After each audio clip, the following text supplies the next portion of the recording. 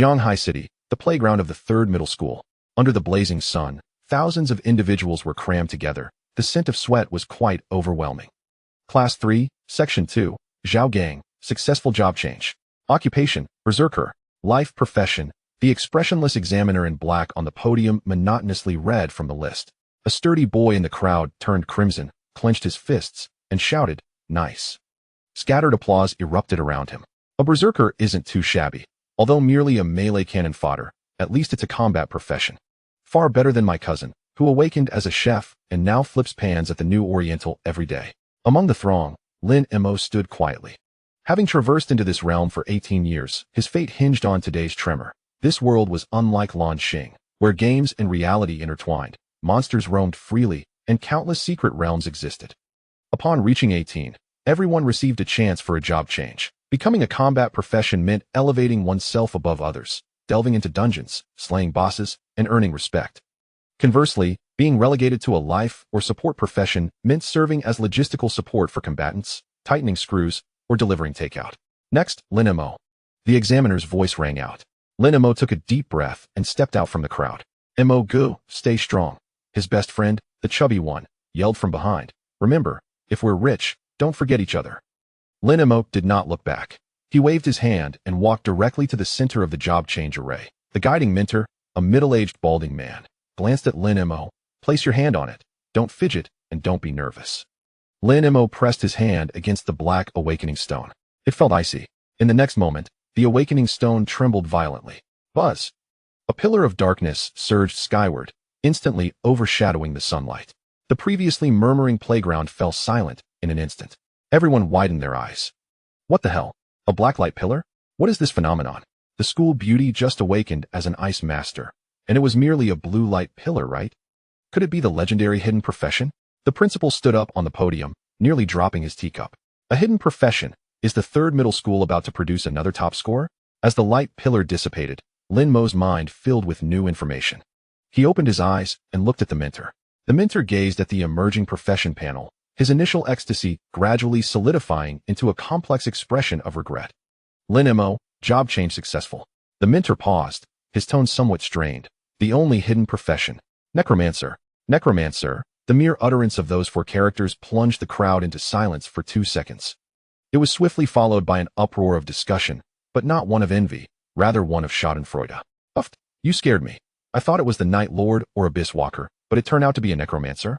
Game over, it's a dead end. This profession is a universally acknowledged low-tier option, despite being a unique hidden one. Early on, it's as fragile as paper. Summoned skeletons are weaker than wild dogs. The worst part is you need corpses as mediums for summoning. Corpses are so expensive. Who can afford that if you're not rich? This is a profession exclusive to the wealthy.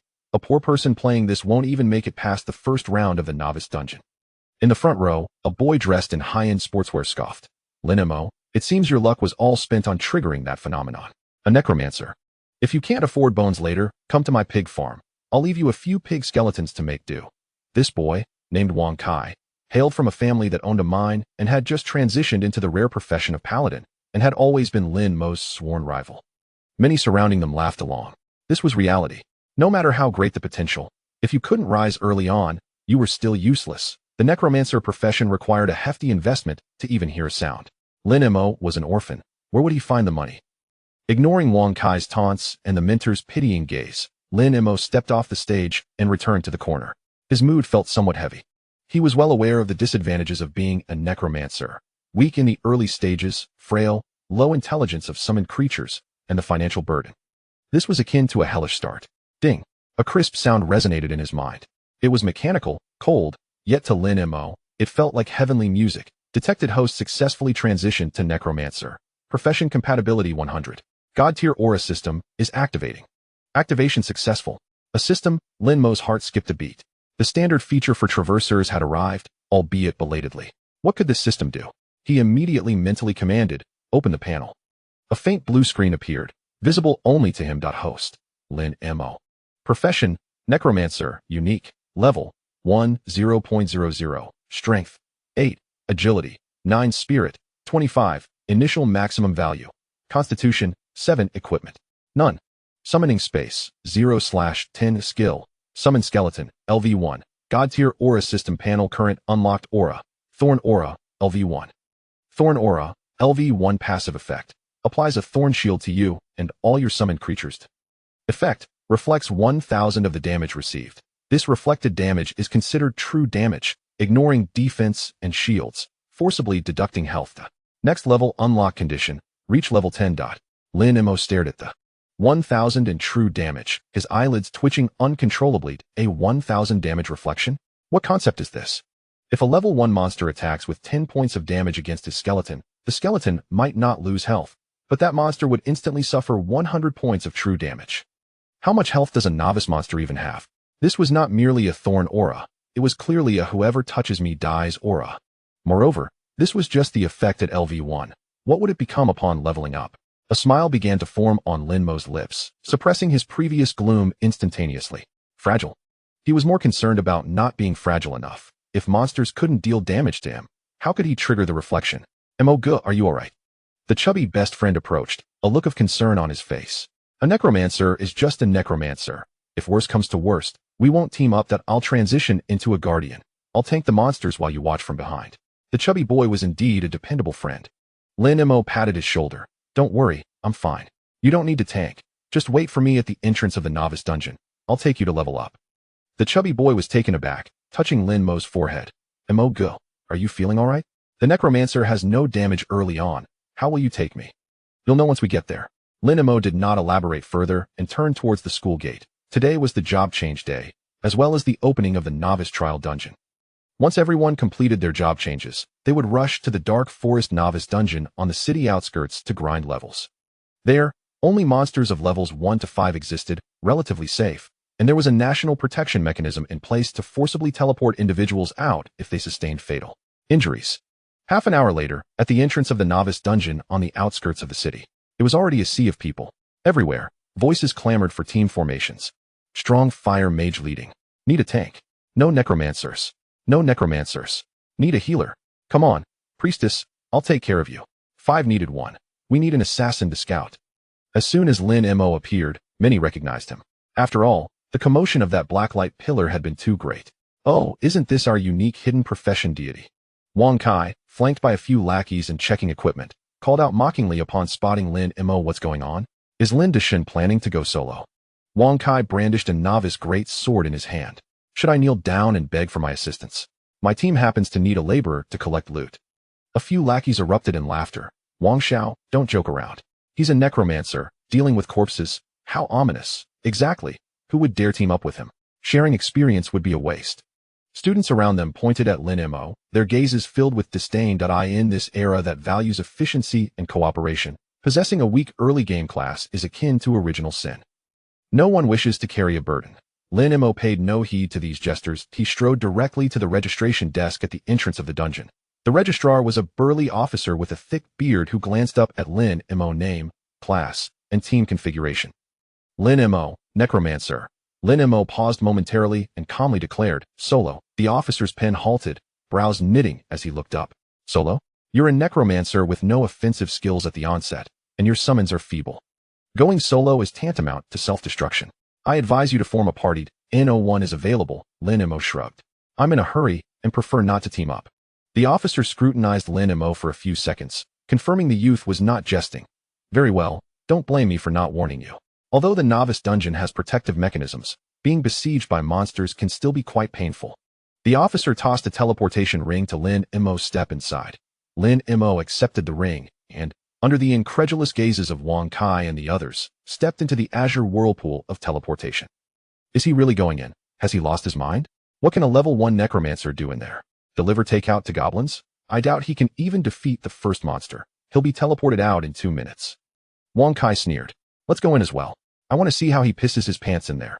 Inside the dungeon, as light and shadow swirled, Lin Mo materialized on the edge of a dim forest. The air was damp, and distant roars of beasts echoed. A few green-skinned, red-eyed goblins were wandering in the nearby thicket, wielding tattered wooden sticks. Monster, forest goblin level, 1 health, 50. Attack, 8. These were novice monsters. Lin Mo took a deep breath and raised his right hand, the inherent novice skill of his class activated. Without any incantation or the need for a corpse medium, the system had rectified the initial summoning limitations, offering free daily summoning attempts. The soil before him shifted. A pale, diminutive skeleton, clutching a rusty piece of metal, stumbled forth. Creak, creak. This little skeleton appeared as if it could topple over with a gust of wind, its eye sockets housing a flicker of soul fire smaller than a lighter's flame. Truly, remarkably weak, Lin Mo chuckled at his own misfortune. Without the system, this creature would likely be shattered by a goblin's strike. Yet now, Lin Mo focused his thoughts. Activate Thorn Aura. Buzz, a dark red ring, visible only to Lin Mo, instantly erupted beneath the little skeleton. The originally pale skeleton now emanated an eerie crimson glow, as if countless invisible spikes had sprouted from its bones. The air thickened with a palpable sense of danger. Go. Lin Mo pointed at a solitary goblin ahead. The little skeleton, receiving the order, stumbled but dutifully charged forward. The goblin noticed the intruder. Walla walla. With a contemptuous expression, the goblin raised its wooden stick and swung down with all its might onto the little skeleton's crown. Bang! The stick struck true. The little skeleton did not flinch. Not even a mark remained on its skull. However, the goblin. At the moment the stick made contact with the little skeleton, its body was as if struck by an invisible high-speed train. Bang! With a resounding crash, the goblin didn't even have time to scream before its body erupted into a mist of blood. A rain of crimson fell. Instant kill. Not even a corpse was left behind. Defeated a level 1 goblin. Gained 5 experience points. Lin Mo gazed at the pool of blood, then at the bewildered little skeleton. This was the manifestation of 1,000 true damage reflection. The goblin inflicted perhaps 1 point of damage, still unbroken defense. Reflected back, that equated to 10 points of true damage. No. With an attack power of 8 points, the reflected damage was 80 points. The goblin only had 50 health. Naturally, it exploded. Lin Mo placed his hands in his pockets, surveying the multitude of red dots representing monsters in the depths of the forest, and smiled. This is called grinding levels? This is clearly a shopping spree. Chapter 2. Drawing the entire horde? This madman seeks death. Lin Mo gazed at the splattered, unrecognizable mass of blood and flesh on the ground. A faint twitch at the corner of his mouth betraying his disdain. This was no battle. It was sheer extortion. Any slight provocation meant certain death. Defeated level 1 forest goblin. Gained 5 experience points. Summoned skeleton soldier, number 1, gained 5 experience points. The Necromancer's unique mechanic, summons and master share experience. Lin Mo glanced at the skeleton's status. That dim-witted little bone creature still stood holding a rusty iron shard, dazed, its skull gleaming as if newly polished. Its health bar untouched. The goblin's recent strike, despite the Thorn Aura, blessing the skeleton, failed even to inflict the minimal forced damage of 1 point. Instead, it rebounded instantly, shattering the attacker into a bloody mess. Too slow. Surveying the desolate surroundings, Lin Mo pondered, fighting monsters one by one. How long would that take? Since simply enduring hits could slay foes, why bother with positioning or skill? At times like this, only the simplest, most brutal approach sufficed. Summons. Raising his hand, Lin Mo unleashed all his remaining mana at once. Crackling sounds echoed as 9 identical fragile, vacant-eyed skeletons crawled from the earth, counting the one already present. There were now 10, the maximum summons for a level 1 necromancer. He issued commands to all 10 skeletons. Disperse, do not retaliate, just run. Lure every living creature you see toward me. Though intellect was lacking, the skeletons obeyed instantly, clattering forward like 10 spectral phantoms streaming in all directions through the forest. Lin Mo himself was far from idle. Straightening his attire, he swaggered boldly toward the densest cluster of monsters. If that bearded officer had witnessed this, his jaw would surely have dropped. Other mages cautiously tiptoe into dungeons, wary of attracting even 2 monsters at once. Lin Mo, however, feared the monsters were insufficient in number. At the dungeon entrance, a flash of light heralded Wang Kai's arrival with 4 companions, a formidable assembly. Wang Kai, a paladin capable of both offense and defense, was accompanied by a priestess, a fire mage, an archer, and a shield-bearing guard, forming a classic 5-man raid team. Brother Kai, shall we farm on the outskirts? The priestess asked cautiously. What use are the goblins out there? Wang Kai swung his greatsword arrogantly. We are an elite squad. Let us delve deeper. Hunt the level 3 venomous spiders and level 5 boar king. Let us break this year's record. Long live Brother Kai. Following him means a feast. The group cheered, advancing boldly into the forest's depths. Suddenly, the archer halted, pointing ahead. Wait, there's movement. Someone's coming. They stiffened. The bushes shook violently, and a disheveled figure burst forth. It was Lin Mo. Behind him, Thunderous footsteps and swirling dust heralded a colossal horde. Green-skinned goblins, venom-spitting spiders, red-eyed wolves, and even 2 massive elite boars. This was no mere lure. It was a direct assault on the monster nest. Damn, how many are there? 50? 100? The shield guard nearly dropped his shield in terror. Wang Kai recognized Lin Mo leading the charge and burst into laughter. I told you he's an idiot. A level 1 necromancer charging headlong instead of hiding in a corner? Now he's doomed, dragged into a monster swarm. The fire mage sneered, so many monsters. Even a level 10 veteran would fall. He 1T survive. He'll soon trigger the protection system and be teleported out. Serves him right for showing off. They folded their arms, ready to watch Lin Mo be torn apart. The priestess even pulled out her phone, preparing to record a video titled, Shocking. Hidden Class Necromancer S. Dungeon Suicide. Lin Mo saw them, but did not falter. He was not fleeing. He was gathering. His earlier tactic had been to consolidate the scattered skeletons' attracted monsters into a single group. Now, the task was nearly complete. He stopped in a relatively open clearing. Run. Why stop? Wang Kai shouted from afar. Lin Mo, beg me. Call me Grandpa, and I'll throw you a holy light shield. Lin Mo glanced back. His eyes filled with disdain, as if looking upon a fool. Then he faced the surging tide of hundreds of monsters, red-eyed, roaring, intent on tearing him limb from limb. Gather. Snapping his fingers, the 10 skeletons scattered around the perimeter instantly obeyed, forming an impenetrable wall before Lin Mo's suicide. Wang Kai shook his head. 10 fragile skeletons blocking hundreds of monsters? They 1T last a second. Yet the next moment, Wang Kai's smile froze. Time seemed to halt. The lead wolf bit down on a skeleton's leg bone with a crunch. No bone shattered. Instead, the wolf emitted a piercing howl of agony as its skull exploded like a crushed watermelon, blood spraying wildly. This was only the beginning. Boom, boom, boom. A series of dense explosions echoed like festive firecrackers. Goblin clubs shattered on the skeletons. Venomous sprays triggered skeletal detonations, and elite boar's heavy charges pulverized the bones further, sending gore and limbs flying. Those 10 seemingly fragile skeletons had transformed into 10 insurmountable death machines, regardless of monster type or health. A mere touch meant immediate demise, no explanation required. In merely 5 seconds, the once formidable horde vanished entirely, leaving only pools of blood, scattered gore, and glittering loot staining half the meadow. The 10 skeletons stood silently amid the carnage, not a single bone fragment missing. Silence, deathly silence.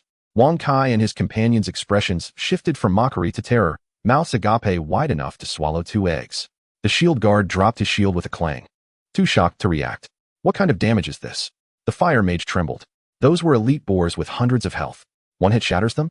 Whether melee or venomous magic, all reflected damage instantly kills. Are these skeleton soldiers or divine beasts?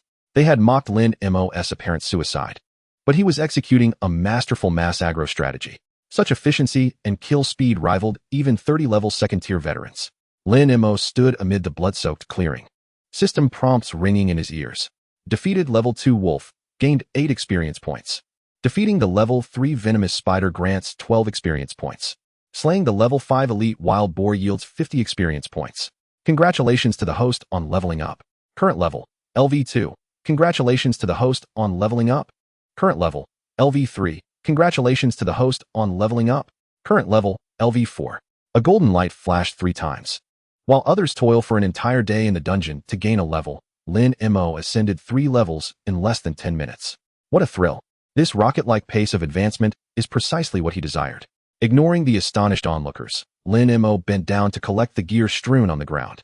The monsters were densely packed, and the drop rates were favorable. He acquired wild boar leather leggings, white, rusty iron sword, white, poison dagger, green rare, and skill book fireball. Lin Mo gathered loot until his hands were sore. After completing a circuit, he lifted his gaze towards Wang Kai and his companions, who were still in shock. Is this what you call an elite team? Lin Mo dusted off his hands and pointed to the untouched monster corpses on the ground. I'll take care of these monsters. If you wish to survive, go play in the mud elsewhere. Without waiting for a response, he strode deeper into the forest, accompanied by 10 fully summoned skeletons, heading toward the area where the final boss awaited. It was only when Lin Mo's figure disappeared that Wang Kai gasped sharply, feeling a cramp in his calves. Are we still going deeper, Brother Kai? The priestess asked timidly. What nonsense! Wang Kai exclaimed in exasperation, his face turning a shade of deep crimson. That freak wiped out all the monsters. Are we going to starve out there? Let us change locations. To another dungeon. He was no fool. The bizarre counterattack he had just witnessed made even him, a paladin, hesitate. There was something sinister about that skeleton. Absolutely sinister. At the deepest part of the dungeon, Lin Mo gazed at the enormous cavern before him. This was the lair of the final boss, the rampaging wild boar king of the dark forest. Other teams would require extensive preparation and a full stock of potions to reach this point. Lin Mo examined his own status. After leveling up to 4, all his attributes had increased, and his summoning capacity had expanded to 20. He summoned an additional 10 skeletons, with 20 minions possessing the thorn aura encircling him. He felt an overwhelming sense of security. A thunderous roar erupted from the cavern.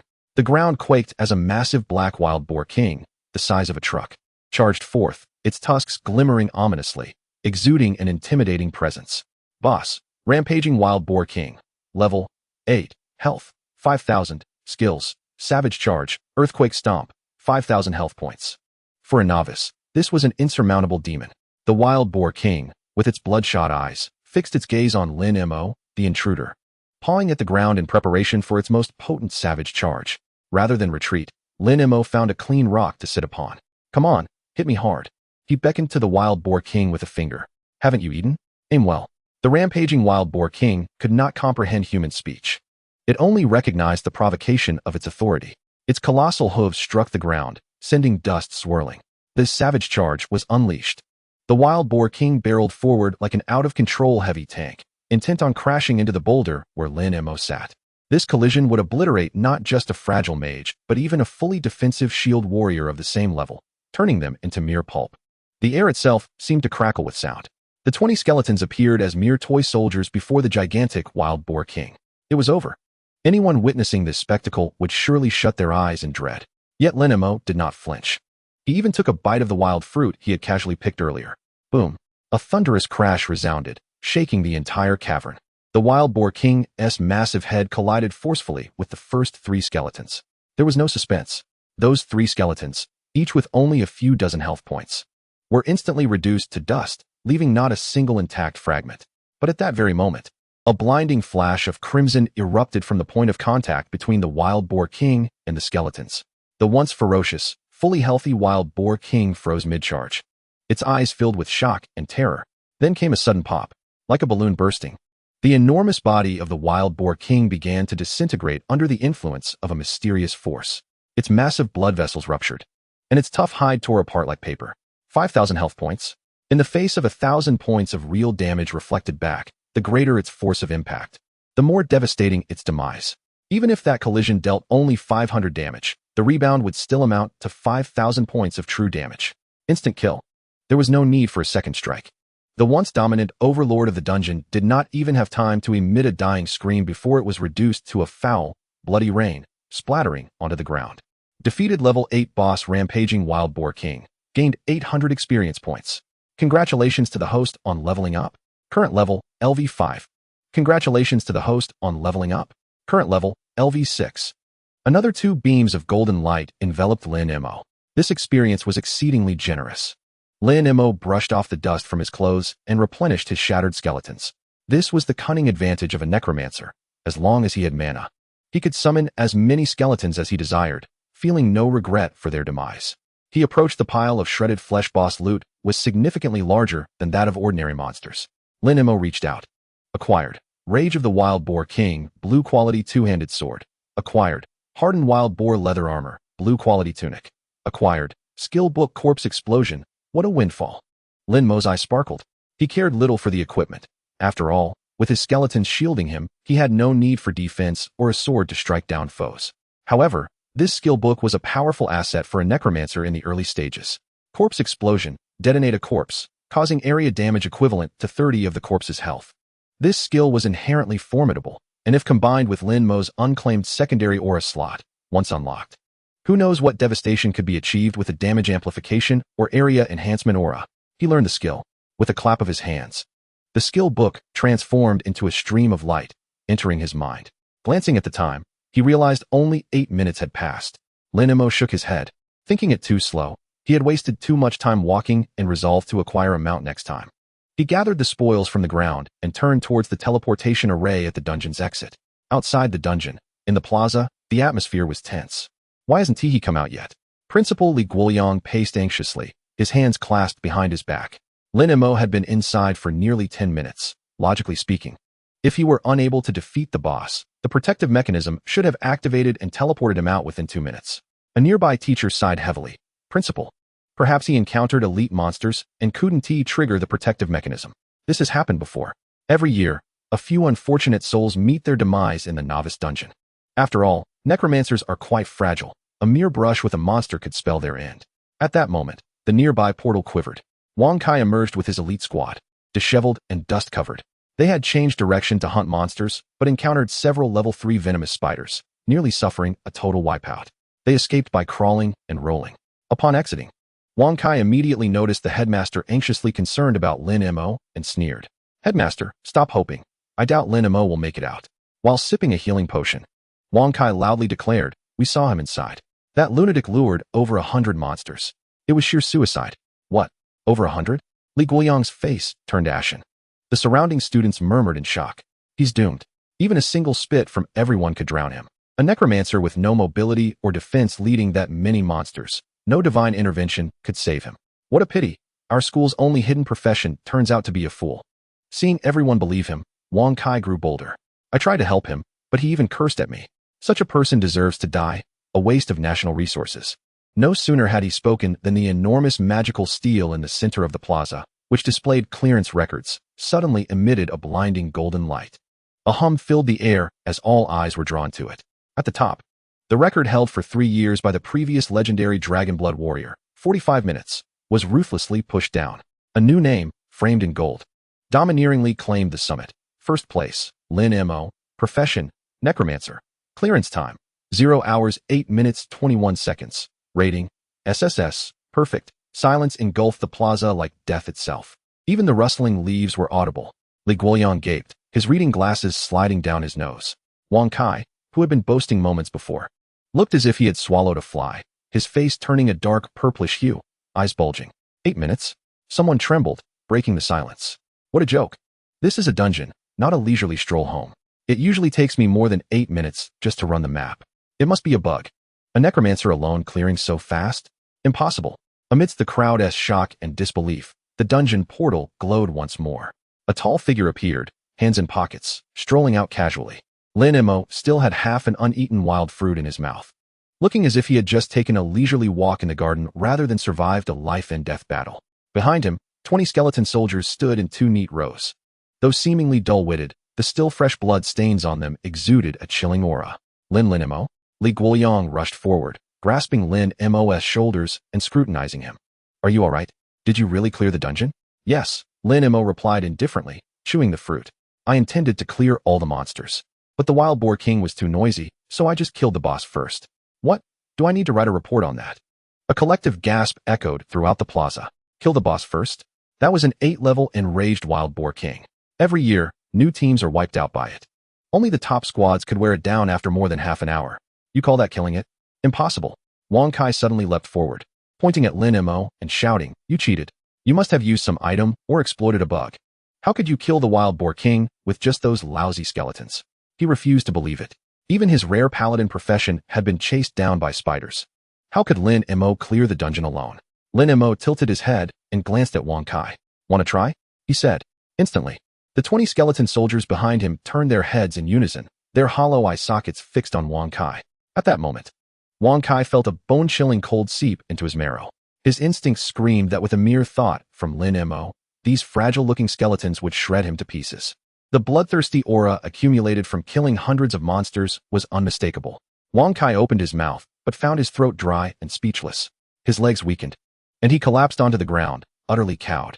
Lin Mo withdrew his gaze, unwilling to waste time on such a loser. He looked at the still-dazed headmaster. Headmaster, with an SSS clearance rating, doesn't the school award scholarships? Li Guoyang snapped back to reality, his face flushed with excitement. Yes, of course. 10,000 in prize money. The school will transfer it to you immediately. Moreover, I will report to the Municipal Education Bureau to designate you as a key talent for cultivation. This was no mere useless necromancer. He was a peerless prodigy. An 8-minute clearance. If this achievement spread, even the top academies in Jingchang would compete to recruit him. Thanks. Lin Mo nodded and turned to leave. Lin Mo, where are you going? To the trading post, he said without looking back, waving dismissively. My bag is full of junk equipment taking up space. I'm going to sell it and get some money to buy ribs. Junk equipment? Everyone glanced at his bulging backpack and the massive, blue-glowing two-handed greatsword slung casually on its side. The very finest weapon dropped by the Wild Boar King, worth at least tens of thousands on the market. Yet, to Lin Mo, it was mere trash. Watching Lin Mo's retreating figure, everyone realized one thing. The skies over Jianghai City were about to change. The necromancer they had mocked was not the sewer rat they imagined, but a monster cloaked in skeletal flesh. Jianghai City, professional trading post. This was the city's most bustling area, where countless professionals bought and sold equipment, materials, and skill books. Lin Mo, hood pulled low to conceal half his face, strode directly to a materials purchase counter. The counter's owner, a shrewd, portly man, squinted at a passing sorceress's shapely legs. Boss, do you buy equipment? Sure. But no white-grade junk, the fat man replied without looking up. With a clatter, Lin Mo dumped his backpack onto the counter. Wild Boar King's tusks, hardened leather armor, the blue greatsword, an enormous pile of blood-stained items formed a small mountain. The fat man's eyes widened instantly. He lifted his head, staring at the excessively youthful boy before him in astonishment. These are the Wild Boar King's drops? The full set? Little brother, are you from one of the major guild's elite squads? Lin Mo offered no explanation, merely tapped the counter. No nonsense. Give me a price. Also, I want to buy some skill books, the more obscure the better. A glint flashed in Lin Mo's eyes. Earlier, on the way here, he had been pondering, since the Thorn Aura was so powerful, what if he gave the skeleton soldiers special skills, like self-detonation or innate plague? The spectacle would be magnificent. Chapter 4. Such suicidal skills. Do you call them divine arts? The fat boss inspected the still-dripping Wild Boar King tusk through a magnifying glass, his hand trembling slightly. The flawless condition was undeniable. Swallowing nervously, he looked at Lin Mo as if he were a monster. Brother, did you slay the Wild Boar King alone? This tusk was extracted intact from the jawbone, without a single chip. Even a 20-man elite squad would have pitted it. Leaning against the counter, Lin Mo lightly tapped the glass. Boss, I'm here to sell, not to give a statement. Just tell me the price. The portly man wiped the sweat from his forehead, his heart churning with tumultuous waves. As a businessman, he was acutely aware of what this signified. A no-damage kill. This indicated that the young man before him possessed an overwhelming prowess against the level 8 boss, possibly without even allowing the boss to lay a finger on him. Absolutely. I shall collect. The man instantly donned a more respectful smile and swiftly pressed on his calculator for the complete set of materials for the Wild Boar King. Along with these assorted pieces of equipment, I can offer you a generous price of 850,000. How does that sound?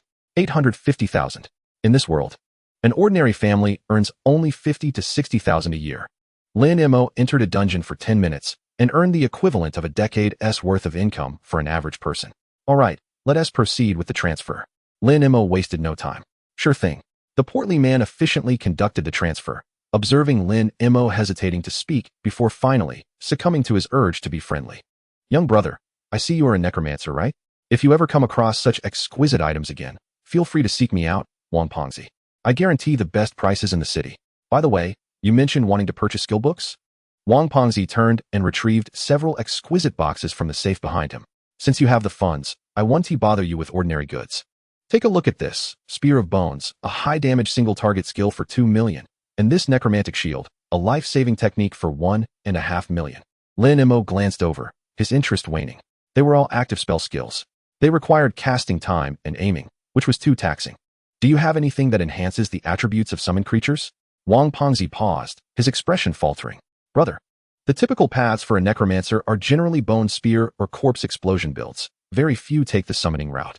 After all, with the frail frame of a skeleton warrior, no matter how many buffs you give it, it would shatter if it were touched by a monster, wasting mana. I don't care about waste. Do you have any? There are some, but they are unsellable, bottom-of-the-barrel items. Wang Pongzi bent down and rummaged through a dusty corner for quite some time, finally producing a few crumpled skill books. Look at this one, Fanatical Belief. It burns the summoned creature's health at 5 per second in exchange for a 30 increase in attack speed. This is a pitiful item. The skeleton warrior already has low health, and with this, it would self-destruct in mere seconds. However, Lin Mo's eyes lit up. Burning health? That is not the issue. The important part is the increase in attack speed. The faster the skeleton warrior attacks, it doesn't matter if it deals damage. Primarily, it's to attract aggro and let the monsters hit it. I'll take this. Lin Mo promptly snatched the book. Wang Pongzi's mouth twitched slightly. Brother, are you serious?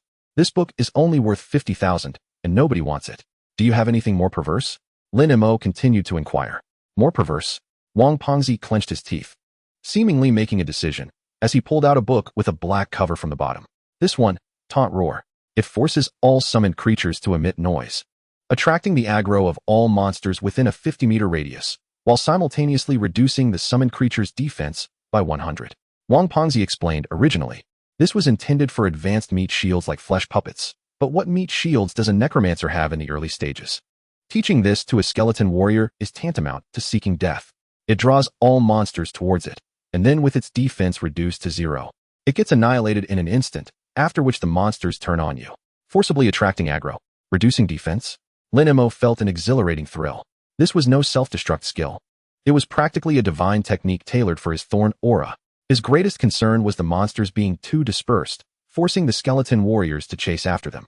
With this, the skeleton warriors could just stand there, roar, and the monsters would charge at them like rabid dogs. As for the defense reduction of 100, perfect. The lower the defense, the higher the damage taken, and the more terrifying the reflected damage would be. If the skeleton warrior had high defense, the monsters wouldn't be able to hit it, thus reducing the reflected damage. I'll take this too. Lin Mo waved his hand grandly. These two, plus that summoned skeleton archer, how much in total? Wang Pengzi looked at Lin Mo as if he were a fool. This person must have gone silly from leveling up. He buys a book that injures summoned creatures and another that leads them to their demise. Is he looking to experience hell mode because he is leveling too fast? Cough. Cough. I'll consider these two as a gift. You only need to pay for the Archer-S book, which is 100,000. Wang Pengzi hurriedly shoved the books into Lin Mo's hands, fearing he might change his mind. Thank you. Lin Mo felt elated, directly slapping the 3 skill books, which transformed into a stream of light that entered his forehead. Congratulations on learning the skill, Fanatical Belief, LV1. Congratulations on learning the skill, Taunt Roar, LV1. Congratulations on learning the skill, Summon Skeleton Archer, LV1. This trip was exceedingly lucrative. With this set of combo moves, his leveling speed would surely soar. Upon leaving the trading hall, Lin Mo glanced at the time. It was 3 in the afternoon. There were still several hours until dark. Now only at level 6. He required 4 more levels to unlock the next aura. Lin Mo examined the system panel. The phrase, next level unlock condition, reach level 10, made his heart itch like a cat's paw. The first thorn aura was so formidable. What could the second aura be? A lifesteal aura? A slow aura? Or a power strike aura? Regardless of what it was, it must be a divine skill. He needed to find a place with plenty of monsters and quick respawns to level up. The novice dungeon no longer provided experience. The highest monsters there were only level 8. Lin Mo opened his smartphone map and searched for nearby leveling areas. Gloomy Forest, LV 8-12. High monster density, many players. Severe competition for kills, pass. Gale Canyon, LV 10-15. Predominantly flying monsters, difficult to fight, pass. Lin Mo's finger finally halted on a red-marked area. Burial Ground, LV 12-18. Description: this is the remnant of an ancient battlefield, filled with a multitude of undead creatures, zombies, skeleton warriors, ghouls. The monster density is exceptionally high and they exhibit aggressive behavior. High physical resistance. It is recommended that mages form a party to venture forth. Danger Index, 4 stars. Undead creatures? A smirk crept across Lin Mo's lips, perfectly aligned with his profession. Moreover, the high density of monsters suited him splendidly. This was it. Lin Mo flagged down a taxi at the roadside. Driver, take me to the burial ground in the west of the city. The driver, an older man, trembled at the mention and dropped ash from his cigarette onto his lap. Young man, what do you want to go there for? That's a mass grave. It's heavily haunted. And I've heard there's been an elite-level boss spotted there recently. Several teams have been wiped out. Just to explore, Lin Mo casually fabricated an excuse. The driver glanced at Lin Mo through the rearview mirror, noting his casual attire and empty hands, and shook his head. Today's youth truly did not grasp the gravity of the situation, treating the wilderness as a tourist attraction. 40 minutes later, the taxi came to a stop at the edge of a desolate wasteland. Ahead lay a foggy area shrouded in gray, with eerie howls faintly audible. Lin Mo paid the fare and stepped out of the car. The moment he entered this area, the temperature in the air plummeted several degrees. Occasionally, he spotted a few adventurer teams resting on the outskirts, all clad in battered armor, bloodied from evident struggles. Look, a lone one is going in. So young? Not even promoted yet. This isn't how one seeks death. It's crawling with hordes of zombies, and if surrounded, there'll be nothing left but bone dust. A few seasoned veterans pointed at Lin Mo, ignoring their chatter. Lin Mo strode past the warning line into the mist. He had barely walked 100 meters when suddenly, the ground beneath his feet shifted. A decayed, blackened hand suddenly burst forth from the earth, reaching for Lin Mo's ankle. It was a level 12 rotten zombie. For an ordinary mage, such a surprise attack would induce panic, if not inflict injury. However, Lin Mo did not even cast a glance. The air beside him shimmered, and a small skeleton, long prepared, materialized out of thin air, placing its foot upon the zombie's outstretched hand. A howl of agony erupted from the creature as it attempted to seize its prey, but the moment of contact triggered the thorn aura. In an instant, the zombie's putrid arm was shredded as if caught in a meat grinder, exploding into a grotesque mush. The immense recoil coursed through its body, resulting in its head bursting apart like a rotten watermelon, leaving it lifeless at the edge of the pit. Defeated a level 12 rotten zombie, earning 120 experience points. The experience was commendable, and Lin Mo nodded in satisfaction. This was the advantage of slaying monsters of a higher level. The experience gain was substantial. He glanced ahead, where shadows swayed ominously within the mist. There were at least several hundred of them. For other teams, such density would be a nightmare, a forbidden zone. Yet for Lin Mo, it resembled a lavish buffet. It was time to get to work. With a flourish of his staff, he summoned forth 20 skeletal soldiers in an instant. In addition to the previously summoned knife and shield skeleton, he called forth 5 skeletal archers. Though labeled as archers, their bows appeared dilapidated, seemingly on the verge of breaking. All of them stood ready. Lin Mo snapped his fingers, his eyes alight with fervor. Skills activated. In the next second, the 20 skeletal soldiers radiated a kaleidoscope of colors. First, the dark crimson, thorn aura enveloped them. Next, a plume of red steam erupted from their bodies, their hollow soul flames surging, trembling as if fueled by a stimulant, activating fervent faith. Losing health? Irrelevant. As long as their attack speed was swift and their ferocity palpable, that was all that mattered. Finally, all 20 skeletons simultaneously opened their bony jaws, unleashing a soundless yet soul-piercing wave of energy. Taunting roar. The wave radiated from Lin Mo, expanding in all directions. The haphazardly wandering horde of zombies and ghouls within the mist abruptly froze in synchrony. Then, like sharks scenting blood, hundreds of crimson eyes fixed hungrily upon Lin Mo. The ground trembled as the creatures surged toward him like a tidal wave, transforming the burial grounds into a scene reminiscent of a real-life zombie siege. Anyone else in his position would likely have been paralyzed with fear. Yet Lin Mo stood amidst the skeletal throng, arms crossed, grinning like a bountiful farmer. Bring it on. The more fervent the attack, the better. Let me see how many levels I can gain from this wave. Chapter 5. You call this leveling up? This is a frenzy. The monsters of the burial grounds were evidently incensed. That taunting roar was akin to a defecation upon their very necks.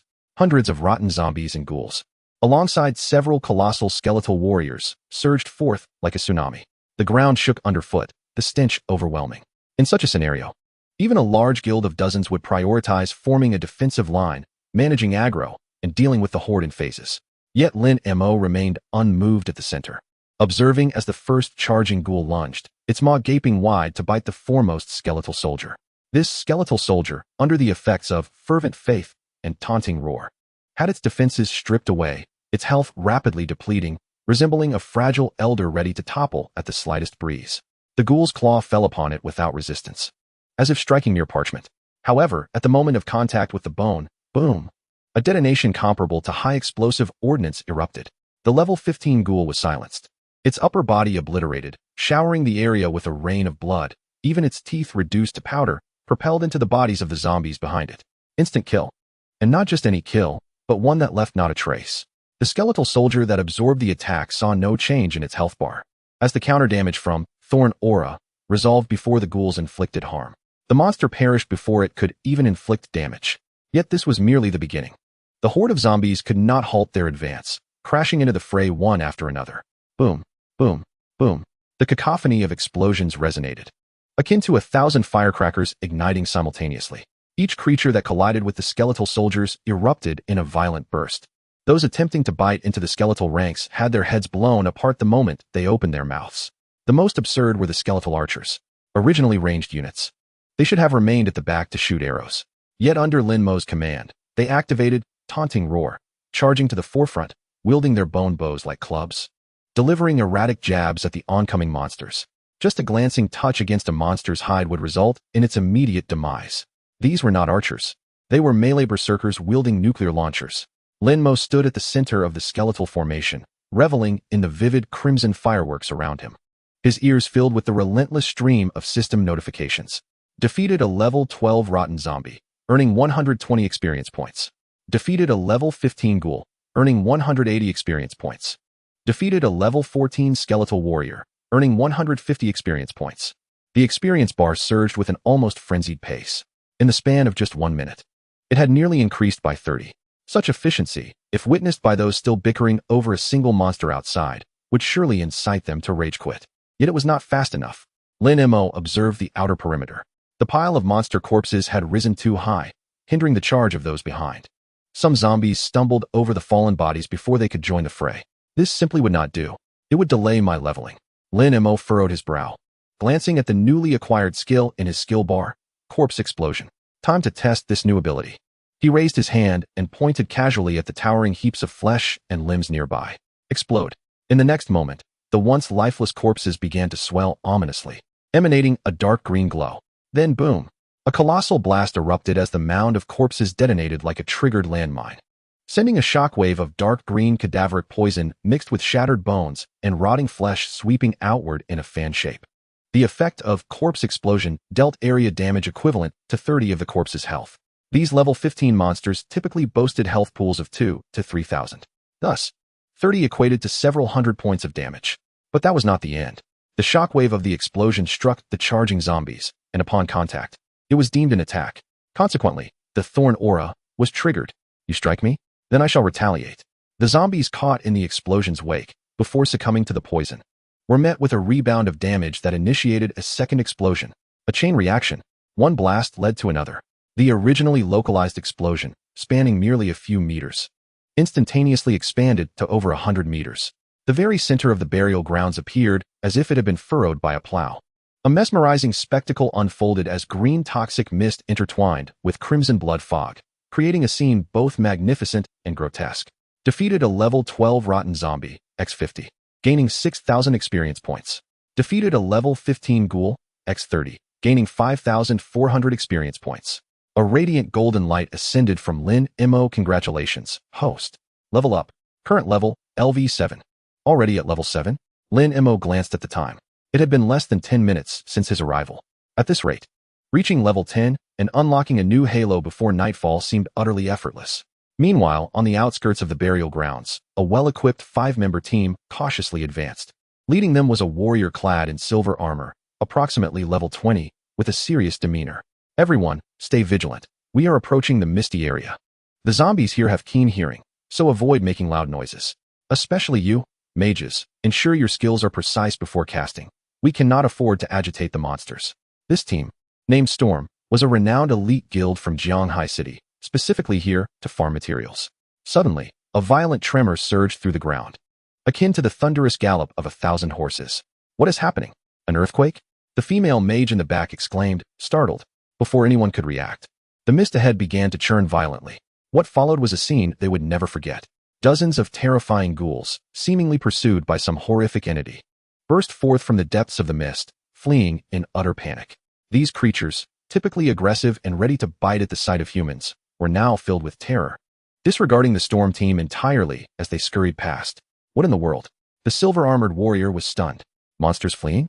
He had never witnessed such a spectacle. Then, a youthful voice emerged from the mist, tinged with dissatisfaction. Don't run. I'm just a few hundred experience points short. Come back. Accompanying the voice was an unassuming young boy, trailing behind a ragtag group of skeletons.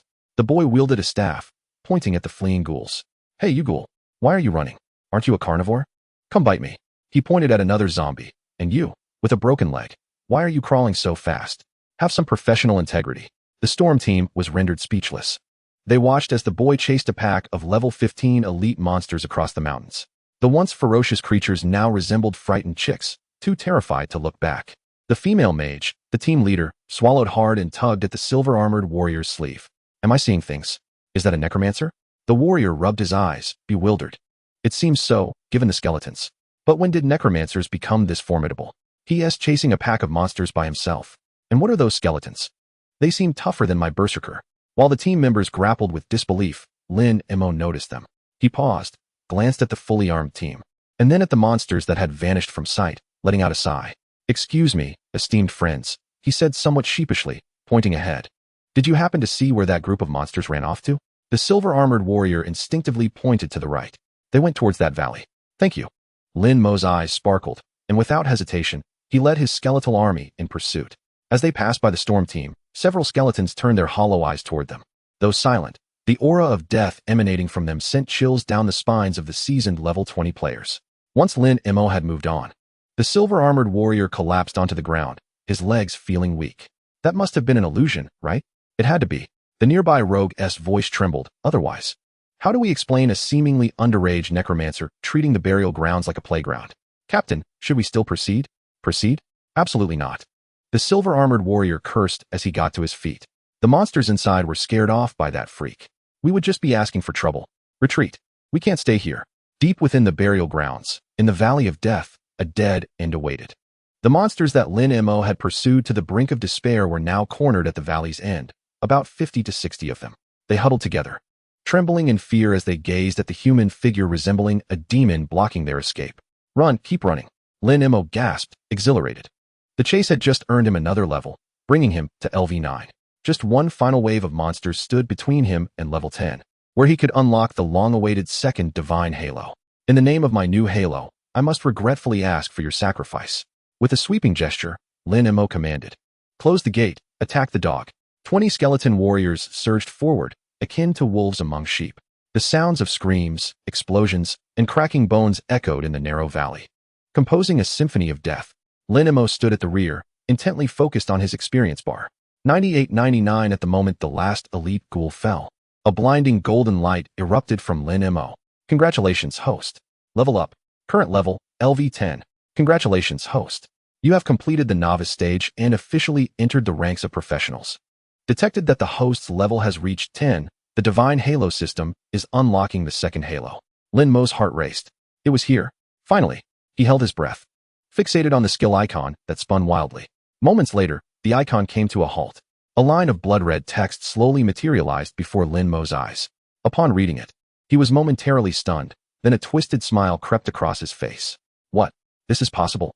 If this gets out, it could put all the healers in the world out of work. Second Halo unlocked. Chapter 6. Perpetual Motion Machine? This is the true idle playstyle. Lin Mo stared intently at the newly unlocked dark gold icon on his panel, his heart skipping a beat. Second Halo, Eternal Vitality, LV1. Effect, passive effect. Provides a healing effect of 20 maximum health per second for you and all your summoned creatures. Additional feature, when health is at maximum, excess healing will be converted into an equivalent amount of Holy Light Shield, with a shield cap of 200 of maximum health. Next level unlock condition, reach level 20. 20 per second? Lin Mo rubbed his eyes, thinking he misread it. Upon a second glance, it was indeed 20. This meant that as long as his skeleton warriors weren't instantly obliterated within 5 seconds, they would fully recover, and they could stack shields. This wasn't merely about putting healers out of work. It was about plunging them into despair.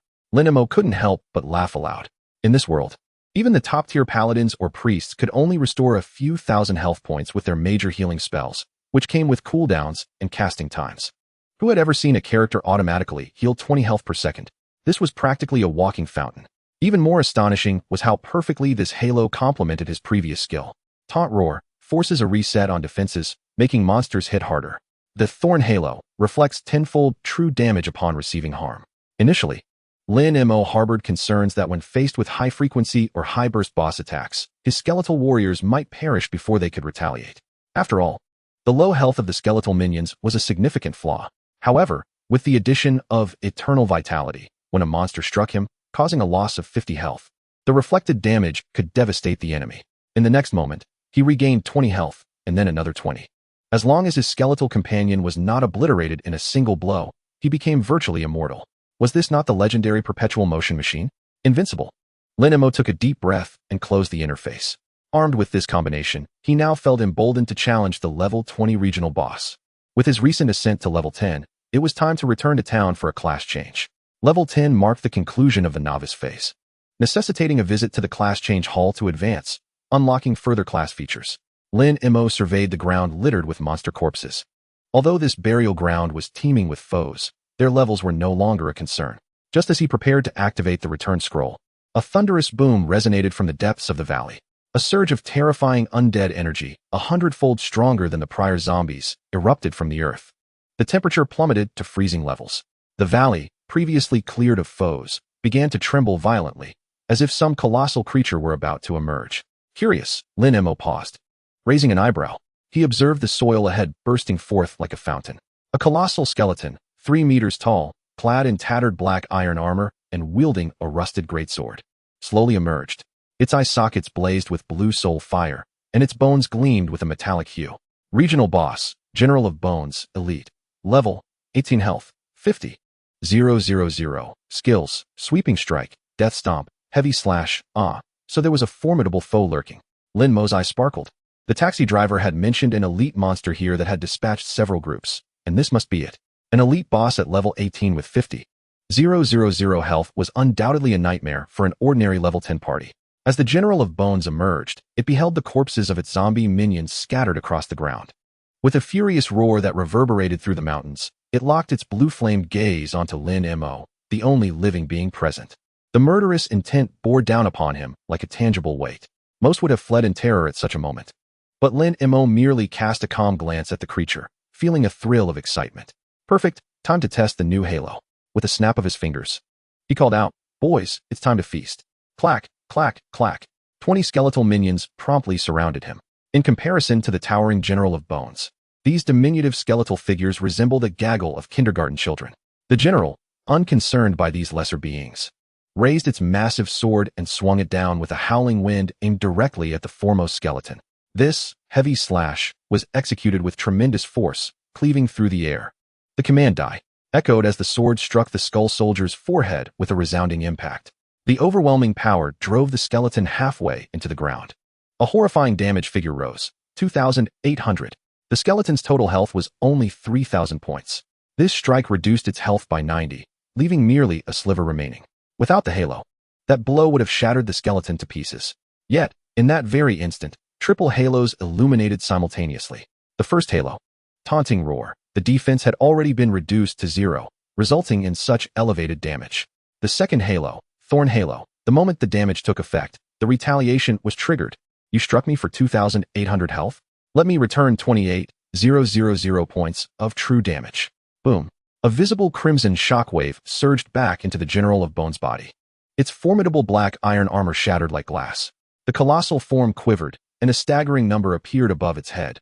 28,000 true damage. 1 slash. Just 1 slash. This regional boss, boasting 50,000 health, had over half its health evaporated in an instant. The General of Bones was bewildered, its blue soul fire flickering wildly. Clearly unable to comprehend what had transpired. Why was it on the brink of death when it was the one delivering the strike? Yet, the worst was yet to come. The third halo, Eternal Vitality, activated. The skeletal warrior, now half buried and barely clinging to life, suddenly radiated a rich green light. 600, health restored per second. In 1 second, its health bar climbed. Just as the General of Bones retrieved its sword to deliver a second strike, it witnessed the skeleton rise from the earth, shaking its head as its health continued to regenerate. The General of Bones froze, glancing at its own health, now halved. Then back at the skeletal figure that was visibly reviving before its very eyes.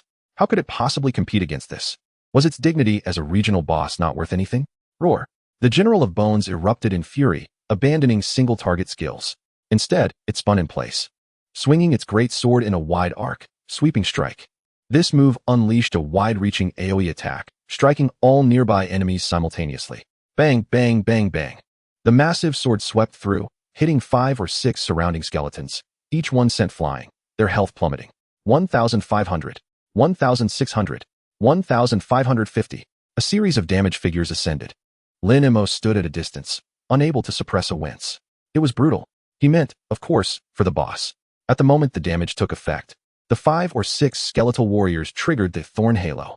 A barrage of retaliation shockwaves, akin to penetrating rounds, struck the General of Bones simultaneously. Boom, boom, boom, boom, boom. 15,000. 16,000.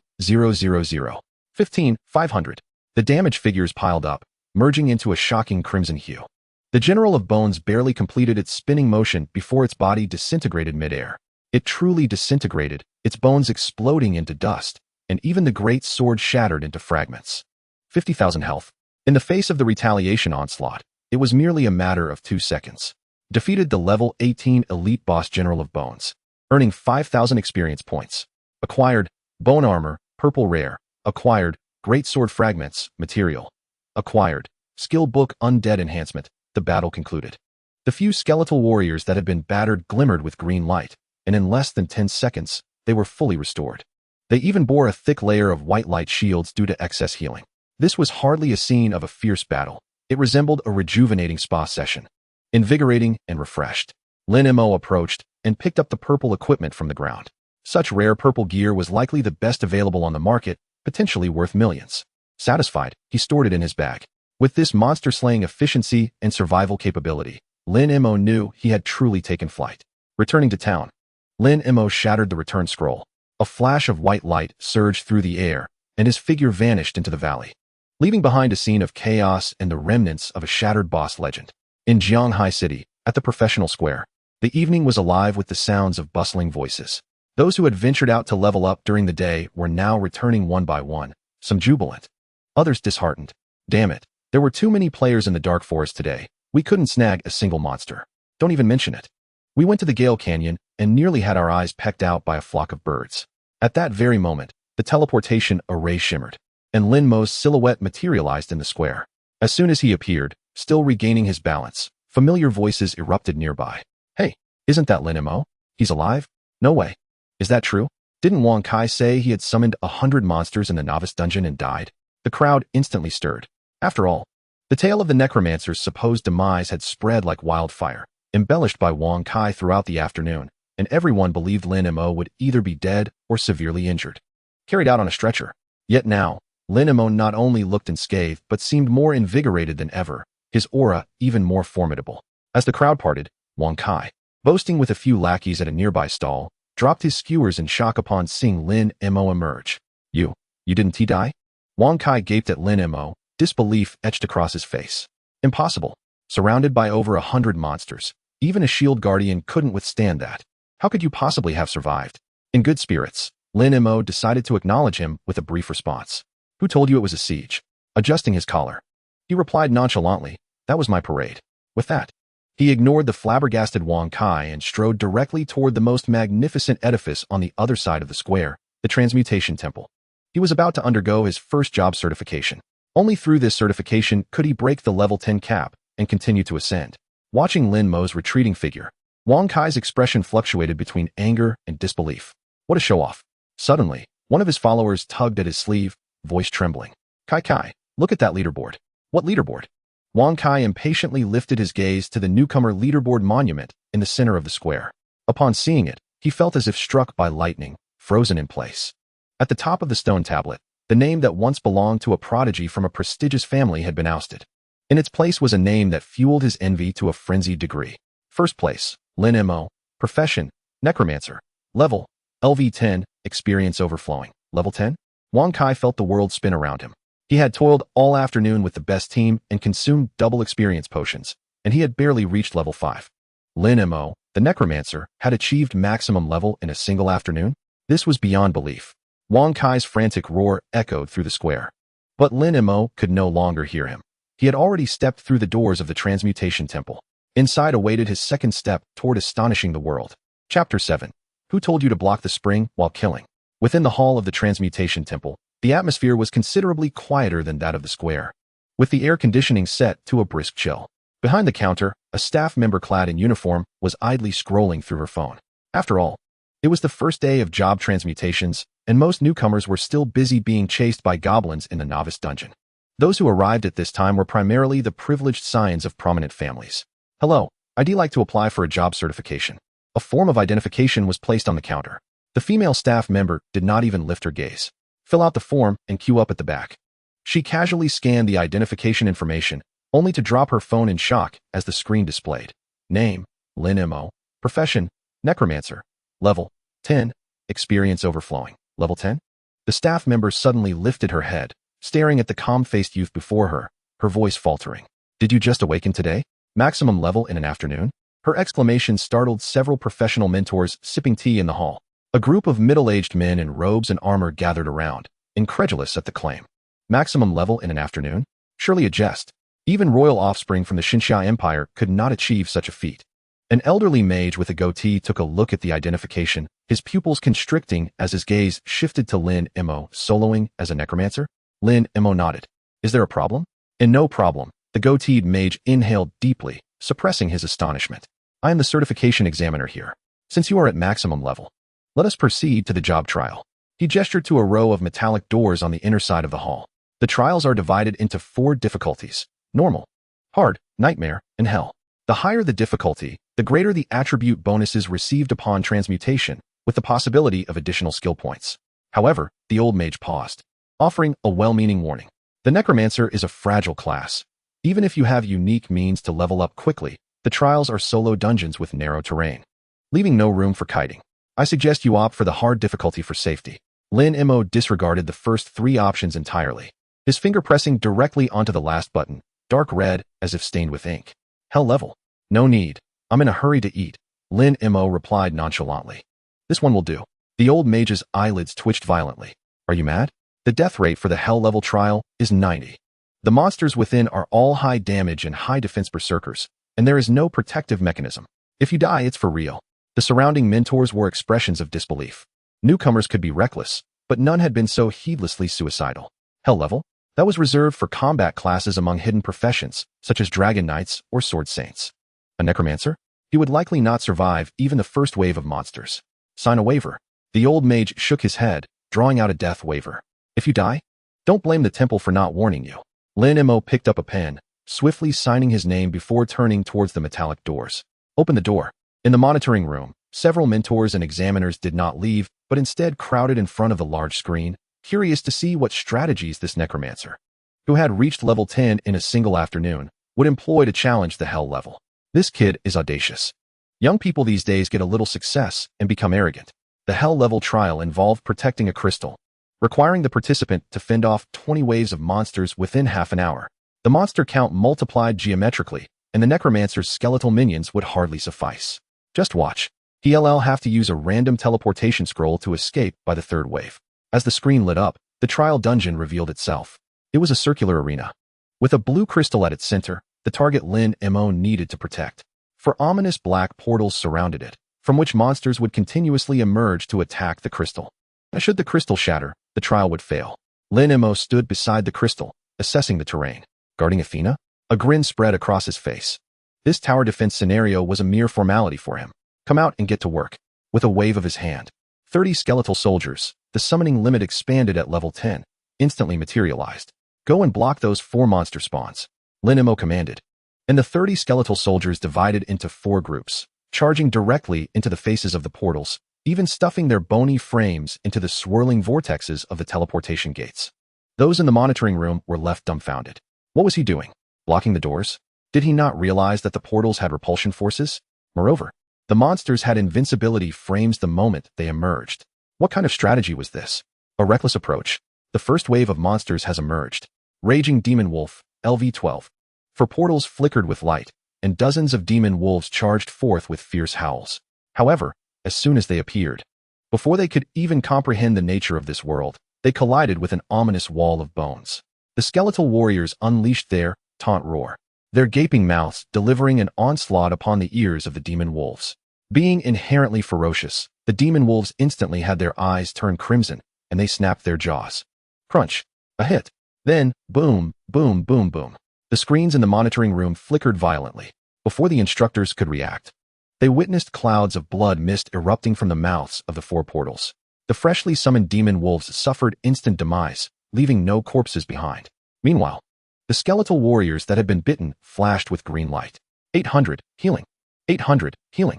In an instant, they were back to full health and even received a protective shield. The old mage with a goat beard paused mid-sip from his teacup, momentarily forgetting to drink. What just transpired? Was that a reflection of damage? But the damage ratio doesn't add up. Those were level 12 demon wolves, each with over 1,000 health.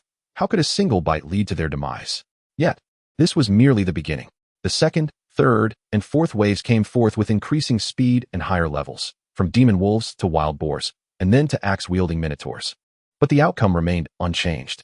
As soon as the monsters emerged, any daring to engage the skeletal warriors met instant obliteration. Lin Mo didn't even glance at the four portals, sitting on the steps beside the crystal. He casually pulled out a bag of chips he had purchased earlier and began munching. The monitoring room was enveloped in a deathly silence. Everyone felt their decades-long professional beliefs shatter. In all the hellish trials they had witnessed, none had been devoid of peril, with candidates fighting desperately, drenched in blood. Who had ever seen someone sitting there eating chips? This was hardly a hellish trial. It was evidently a vacation. The rate of health recovery was several hundred per second. A trembling voice from a mentor of the priest class inquired. And it was group healing? Did he carry several tons of life potions? No. It was an aura effect. The old mage with the goat beard stared intently at the screen. Beads of cold sweat dotting his forehead. What kind of talent had this lad awakened with such a reflection damage aura and healing aura? Was he still a necromancer? This was nothing short of a mobile war fortress. Inside the instance, Lin Mo brushed the crumbs from his hands. Was this the 19th wave? It felt rather slow. He glanced at the four portals. The speed of monster spawns was too sluggish. Waiting for them to emerge, attack, and then be killed by reflection was a waste of time. Could they not be more proactive? Lin Mo stood up and approached one of the portals. The 20th wave, the final boss stage, was about to spawn. Hell Guardian, LV-15 Elite. Boom. The portal trembled violently as a massive red arm extended forth. The boss was about to make its entrance. According to the script, candidates should create distance and kite the boss. However, Lin Mo made a move that sent shivers down the spines of everyone in the monitoring room. He pointed at the outstretched arm. Charge in, little ones. Block it back. 7 or 8 skeletal warriors, upon receiving the command, disregarded all caution and pressed forward against the portal's repulsive force, squeezing in like sardines in a can. Just as the Hell Guardian attempted to emerge, several sturdy bone frames collided with its face. Enraged, it swung its fists wildly. Bang! It connected. Boom! The violent explosion did not echo within the instance, but erupted from within the portal. Reflection damage triggered. Following were the second punch, the third punch, the Hell Guardian, still in the portal passage, had yet to breathe in a whiff of the instance's fresh air before being bludgeoned to death by its own might. A woeful, suffocating howl echoed from the void. Then, a cascade of loot tumbled forth from the portal. The trial concluded. Crystal, full health, not even a speck of dust lost.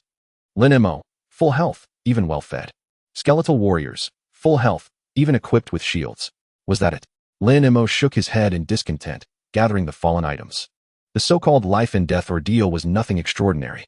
In the hall, the metallic doors slowly opened. Lin Mo stepped out. He noticed an unusual atmosphere in the hall. Everyone was looking at him as if he were an alien. The old mage with the goat beard rushed over, grasping Lin Mo's hand. His excitement causing his beard to tremble. Did you pass? Lin Mo asked. I passed. SSS rating. The highest score in history. 6 minutes and 42 seconds. The previous record was 32 minutes. Lin Mo withdrew his hand. As long as I passed, please handle the paperwork. Absolutely. Right away. The old mage's demeanor was more affectionate than that of a long-lost relative. No longer was he a newcomer. He was undoubtedly the most formidable prodigy in Jianhai City this year. No, in the entire Xinxiao Empire. The paperwork was processed swiftly. A golden light enveloped Lin Mo. Congratulations on completing your first transition. Class advancement. Necromancer Undead Overlord, Tier 1. All attributes 20. Gained 10 free attribute points. Unlocked new skill slot. Feeling the surge of power within him, Lin Mo nodded in satisfaction. Undead Overlord. The name sounded far more imposing than Necromancer. That Lin Mo. The old mage rubbed his hands together, approaching with a flattering demeanor. I am the honorary elder of the Xinhua Guild. I wonder if you would be interested in joining us. Starting salary in the millions, plus one-on-one mentorship with beautiful instructors. Before he could finish, a burly mentor shoved him aside. Millions? You think you can recruit such a genius? The burly man thumped his chest. Lin Mo, join our Fortress Legion. We'll grant you a lieutenant rank, full set of golden gear, state employment, a secure job. Come to our mage association. Join our glorious corporation. In an instant, the previously aloof mentors nearly came to blows over the opportunity to recruit him. Lin Mo observed the fervent scene and took a step back. My apologies, everyone. I am accustomed to working alone and do not wish to join any factions for the time being. With that, he turned and left before they could swarm him. What a joke. Join a guild? Work for someone else? He had a system and an aura. As long as he farmed monsters, he could grow infinitely stronger. Why would he need such constraints? However, as Lin Mo exited the temple, he gazed at the darkening sky outside, stroking his chin. The level lock had been lifted. Where should he go to level up next? He had heard that the death mine instance to the north of Jianhai City had recently erupted with monsters in such numbers that they could not be eradicated. A slight smile curled at the corners of Lin Mo's mouth. The more monsters, the more exhilarating it would be for this fully automatic harvesting machine. Chapter 8. Poison? Isn't that a healing buff? On the outskirts of Jianghai City, at the entrance of the Death Mine instance. This is a paradise for level 15 to 20 professionals, and also a hell. Before approaching, a pungent smell of sulfur and rot assaulted the senses. At the massive mine's entrance, the number of teams gathered was several times greater than those at the novice instance, and the atmosphere was palpably more anxious. Strong shield warriors lead the way. We need a big healer. It must be a big healer. Anyone with a healing output below 200, don't even think of joining. Forming a group for the nightmare level mine. We need a priest specializing in detoxification or a paladin with a purification aura. I'll pay. As long as you can keep me alive, all the loot is yours. Everywhere, cries for healers echoed. The instance known as Siwang Quanjing is plagued by a most insidious mechanism, a pervasive toxic gas that envelopes the entire map. Upon entry, one suffers a relentless deduction of 50 health points per second, and the corrosive layers accumulate, increasing the rate of damage.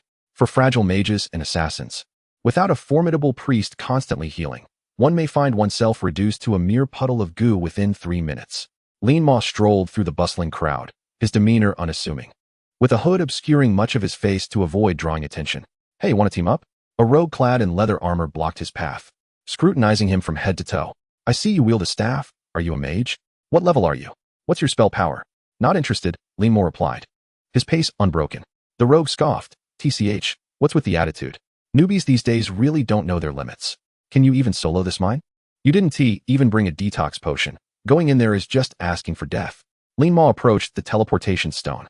Instance, Siwang Quanjing, recommended level, LV15, LV20, difficulty selection, normal, hard, nightmare. He pressed directly on nightmare. In a flash of light, he vanished. The nearby players, still calling for teammates, paused in astonishment. Had that lad just entered? It seemed he had chosen nightmare difficulty. Was he mad? The toxic gas at that level inflicts 100 health points of damage per second. Without a full set of anti-poison gear, one would be down in 10 seconds. Inside the instance, the atmosphere was dim and damp. The air was thick with a green, toxic mist, visibility reduced to less than 5 meters. The sound of dripping water and the distant clanging of pickaxes echoed ominously in the enclosed mine, sending shivers down one's spine. As soon as he touched down, Lin Ma was enveloped in hissing white smoke. System prompt. You are being eroded by toxic gas, losing 100 health points per second, true damage. Current poison layer, 1 layer. A red damage number of 100 floated above Lin Ma's head. Was this the nightmare level poison? He glanced at his health bar, which remained unchanged. At the very moment the 100 appeared, a green number of 850 followed suit. That was the effect of eternal vitality, healing him each second. After his class change, with all attributes enhanced and additional equipment bonuses, Lin Ma's health had surpassed 4,000. The 20 healing meant over 800 health per second. This 100 points of poison damage barely grazed his health, and due to the overflow of healing, a thick white shield shimmered around him, glowing like a beacon amidst the green mist. Not bad, saved some gold on detox potions. Lin Ma waved his staff. With a crackling sound, 30 skeletal soldiers filled the narrow mine passage. As they emerged, they too were shrouded in toxic gas, beginning to smoke. Yet, the green light emanating from them flickered faster than neon lights. They lost health while simultaneously recovering, their health bars dancing wildly, yet remaining full. Forward, let us commence. Lin Ma pointed towards the darkened tunnel ahead. The skeletal army advanced relentlessly. Not far into their march, a sharp screech pierced the air. From above, a dozen small, dark-skinned creatures wielding pickaxes leapt down. Monster, frenzied gnoll miners. Level, 16. Traits, extremely fast attack speed, possesses armor-piercing effects. With blood-red eyes, the gnolls swung their pickaxes with blinding speed, attacking the foremost skeletal soldier without hesitation. The sound of clashing echoed, sparks flying. Their rapid strikes were indeed impressive. They could deliver 3 or 4 blows in a second. However, this led to explosive consequences. Each strike resulted in a cacophony of sound as the skeletal soldiers remained unscathed. After all, they were instantly healed, while the gnolls themselves convulsed violently, as if electrocuted. The first gnoll's arm exploded. The second gnoll's torso followed suit. In mere seconds, the gnolls were reduced to a cloud of dark red mist. Less than 10 seconds had passed, and these agile foes had effectively dug their own graves, leaving behind shattered pickaxes and severed limbs. Defeated 16 level frenzied gnolls. Gained 220 experience points. Defeated 16 level frenzied gnolls. Gained 220 experience points. The efficiency was commendable. Lin Ma observed his experience bar fluctuate. Such high attack speed monsters were the ideal source for thorned aura. There was no need to chase or evade. Simply standing still allowed them to do the work. With the skeletal army in tow, Lin Ma continued deeper. Every creature encountered along the way, be it patrolling miners supervisors or lurking venom bats, met a singular fate if they dared to attack, instant destruction. In the depths of the mine, on the third level, a high-risk zone of the nightmare instance, a well-equipped 6-member team struggled to advance. Priest, heal, keep us alive. The captain, a level 20 berserker, was drenched in sweat, swinging his massive axe with a hint of disorder. I can't hold on, Captain. I'm out of mana.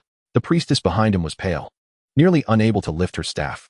This poison is overwhelming. I have to detox and heal, and I've run out of mana potions. Damn it. The berserker cleaved through an attacking zombie miner, glancing at the swarm of monsters closing in. Despair washed over him. They were the elite team of the Megaway Guild, initially aiming to conquer the nightmare difficulty, but they were now ensnared by the relentless poison and the rapid monster respawns. Captain, should we use the random teleportation scroll to escape? A nearby mage suggested. Escape? Where to? We're surrounded by monsters. The berserker gritted his teeth. Hold on. If we clear this wave, we can withdraw. At that moment, a synchronized sound of marching footsteps erupted from the darkness ahead. The clattering of bones echoed ominously. More monsters? The priestess, despairing, exclaimed, "It's over. We're truly doomed this time." The berserker's expression mirrored her dread. With their resources dwindling, another wave of monsters would surely spell their annihilation. Yet, the next moment, they witnessed an astonishing sight that made them question their very existence. Emerging from the shadows was a troop of skeletons, glowing with green light, adorned with white shields, wielding tattered bones, swords, and bows, appearing as though they had just crawled out of a refuse heap. However, they traversed through the toxic gas as if they were strolling through their own backyard. What kind of monster is this? The mage was taken aback. Had there ever been skeletons in this instance? Before they could react, the skeletal horde advanced upon the encircling zombie miners. The leading skeleton opened its mouth, though no sound emerged. The spiritual wave of taunt radiated throughout the area. The once violent horde of zombie miners halted abruptly, as if enchanted, and turned towards the skeletons with bloodshot eyes. Watch out! The berserker instinctively shouted. To him, these fragile skeletons would surely be torn apart in moments. But then came the series of explosive sounds. As the zombie miners charged, they collided with an invisible barrier, detonating one after another in a horrific display. In a mere 5 seconds, the once pressing horde that had forced them into a corner was utterly obliterated, leaving behind a field of corpses in various states of decay. The skeletal figures remained, still glowing green, swaying in place without losing a single bone fragment. Silence enveloped the scene. The 6 members of the Mei Gui squad maintained their combat stances, frozen in place, their minds blank. At that moment, Lin Mo's figure leisurely emerged from behind. Without casting a glance at the group, he merely waved his staff. Do not obstruct the path, allow me to pass. The terrifying skeletons immediately parted to form a path, surrounding Lin Mo as they advanced deeper into the boss chamber. It was only after Lin Mo had distanced himself that the priestess sat down on the ground, dazed, and asked, "Did the person who just passed by not even wear a gas mask?" The berserker swallowed hard, gazing in the direction Lin Mo had vanished, his eyes filled with terror. He did not wear one. Moreover, he is regenerating health. His recovery speed in the toxic gas is faster than your greatest healing spell. Deep within the instance, the boss chamber. This was a vast underground cavern, at the center of which stood a rusted giant steam excavator. This was the final boss of the death mines. The Mechanical Ripper, LV-20 boss. It was a creature that was half machine and half organic, with a mad goblin seated in the cockpit, its lower half consisting of treads and massive rotating saw blades. Intruder, crush! The goblin screamed, pulling the control lever. The Mechanical Ripper roared to life, the enormous saw blades emitting a piercing sound as they advanced towards Lin Mo. This contraption had an extremely high attack frequency, with the blades capable of rotating dozens of times per second. Anyone caught within would be instantly shredded into pieces. Lin Mo observed the rapidly spinning blades. Instead of dodging, he smiled even brighter. High-frequency multi-hit damage. I relish this. He snapped his fingers, not dispersing the skeletons, but rather clustering them together to shield himself. Go, sharpen its teeth. Creak. The Mechanical Ripper charged forward, its massive blades slicing into the body of the foremost skeleton soldier. The harsh sound of metal cutting through bone filled the air. 500. 500. 500. Damage numbers surged wildly. Within a second, that skeleton soldier had been cleaved at least a dozen times. In that same second, the thorn's aura activated repeatedly. 5,000 true damage. 5,000 true damage. 5,000 true damage. The red retaliatory damage numbers cascaded like a crimson waterfall from atop the mechanical ripper. The goblin driver, who had been laughing maniacally, suddenly found his laughter choked in his throat. He witnessed his mechanical vehicle, upon making contact with the feeble skeleton. The once indestructible alloy blades began to shatter. Following that were the drive shafts, the engine, the treads. An indescribable terror of backlash surged through the blades into the machine's very core. Boom! The colossal machine, towering 2 stories high, suddenly exploded from within in a state of full charge. Parts flew everywhere, oil sprayed like rain. The goblin driver was blasted into the air, tracing a perfect parabolic arc before landing with a thud at Lin Mo's feet. Dead. This level 20 boss didn't even survive a single healing cycle of that skeleton soldier. Too fragile. Lin Mo shook his head, kicking the goblin's corpse aside. Mechanical bosses, with so many points of contact for retaliation, were far more vulnerable than ordinary monsters. He walked amidst the heap of scrap metal and picked up a glimmering object. It was not equipment, but a scroll emanating a dark aura. Acquired special item, Abyss Pass, incomplete. Description: this is a key to a hidden dungeon. Collecting 3 will unlock the Abyss level challenge. Lin Mo's eyes narrowed slightly. Abyss? This was a difficulty level surpassing even hell, often spoken of only in legends. Quite intriguing. Lin Mo stored the scroll and was about to leave when suddenly, the entire mine shook violently. It was not the tremor of the boss's fall, but rather a rumbling from deeper underground, as if something was awakening. The system alert tone suddenly became urgent and shrill. Warning! Warning! High energy reaction detected, due to the host's rapid boss kill. The hidden plot, Goblin's Revenge self-destruct program, has been triggered. The mine will completely collapse in 30 seconds. Please evacuate immediately. Lin Mo looked up. The rock walls above began to crack, and massive boulders fell like rain. Collapse? Lin Mo glanced at the exit sealed by fallen rocks and then at the widening fissures. He exhibited no panic. Instead, he stroked his chin and gazed at the remnants of the machine that, despite being destroyed, still glimmered with energy. Since escape was not an option, he thought, let's create a more resounding explosion. Chapter 9. Since it has collapsed, let us blast a path. Self-destruct countdown. 0019. The red alarm lights flickered wildly in the cavern. Debris fell like hail from above, and the ground cracked open with bottomless chasms. The exit was completely blocked by several tons of heavy rocks. This was not merely a collapse. It was meant to bury the entire dungeon. Captain, we cannot get out. In a corner of the passageway, still several meters from the boss chamber entrance, the 6 members of the Mei Guei squad huddled in despair. Trapped in this narrow crevice with no way to advance or retreat. The berserker captain, covered in dust, pounded the wall in frustration. Damn it. That goblin played dirty. This is it. I don't want to die here. The priestess was already paralyzed with fear, clutching her staff and trembling. In the event of such a severe collapse, once buried, even a level 40 expert would suffocate. Just as they closed their eyes, waiting for death, a calm voice suddenly resonated behind them. Excuse me. They turned abruptly. Lin Mo, with the group of skeletons, had somehow appeared atop the debris behind them. In this apocalyptic scene of chaos and destruction, the boy's expression was more serene than that of someone merely shopping at a market. How did you get out? The berserker exclaimed, eyes wide. I walked in, Lin Mo replied, pointing at the thoroughly blocked passage ahead. Is the path blocked? Obviously.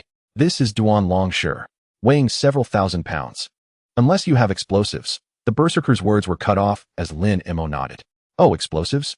I have those. With that, Lin Mo turned around and beckoned towards the direction of the boss chamber. A skeleton soldier dragged the goblin driver's corpse over. Though the goblin was dead, he still clutched the rapidly flashing red mechanical core remote control tightly in his hand. Meanwhile, in the center of the boss chamber, the wreckage of the mechanical ripper, now overloaded due to the core, emitted a piercing high-frequency shriek, resembling a pressure cooker on the verge of explosion. Without a moment's hesitation, Lin Mo seized the goblin's corpse and flung it towards the gap between the massive rocks blocking the exit, as if disposing of trash. What are you doing? The mage screamed. That's a corpse, not a bomb. Lin Mo ignored him. He turned to his 30 skeletons and snapped his fingers. All of you, stack shields. Group up. With a whoosh, 30 skeletons instantly formed an impenetrable sphere, shielding Lin Mo at the core. Each skeleton bore a thick, white holy light shield, healing overflow effect. The combined thickness of the 30 layers of shields was astonishing. After completing this, Lin Mo's voice emerged muffled from within the pile of bones. Cover your ears. The members of the Meiguei Shoutaway had yet to comprehend the situation when Lin Mo's command had already been issued. Corpse explosion technique, detonate. In the next moment, The goblin's corpse, wedged within the crevice of the boulder, violently swelled. A typical corpse explosion would not possess the power to shatter these massive stones. But Lean Ma had timed the detonation with exquisite precision. The toxic shockwave unleashed by the goblin's explosion instantaneously triggered the overloaded remote control in its grasp. With the remote detonated, the signal was severed. The mechanical core in the boss chamber, brimming with terrifying energy, spiraled into chaos. Boom! A blinding white light erupted, pure and searing, engulfing the entire mining tunnel. This was followed by a deafening roar. The torrent of energy surged forth like a wild stallion, crashing violently against the boulders blocking the path. Nothing could impede this force. The several thousand gene-heavy boulders, they vaporized in an instant. Even the adjacent rock walls were stripped of 3 layers of their surface. The members of Meguei Shoutaway felt an immense wave of pressure as if they were leaves caught in a typhoon, crashing against the walls.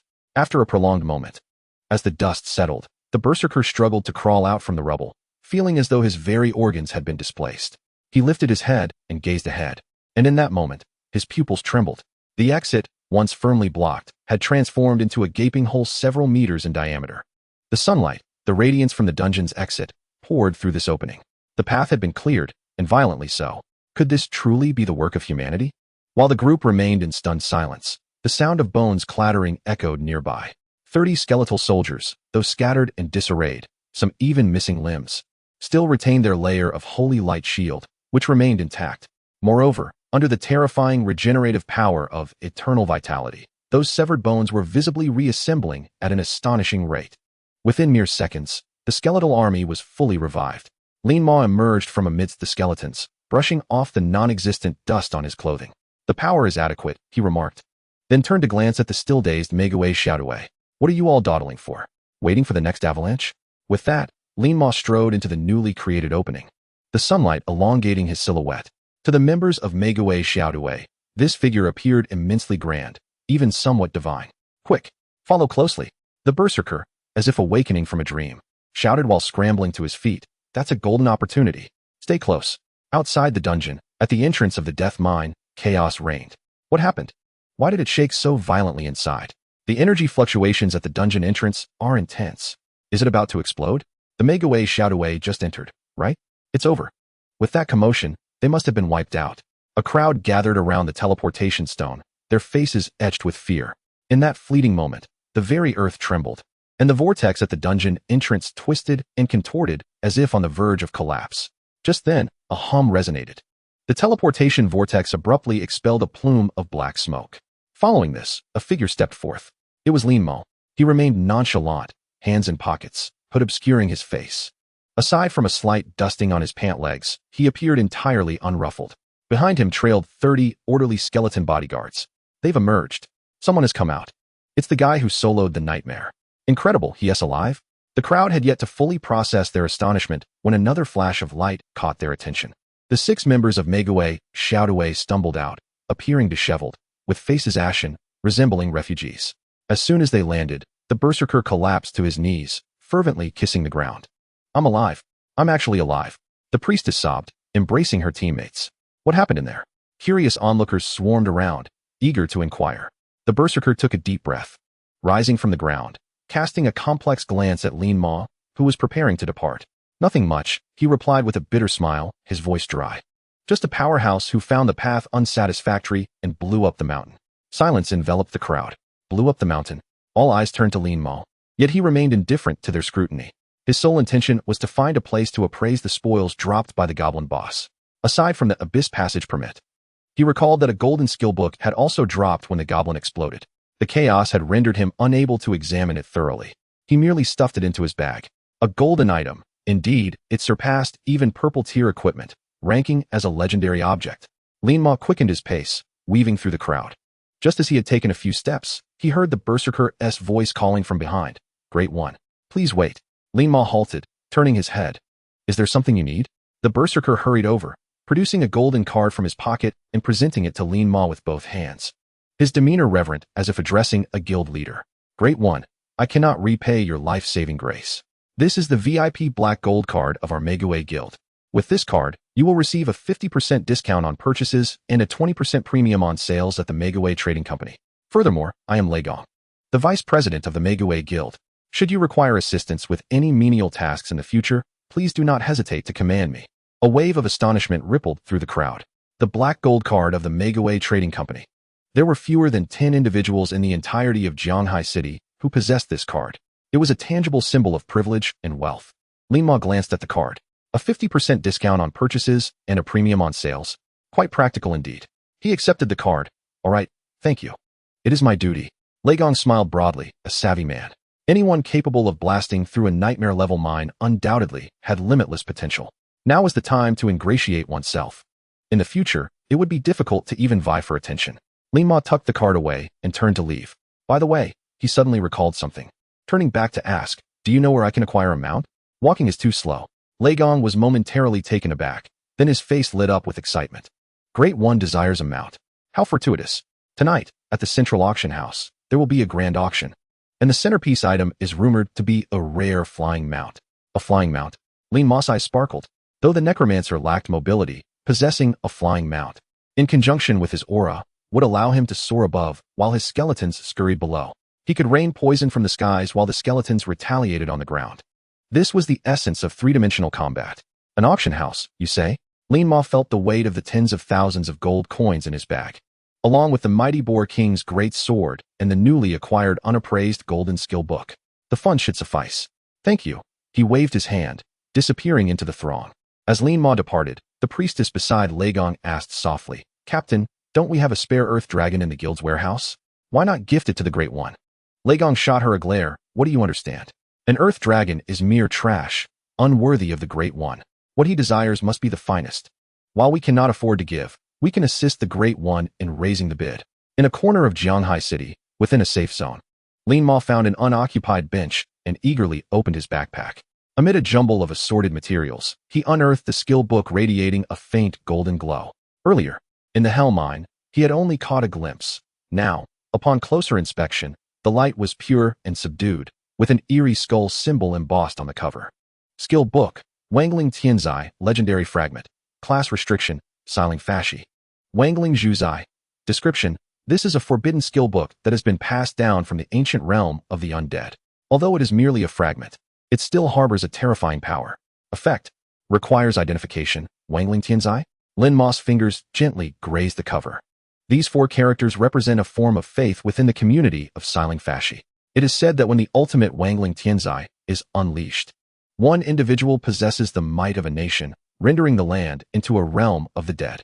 The necessity for identification caused Lin Ma to furrow his brow. Typically, skill books of lesser caliber can be learned directly, but such high-tier items require an identifier to unlock their seals. Evidently, tonight's visit to the auction house is imperative, not only for a mount, but also to seek out a skilled identifier to ascertain the true nature of this calamity. I hope it does not disappoint me. Lin Ma tucked away the skill book and rose to his feet.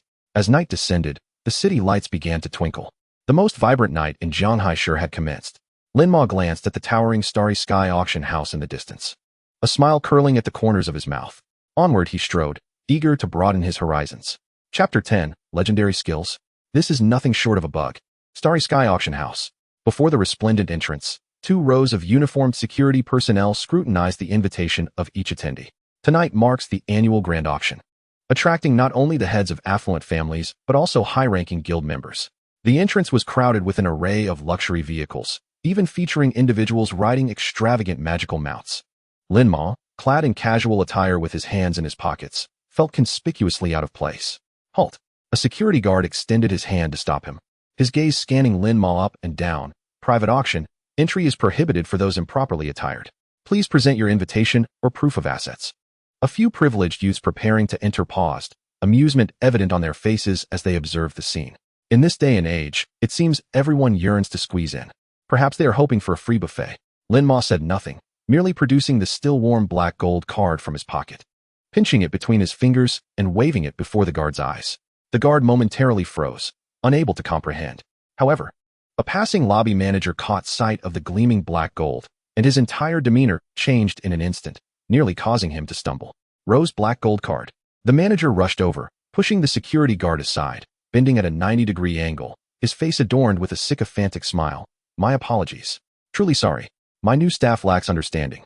Please, sir, right this way. I am the lobby manager. You may call me Xiao Lu. The laughter of the privileged youths abruptly ceased, their eyes nearly popping out in disbelief. This was the manager of Starry Sky Auction House, who typically treated them with indifference. Yet now he was bowing and scraping to an unassuming young man. No need to display proof of assets? Lin Ma tucked the card away. What proof is necessary? This card itself is the greatest testament in all of Jianghai Shi. The manager wiped the cold sweat from his brow.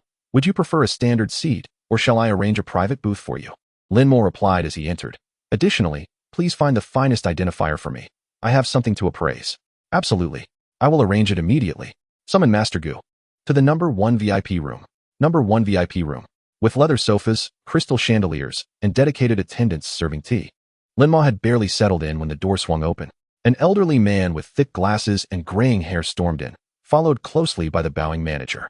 How many times must I repeat myself? Do not summon me for anything below legendary grade. The old man appeared impatient. I am currently researching ancient ruins. If you bring me some worthless blue equipment to waste my time, I will not let this go. The manager wore an awkward expression. Master Gu. This esteemed guest possesses a black gold card. And what of the black gold card? Can wealth alone justify wasting my time? Master Gu's temper flared as he plopped down opposite Lin Ma. All right, kid, show me what you've got. I will forewarn you, if this does not capture my interest, the appraisal fee will double. Lin Ma wasted no time, flipping his hand to reveal the skill book emanating a faint golden glow, adorned with a skull design, which he tossed onto the coffee table. The sound was crisp. Just as Master Gu was about to scoff, his gaze fell upon the book, and he became as still as if struck by lightning. His murky old eyes widened in shock, a predatory gleam igniting behind his thick lenses. This aura. Master Gu trembled as he reached out to touch the book, hesitating as if fearful of damaging it, his hand quaking in midair. This is pure essence of the law of death. This item hails from the ancient realm of the undead. Legendary grade. Indeed, it may be beyond legendary. Master Gu's expression transformed as he locked eyes with Lin Ma. The earlier arrogance completely vanished, replaced by reverence akin to that of a deity. Young man, no, master. Where did you procure this item? It dropped from a dungeon. Lin Ma sipped his tea. Can you identify it? Indeed. Of course. It is an honor for this old man. Master Gu, filled with excitement, retrieved a set of intricate appraisal tools from his robe, laying out an array of magnifying glasses and magical potions. He carefully dripped a drop of golden revealing potion onto the book's cover. Buzz. A brilliant black beam of light shot upward, piercing through the ceiling of the VIP room. The temperature in the entire chamber plummeted, and the air was filled with the anguished wails of countless spirits. Moments later, the radiance subsided. The seal on the book dissipated, revealing its true, menacing form. Master Gu collapsed onto the sofa, drenched in sweat, as if he had just completed a marathon, yet he clutched the book tightly, his eyes ablaze with fervor. This is divine skill, truly a godly technique of the undead. Lin Ma took the book, inspecting its attributes. Even he could not help but slightly narrow his pupils. Skill name, Wangling Tianzai, Legendary Fragment 1. Passive effect, your summoning space expands infinitely. Active effect 1, Corpse Awakening. Consumes 10 mana points to forcibly awaken all corpses, regardless of ally or foe, within a radius of 500 meters as skeleton warriors, with an indefinite duration until they are slain. Active effect 2, Soul Inheritance. All awakened undead creatures inherit 150 of the host's intelligence attribute. Special clause. Due to its fragmentary nature, the currently awakened undead creatures cannot utilize their pre-death skills and are limited to basic attacks. Infinite expansion. Full screen awakening. Attribute inheritance. Each of these terms, when considered individually, represents a divine skill, especially the full attribute inheritance of 150 intelligence. Lin Ma's intelligence attribute, augmented by equipment and class changes, has surpassed 300. This means that any skeleton he awakens will possess an attack power exceeding 450. This exceeds that of a berserker of the same level. Most importantly, it is infinite. As long as there are corpses, whether they number in the thousands or tens of thousands, he can instantly raise an army. Is this what Wangling Tianzai entails? Lin Ma took a deep breath and clicked to learn the skill. The book transformed into a beam of black light, piercing into his forehead. A vast branch of skills blossomed in his mind. Master, regarding the appraisal fee. No charge. Master Gu abruptly waved his hand. To have the honor of identifying such a divine object is the greatest glory of my life. How could I accept payment? Should you acquire any valuable items in the future, feel free to seek me out. Lin Ma nodded, not wishing to be overly polite. All right. I shall procure some additional items. Auction hall. Lin Ma sat in the VIP booth on the second floor, peering through the one-way glass at the bustling crowd below. The auction had reached its midpoint. The next item up for bid was a coveted treasure sought after by many mages. The auctioneer, a stunningly voluptuous woman, held a scepter in her hands, a level 20 purple scepter, elemental fury, with a starting bid of 500,000, 600,000, 700,000. The voices of bidders rose and fell like a tide. Lin Mo cast a glance and quickly lost interest. The magical damage this scepter conferred was inferior to that of his rusty iron sword. Time passed. Finally, it arrived at the climax of the evening. Ladies and gentlemen, the highlight of tonight's event is upon us. The auctioneer's voice soared. This is an exceedingly rare flying mount, captured from the depths of the Gale Canyon by a renowned beast master. As the red cloth was lifted, a massive iron cage was wheeled forward. Inside, a pitch-black raptor with wings spanning 5 or 6 meters was confined. It bore the body of a lion and the head and wings of an eagle, its feathers shimmering like steel. Heiyu Shurji, LV1 Juvenile. Growth potential, 5 stars. Features, extremely fast flight speed, strong load-bearing capacity, can carry 2 people when fully grown. The audience erupted in excitement. In this world, flying mounts were symbols of status and power. Possessing such a creature would triple the efficiency of leveling in the wilderness and allow one to evade ground monster attacks. The starting bid, 5 million. 5,500,000. 6 million. The price skyrocketed, surpassing 10 million in less than a minute. In another box on the second floor, Wang Kai stared intensely at the griffin, his eyes reddened. Dad, I must have this. With it, I can soar to those high-level maps and surely trample Lin Mo beneath my feet. Seated beside him was Wang Tianba, the head of the Wang family. He frowned slightly. Spending over 10 million on a mount seems excessive. However, since my son desires it, we shall purchase it. Wang Tianba pressed the bidding device. 12 million. Upon hearing this price, the room fell into a hushed silence. 12 million was the limit of liquidity for many smaller families. 12 million once. Is there a higher bid? Wang Kai wore a smug expression, envisioning himself riding the griffin while casting disdain upon Lin Mo. Just then, the lights in box number 1 on the second floor illuminated. A calm voice resonated throughout the room. 15 million. Gasps filled the air. An instant increase of 3 million? Such audacity? Wang Kai's smile froze, and he turned sharply toward box number 1. Who dares to compete with the Wang family? Wang Tianba's expression darkened. 16 million. 20 million. Lin Mo's voice remained utterly composed, as though he were casually discussing a mere $2. While waiting moments ago, he had sold the purple armor dropped by the skeletal general, along with a hodgepodge of equipment, to the auction house's recycling department. With his previous savings, he now held over 30 million in cash. This money was stagnant. Better to convert it into combat power. 20 million? Wang Tianba's hand trembled. He had brought 20 million, but it was intended for purchasing land. Dad, bid higher. Wang Kai urged, panic-stricken. That was a griffin. Silence. Wang Tianba smacked the back of Wang Kai's head. 20 million for a beast? Are you out of your mind? We are going home. The Wang family conceded. 20 million once. 20 million twice. 20 million thrice. Sold. The beautiful auctioneer brought down her gavel. Congratulations to the esteemed guest in box number 1 for acquiring the Heiyu Shurji. 10 minutes later, at the auction house's back door, Lin Mo signed the check and gazed at the now-tamed Heiyu Shurji, which obediently bowed its head. From now on, you shall be called Ergo. The griffin protested with a cry, clearly displeased with its name. Lin Mo ignored it and mounted without hesitation. Let us depart. I have heard tales of a battle raging in the eastern Wraith Canyon. There should be plenty of corpses, yes? Lin Mo patted the griffin's neck. Having just learned Wraith Catastrophe, it was essential to test it in real combat. Take off. With a powerful flap of its massive black wings, the Heiyu Shurji ascended, transforming into a streak of black lightning against the vast night sky. Only a group of wealthy patrons who had just exited the auction house were left with their heads tilted back, swallowing dust. Who was that? It seems to be the Wraith Mage Lin Mo. Goodness, he just flew away with a 20 million mount? In the night sky? Lin Mo felt the wind howling past his ears, gazing down at the city lights below, which appeared as mere ants. In this moment, the entire world lay beneath his feet. Wraith Canyon. Lin Mo opened the map, observing the ominously red high-risk area. He hoped the monsters there would provide ample opportunity to enhance his proficiency with the Wraith Catastrophe. Chapter 11. One person surrounds an entire army. Wraith Canyon, frontline outpost. The sounds of battle echoed thunderously. This was the primary defense line of Jianghai City against the Beast Tide, currently a meat grinder with devastating casualties. Hold the line. Where are the priests? Where have they vanished? Quick, give me a heal. The president of the Battle Map Guild, Iron Wall, was drenched in blood, his tower shield battered and uneven. Before him surged waves of dark skeletal cavalry. Each of these level 25 elite monsters rode bone horses, brandishing long spears, charging forth like tanks, crushing everything in their path. President, we can't hold much longer. The vice president, a rogue who had already lost an arm, wore a face of despair. Half of our brothers are dead or injured, our logistics are cut off, and this wave of monsters numbers at least 5,000. We have only 300 men, 300 against 5,000. A weary force against an unrelenting army of the undead. It was a deadlock. Iron Wall gritted his teeth, his eyes reddening. We must hold.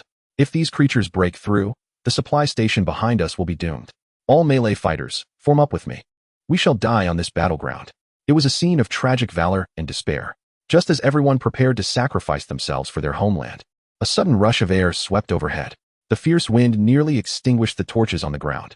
Iron Wall instinctively looked up, only to see a massive black griffin, resembling a dark cloud, obscuring the pale moonlight, hovering directly above the battlefield. On the griffin's back sat a young man whose features were indistinguishable. What is that? Reinforcements? Air support has arrived? A glimmer of hope ignited in Iron Wall's eyes, but as he recognized the single griffin, his expression dimmed. One person? What use is that? Run. Don't come down to die. There are level 25 elite monsters everywhere. Iron Wall bellowed. In midair, Lin Mo heard the shout and glanced down at the bloodied figure below. Quite the spirited fellow, Lin Mo mused, then surveyed the battlefield. The ground was littered with corpses, both human and monster alike, densely piled in several layers, leaving no place to step. For an ordinary person, this was hell. But for Lin Mo, who possessed the Wraith catastrophe at this moment, it was a treasure trove of materials, a source of troops. Ergo, descend a little. Lin Mo patted the griffin's neck. The griffin swooped down, landing on a high ground to the side of the battlefield, just under 200 meters from the charging dark skeletal cavalry. Hey, you riding the griffin. Are you insane? That's the charge path. Iron Wall jumped in exasperation. Before he could finish his sentence, Lin Mo had already raised his scepter. No incantation, no casting time. He simply gestured lightly toward the mountain of corpses on the battlefield. Wraith catastrophe, arise. A visible wave of black energy surged forth from Lin Mo, sweeping across a 500-meter radius with remarkable speed. The temperature on the battlefield plummeted. The cacophony of battle, once deafening, seemed to be abruptly paused. Then came the sound of cracking bones, a chilling noise emanating from every inch of soil and every corpse. TB's eyes widened as he beheld a recently fallen beast at his feet. The flesh and blood of the body withered rapidly, revealing the stark, white bones beneath. Suddenly, the skeletal frame rose to its feet. Not merely one, but 10, 100, 1,000. All the fallen bodies on the battlefield, whether the recently slain dark cavalry or the beasts that had perished days prior, began to stand unsteadily at that moment. The once extinguished soul flames in their eye sockets reignited, not in murky gray, but in a profound, oppressive azure, reminiscent of Lin Mo's own pupils. What in the world is this? TB felt as though his scalp might explode. Are they reanimating? How can this be more terrifying than the earlier monstrous tide? Just as the players of the Baitu Guild were paralyzed with fear, Lin Mo's calm voice resonated throughout the battlefield. Do not panic, we are allies. With a wave of his staff towards the dazed living dark cavalry before him, he commanded, go forth. Crush them. With that, over 2,000 newly risen skeletons let out a silent roar and charged forward. These skeletons inherited Lin Mo's intelligence attribute of 150. What is Lin Mo's current intelligence? With top-tier equipment and job transition rewards, it neared 400 points. A mere 150 translates to an attack power of 600.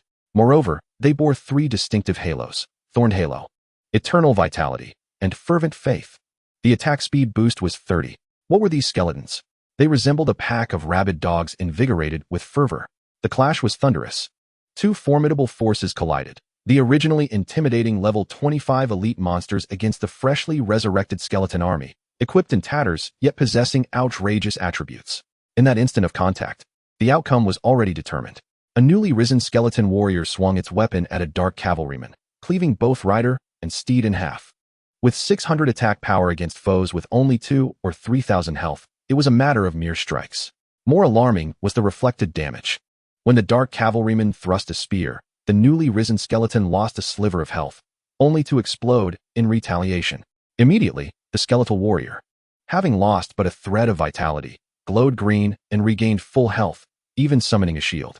TB's tower shield clattered to the ground. What was he witnessing?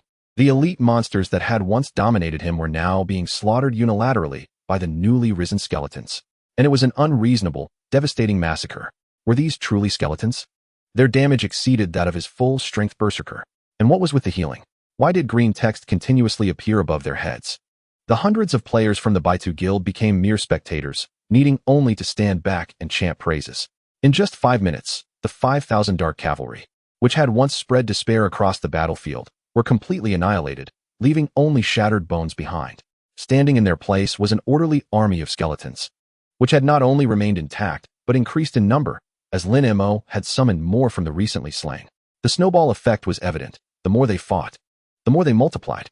This was the terrifying aspect of the undead calamity. As long as I remain alive, my army is boundless. Lin Mo perched upon his griffin, surveyed the skeletal army now exceeding 4,000, and nodded in satisfaction. The effect was indeed remarkable. The only drawback of the skill was its high mana cost. After numerous uses, half of his mana was depleted. He retrieved a high-grade mana potion from his pack and consumed it, then glanced down at the still-dazed TB. "Hey, big guy." TB jolted, nearly kneeling before Lin Mo master. "How may I serve you?" With the foes in front vanquished, Lin Mo gestured to the corpses littering the ground. "I only require the items dropped by that boss. The rest are yours. Please help me clear the battlefield, will you?" "Huh." TB was taken aback. The drops from thousands of elite monsters. Just in gold alone, it would amount to hundreds of thousands, not to mention various materials and equipment. "Master, is this appropriate?" TB was a straightforward man. "After all, you did the killing. I can't be bothered to collect them. It's too scattered, and my back aches." Lin Mo waved dismissively. "Consider it a fee for borrowing your territory to hone my skills." Without a second glance at the so-called fortune, he patted his griffin once more. "Ergo, let us go check out that fortress ahead. I've heard there are more monsters there." With a whoosh, the ebony griffin soared into the sky, accompanied by the thrumming legion of skeletons, resembling a moving cloud of darkness as they pressed deeper into the necropolis. Only when Lin Mo's figure had completely vanished did the members of the Baitu Guild regain their senses. "President, are we dreaming?" The vice president pinched his own thigh. "Is there truly such an overpowered class in this world?" TB inhaled deeply, picked up his fallen tower shield, and gazed at the bountiful loot strewn across the ground.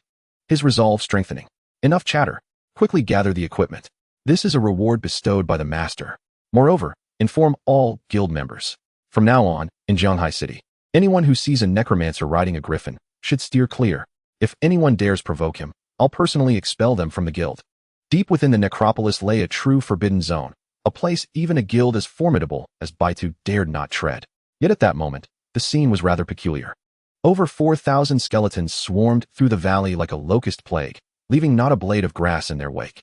Whether it was lurking ghost assassins or the robust putrid abominations, any who dared to show themselves would be instantly engulfed in a sea of white bones.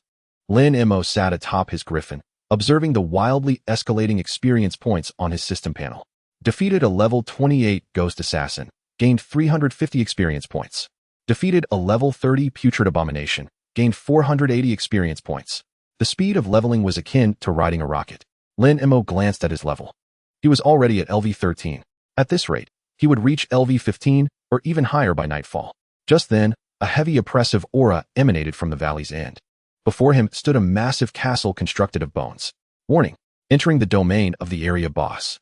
Lord, Undead Sovereign, LV 35 boss, a level 35 boss. Lin Mo's eye sparkled. This was the highest level boss to be encountered in the wild at present. If he could slay it, perhaps there would be a lead on the second tome of Undead Calamity. "Listen up, everyone." Lin Mo pointed towards the bone castle. "That structure displeases me. Tear it down." With a resounding roar, the army of 4,000 skeletons charged with an overwhelming momentum towards the castle that symbolized death and terror. Meanwhile, atop the castle, the previously slumbering undead sovereign abruptly opened its eyes, gazing down at the vast, frenzied undead horde that surpassed even its own army, lost in deep contemplation. Am I truly the undead sovereign? Or is he? Why do I feel surrounded? Chapter 12. The demolition team arrives. Even the Lord must relocate. Baigu Castle. The atmosphere here had thickened to the point of liquefaction. Every breath reeked of the pungent stench of decaying corpses. Upon the castle throne, the undead overlord slowly rose to his full height. Towering at 4 meters, draped in a tattered purple cloak, he gripped a scepter forged from countless infant vertebrae. The blue flames in his eyes blazed so intensely they seemed about to spill forth. As a level 35 lord, he had ruled this canyon for centuries and had never encountered such insolence. The living dared to enslave the undead? The overlord's voice grated like nails on glass. Sharp and piercing, In the realm of death, I alone am sovereign.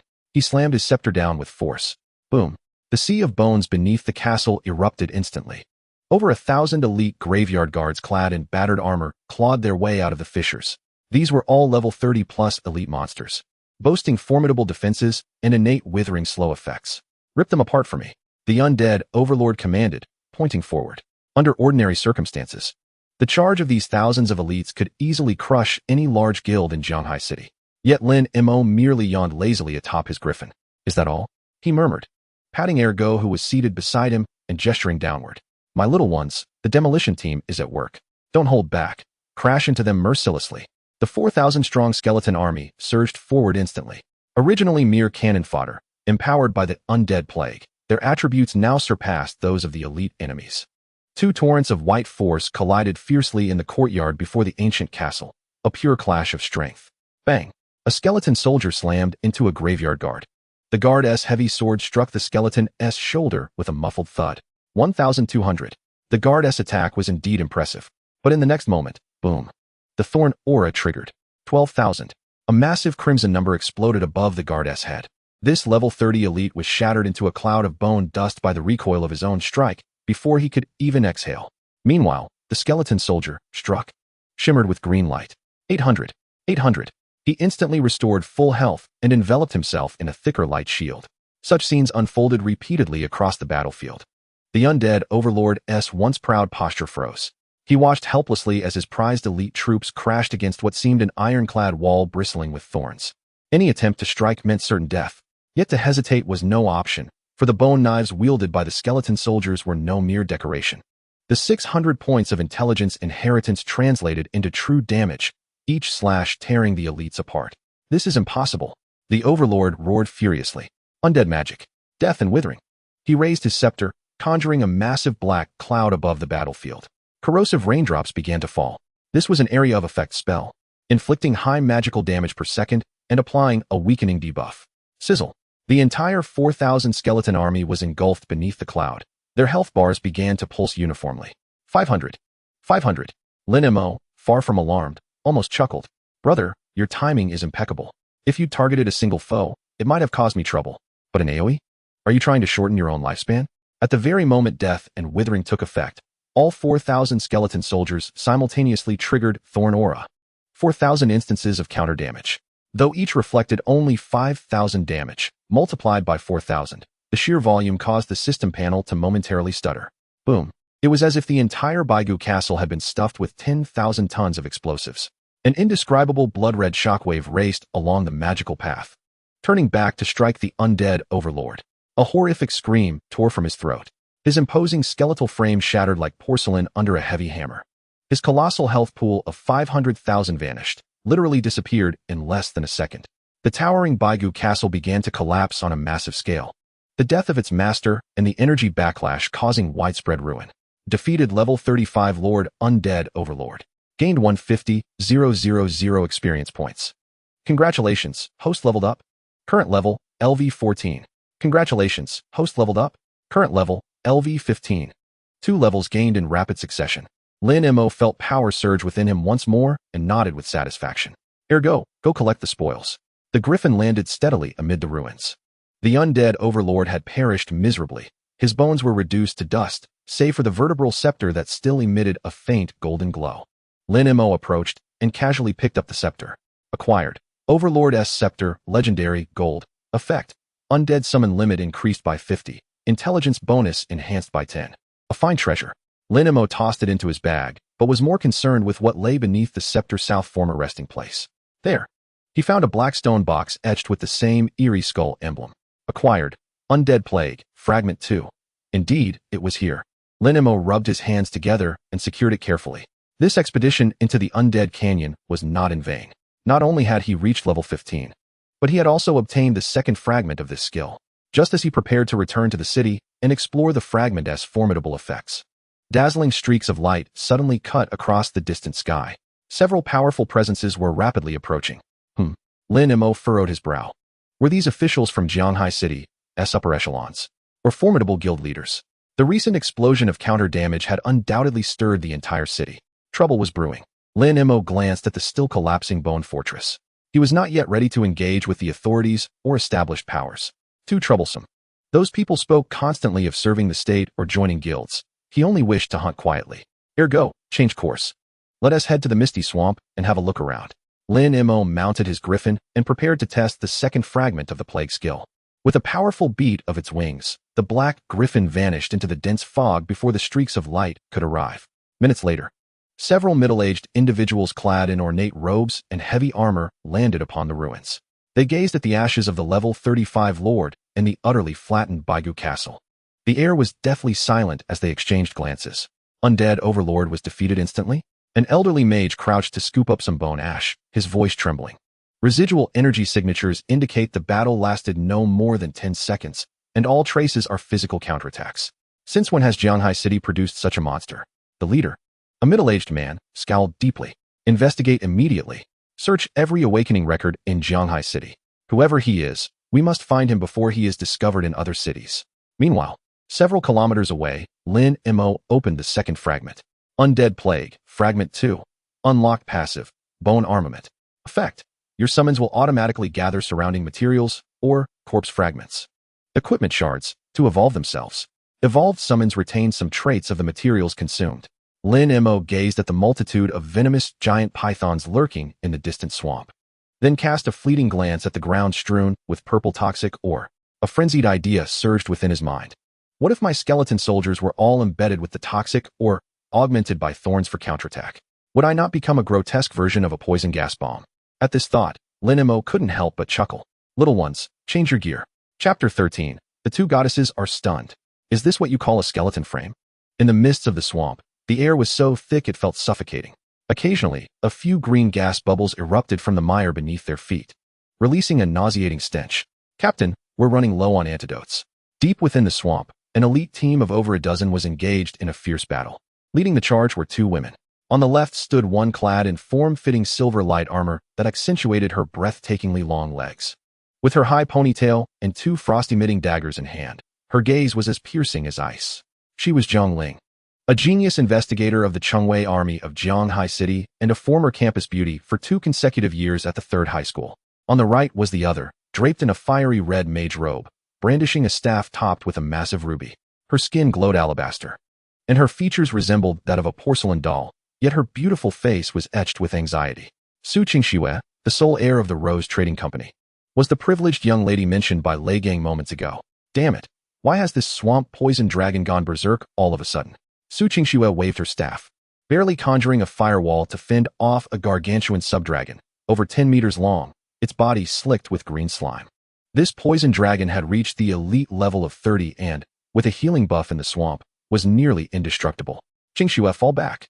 Zhang Ling's figure flickered as she dashed forward, her daggers sparking against the dragon's carapace. 150, 180. The damage was negligible. The poison dragon let out a furious roar, opening its maw to unleash a concentrated green poison arrow. Dodge. Zhang Ling's expression changed dramatically. At this distance, she could not evade. Just as the peril loomed, the clouds above were suddenly torn apart. A colossal black griffin, propelled by terrifying momentum, plummeted from the sky like a heavy artillery shell. Ergo charge. Lin Mo's voice resonated in the air. Boom. The griffin's formidable body, worth over 2 million, crashed into the poison dragon's head. The once mighty level 30 elite was sent sprawling backward, crashing through several withered trees. Who? Zhang Ling and Su Qingxue were momentarily stunned, staring in awe at the youth who leaped down from the griffin. Lin Mo landed gracefully, brushing off the mud from his pants, glancing at the two women. One was as cold as an iceberg, the other as fiery as a rose. Yet his gaze bore no hint of intrigue, even bordering on disdain for their obstruction. Is this a level 30 monster? Quite large, but rather unappetizing, Lin Mo quipped, then waved his right hand. Bone armament, activate. Crack, crack.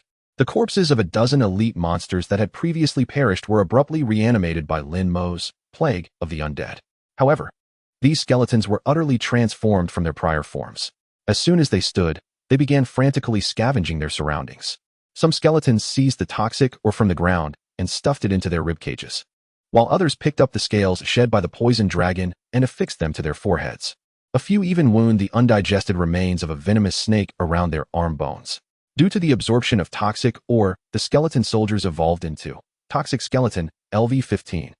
Acquired attribute. Touch of Venom. Attacks inflict poison, draining 1 maximum health per second. Acquired attribute.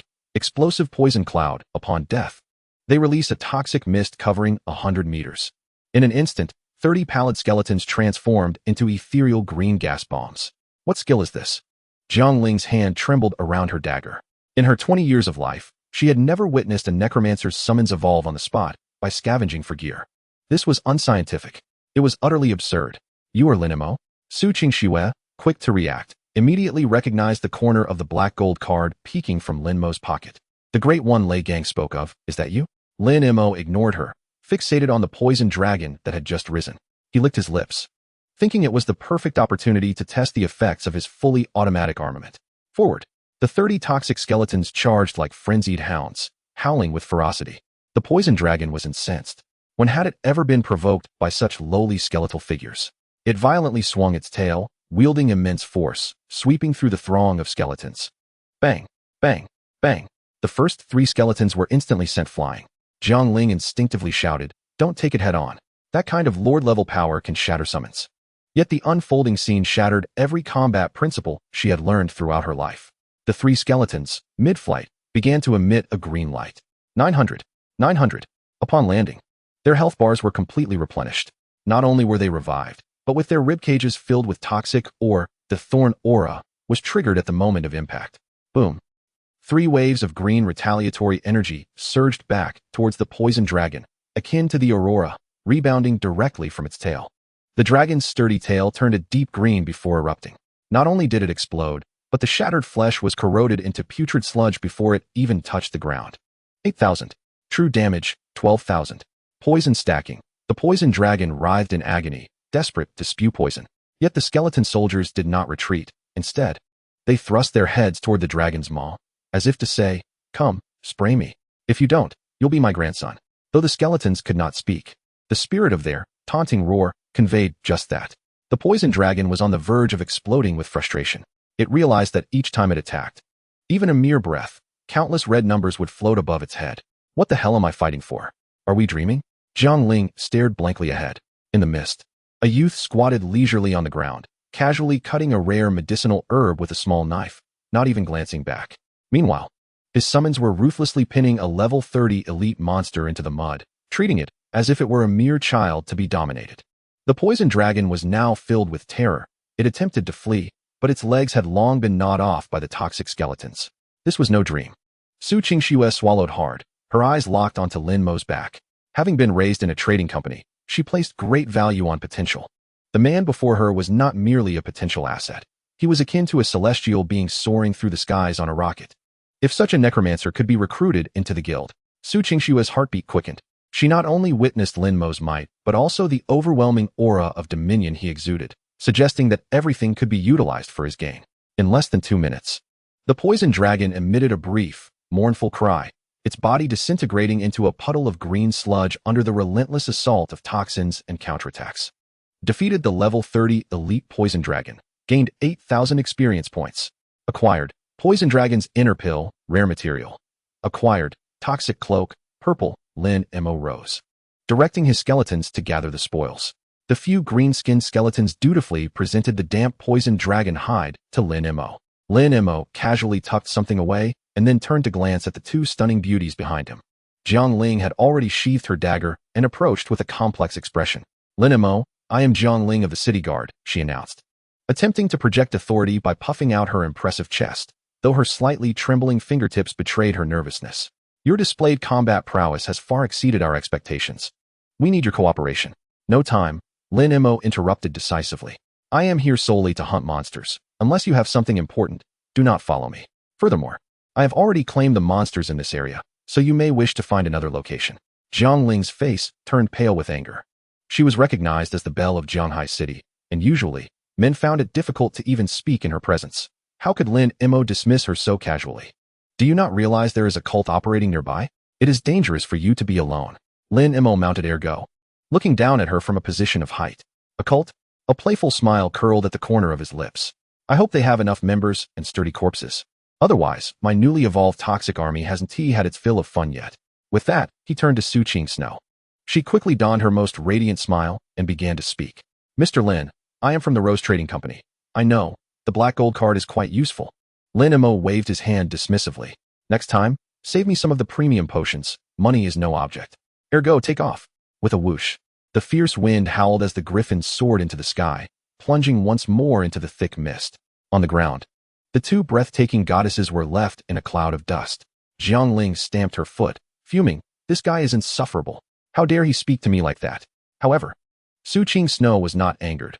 Rather, an unusual glint sparkled in her eyes. She stroked her chin, the corners of her mouth curving slightly upward. Jiangling, do you not find that such emotionless strength is even more alluring? Compared to those sycophants who orbit around us, he is the true embodiment of masculinity. Jiangling paused, looking at her friend with some skepticism. Qing Snow, you can't possibly have taken a liking to him? Taken a liking? No, I wish to acquire him. Su Qing Snow gazed fervently at the sky. If such a person could become my personal property, who would dare speak ill of the Su family in Zhanghai City? Above the clouds, Lin Mo sneezed. Who is talking about me? He shook his head and opened the system private message he had just received. Due to his record-breaking exploits in numerous dungeons, his private message notifications were on the verge of exploding. Yet one pinned deep purple message caught his eye. Server-wide announcement. The Abyssal Gate will open in 3 hours. Location: the ruins in the northern suburbs of Zhanghai City. Detected that the host possesses the Abyssal Pass. Fragment 1. Hidden task triggered. Seize the second and third fragments of the pass to unlock the unique Mythic class trial. Lin Mo's gaze sharpened. Mythic level? The first class change is merely the Undead Sovereign. If the second change can propel one directly to Mythic status, the vision is too beautiful to behold. It seemed that tonight in Zhanghai City, rivers of blood were destined to flow. Lin Mo patted Ergo. Let us go to the northern ruins and secure our position. Whether it be cultists or powerful figures, anyone who dares obstruct my pursuit of the entrance ticket shall meet their end. In the night, the silhouette of the youth melded with that of the colossal raptor. Chapter 14. You call this a forbidden zone? This is clearly my private garden.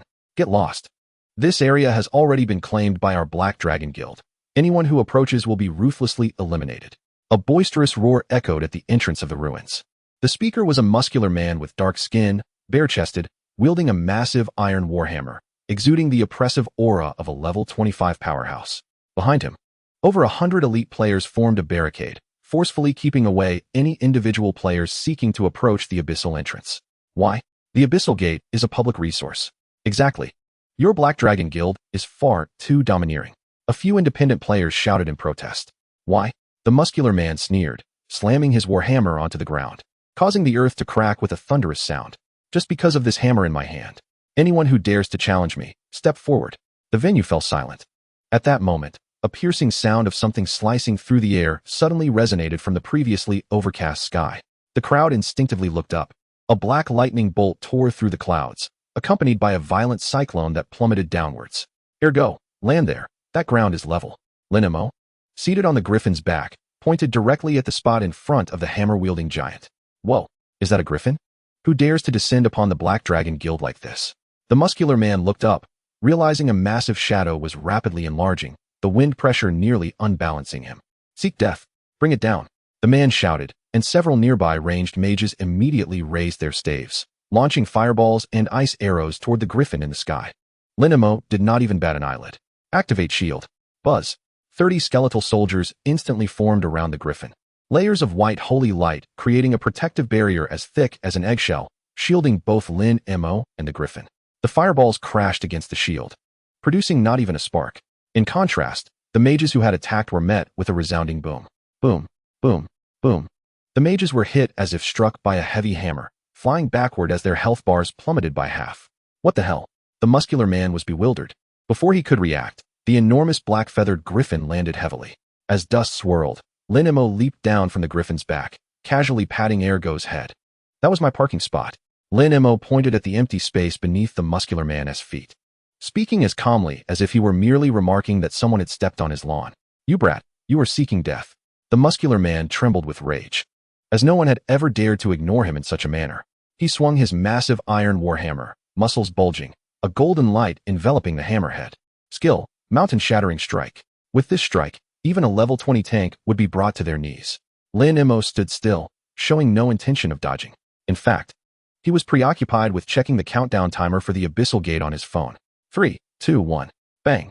The warhammer crashed down solidly onto Lin Mo's shoulder. Nearby independent players instinctively closed their eyes, unable to bear witness to the handsome youth being turned into pulp. However, the anticipated sound of bone cracking did not ensue. Instead, a crisp sound of metal shattering echoed. Crack! The iron warhammer in the muscular man's hands broke in half upon contact with Lin Mo's shoulder. Immediately, a torrent of violently despairing crimson energy rebounded from the hammer's handle. 15,000. True damage. The muscular man's eyes widened. He felt no pain, only the sight of his chest exploding into a gaping hole. You. He pointed at Lin Mo, his throat emitting a choking sound before collapsing to the ground. Instant kill. The second in command of the Black Dragon Guild, a level 25 elite berserker, was thus obliterated. Guild leader. Quick, healer, give him blood. It's too late. His health bar is empty. The members of the Black Dragon Guild went into a frenzy. Meanwhile, Lin Mo merely rubbed his shoulder and shrugged. This hammer is of poor quality. It left my hand a bit numb. At that moment, hurried footsteps approached from behind. Lin Mo, I knew you would come here. Jiang Ling and Su Qingsnow rushed over, panting heavily. The two of them had exhausted their mana trying to keep pace with the griffin. Upon arrival at the location, they were met with the sight of the vice president of the Hei Long Gong, Hui, lying lifeless on the ground. Jiang Ling glanced at the broken hammer and then at the seemingly unscathed Lin Mo, her lips twitching slightly. Can you not be a bit more discreet? I am quite low-key already, Lin Mo retorted, gesturing around him. I didn't even let the skeletons make a move. It was he who insisted on charging in. Su Qingxue, however, paid no mind to the banter. She swiftly approached Lin Mo, clutching a hefty stack of documents. Lin Mo, ignore these trivial matters. I just received insider information that during this abyssal opening, members of the evil cult, the Shadow Council, have already infiltrated. Their objective is not merely the passage permit. They intend to blood sacrifice all professionals entering the abyss to summon a fragment of the Abyssal Demon King. Su Qingshue's expression was grave. As far as I know, they are being led by a level 30 shadow assassin, codenamed Venomfang, who is exceedingly treacherous. A level 30 assassin? Lin Mo's eyes sparkled with interest. His corpse must be quite valuable, then. Jiang Ling rolled her eyes in exasperation. Is that really the point? The crux is that assassins counter necromancers. Once in close quarters, you won't even have time to cast a spell. Cast a spell? Lin Mo shot her a peculiar look. Do you harbor some misconception about my profession? What I relish most is when others close in on me. At that moment, a thunderous rumble emanated from the massive obsidian gate at the center of the ruins. Purple lightning danced through the crevice, and a wave of destructive energy swept across the area. The abyssal gate has been opened. Those holding the fragment of the passage permit, please enter. Without a moment's hesitation, Lin Mo stowed away his griffin and strode toward the ominous gate. Hey, wait for us. Su Qingxue and Jiang Ling exchanged glances, fear evident in their eyes, yet they gritted their teeth and followed suit.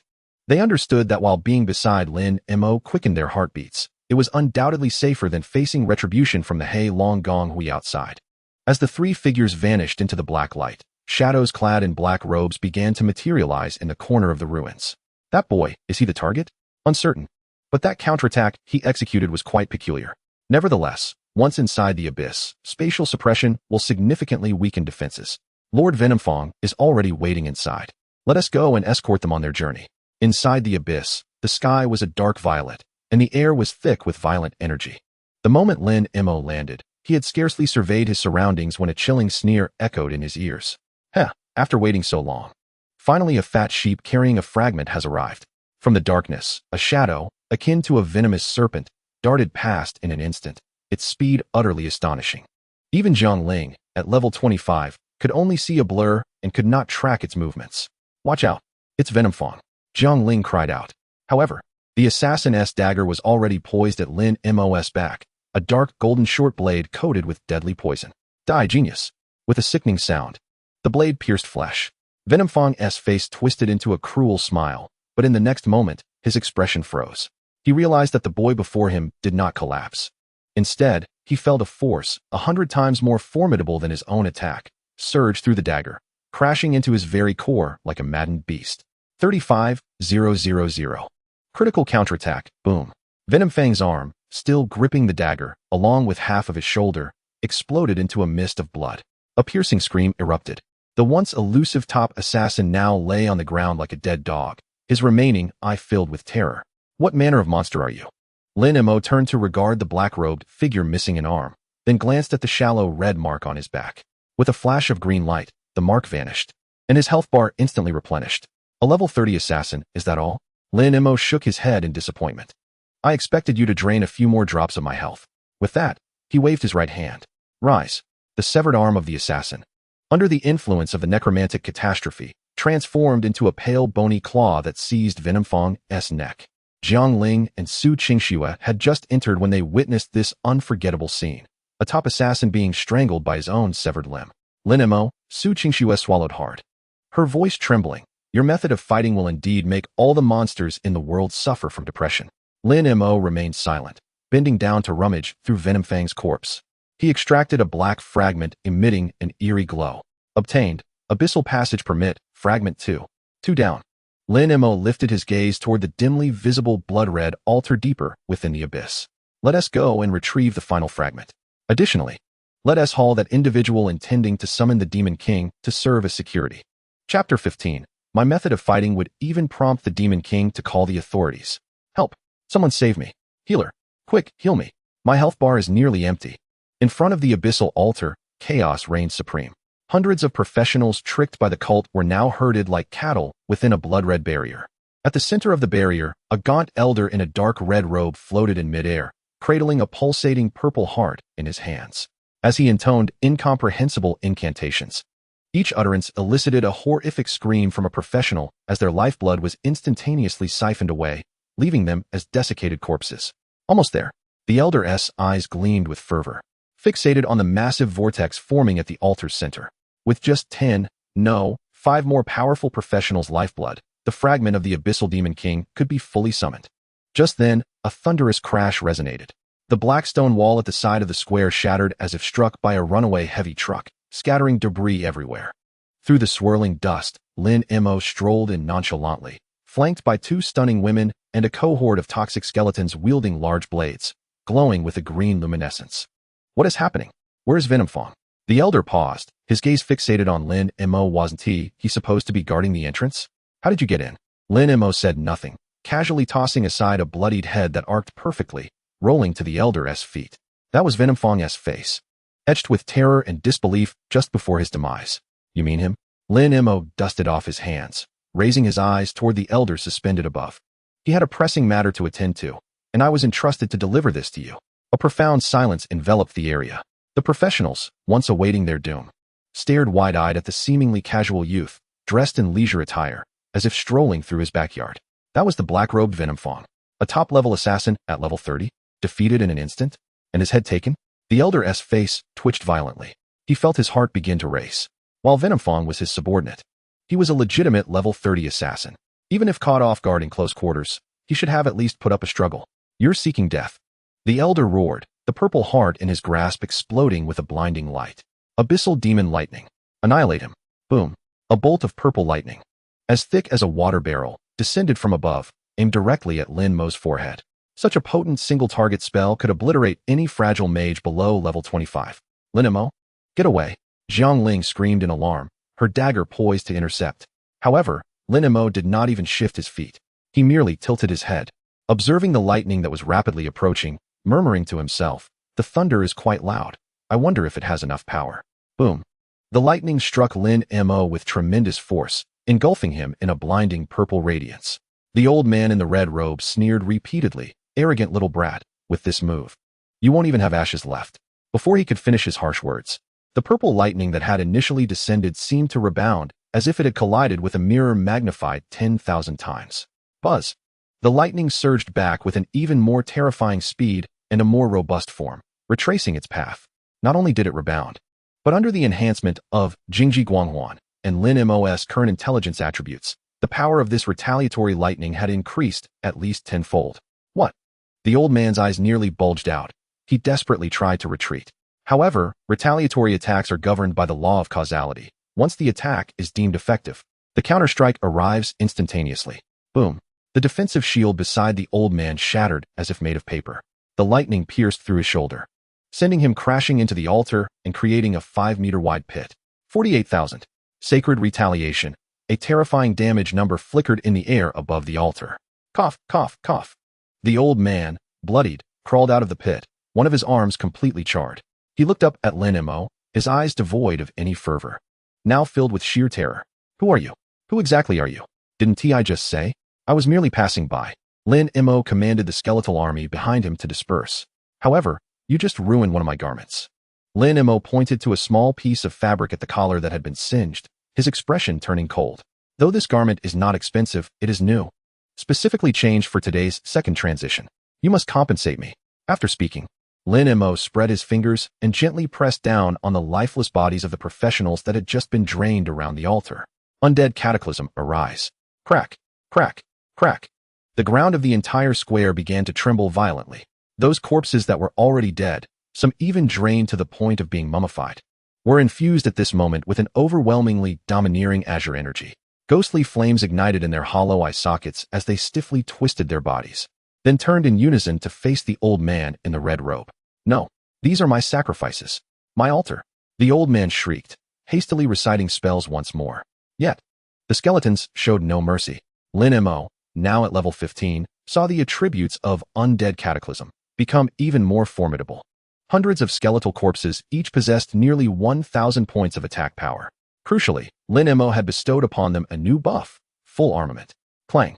The skeletal corpses seized fragments of the black stone pillars beside the altar or the cult flagpoles on the ground. Under the system's enforced transformation, these scraps instantly morphed into cursed bone blades radiating malevolence. Surround them, play with them slowly. Lin Mo found a clean stone platform to sit upon. Retrieving a bottle of exquisite cola that he had casually taken from Su Qingxue, he popped the tab. Lin Mo savored a sip. Meanwhile, before him, the old man in the red robe was on the verge of collapse. He unleashed poison fire, which ignited the skeletons. Yet they remained unharmed while his own eyebrows caught fire first. He cast curses, but as soon as they made contact with the skeletons, a beam of holy light rebounded, nearly purifying him to ashes. He even attempted to use a teleportation talisman to escape.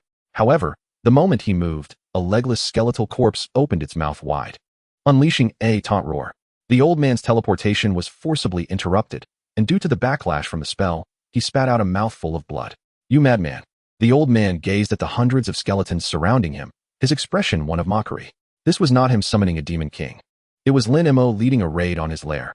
Should we help? Jiang Ling asked weakly, clutching her dagger, observing the one-sided beating. She genuinely wished to assist, but realized her own potential damage was likely less than that caused by a few skeletal frames. Help? Just watch. Lin Mo pointed to the old man, who had already lost 2 legs to the skeletal warriors. This kind of antisocial individual should experience the joy of being killed by his own skills. Just then, the enormous vortex at the center of the altar could no longer withstand the chaotic energy, exploding entirely. A blood-red figure with 4 wings emerged from within. Who dares obstruct my descent? The Abyssal Demon King's avatar. Although merely an avatar, the overwhelming pressure it exuded instantly paled the faces of all present professionals. My lord, save me. Please save me. The old man in the red robe cried out desperately, as if he had found a lifeline. The Demon King's avatar glanced at the old man on the ground, and then at Lin Mo, who was casually sipping cola on the steps. Human, your soul appears quite delectable. The Demon King's avatar suddenly dove down, its 4 massive claws capable of rending the void, aiming viciously at Lin Mo's chest. This strike carried soul penetration, healing suppression, and 300 points of true damage, the signature move of abyssal beings. Su Qingxue and Jiang Ling had already resigned themselves, closing their eyes in despair. This was a boss, a terrifying entity surpassing the current dungeon level limit. Yet, Lin Mo merely set down his cola can, a peculiar smile gracing his lips. You say my soul is delicious? How fortuitous. Your body looks like a splendid high-grade retaliatory material. Clash. As the claws collided with Lin Mo, a sound resonated throughout the abyss ruins, one capable of shattering eardrums. In the next moment, the once arrogant Abyssal Demon King's avatar shifted from pride to confusion, then to utter terror in the blink of an eye. Boom. The entire altar was reduced to dust in an instant.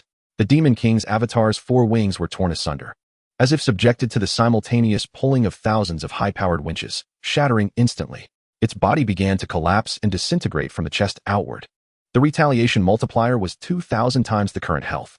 This was the ultimate counterattack from the Jingji Guanghuan when the Demon King's true damage attack was assessed. A howl of agony erupted from the depths of the dimension.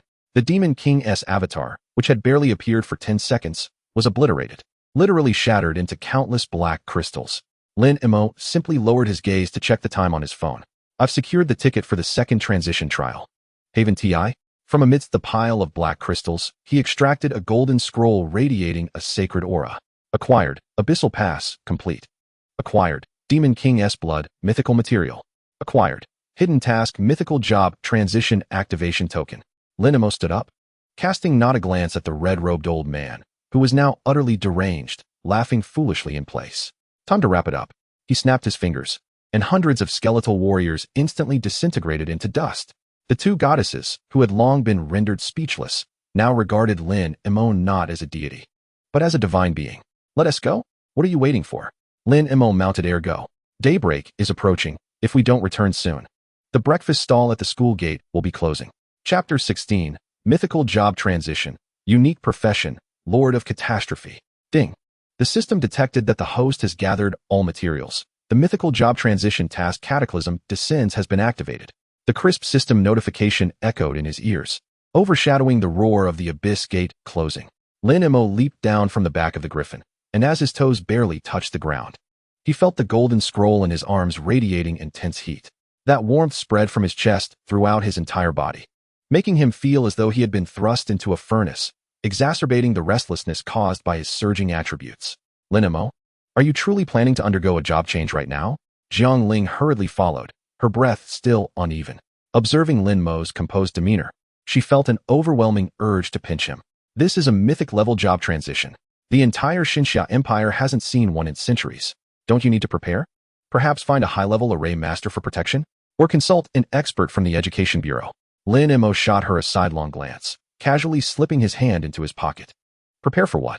Preparing breakfast? He pointed to a freshly set-up stall selling soy milk and fried dough sticks by the roadside. After battling all night, my stomach is empty. You can go if you want, but I'm going to grab a bite first.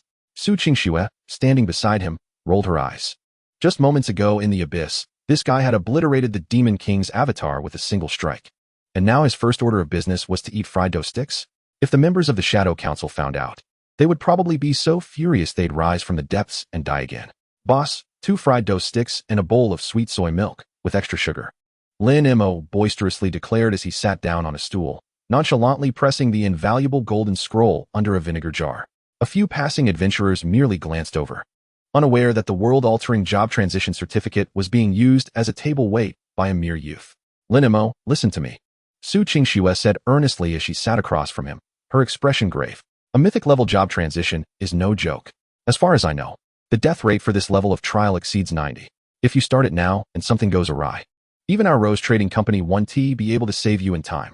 Lin Emo took a sip of soy milk, hissing at the heat. 90% death rate? And what about the remaining 10%? The remaining 10% all become legendary deities, living for over 1,000 years, capable of moving mountains and filling seas. Jiang Ling interjected eagerly. Then that settled, Lin Emo replied, taking a bite of the crispy fried dough stick. I've always had good fortune, I 1T die. In truth, Lin Emo knew that his confidence stemmed not from luck, but from the several max-level divine auras he possessed. As long as eternal vitality continued to heal him every second, and Thorn Aura remained in effect, he would dare to face any challenge. Even dismantling the Temple of the Gods right now, after finishing the last bite of his fried dough stick. Lin Emo pulled out a gold coin and slapped it on the table. No need for change. He stood up and walked to a clear patch of grass.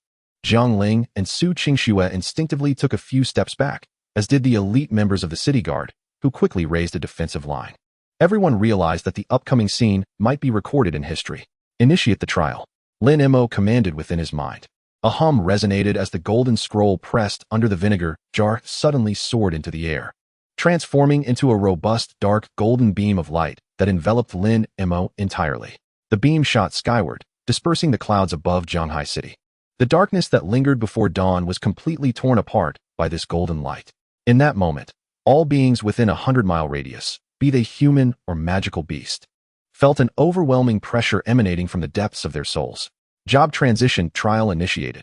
Phase 1, Soul Furnace. Note, due to the host's excessively high intelligence attribute, the system will automatically adjust the difficulty. Trial content.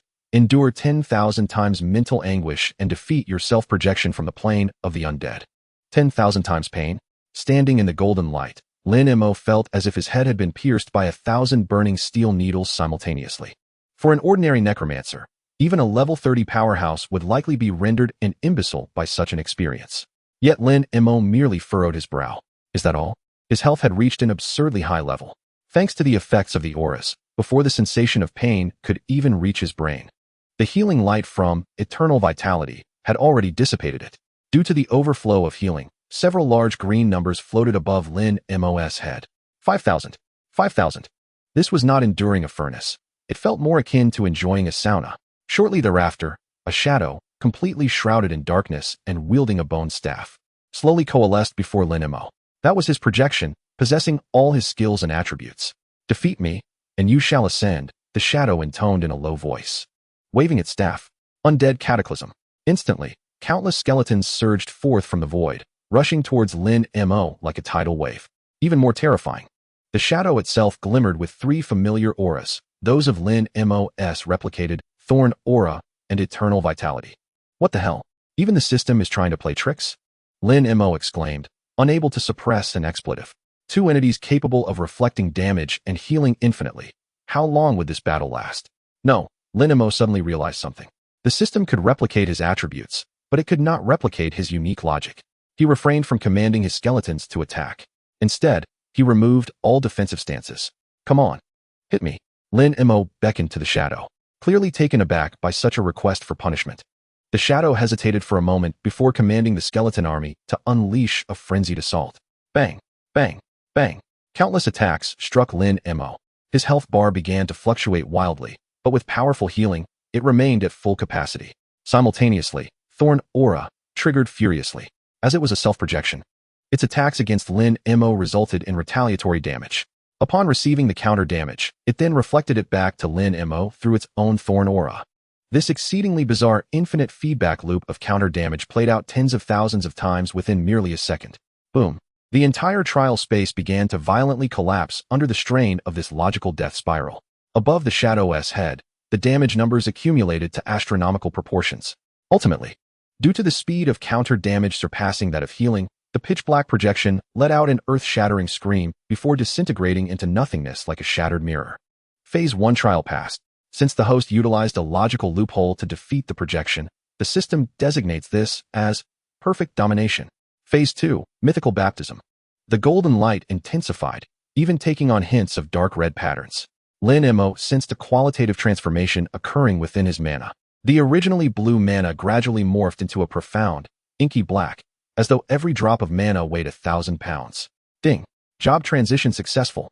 Career advancement. Sovereign of the undead, Lord of Cataclysms, unique mythical. Lord of Cataclysms, you are the very embodiment of death. You are the source of the apocalypse. Unique career trait. All your undead creatures automatically gain cataclysmic enhancements, with attacks inflicting 100 damage that ignores defense. Unique career trait. The radius of your aura influence extends to 1,000 kilometers. Unique career trait. For every creature you slay, your intelligence attribute permanently increases by 1 point. Upon seeing the last trait, Lin Mo's hand trembled slightly. Killing a creature grants an increase of 1 point in intelligence? Is this not akin to turning him into a butcher? If he ventured into a novice village or faced a wave of magical beasts, wouldn't his intelligence soar into the tens of thousands? The golden light gradually dissipated. Lin Mo reappeared on the grassy outskirts of Jianghai City. At this moment, dawn was breaking. Jiang Ling and Su Qingxue were utterly dumbfounded. They beheld that not only had Lin Mo not become an imbecile, but he exuded an undeniable aura of authority that made it difficult to gaze upon him directly. Especially behind him, a colossal throne, subtly formed by countless souls, began to materialize. Lin Mo and Jiang Ling approached, feeling a tinge of anxiety. They noticed that the vegetation within several meters around Lin Mo withered instantaneously, only to frantically burgeon again in the next moment. Life and death rested solely within his thoughts. Do not come closer, Lin Mo gestured, suppressing the surging power that had just erupted. It was a force he had yet to fully acclimate to. He clenched his fist, feeling the immense potential at his fingertips. At this moment, he realized that with a mere snap of his fingers, he could resurrect every grave in Jianghai City. Have you succeeded? Su Qingxue inquired, her voice trembling. Yes, it is done, Lin Mo affirmed, glancing at the vinegar jar still perched on the table's edge. Boss, bring me 2 more youtiao. I've just leveled up and I'm hungry. The boss, who had been secretly observing from a distance, nearly toppled into the oil pot. What kind of divine being is this? Having just attained a mythical class, he still craves youtiao? At that moment, Lin Mo's system panel emitted an urgent alarm. Warning. The arrival of the Disaster Monarch has caused dimensional tremors, detecting an overwhelming tide of magical beasts attacking Bagwan Fortress. The commander has sent a distress message. The defenses have been breached, requesting support. Lin Mo regarded the crimson distress call, a faint smile curling at the corners of his mouth. Killing a monster grants 1 point of intelligence. He dusted off his pants and mounted the slumbering Ergo. Ergo, awaken. There are hundreds of thousands of free intelligence points waiting for us at Bagwan Fortress. Let us go procure them. With a powerful flap, the griffins soared into the sky. This time, their speed exceeded threefold that of before. Jiang Ling stood on the ground, gazing at the rapidly diminishing figure, a premonition washing over her. From this day forth, it seemed the world would truly bear the surname Lin. Chapter 17. Gaining intelligence from slaying monsters? This is not warfare. This is wholesale. Stop staring. Your eyes won't fall out. Lin Mo sat cross-legged atop Ergo, deftly shutting down the flood of private messages that had surged into the thousands. The griffin flew with incredible velocity, the clouds slicing past like blades. Lin Mo glanced at his personal panel, observing the dark red glow emanating from the Disaster Monarch's class suffix, especially the phrase indicating a permanent intelligence boost from monster kills, one that seemed to tempt him toward becoming a nefarious overlord. Ergo, do you think if I slay all the magical beasts outside Bagwan Fortress, my intelligence will surpass 10,000? The griffin let out a cry, whether from excitement or fear, flapping its wings with renewed vigor. Hold the final line. Defend it with your lives. Where are the thunderous cannons? Fire. Do not concern yourselves with whether the barrels will explode. If they do, I will bear the cost. On the walls of Bagwan Fortress, desperate roars filled the air. It was a veritable meat grinder. Below the walls, a horde of 30-level ironhide rhinos charged relentlessly against the reinforced black gold walls. In the sky, countless level 40 bloodthirsty bats descended like a dark cloud, mercilessly tearing at the defenders. A middle-aged general, clad in tattered armor and wielding a chipped great sword, had just dispatched a magical beast that had scaled the walls when he caught sight of a new, even larger shadow looming on the horizon. Was that a 50-level Lord-level abyss beast? The general's face turned as pale as parchment, his grip on the sword faltering. This was it. Bagwan Fortress would not withstand the onslaught. As despair rippled through the soldiers, a shadow suddenly plunged from the clouds. The speed was so great that it created a deafening sonic boom. Was it the support from the Black Dragon Guild? No, it was a griffin. There appeared to be someone seated atop it. In that moment of collective anticipation, Lin Mo guided Ergo to hover directly above the fortress walls. He peered down at the vast sea of magical beasts below, swallowing hard. So many. How much intelligence would this yield? The general looked up at Lin Mo, momentarily awed by his presence, yet panic-stricken as he shouted, "Who is this young man? Retreat. That is a 50-level lord. Descending is tantamount to delivering oneself as a meal." Lin Mo ignored him and stood upright on the griffin. He did not wield a staff. He simply spread his arms wide. Undead calamity. Activation across all domains. A pulse of ethereal blue energy erupted from Lin Mo, a force 100 times stronger than before, radiating outward like a tsunami. Every inch of land the wave touched caused the corpses of magical beasts, even those partially digested bones, to tremble. Then, under the terrified gaze of all, the battlefield, spanning over 10 kilometers, erupted in a cacophony as the once mound of corpses opened their ghostly blue eyes. Whether the fallen steeds of humanity or the remnants of magical beasts, all became Lin Mo's puppets. What level of necromantic magic is this? The general's eyes widened, the pipe he had been smoking falling unnoticed to his feet. Lin Mo had no intention of halting there. He cast a glance at the approaching abyss beasts, a cold smirk gracing his lips. Disaster transformation, activate. Boom. The once pale skeletons were suddenly encased in a thick, metallic-hued, dark red exoskeleton. Bone spikes, curved like barbs, sprouted from the seams of their bones. Most astonishingly, though they wielded no weapons, each skeletal hand inflicted grievous wounds upon the ironhide rhinos. The once impenetrable armor crumbled like tofu. This was true mythical power. In an instant, the tide of battle dramatically shifted beyond Bagwan Fortress. What had been a siege by magical beasts transformed into Lin Mo's one-man demolition crew, relentlessly pursuing and devouring the magical beasts. Lin Mo's system panel began to overflow with notifications. Killed a level 30 ironhide rhino. Intelligence 1. Killed a level 32 Earthshaker tiger. Intelligence 1. Killed a level 35 bloodthirsty bat. Intelligence 1. The alerts rang out in a continuous symphony, merging into an unbroken chorus of chimes. Lin Mo closed his eyes, reveling in the surge of magical energy filling his mind. It felt as if his brain had transformed from a mere water jug into a vast reservoir, not only expanding in capacity, but also gaining a profound weight. Delightful. Lin Mo could not suppress his exclamation, then pointed his staff forward. Little ones. Those oversized beasts are far too arrogant. Bring them to me. The 450-level abyss beasts, still bewildered by the sudden turn of events, found themselves encircled by thousands of reanimated skeletons. As one of the abyss beasts stomped down, its immense power capable of flattening a mountain, the thorns of the surrounding aura activated. 250,000. Holy reflective damage. The beast's leg shattered, blood spraying forth and staining the surrounding snow crimson. Reflective damage was a nemesis to such large, high-damage bosses. The harder they hit, the faster they met their demise. Within 3 minutes, the 450-level lords succumbed to their own reflected damage. Then, Lin Mo reached out his hand, grasping at the air. Rise. The remains of the 4 colossal beasts ignited with a more blinding blue flame. They slowly stood, turning their gaze towards the horde of magical beasts still hesitating in the rear. This scene, the soldiers stationed at Jinbei Pass found themselves collectively petrified. The general who had just issued a command was now leaning against the city wall, tears streaming down his face as he wore a foolish grin.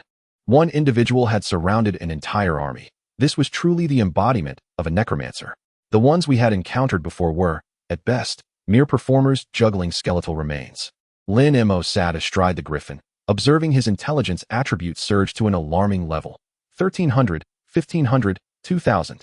As his intelligence grew, the attributes of the skeleton soldiers under his control also skyrocketed, creating a vicious cycle. The quicker the monsters fell, the stronger Lin Mo became. The stronger he grew, the more ferocious the skeletons fought. In the end, the originally brutal beasts began to turn and flee. They recognized that the young man riding the bird before them resembled a demon more than the abyssal creatures themselves. Flee. A smirk curled at the corner of Lin Mo's mouth, revealing a rather sinister smile. Since they had come, why leave? They were all potential points for his intelligence. He commanded 4 abyssal behemoths, now his subordinates, to block the fleeing monster's path. It was akin to catching fish in a barrel. For a whole morning, Lin Mo single-handedly cleared the tide of monsters outside Jinbei Pass, leaving not even a single hair intact. All the corpses were transformed into undead. At this moment, Lin Mo stood backed by a disaster army capable of flattening any secondary city. Current intelligence of the host, 3,850. Mana, 385,000. Gazing at these numbers, Lin Mo pondered whether, upon returning to school for the graduation assessment, he could shatter the test dummy responsible for measuring damage with just a finger. Just then, Ergo suddenly emitted a warning bark. From the depths of the distant forest, an otherworldly melody, akin to a mournful horn, echoed. A group of individuals clad in pale robes and masks slowly emerged from the shadows. Leading them was one holding a lantern radiating green light. The disaster lord spoke in a raspy voice. You actually managed to ascend in such a small place as Jianghai City. Since you have taken this position, you must bear certain consequences. Lin Mo raised an eyebrow, leaping down from Ergo's back to stand atop an abyssal behemoth's head. Which faction do you belong to? Consequences? Fine, let us first see if your corpses are sturdy enough to grant me some intelligence points. The masked man halted, letting out a cold snort. We are the guides of the Yellow Springs. Lin Mo, do not think that slaying a few low-level beasts makes you invincible. A mythic-class profession is not merely about glory, it is a curse. From this moment onward, the world's top powers will be watching you, unless you join us. Lin Mo casually dug at his ear, producing the purple equipment he had just found to wipe it clean. Such excessive chatter.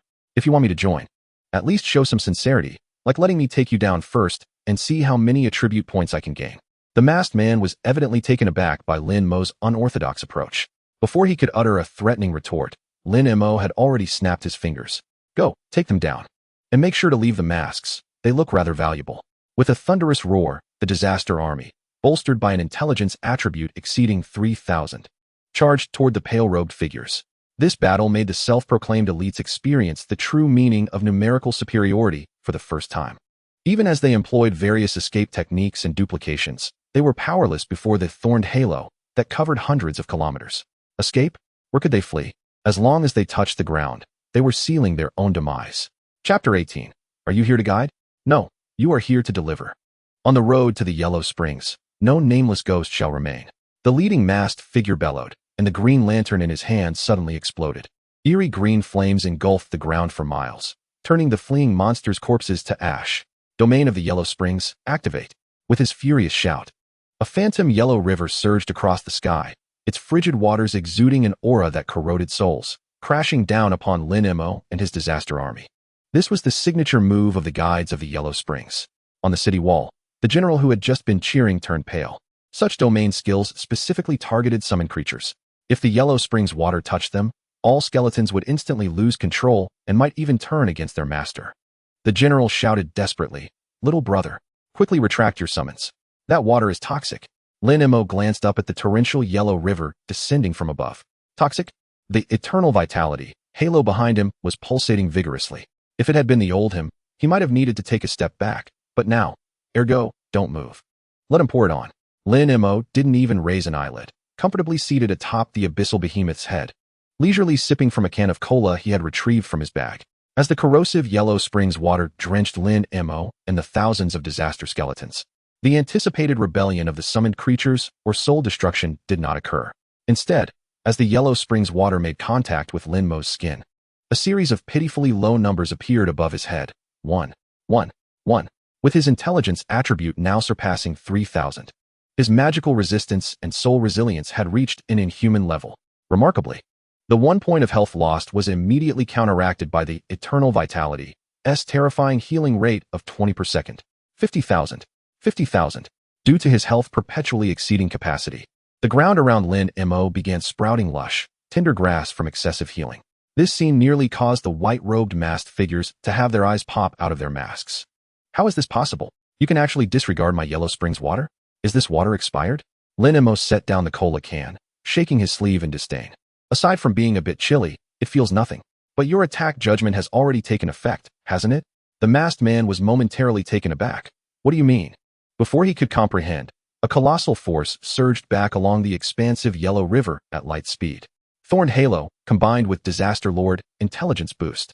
Damage Reflection Multiplier, 500 times current spell power. The rushing Yellow Springs River abruptly turned in midair. The once frigid yellow waters transformed into a scorching dark red under the influence of the reflected damage. No, this is impossible. The masked man let out a piercing scream, attempting to retract his domain, but the cost of backlash from a domain skill was fatal. Bang, bang, bang. His white-robed companions, unable to utter a sound, were instantly reduced to dust by the rebounding force. The leading masked figure, though he managed to block a portion of the attack with a golden life-saving artifact, still had half his body blown away. Kill level 35 Yellow Springs Assassin, Intelligence 1. Kill level 35 Soul Mage, Intelligence 1. Kill level 38 Guide, Intelligence 1. Lin Mo watched the flickering panel, shaking his head in dissatisfaction. Is that all I gained? You're supposed to be an organization. Are there so few elite monsters? The masked man was barely clinging to life, sprawled on the ground, gazing at the colossal skeleton approaching him step by step, his eyes filled with despair. What level are you? He stammered. I'm only at level 15, just transitioned. Lin Mo leapt down from the giant beast's head, crouching before the masked man, lightly tapping his staff against the mask. From your tone, it seems your organization is quite formidable. How many like you are there? The masked man let out a bitter laugh, blood frothing from his mouth. Don't get cocky. You've killed members of the organization, and now you've been marked by the Grim Reaper. All right, enough with the theatrics, Lin Mo replied, a hint of impatience in his voice as he snapped his fingers. With a decisive chop, a skeletal soldier, now adorned with poisonous spikes, severed the masked man's head. Kill of level 40 elite NPC Huangquan Inlu Run, Intelligence 10. Only 10 for level 40? Disappointing. Lin Mo rose, surveying the spoils scattered across the ground, waving his hand. Ergo, get to work and retrieve those valuable lanterns. Just then, from the distant horizon, toward Jianghai City, a dozen powerful presences were rapidly approaching. These were the true top-tier powerhouses of Jianghai City, the director of the Education Bureau, the commander of the city guards, and several guild leaders.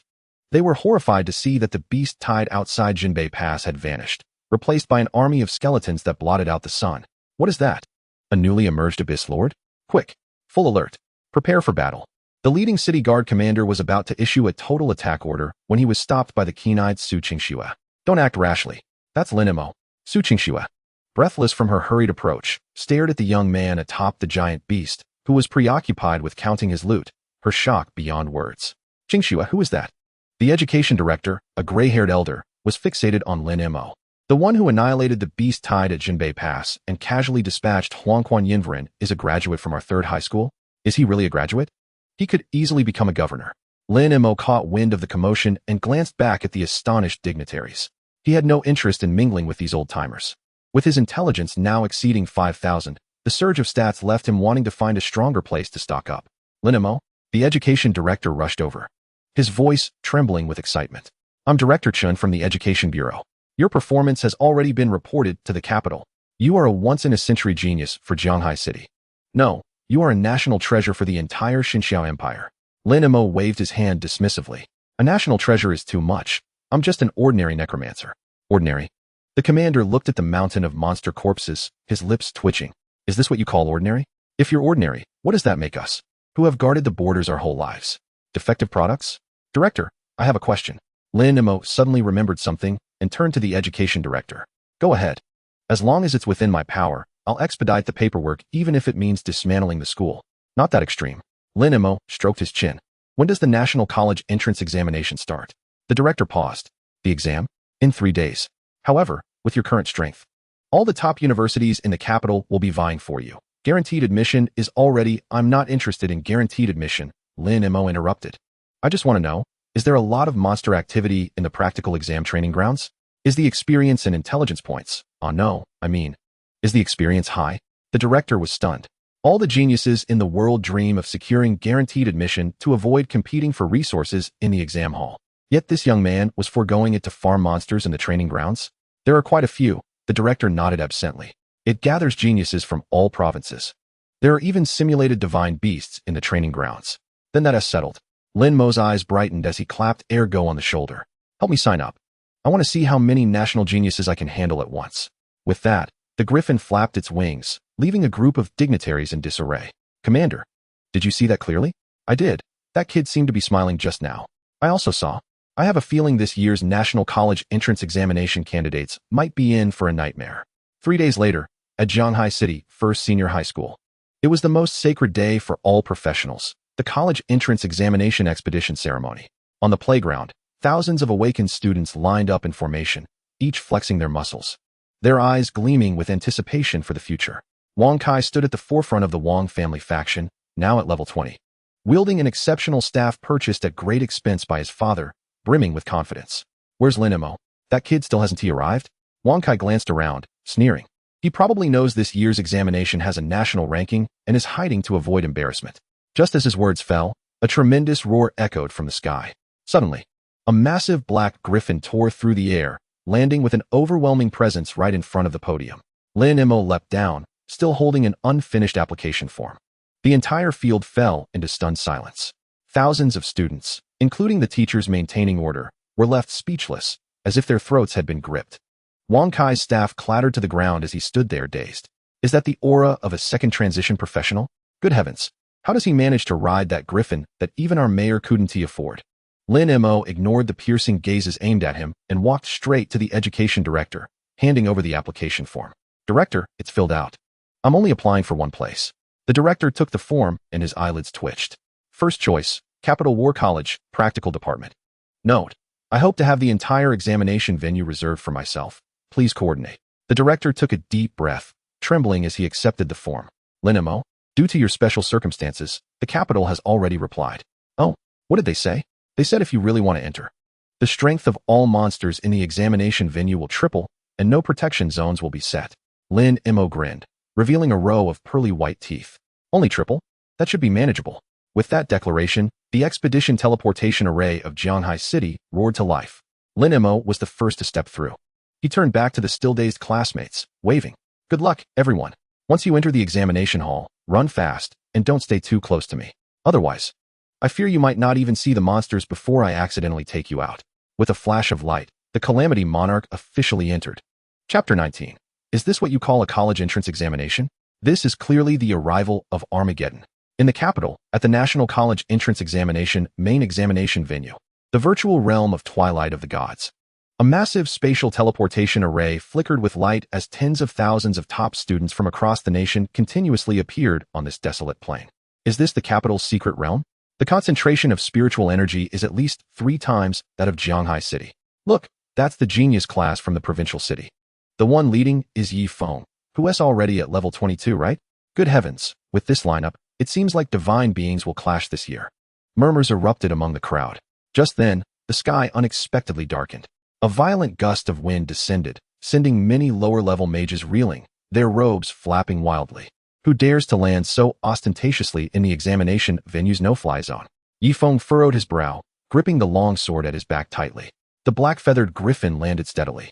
And Lin Mo, yawning, leaped down from Ergo's back, casually stuffing an unfinished youtiao into his pocket. A profound silence enveloped the area. A griffin? Surely. That is a platinum-tier mount. Which wealthy heir does it belong to? Wait, does he bear the emblem of Jianghai City on his chest? How can such a formidable individual emerge from a small place like Jianghai? Ignoring the peculiar stares, Lin Mo glanced at the countdown flashing in his retina. Only 3 minutes until the examination commenced. Ergo, find a cool spot to rest. Do not steal my experience, he instructed, patting the griffin. At that moment, a dignified yet slightly exasperated electronic voice resonated from above the secret realm, detecting Special Examinee Lin Mo entering the venue. According to the joint resolution of the National Admissions Office and the military, the difficulty of this year's practical examination has been adjusted. Current map monster strength increased to 300. Current map monster spawn frequency increased to 500. Warning: due to the elevated difficulty, the mandatory escape protection has been lifted. Examinees should act according to their abilities. As the announcement concluded, the previously clamorous examination hall erupted into chaos. Triple strength? Quintuple spawn rate? Are they mad? Lifting the protection mechanism? Are they sending us to our doom? Who is Lin Mo? Why should all of us risk our lives because of him? With a swish, thousands of furious gazes converged upon Lin Mo. Yifeng approached, wielding a heavy sword, his eyes icy. You are Lin Mo? The Necromancer from Jianghai City? Because of you, this year's mortality rate will surely increase tenfold. How do you intend to account for this? Lin Mo glanced at him, then at the aggrieved geniuses around him, and suddenly chuckled. Account for? What do you expect me to provide? If you find the difficulty too daunting, you may withdraw now. Stretching lazily, he lightly tapped his staff on the ground. As for these triple-strength monsters, they are but mere trifles to me. Arrogance. Yifeng's forehead pulsed with veins. I'll see how you are overwhelmed by the tide of monsters. Just then, the countdown reached 0. Practical exercise officially commencing. Wave 1. Abyssal Shadow Wolves. Level 30. Enhanced. Boom. At the far end of the secret realm, behind a once desolate hill, a dark horde of wolves surged forth like a black flood, exuding an earth-shattering momentum. Level 30? The first wave comprises level 30 monsters, and they are enhanced. Help, their attributes surpass mine as a level 20 warrior. Many examinees, upon seeing the multitude of wolf eyes, felt their legs turn to jelly. Form ranks. Everyone gather to the center. Yifeng shouted, attempting to organize a defense. However, the wolves' speed was too swift.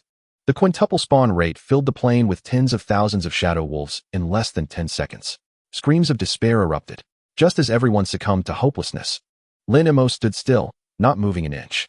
Cataclysm, arise. Buzz.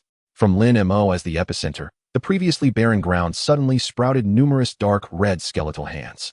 Following that, 1,000 enormous skeletons, adorned with reverse barbs, erupted from the earth. These skeletal warriors formed no ranks nor defenses, but like a pack of unleashed mad dogs. They howled and charged back towards the wolf pack. Is he intent on a head-on collision? Those are enhanced level 30 monsters. Before the thought completed, bang. The foremost shadow wolf collided violently with a cataclysm skeleton. 1. The skeleton didn't even flinch. Immediately after, a gigantic crimson number burst forth above the wolf's head. 28,000. Five-fold damage reflection. The wolf couldn't even emit a cry. Its entire body was instantaneously reduced to a mist of blood. Not just it. Any shadow wolf that ventured within a 1,000-meter radius of Lin Mo, regardless of how swiftly it moved, would explode the moment it touched a skeleton or entered Lin Mo's aura. Boom, boom, boom. A series of dense explosions resounded across the plain, creating an extraordinarily eerie scene. Within 1,000 meters of Lin Mo, there seemed to exist an invisible death zone. Any shadow wolf that charged in was instantaneously transformed into a blood mist, leaving no corpse behind. Lin Mo calmly took out a bottle of red tea and sipped, listening to the frenzied notifications ringing in his ears. Kill 30 level shadow wolf. Intelligence 1. Kill 30 level shadow wolf. Intelligence 1. The frequency, the intensity, this is true profit. Lin Mo gazed at his rapidly rising attribute panel, feeling quite pleased. Meanwhile, Yifeng and the others, struggling at the back, were nearly dumbfounded. They were desperately blocking, consuming potions, and healing. Yet, when they looked up, Lin Mo appeared to be enjoying the scenery. President, am I seeing things? A trembling auxiliary girl inquired. How are those monsters destroying themselves? That's damage reflection. It's a top-tier aura. Yi Feng gritted his teeth, his jealousy threatening to spill over. Yet the reflection value was simply outrageous. Those were elite monsters of triple strength. Before they could regain their composure, the second wave of monsters had already descended. Wave 2, Aerial Overlord Corrosive Dragon, level 35. In the sky, thousands of 10-meter wingspan dragons blotted out the sun, bombarding the ground with streams of dark green acidic saliva. It's over. Our ranged capabilities can't keep up. This acid deals percentage-based damage, and the priest can't heal us. The examination hall was in disarray. Lin Mo looked up at the sky, frowning slightly. If my clothes get dirty, cleaning them will be quite a hassle. He pointed his staff toward the sky. Cataclysmic arrow array fire. Swish, swish, swish. The 1,000 cataclysm skeletons on the ground suddenly and uniformly pulled out their ribs. Indeed, they pulled out their ribs. At the moment of release, those ribs transformed into pitch-black bone arrows, slicing through the air with a chilling whistle, soaring skyward. 100 damage ignoring defense. 100 auto-tracking. Thud, thud, thud. In the sky, the once mighty dragon swarm began to plummet like dumplings, one after another. Each bone arrow, upon piercing a dragon, would trigger a secondary explosion, instantly coating the surrounding dragons in green toxins. Ding. Intelligence 1. Ding. Intelligence 5, Overlord bonus. Lin Mo observed his intelligence attribute surging to 6,000 points. Suddenly feeling that this triple difficulty was a tad low. Hey, Yi. Lin Mo turned to Yi Feng, who was struggling to dodge the acidic saliva. How about you all take a break? I've got all these monsters covered. Yi Feng nearly spat out a mouthful of old blood in frustration. This is the college entrance examination, the most serious test for all practitioners in the Empire. You actually want to hog the whole thing? Lin Mo, don't go too far. An exceptionally talented student from the imperial capital shouted angrily. The resources in the examination hall are limited. If you kill all the monsters, what will we have left to compete for the rankings? Lin Mo shrugged. All right, I'll leave some for you. Having said that, Lin Mo commanded 200 skeletons to form a perimeter around the examination hall. You handle the monsters outside the line. Any that cross into the line, I'll retaliate. The examinees gazed at the terrifying skeletons wielding bone blades, not daring to advance an inch. Meanwhile, in the monitoring hall outside the examination site, a group of esteemed professors from the Imperial Capital University were gathered before the screen, lost in collective contemplation. Does this young man misunderstand the concept of guaranteed admission? He is not taking an exam. He is conducting a literacy campaign. Investigate. Find out how many layers of aura this individual has stacked. On the screen, Lin Mo leisurely opened a can of cola and strolled toward the boss spawn point deep within the secret realm. Behind him, the once prominent group of prodigies now huddled in a corner, gazing at the blood-soaked ground, engulfed in profound existential doubt. Chapter 20, Attack at Will. A single drop of blood constitutes my defeat. Do you genuinely believe I dare not cross this line? At the edge of the examination hall, a youth with a buzz cut, his body crackling with lightning, fixated intently on the skeletal soldier blocking his path, his teeth grinding audibly. He was Zhao Hao, a genius lightning mage from Sichuan province, and ranked among the top 3 in the province. In his eyes, Lin Mo's ostentatious display was nothing short of a slap in the face to all candidates. Merely a necromancer, flaunting a few mutated skeletons as if he were a formidable predator. Zhao Hao's pair of lightning short blades buzzed ominously, eager to see if this bony figure could withstand his thunderstep. Whoosh! Zhao Hao transformed into a streak of lightning, vanishing from sight in an instant. His speed was astonishing, and to ordinary candidates, it appeared as though a blue line had forcibly breached the barrier formed by 200 skeletons. He made it through. Zhao Hao is incredible. Let's show this pretender what true prowess looks like. A wave of cheers erupted from the crowd of candidates behind him. However, Lin Mo remained unfazed. His back turned to them as he squatted on the ground, examining a premium wolf fang that had dropped from the shadow wolf moments earlier. Number 2, be gentle. He casually instructed without raising his head. Suddenly, a calamity skeleton in the front row sprang into action. Its seemingly cumbersome frame burst forth with an agility alien to its kind. Bang! In an instant, Zhao Hao, still in mid-motion, found himself grasped by the neck by a bone claw before he could come within 100 meters of Lin Mo. The inertia caused his body to abruptly halt mid-air, and the sound of cracking bones echoed painfully. Zhao Hao's eyes widened in horror as the skill he intended to unleash was interrupted, and backlash from his magic left his face ashen. To his terror, he realized the skeletal soldier possessed an astonishing strength. Its oppressive force akin to facing a level 50 lord. I told you not to approach, Yet you refused to heed my warning. Lin Mo stood, brushed off the dust from his pants, and turned to face Xiao Hao. Your speed is commendable, but your vitality is lacking. Had I not issued a non-lethal command, you would have already become fertilizer for this ground. With a dismissive wave of his hand, the Calamity Skeleton casually tossed Xiao Hao back into the crowd like discarded refuse. The arena fell into an eerie silence. This was the stark disparity of power. Before the stunned crowd could recover, a dark fissure suddenly tore open in the sky. A dense, almost palpable aura of death surged forth from the rift. Warning. Due to the examination's difficulty escalating to 300, a hidden mechanism has been triggered. The war avatar of the ancient deity has prematurely descended. Current boss level, LV-55, Demigod Projection. Boom.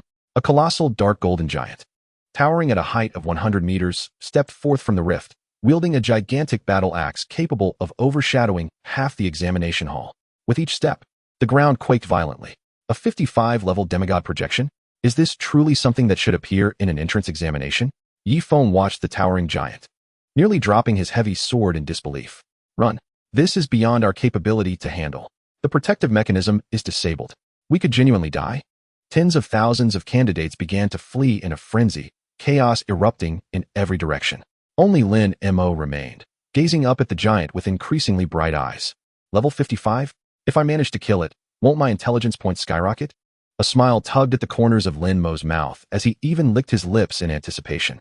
The giant, noticing Lin Mo below, deemed this insignificant insect's audacity to meet its gaze as an affront to divinity. Mortal, perish. The demigod roared like thunder, its massive axe descending forcefully upon Lin Mo's position. The speed of the axe was blinding, creating a terrifying sonic boom as the air violently collided.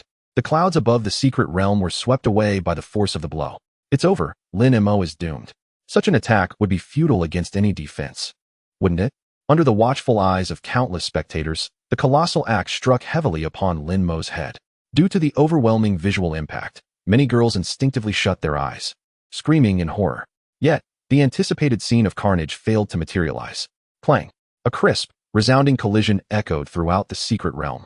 An image forever etched into the minds of all candidates. The axe, capable of cleaving mountains, halted just shy of a centimeter above Lin Mo's head, as if it had collided with an invisible wall of divine steel.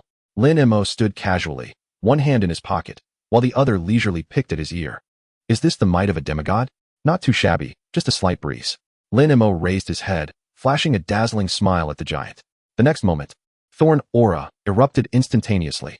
Lin Mo's intelligence attribute had now surpassed 500 points, and his mana pool was dauntingly vast.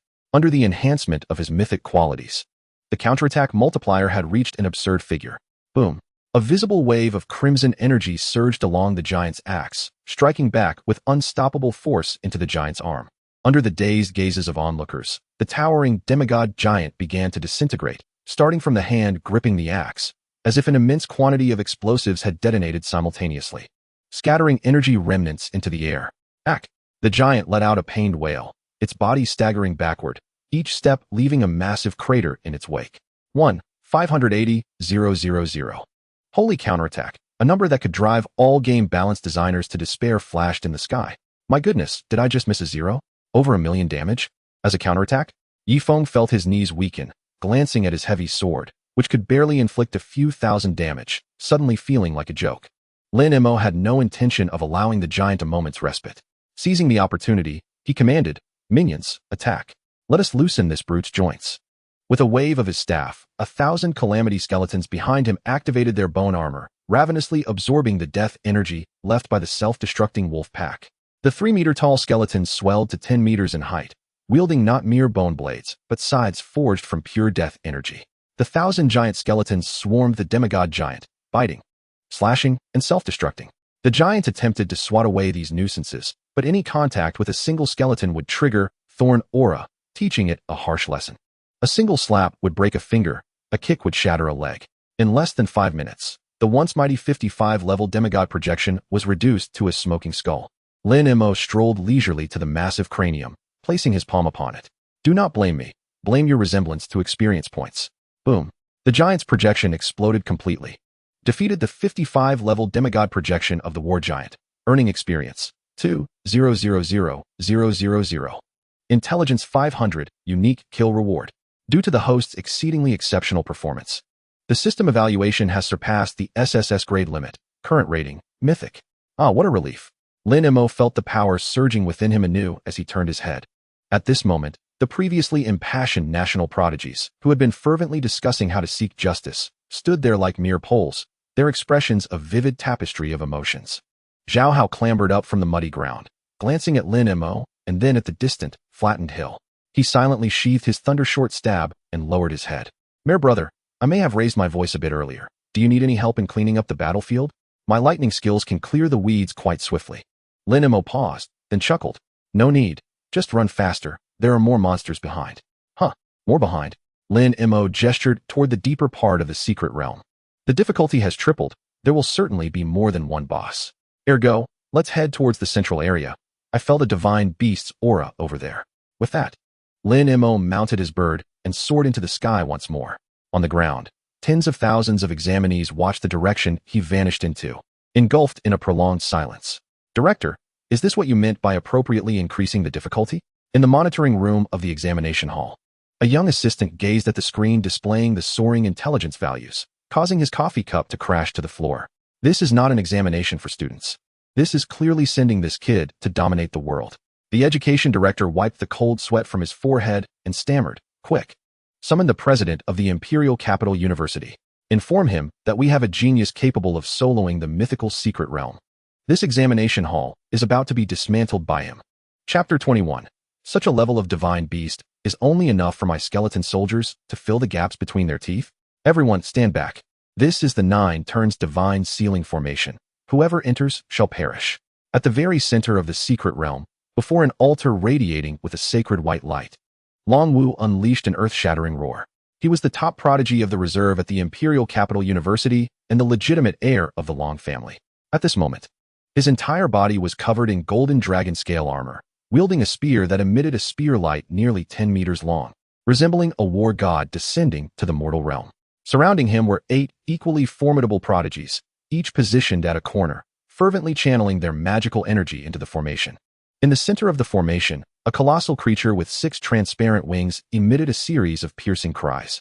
6-winged angel remnant, LV-60, legendary boss. This was the true final test of this year's college entrance examination, a supreme monster born from the triple difficulty. "Brother Long, its defense is too thick. Our divine sealing formation is on the verge of collapse." A mage prodigy paled, blood trickling from the corners of his mouth. "We must hold it down." Long Wu gritted his teeth, his eyes fierce, declaring, "As long as we obtain its divine essence, we will be among this year's national top 10. Anyone who falters now will face the wrath of the Long family." At this critical juncture where the prodigies of the imperial capital were risking everything, a leisurely sound of air being sliced through came from afar.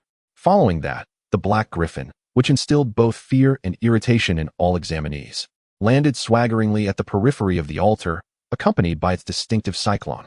Lin Mo leaped down from Ergo's back, holding a map of the secret realm he had found, scratching his head as he examined it.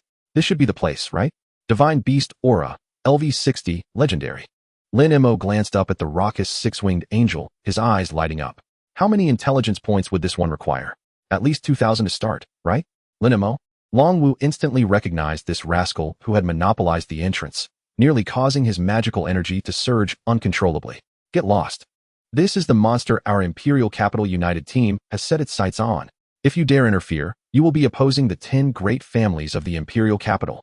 Lin Mo paused, looking quizzically at the sweat-drenched prodigies. "You all seem to have worked hard on this formation, but it looks like that big bird is about to break free. Can you really handle it?" "No need for your concern," Long Wu roared, thrusting his spear into the heart of the formation. 9 turns divine sealing, refined for me. Buzz. The formation radiated brilliantly, and innumerable golden chains appeared out of thin air, binding the 6-winged angel firmly in place. However, a LV-60 legendary boss was not so easily subdued. The 6-winged angel suddenly opened its eyes, a flicker of mockery flashing through its golden pupils. Miserable insect. It spread its 6 wings wide, unleashing a divine storm capable of obliterating everything within a radius of several kilometers. Boom. The so-called 9 turns divine sealing formation crumbled before that absolute power, as fragile as a soaked newspaper. Poof. Long Wu and the other 9 all spat out blood in unison, like kites with severed strings. crashing heavily against the stone pillars surrounding the altar. It's over. Long Wu collapsed to the ground, watching the angel break free from its bindings. Slowly raising its golden holy sword, despair etched in his eyes. A triple difficulty legendary boss was simply beyond the current player's capacity to contend with. Just as the holy sword, capable of slicing through space, was about to descend, a somewhat languid figure appeared in the center of the altar without anyone noticing. Hey, where's that big bird aiming to strike? Lin Mo leaned on his staff, his tone tinged with excitement. Your opponent is right here. The six-winged angel looked down at Lin Mo, its divine arrogance preventing any hesitation as it swung the holy sword with the momentum of judgment. This strike carried a holy purification effect, disregarding any conventional defensive shields. Lin Mo, get away. That's true damage. Su Qingxue and Jiang Ling arrived just in time, their hearts nearly stopping at the sight. Dodge. Lin Mo tilted his head, a slight smile gracing his lips. The word dodge does not exist in my vocabulary. Engage full power. Boom. The golden holy sword struck Lin Mo's shoulder. In that instant, the light generated caused the entire secret realm's monitoring screen to go white. In the monitoring hall outside, dozens of bigwigs sprang to their feet. Has this kid gone mad? He's taking the divine judgment with his flesh? It's over. Now those old geezers from the Imperial Capital University will come after me. If such a genius falls in the secret realm. However, before these bigwigs could finish their lamentations, the brilliance on the screen dissipated. Hiss. A synchronized gasp echoed throughout the hall. Within the secret realm, Lin Mo maintained a relaxed posture with one hand in his pocket, while the altar beneath him lay in ruins. Yet not a single hair on his head was out of place. Not only that, at the moment the holy sword made contact with his body, an exceedingly bizarre red ripple surged along the sword's body, enveloping the six-winged angel at a speed several times faster than lightning. Crack! That was the sound of divine power shattering. For the first time, a semblance of human-like fear appeared in the golden pupils of the six-winged angel. No, this is impossible. Who are you? Who I am is of little importance. Lin Mo brushed the dust off his shoulder. What matters is that I quite like the force behind your strike. Double return. Explode for me. Boom. The entire center of the altar erupted into a massive blood-colored cloud. The once imposing six-winged angel, in that instant, felt as though it had been stuffed with a ton of high-energy explosives. Its health pool of 8 million was reduced to 0 in a visible flash. This is the most terrifying aspect of the current Calamity Lord, as long as you dare to inflict a fatal blow upon me. The damage reflection will directly transcend the limits of the dimensional plane. Bang! The six-winged angel's colossal body disintegrated mid-air, transforming into a shower of golden divine fragments. Defeated LV-60 legendary boss, six-winged angel remnant.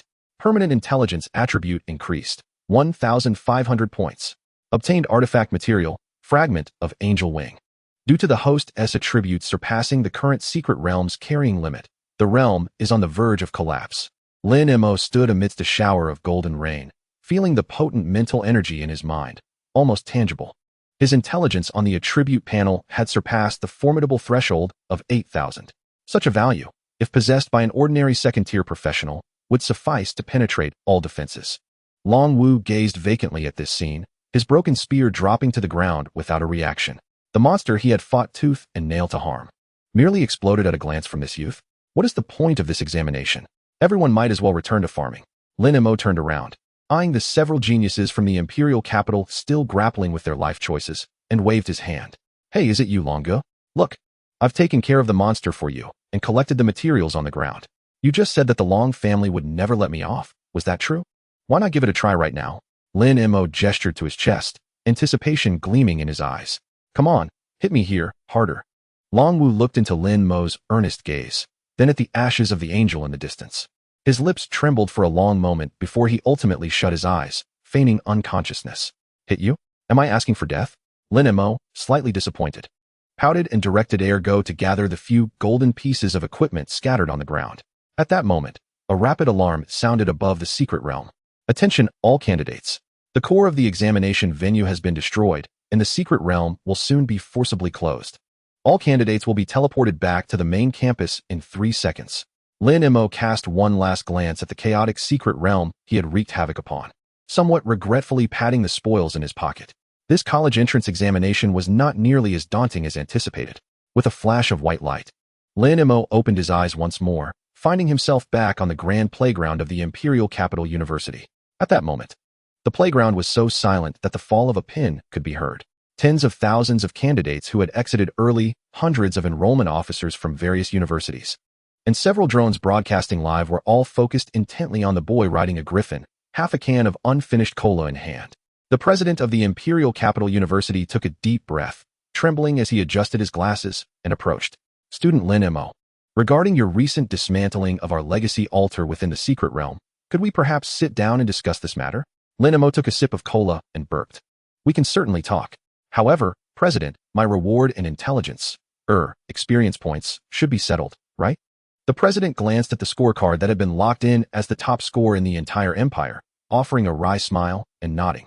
Indeed, not only can it be settled, but as long as you are willing to attend the Imperial Capital University, you may dismantle any secret realm on campus at your leisure. Lin Mo's eyes lit up. Really? Then we must agree on this. If anyone reneges, they are a fool. The surrounding geniuses collectively felt darkness before their eyes, nearly fainting. It was over.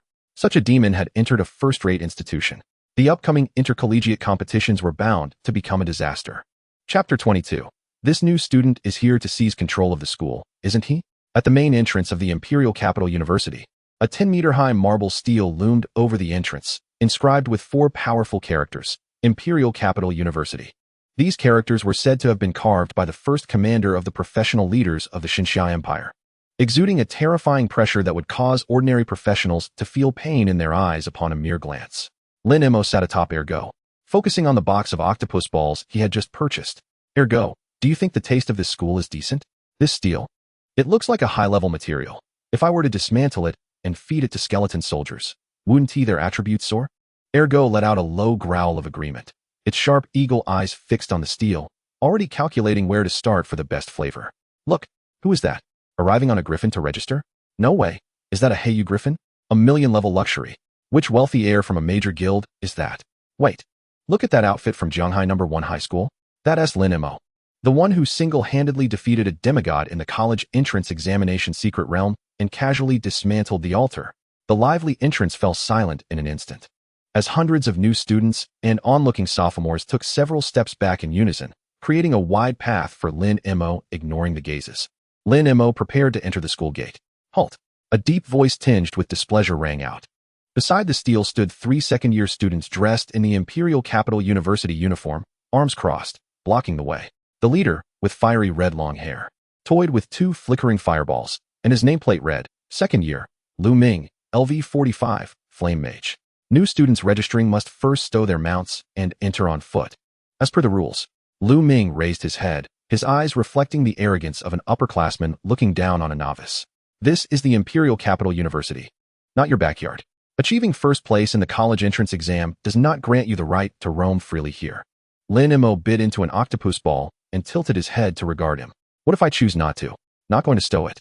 Lu Ming sneered, merging his fireballs into one that erupted with blinding light. The second-year upperclassman's rule was a show of force.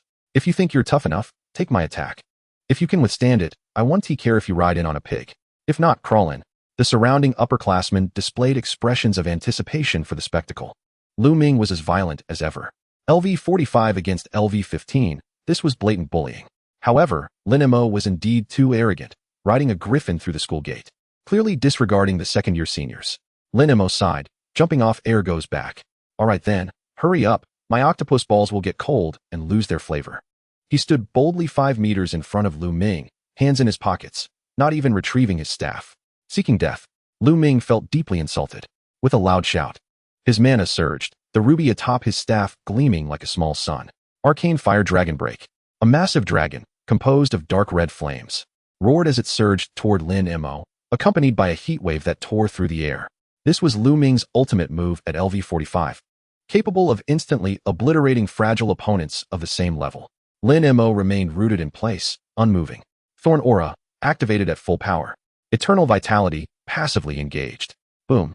The gigantic fire dragon collided fiercely with Lin Mo, the raging flames instantly engulfing him, scorching the ground beneath into a molten, crimson mass. Got him. A smug smile spread across Lu Ming's face. Though he had been a bit heavy-handed, he needed to teach Lin Mo a lesson. However, his words remained unspoken. An extraordinarily peculiar red ripple surged from the still-burning flames, rebounding back to Lu Ming at an incomprehensible speed. Bang! The mage shield atop Lu Ming's head shattered like thin ice upon contact with this ripple. Subsequently, the energy of the fire dragon that had originally belonged to him transformed into a pitch-black, destructive fire after being amplified 1,000-fold through Lin Mo's body, crashing directly into Lu Ming's chest. 280,000. Five-fold true reflection damage. Lu Ming was launched as if struck head-on by a powerful truck, sliding 50 meters across the ground before colliding with the marble steel. Spitting blood, Lu Ming immediately wilted, his valuable staff snapping into two pieces. The venue fell into a profound silence. An eerie stillness enveloped the scene. Those who had previously cheered for the second-year students now resembled ducks with their necks grasped. Unable to utter a single word, Lin Mo emerged from the dissipating smoke. His casual attire, with the collar slightly warm, bore not a single crease. A colossal green numeral flashed above Lin Mo's head, swiftly transforming into a despairingly thick shield of sacred light. Lin Mo cast a sympathetic glance at Lu Ming, who lay beneath the stone tablet, questioning his existence, and shook his head with a hint of pity. I told you to take it slow. The speed of this reflective damage judgment is too quick. I can hardly keep up. Lin Mo approached, halting before the stone tablet, which Lu Ming had cracked open a small fissure in. He extended his hand to touch the crack, and his eyes suddenly sparkled with excitement. Principal, look. This stone tablet has been cracked by a senior. Lin Mo turned his gaze towards several figures hastening from deep within the campus and shouted, "It doesn't look good with this crack. How about I assist the school by removing it and replacing it with a larger stone tablet?" The recently arrived director of education from the Imperial Capital University nearly stumbled in shock upon hearing this. "Lin Mo, stop right there." The director wiped the cold sweat from his brow as he rushed over, glancing first at the unconscious Lu Ming and then at Lin Mo, who was drooling over the stone tablet, his heart aching visibly. "That is a cultural relic. That is a legacy. You wish to help the school by replacing the stone tablet? You covet that black gold divine stone, don't you?" Lin Mo awkwardly retracted his hand, giving a dry laugh. "Director, you misinterpret my intentions. This is merely pure affection for my school. All right, hurry up and register." The director shot him a glare, then looked at the surrounding students who were too stunned to react, sighing helplessly. "From today onwards, an announcement will be made throughout the school. Anyone who dares to trouble Lin Mo will bear their own medical expenses. The school will not reimburse." This declaration firmly established Lin Mo's status at Imperial Capital University. He had just enrolled and had already rendered a prominent sophomore utterly incapacitated. This is no mere freshman. He is evidently the great demon king here to dominate the school. Lin Mo mounted ergo and swaggered through the school gates. As he passed by the first-year students, he waved his hand. "Greetings, fellow students. Let us keep it low-key. Don't emulate that earlier senior. Though my temperament is amiable, the aura surrounding me is rather unruly." The freshmen uniformly lowered their heads, scarcely daring to breathe. In the male dormitory area, Lin Mo was assigned to an independent small villa, specifically intended for SSS-grade geniuses. Upon opening the door, he discovered a black invitation letter resting on the table. Imperial Capital University Freshman Forbidden Zone Challenge. Reward: qualification to enter the ancient tomb of all spirits on campus, containing numerous high-level undead corpses. Lin Mo's eyes gleamed at the mention of high-level undead corpses. High-level ones. Ergo, don't unload the luggage. Lin Mo licked his lips, his gaze fervent. "Let us take a look at this so-called challenge. I'm in need of several high-level templates for my plague skeleton." Just then, an urgent knocking echoed from outside the dormitory. "Lin Mo, open the door. This is Su Qingxue. I've made up my mind. If you don't join our business association, I'll directly join your club." Lin Mo frowned. "I haven't established a club. Then I'll help you create one right now. I've even thought of a name. The Plague Relocation Office." Chapter 23. The Screams in the Forbidden Zone Tower. Is this really cleaning?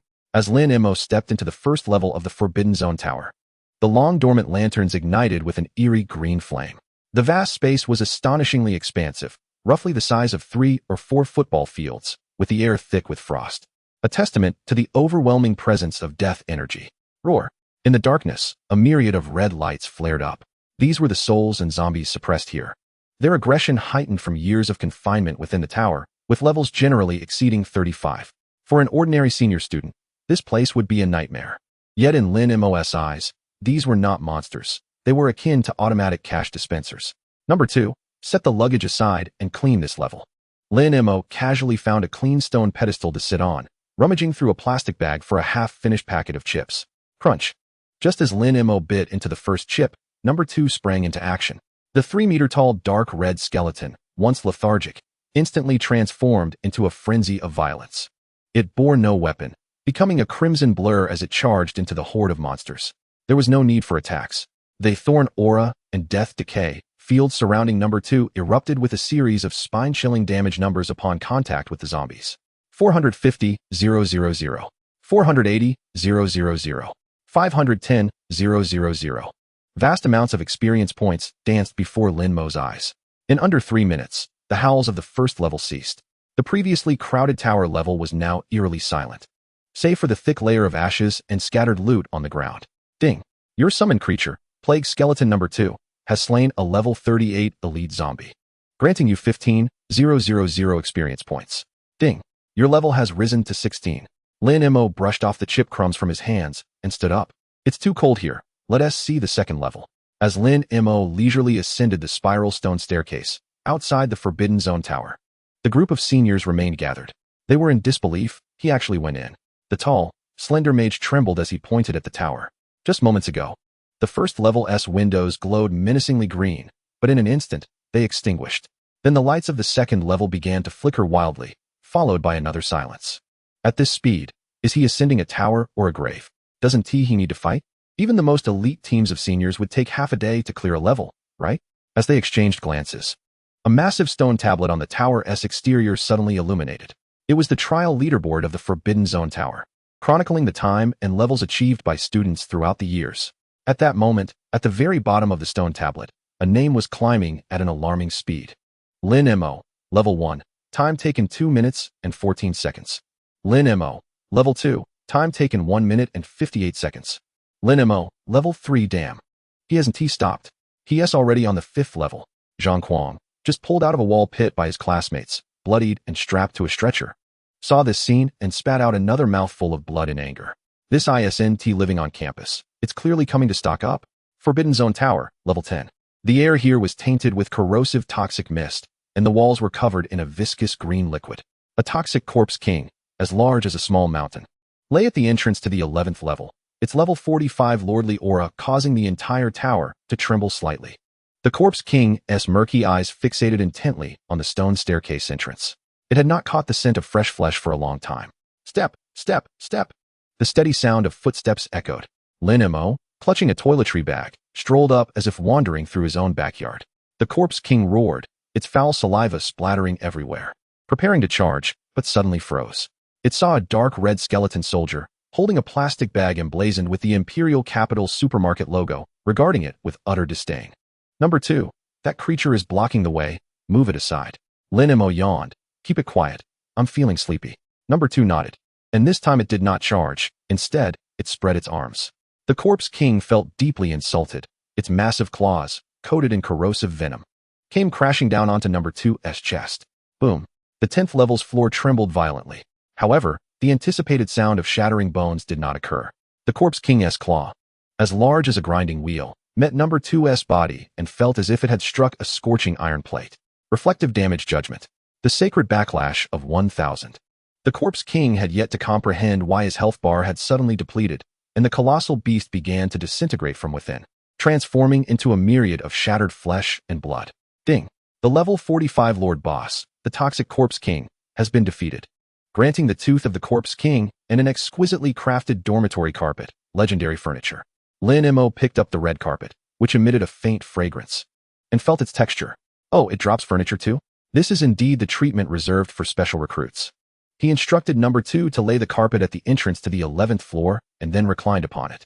Tonight, he decided to rest here and would ascend to speak with his neighbors the following day. Lin Mo slept soundly. However, unbeknownst to him, that night, the upper echelons of the Imperial Capital University were in a frenzy. Old Shin stood in the principal's office, gazing at the screen displaying the survival rate of monsters in the Forbidden Tower. 000, first 10 floors, oblivious to the ash from his cigarette dropping onto his trousers. Principal, is Lin Mo merely going to sleep?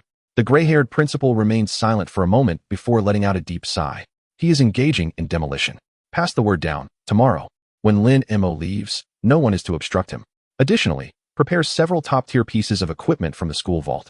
I fear if these items are not dispatched soon, he might completely dismantle the Forbidden Tower by tomorrow.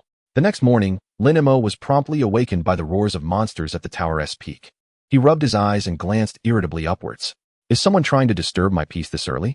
Number 2, please go upstairs and greet them. No need to be rude all day. Number 2 silently cracked his knuckles, the fire within his dark red eye sockets flaring up. Just as Lin Mo was preparing to ascend and consolidate control over the entire tower, a sudden, urgent knocking echoed from outside the Forbidden Tower's grand entrance. Is Lin Mo present? I am from the school's logistics department. Your custom-made mattress has arrived. Plus, a 5-star chef is here to serve breakfast. Lin Mo paused, opening the window to look down. Good gracious. Below the Forbidden Tower, a line of black luxury cars stood in formation, and dozens of suit-clad teachers were waiting at the entrance with ingratiating smiles. This service is indeed impeccable. Lin Mo chuckled, ready to descend. But his attention was drawn to a commotion on the distant playground. A group of arrogant youths rode pure white unicorns adorned with royal insignia, pointing and jeering at the onlooking freshmen. Whereas that national top scholar, has he hidden away in the Forbidden Tower like a coward? The leading youth, with a disdainful expression, cracked the whip in the air, producing a sharp sound. Inform Lin Mo that I am the third prince of the royal family. He must surrender the keys to the Forbidden Tower and come out to bow before me. Hearing this voice, Lin Mo narrowed his eyes, a smirk gracing his lips. Number 2, hold off on breakfast. It seems someone wishes to test the effectiveness of our dormitory's security door. Go, return the prince's greeting. Chapter 24. Do you not realize that disturbing the peace early in the morning is unethical? Zhao Xian, you have brought so many people to block the entrance of the freshman dormitory. You have embarrassed the royal family. A cold female voice abruptly interrupted the third prince's brazen tirade. Su Qingxue, dressed in an ice-blue elite battle uniform, strode into the crowd with a distinctly impatient gait. As one of the only 2 SSS-level special recruits at Imperial Capital University and the young lady of the prestigious Su family, she regarded the flamboyant third prince with indifference. The surrounding freshmen and upperclassmen instinctively parted to make way. Su Qingxue had actually been sent by the old principal. The principal, observing the back-end data, was anxious as Lin Mo rampaged through the Forbidden Tower like a bulldozer, fearing that this ancestor might explode the tower. Thus, he hastily dispatched the icy campus bell to assess the situation. Zhao Xian, perched atop his proud pure-blood unicorn, sneered from his elevated position. Su Qingxue, mind your own business. How dare a country bumpkin from out of town occupy the entire Forbidden Tower? Today, I intend not only to claim his dormitory, but to break his legs so he knows the rules of the imperial capital. Zhao Xian forcefully waved his whip. You lot. Go smash that wretched door for me. Drag him out. The 4 royal guards beside him showed no hesitation, drawing their heavy swords. All 4 were level 45 elite heavy cavalry, their armor shimmering with a dark golden hue. The 4 high-ranking knights charged simultaneously, their heavy footsteps shattering the plaza tiles, as their raging battle aura coalesced upon their heavy swords. Crush it! Just as their swords were about to strike the door, the heavy obsidian gate creaked open on its own. There was no sign of Lin Mo behind it. Instead, a skeleton over 3 meters tall emerged, its dark red hue striking. The skeleton held a bag of foul-smelling monster remains in its left hand and an incongruously pink electric toothbrush in its right. Hollow eye sockets glowed with ghostly green flames, staring blankly at the 4 royal knights before it. The leading knight's eyes glinted with cruelty. What wretched bone frame dares to obstruct the path? Crush it. Skill, Holy Light Cross Slash at full power. 4 heavy swords imbued with terrifying holy light tore through the air and struck the skeletal figure's forehead, ribcage, and shoulders with tremendous force. Su Qingxue's expression changed abruptly, her delicate hand instinctively gripping the sword hilt. Retreat. That is, her warning had not yet finished when 4 earth-shattering explosions resonated. Clang. There was no expected sound of bone shattering. Instead, an excruciating metallic cacophony ensued. Immediately, 4 violently unleashed dark red backlash shockwaves surged back into the bodies of the knights with devastating might. Lin Mo's terrifying intelligence attribute manifested a thorny counterattack of unparalleled ferocity, surpassing even that of death itself. 21-500-000. Holy Backlash Critical Hit Determination. 21-500-000. 21-500-000. 21-500-000. 4 immense and vividly crimson damage figures painted the sky above the plaza a deep blood red. 4 priceless dark golden heavy swords disintegrated into a cloud of iron powder in less than a millisecond. The 4 level 45 heavy cavalry, renowned for their defensive capabilities, did not even have time for a scream. Their armored chests concaved grotesquely. They were propelled backward at a speed tenfold that of their charge. crashing into a fountain pool hundreds of meters away, creating 4 immense craters, their fates unknown. Silence. An eerie stillness enveloped the area. Everyone felt their breaths halted. The once proud, pure-blood unicorn beneath Zhao Xian, sensing the lingering terror of the backlash, lost control in fright. It emitted a wretched scream, collapsing to its knees, unseating the third prince, who tumbled into the mud. Number 2. I merely asked you to dispose of some garbage. Why did it cause such a ruckus? Do you not know it is unethical to disturb the peace so early in the morning? A languid voice drifted from within. Lin Mo emerged, clad in loose casual attire, leisurely holding a specially prepared crab roe dumpling delivered by the logistics department. He casually popped a dumpling into his mouth, glancing down at the bloodied and disheveled Zhao Xian without a second thought, his gaze instead landing on the stunning Su Qingxue at the front of the crowd. Oh, Su. The campus bell? You came looking for me so early. Is there something you need? Lin Mo greeted her nonchalantly while chewing. Su Qingxue stared dumbfounded at the 4 heavy cavalry, now coughing up blood 100 meters away, then glanced at the terrifying skeleton beside her, which held the pink electric toothbrush and bore no scratches. Her exquisite face twitched violently. Taking several deep breaths, she managed to suppress the storm of emotions within her. The old principal sent me to check if you were alive in the tower. Su Qingxue's voice remained icy, yet her tone now carried a hint of trepidation that even she was unaware of. I must inform you that the freshman orientation ceremony is about to commence. However, it seems you are quite comfortable here.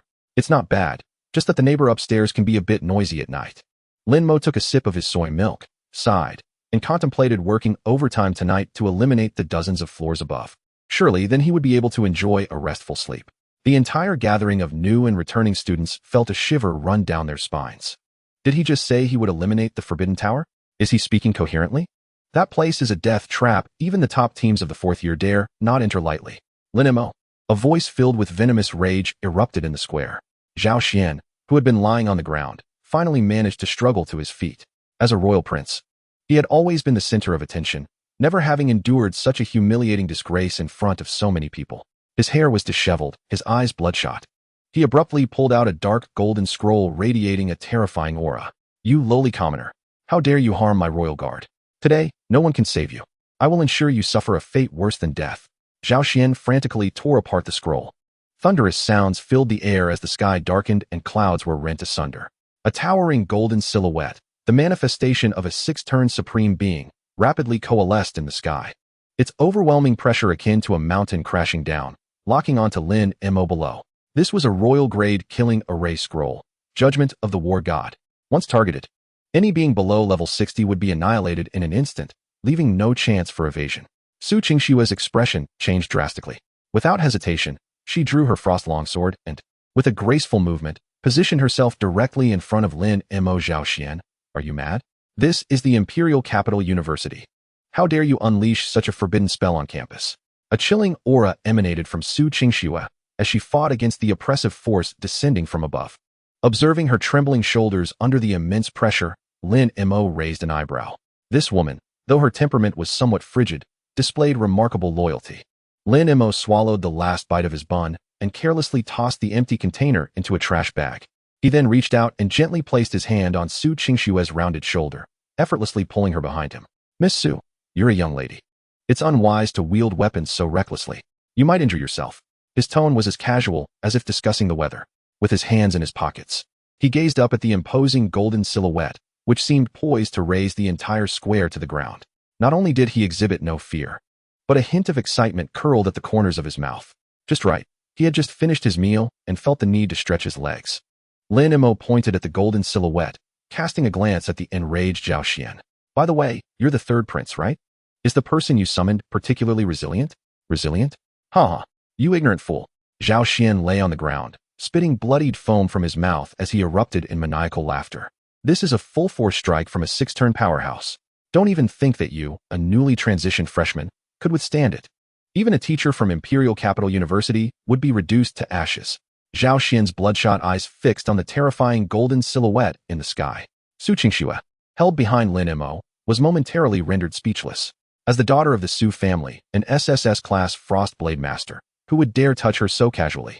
Especially at such a critical juncture when a 6-turn forbidden spell was about to be unleashed.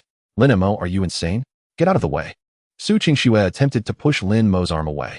This is Judgment of the War God, which carries absolute lock-on and true damage. Your summoned creature cannot possibly block it. We can still escape. But Lin Mo seized her wrist with surprising strength. The sensation was chillingly smooth. Escape? Why would I? He did not even turn his head, his gaze still fixated on the silhouette above. I haven't even done my morning exercises yet. This hefty figure is perfect for a bit of movement. Besides, you're a lady. Stop jumping in front of men all the time. Su Qingxue struggled, but to her astonishment, Lin Mo's grip was unyielding. Her own strength, exceeding 1,000 points, was utterly inadequate against him. The golden silhouette in the sky raised its colossal light sword. With no flourish, the sword, imbued with savage momentum, descended directly toward Lin Mo's head. The surrounding students had long since fled several hundred meters away, terrified of the fallout. Number 2. Hold your toothbrush steady and push back, Lin Mo yawned. The skeletal minion, number 2, displayed a flicker of soul fire in its hollow eye sockets. Instead of retreating, it faced the descending light sword, lifting its pink electric toothbrush in defiance. Boom. The enormous light sword struck the pink electric toothbrush with tremendous force. A tempest of energy erupted, sending the ground's stones flying into the air. Su Qingxue instinctively closed her eyes. 1 second. 2 seconds. Nothing happened. When Su Qingxue opened her eyes, her pupils shrank to the size of pinheads. The scene above was utterly surreal. The imposing golden silhouette, frozen mid-strike, remained suspended in the air. Meanwhile, the pink electric toothbrush in number 2's grasp was completely unharmed and even buzzing with activity. Then, a blinding dark red light shot straight up from number 2's skull. Thorned Halo Divine Retaliation triggered. Given that the golden silhouette's strike was a full-force explosion from a 6-turn powerhouse, the damage threshold was extraordinarily high, resulting in a retaliatory damage value that soared beyond the limits of reason. 8999999. Divine True Retaliation.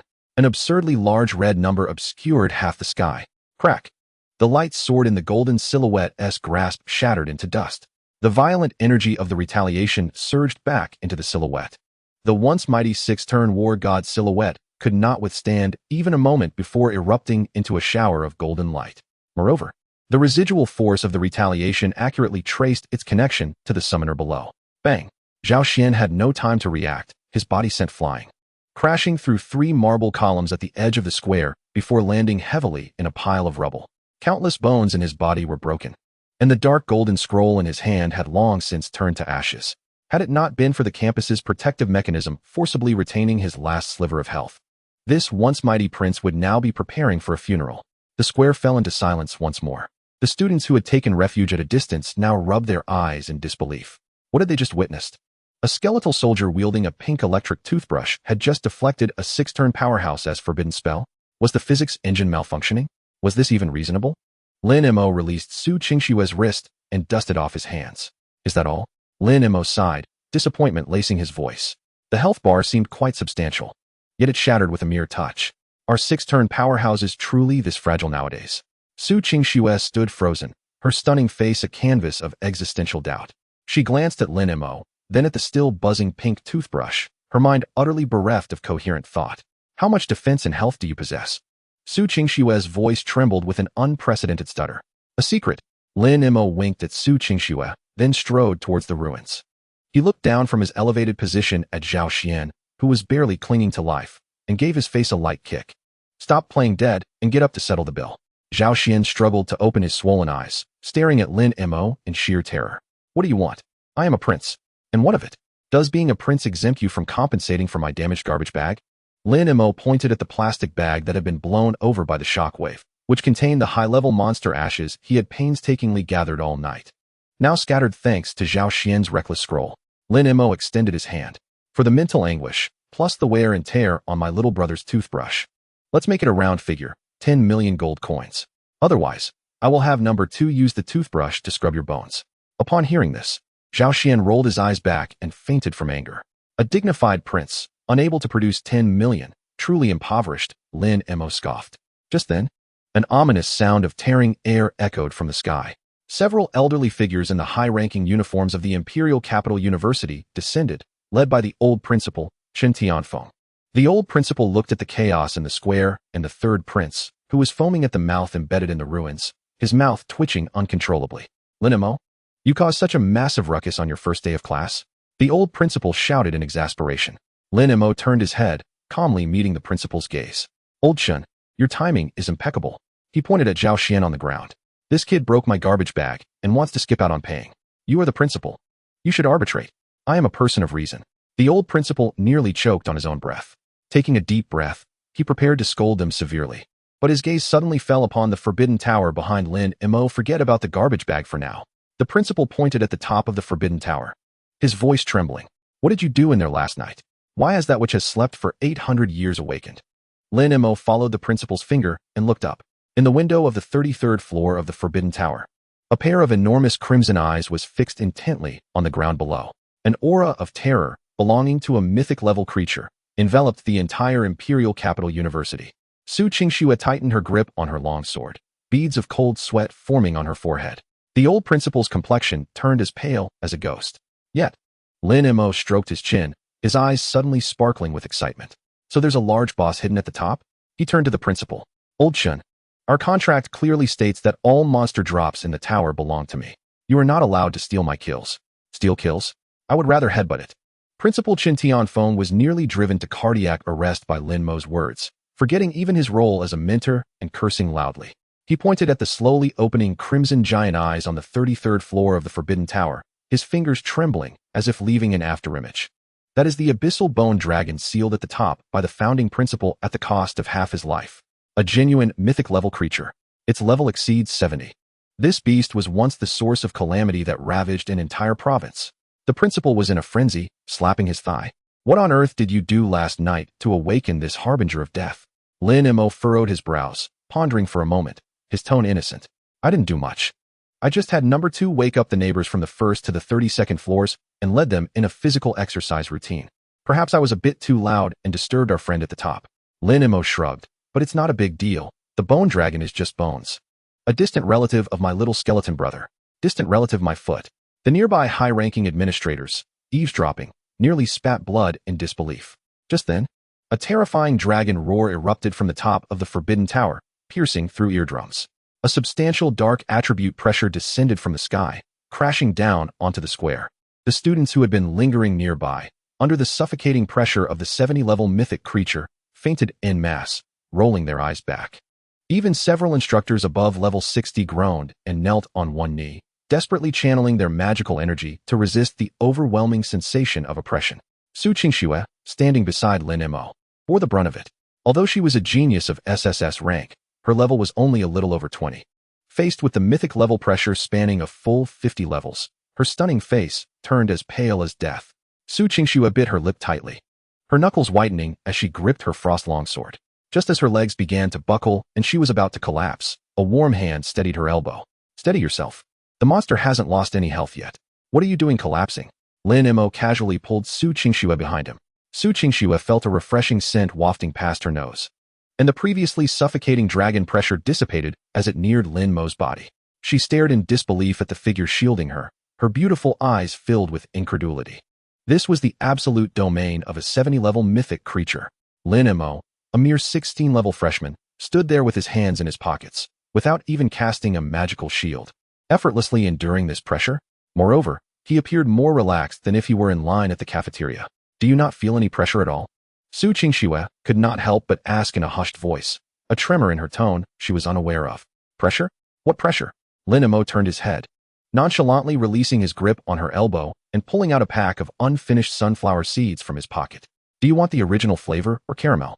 Su Qingxue looked at the sunflower seeds being offered to her, her mouth twitching violently as she lost all desire to communicate. What on earth is this guy's nerve made of? The sky continued to shift ominously.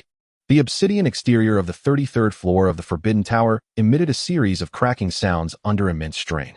A massive dragon claw, covered in black bone spines, suddenly thrust out from within the tower, shattering the hard exterior wall. Following that, a colossal skeletal dragon head emerged from the tower. The abyssal dragon breath, a deep blue, surged in its cavernous throat, causing the surrounding air temperature to plummet, and even the debris on the ground froze into thick black ice. Not good. It's going to breathe. Principal Qin Tianfeng shouted, his face pale with fear.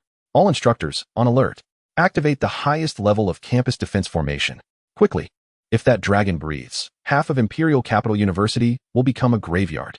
A dozen high-ranking instructors dared not hesitate, pulling out their formation artifacts, preparing to withstand the onslaught. At that critical moment, Lin Mo tossed aside the sunflower seed shells and clapped his hands. I say, neighbor upstairs. Spitting on the ground early in the morning is not a good habit. Lin Mo looked up at the dragon head, which was several sizes larger than a truck. His tone tinged with dissatisfaction. Old Shun, let me confirm one last time. This bone dragon, is it not private property of our school? He glanced back at the principal, who was furiously forming seals. Is that really what you care about at a time like this? Principal Chun stamped his foot anxiously. It's an astral aberration sealed by the founding principal. Strictly speaking, it does not belong to the school, but it is about to destroy the place. As long as it's not private property, then if it gets damaged, I have to compensate.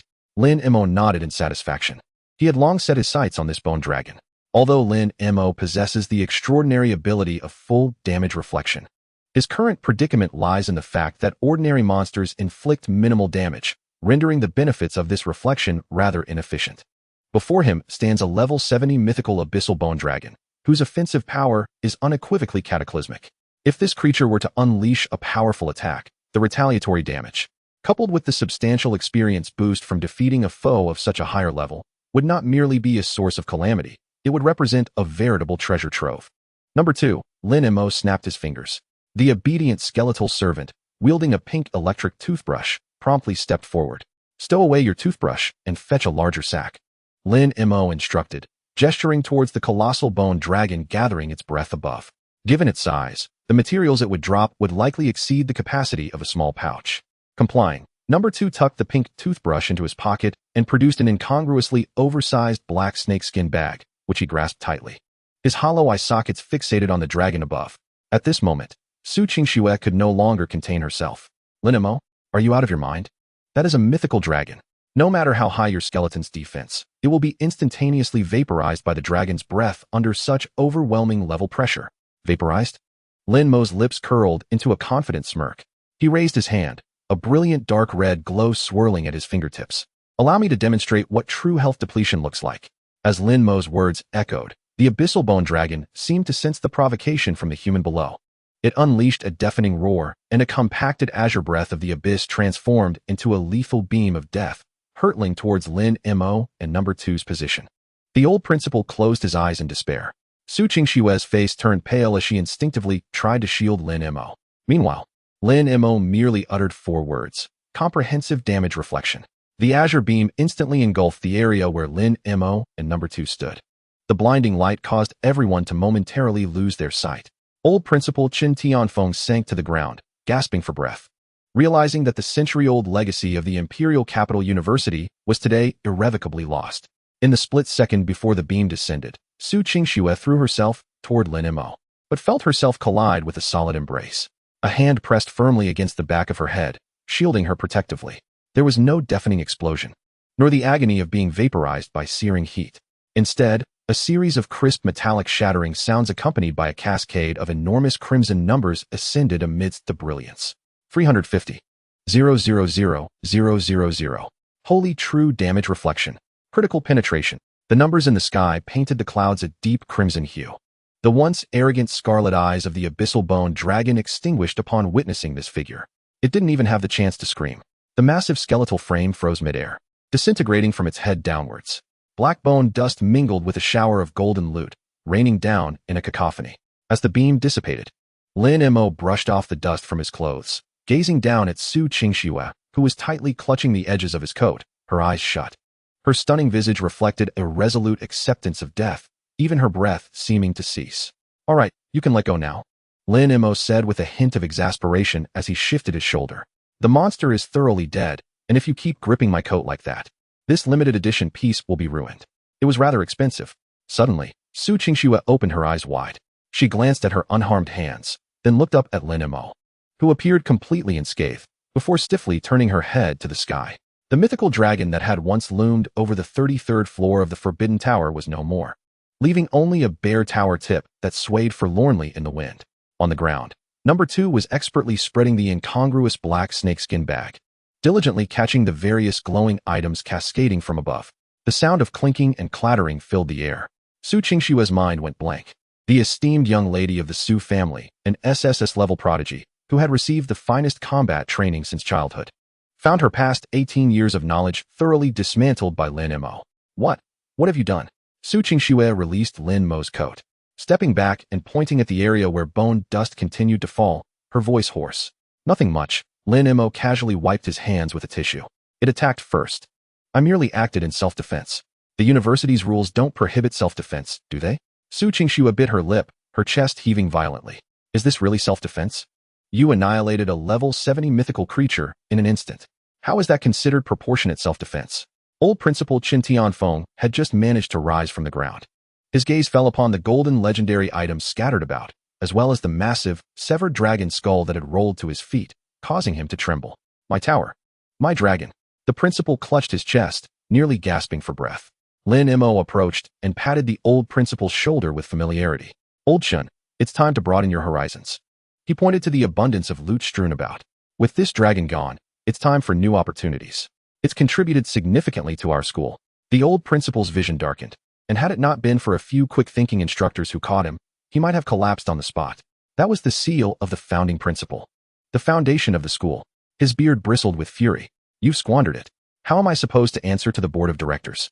Lin Mo shrugged. Not bothering to respond. He approached number 2, peering into the snakeskin bag. This encounter had resulted in an astronomical amount of experience from defeating a mythical level 70 boss. Ding. You have achieved a level up from defeating the Abyssal Bone Dragon, gaining 250,000 experience. Ding. Your level has increased to level 25. Ding. Your level has increased to level 26. Rising 10 levels in a single sweep, Lin Mo soared to level 26. Such an astonishing rate of advancement would undoubtedly leave practitioners nationwide astounded.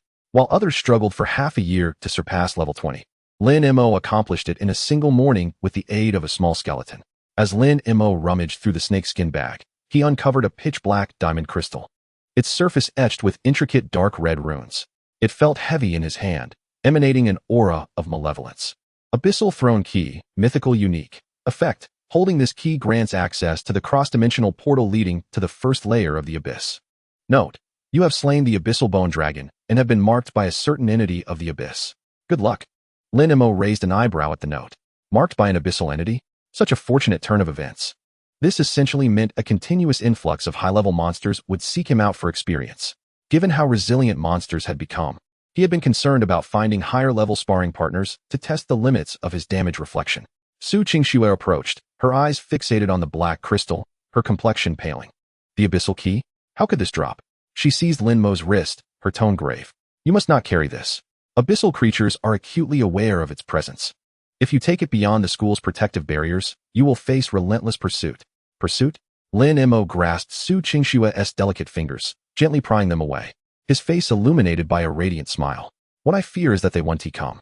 Lin Mo casually tucked the key into his pocket and gestured towards the distant figures of the third prince's guards, who were slumped against the wall, unconscious. Old Chun, you can handle the repair costs for these con artists. Also, the rooftop of my dorm is leaking. It's uninhabitable. I plan to check into a presidential suite at a luxury hotel to catch up on some sleep. Remember to transfer my special scholarship funds to my card in advance.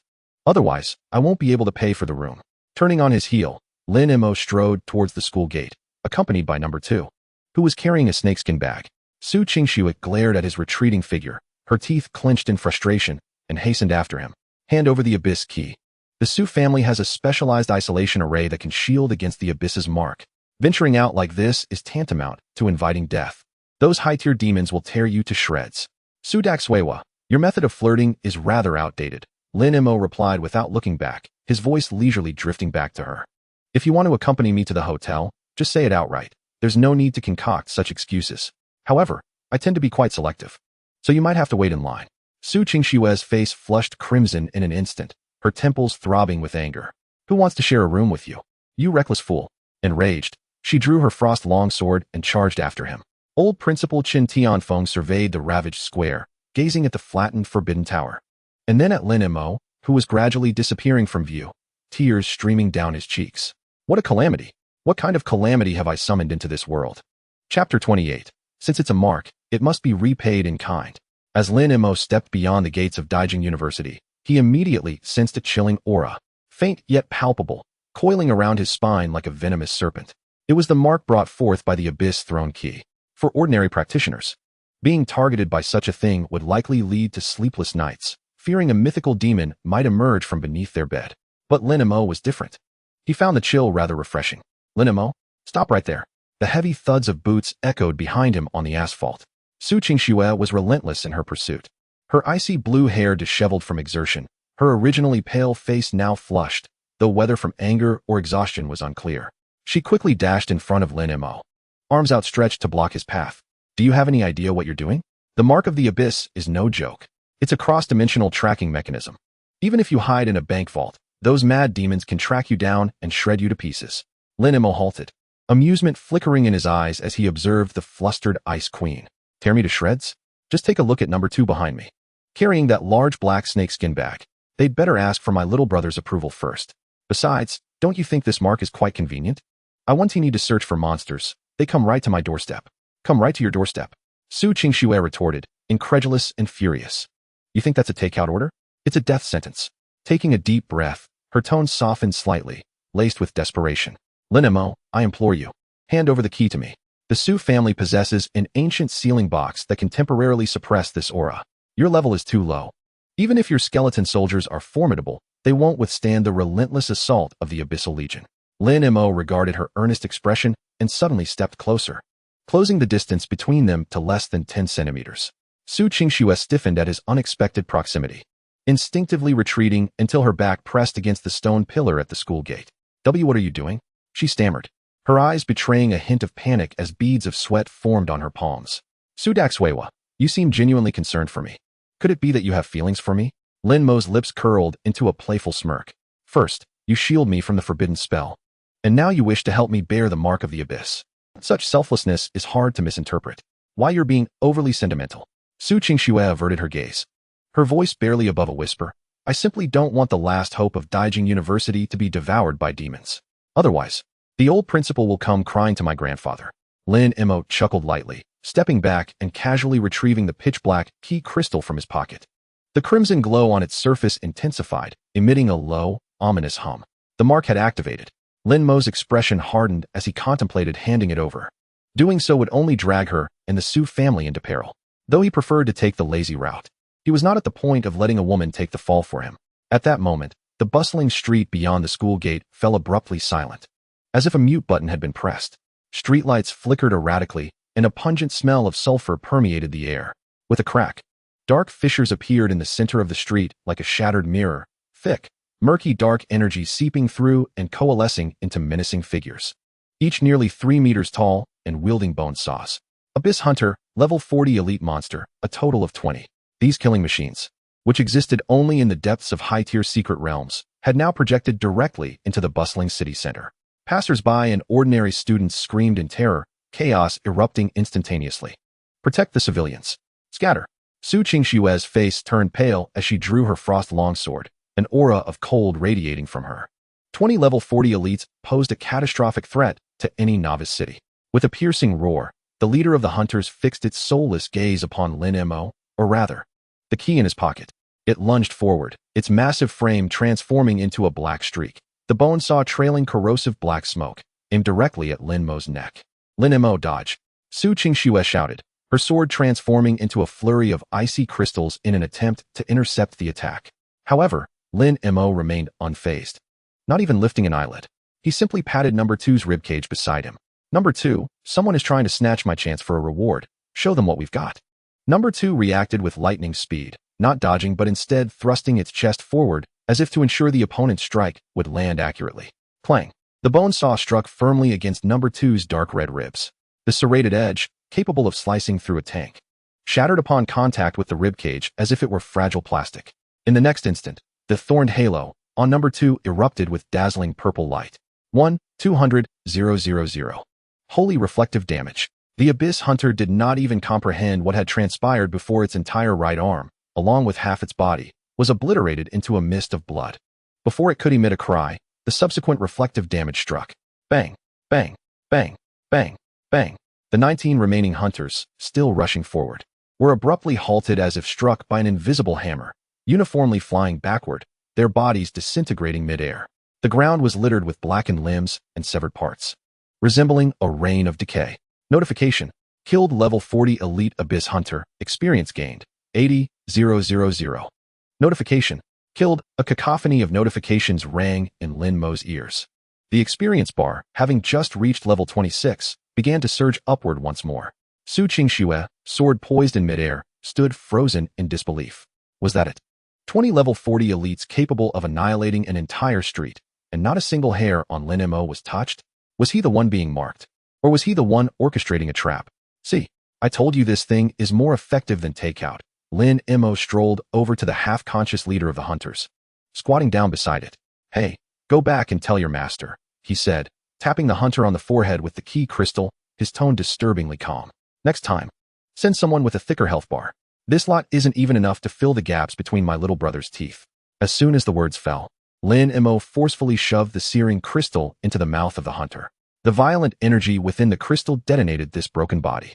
As the black smoke dissipated, the street returned to tranquility, save for the scattered remnants of bones that attested to the chaos that had just transpired. What you just did was quite something, Su Qingxue remarked, her gaze towards Lin Mo akin to that of a monster. Since it was a mark, it surely warranted a double retaliation. Lin Mo rose, waved at Su Qingxue, and said, "All right, Su, I truly need to catch up on sleep now. If you genuinely worry for me, bring me a couple of Shengjian bao in the morning with extra vinegar, please." Observing Lin Mo sauntering towards the distant luxury hotel, the second figure followed closely behind with a snakeskin bag in hand. Su Qingxue remained rooted in place, the wind tousling her hair.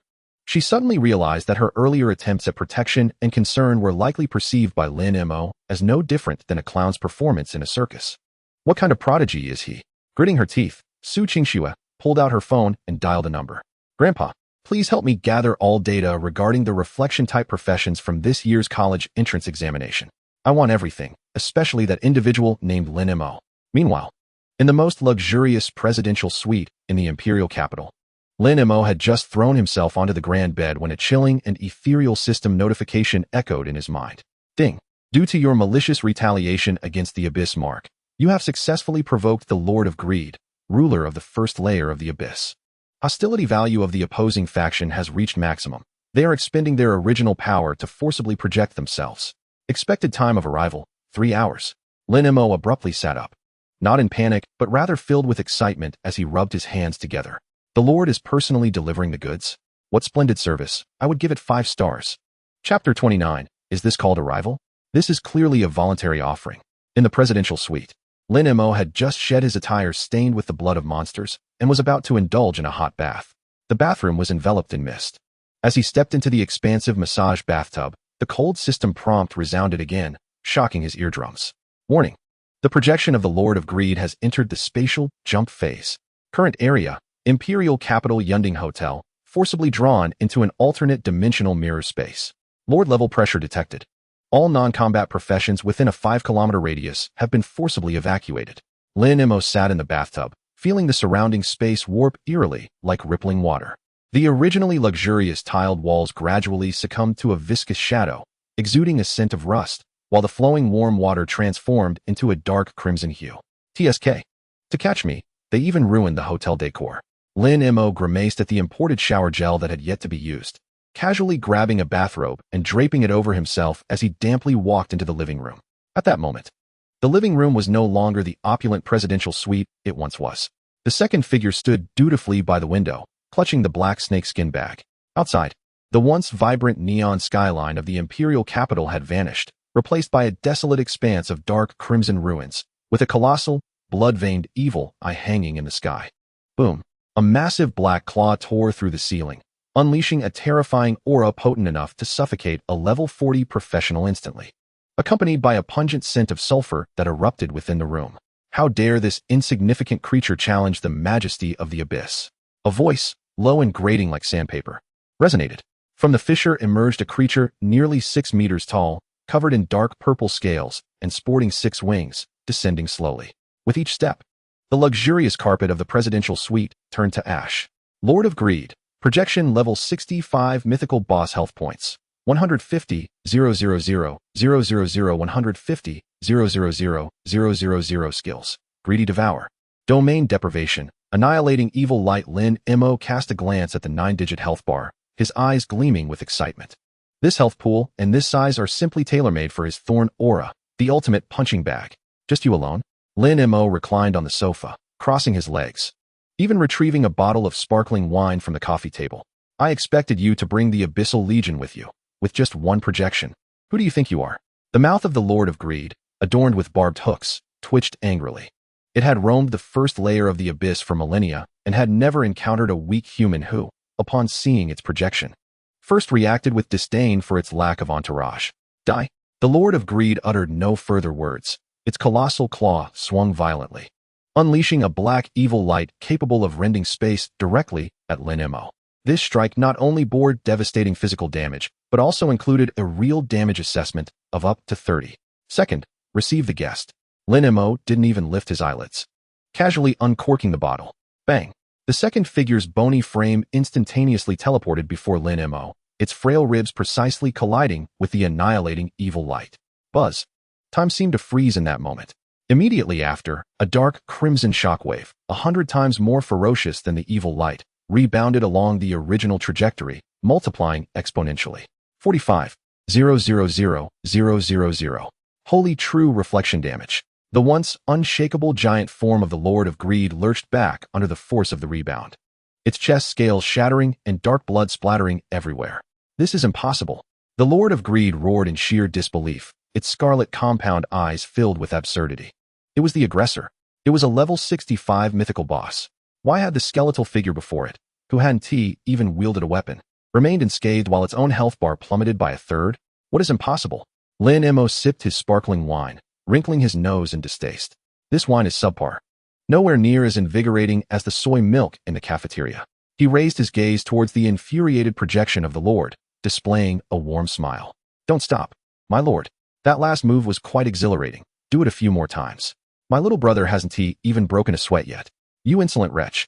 I will completely erase you. The Lord of Greed went into a complete frenzy, its scales igniting violently, transforming into a massive black meteor, unleashing its ultimate skill, Greedy Devour. It intended to swallow all matter within this space, including Lin Mo and the peculiar skeleton, whole. This was guaranteed true damage. Witnessing this scene, Lin Mo's smile widened. He relished such unreasonable true damage, for within his panel, the true damage rebounding would also convert into a higher dimensional holy true damage based on his intelligence coefficient. Second, embrace it, do not let it escape.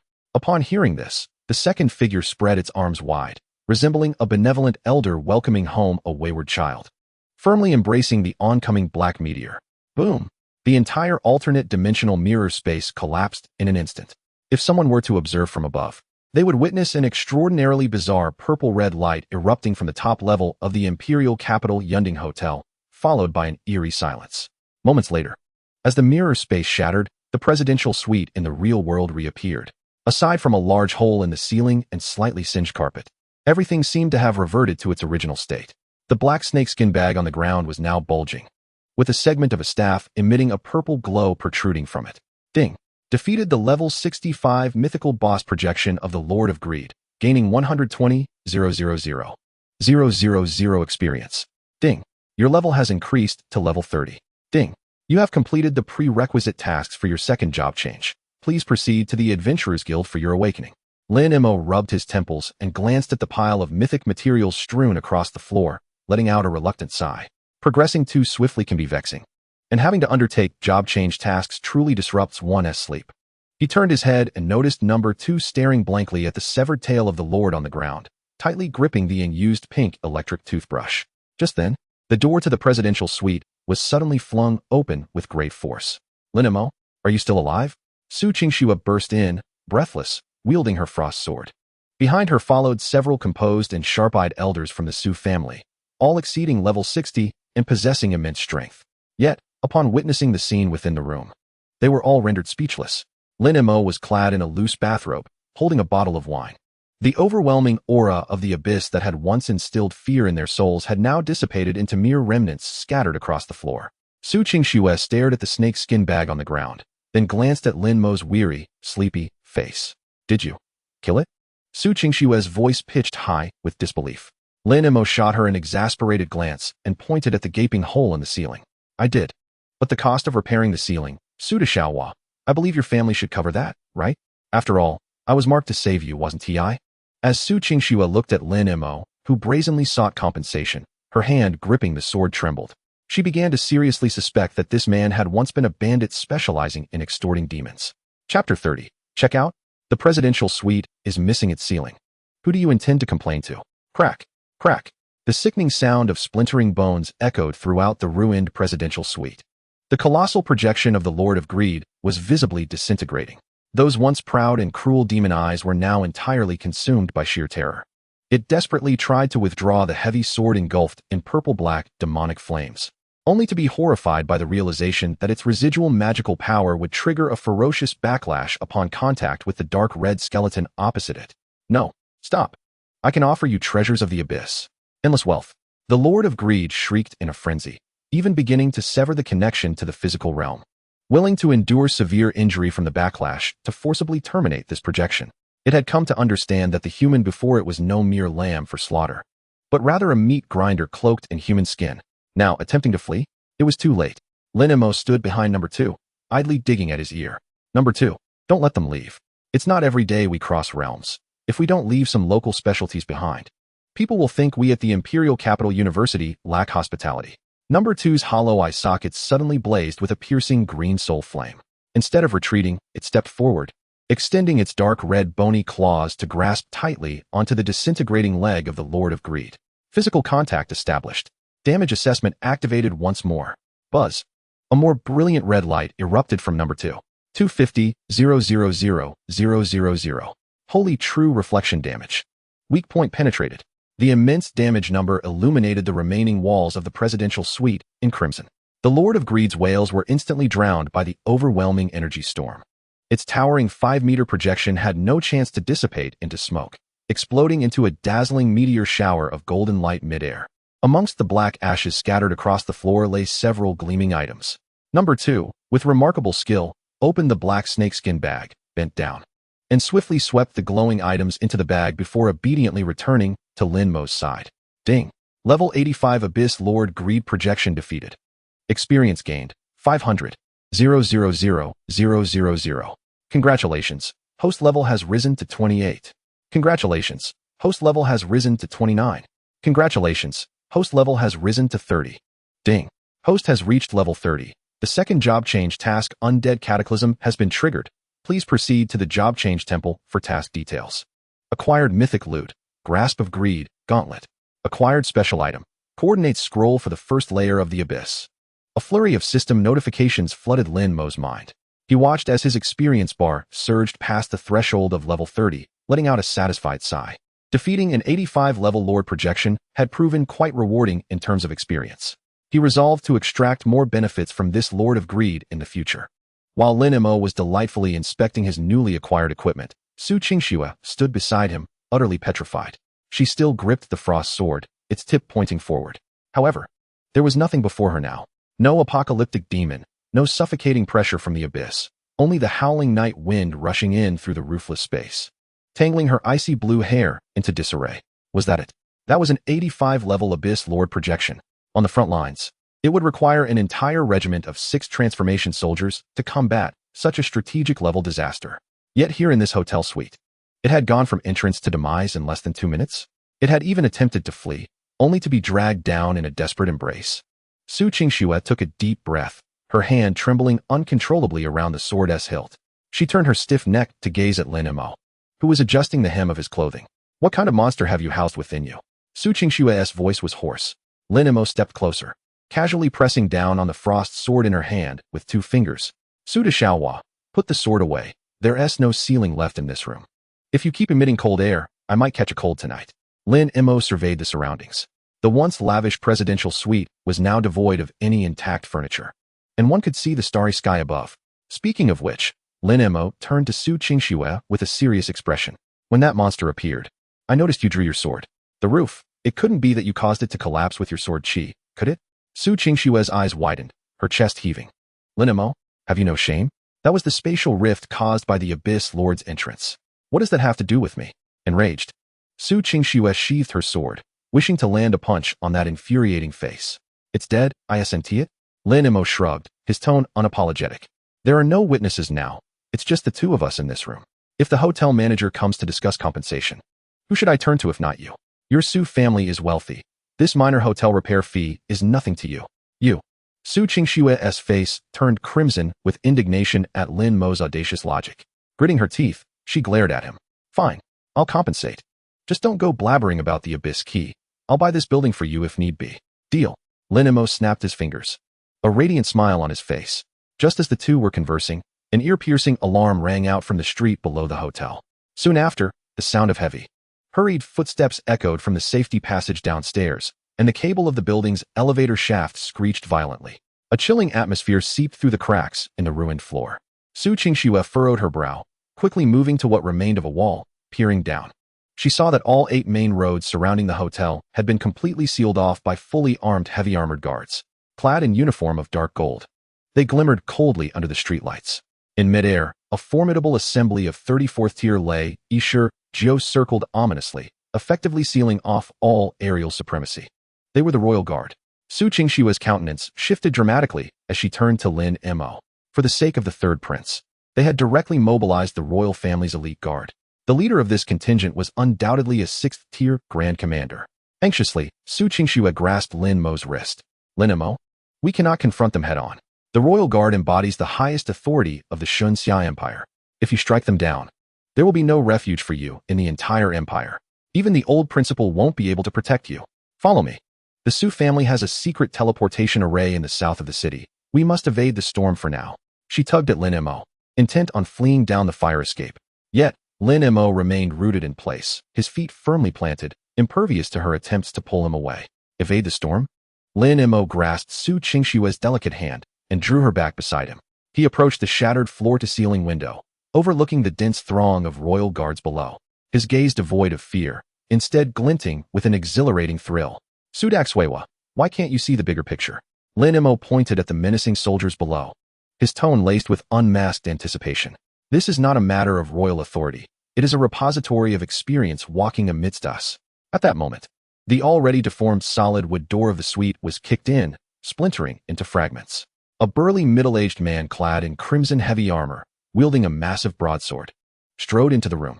He emanated an overwhelming aura of violent combat energy, causing the very air around him to vibrate uneasily with each breath he took. He was a level 65 6th-tier berserker commander. Zhao Tiangang, the first commander of the royal guard, had come with the highest imperial order to capture the rebellious and severely injured Lin Mo, the third prince. His thunderous voice echoed through the ruined suite, locking his icy gaze onto Lin Mo. Kid, will you surrender peacefully, or shall I shatter your limbs and drag you back to the dungeons for trial? Faced with this menacing 6th-tier commander, Su Qingshue's palms were slick with cold sweat, prepared to unleash her latent life potential to force a breakout with Lin Mo. Yet, Lin Mo leisurely released her hand, turning to meet Zhao Tiangong's imposing presence. He glanced at the second figure beside him, who was discreetly trembling with a black serpentine bag. Bringing such a crowd to block the door at this late hour, it seems your royal family is quite well funded, Lin Mo remarked, extending a finger to beckon Zhao Tiangang. You wish to break my limbs? Come, do not hesitate. Today, whoever takes a step back is a coward. You seek death. Zhao Tiangang was incensed by Lin Mo's brazen challenge. As the first commander of the royal guard, a 6th-tier berserker, he was accustomed to reverence wherever he went. Yet today, he found himself insulted by a mere fledgling. Nonetheless, he maintained his composure. His instincts, honed by years of navigating life and death, sensed an indescribable malevolence permeating the already damaged presidential suite. Particularly the patches of abyssal black ash scattered across the floor quickened his heartbeat unnaturally. Instead of wielding his iconic broadsword, Zhao Tiangang extended his left hand, fingers curling as he aimed a powerful grasp at Lin Mo's shoulder. The fierce lion capture technique. Dark red combat energy coalesced in midair into a colossal hand, bearing down with suffocating pressure towards Lin Mo's shoulder blade. The royal command was to capture alive, and incapacitating this youth would suffice to complete the mission. The rush of energy struck Lin Mo's face, sending his hair into disarray. He stood still, slightly frowning. The system showed no response. There were no damage notifications. This indicated that Zhao Tiangong's move was purely a control technique, entailing physical restraint without inflicting actual damage. As long as no health points were deducted, the true counter-damage mechanism remained dormant. That old man is not following the usual script. Opting for a capture rather than an assault, Lin Mo silently cursed. As the dark red combat hand approached to seize Lin Mo's shoulder, Su Qingshu could no longer restrain herself. Do you truly believe I am inconsequential? With a fierce shout, her ice blue hair swirled without wind, and her frost blade flashed into action, slicing towards the combat hand. You dare obstruct the Royal Guard's operations? Even if your grandfather, Su Zhenghua, were here, he could not protect you today, Zhao Tiangang bellowed, applying even greater force. With a crack, the icy sword energy collided with the combat hand, stalling it for merely half a second before shattering into pieces. The disparity in levels was insurmountable. Su Qingxue felt a numbing shock travel through her sword hand, nearly causing her to drop the blade. Gritting her teeth, she prepared to forcibly ignite her magical energy to unleash her trump card, when a warm hand suddenly grasped her wrist from behind. Su Qingxue was taken aback. Lin Mo exerted slight pressure, pulling her behind him. Young lady, it's late at night, no need for weapons. I told you to sheath your sword, but you refused to listen, he complained nonchalantly. Frantic, Su Qingxue stomped her foot. What are you saying at a time like this? That is a 6th-tier berserker commander. If he seizes your shoulder, your career will be utterly ruined. It won't be ruined, Lin Mo replied with a mischievous smile, turning to the quietly standing figure beside him. The second figure still clutched the hefty black serpentine bag filled with spoils from the abyss. Second, someone is attempting to seize our local specialties. Teach them a lesson. Upon receiving the master's command, the hollow eyes of the second figure flared with emerald flames. It did not utilize any elaborate skills. Instead, it simply lifted the weighty bag and swung it towards the descending combat hand. The black bag traced a violent arc through the air. You think mere scrap metal can block my capture technique? Absurd, Zhao Tiangang scoffed, but as the serpentine bag made contact with the combat hand, his mocking smile froze instantly. What lay within the bag? Mythical level equipment and various abyssal artifacts dropped by the level 85 Abyss Lord, the Lord of Greed. These items exuded an exceptionally potent aura of abyssal law. At the moment of collision, a trace of abyssal energy seeped from the bag, producing a subtle yet palpable backlash. Although the backlash was minor, it undeniably grazed the dark red bones of the second figure. The judgment activated. Forced health deduction, 1. A familiar dark red light erupted from the second figure. Although it was merely a single point of forced damage, under Lin Mo's extraordinarily perverse, wholly true counter-damage mechanism, this minuscule injury multiplied exponentially. A terrifying force surged back through the combat hand at an impossible speed, causing Zhao Tiangang to see a flash of red light before an irresistible destructive power coursed through his left hand's meridians. He could not even scream as he spat a mouthful of blood. A massive handprint indented into the dark golden armor on his chest. Zhao Tiangang was sent flying, crashing into the corridor's load-bearing wall, creating a deep crater. The once menacing royal guards stood in stunned silence. The suite fell into an eerie hush. Su Qingxue stood behind Lin Mo, her mind a blank slate. She glanced at the dark red skeleton holding a snakeskin bag, standing awkwardly in place, then at Zhao Tiangang, embedded in the wall, and felt as though all her years of theoretical studies had been futile. With just a tattered burlap sack, a mere swing had dispatched a fully intact 6th-turn Grand Commander? No, that was not quite accurate. It was not a complete annihilation. A violent coughing erupted from the ruins of the corridor, as Zhao Tiangang struggled to crawl out from the wall pit. His left arm hung limply, clearly broken, and blood oozed from the corners of his mouth. He fixed a fierce gaze on Lin Mo. The contempt had long vanished, replaced by sheer terror and apprehension. Had it not been for the legendary heavy armor he wore, which activated a death protection shield that absorbed 90% of the damage from that backlash, he would surely be dead by now. Lin Mo observed Zhao Tiangang, who had managed to stand again, and clicked his tongue in mild regret.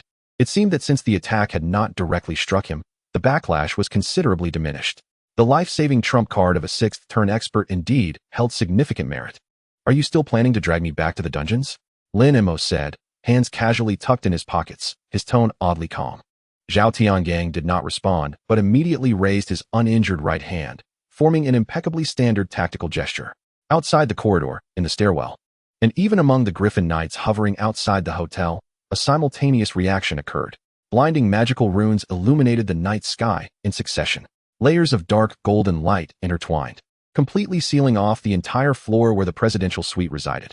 Royal Banishment Array. Su Qingxue gasped, realizing their intent to lock down the magical elements in this area. Once the array was complete, all skills and summoned entities would be forcibly dispelled. Zhao Tiangang spat out a mouthful of blood, his expression twisted in rage. Kid, I admit I underestimated you.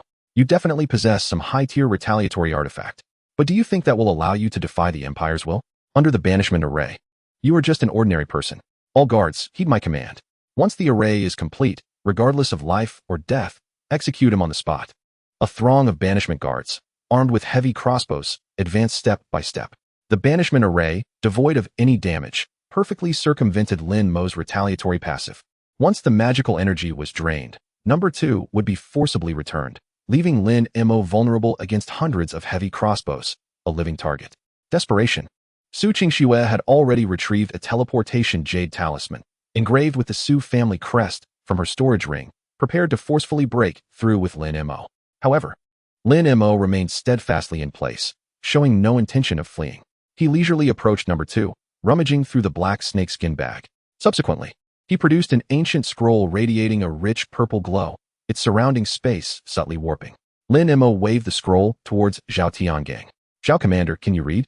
Zhao Tiangang squinted, his gaze falling upon the scroll, and when he discerned the abyssal inscriptions flowing across its surface, his pupils constricted to pinpricks. "Is that an abyss coordinate scroll? Where did you acquire it?" Zhao Tiangang's voice shifted in pitch. "I just eliminated an unsuspecting monster that dropped it," Lin Mo casually replied, his fingers brushing the seal of the scroll. With a little more pressure, the scroll seal would be completely unbound. "This is an abyss layer coordinate scroll. It clearly states that once torn open, it can forcibly activate a large-scale teleportation portal to the abyss." Lin Mo looked at Zhao Tiangang and the surrounding banishment guards wielding heavy crossbows, a radiant smile spreading across his face. "Aren't you all intent on sealing off magical energy? Don't you plan to execute me on the spot? Come, try to close the array. The instant it seals, I will tear this thing apart. I am curious to see whether your banishment array is stronger or the horde of abyssal monsters is more ferocious. Worst case, we all perish together." As a newly awakened student, dragging the Royal Banishment Army's first commander and the entire commercial district of the imperial capital down with me would be a lucrative deal. Madman. This was the first thought that crossed Zhao Tiangang's mind, and it was also Su Qingxue's sole assessment of Lin Mo at that moment. To threaten the Royal Banishment Army at the heart of the human capital with an abyss coordinate was something no one had dared to do throughout the history of the Shangxia Empire. Zhao Tiangang's raised hand froze in midair, hesitating to strike. If Lin Mo truly tore the scroll, and abyssal creatures flooded into the imperial capital.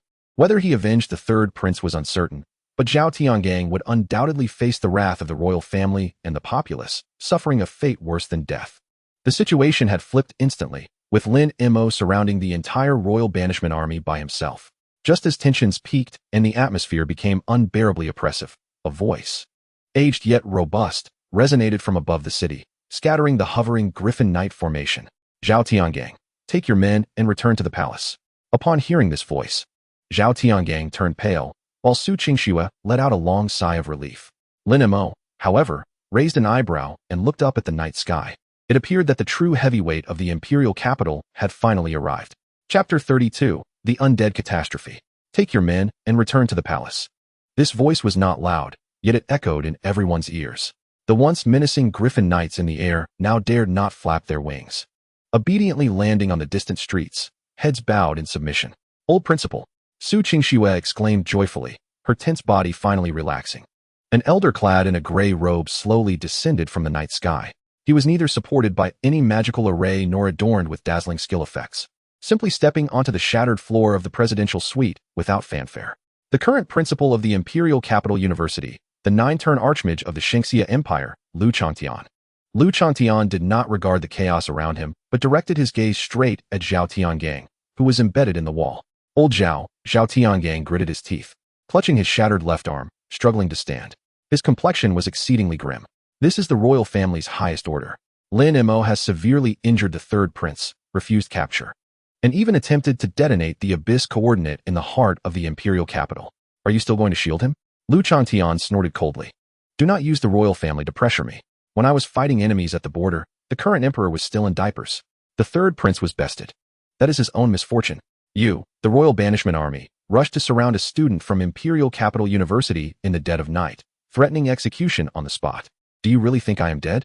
Zhao Tiangang clenched his jaw, pointing at the scroll in Lin Mo's hand. "He is threatening the safety of the imperial capital with that abyss scroll. This is a fact. Is he to simply stand there and let you turn him into a sieve with your heavy crossbows?" Lu Changtian stepped forward, his overwhelming aura of a nine-turn expert unleashed without reservation. The soldiers of the Banishment Army, holding heavy crossbows, collectively buckled at the knees, collapsing to the ground, unable to lift their heads. Lu Changtian turned to Lin Mo, a glimmer of admiration flashing in his murky old eyes. Kid, put away the scroll. While I am here, no one dares to lay a finger on you. Lin Mo cooperatively stowed the abyss coordinate scroll back into his backpack and casually patted Su Qingxue on the shoulder. Su, the campus bell, put away your teleportation jade talisman. It won't be needed. I told you this deal would not cost us anything. Su Qingxue shot him a fierce glare, muttering under her breath, did you really intend to tear that thing? Do you know how many lives that would endanger? I was just trying to scare him. Lin Mo shrugged. Even if I tore it, I couldn't escape. Dealing with a muscle-headed berserker like him is a matter of who is more reckless. Zhao Tiangang watched this scene, trembling with rage, yet he dared not make a move in front of Lu Changtian. Old Lu, since you insist on protecting him, I have nothing more to say, but I must report back to His Majesty. The royal family will never let this matter go unresolved. Zhao Tiangang gritted his teeth and prepared to retreat. Wait, who said you could leave? Lin Mo suddenly spoke up. Zhao Tiangang halted, glaring at Lin Mo. Kid, old Lu has spared your life. Don't push your luck. Lin Mo disregarded Zhao Tiangang's menacing glare and approached Lu Changtian. Old principal, please mediate. As a newly awakened student, I was peacefully sleeping in a hotel when I was suddenly attacked by the Lord of the Abyss. After barely surviving, I was then threatened by the Imperial Guards with heavy crossbows. My fragile heart has been severely traumatized. I deserve compensation for emotional distress, nutritional expenses, and lost work. Don't you think? Su Qingxue rolled her eyes at his words. Just moments ago, he had threatened the entire city with the abyssal scroll and showed no signs of fear. Lu Changtian stroked his beard thoughtfully and surprisingly nodded seriously. That is a valid point. Zhao Tiangang, you have frightened the unparalleled genius of Daida University. You ought to leave something behind. Zhao Tiangang nearly spat blood in indignation. This old and young duo was blatantly extorting him.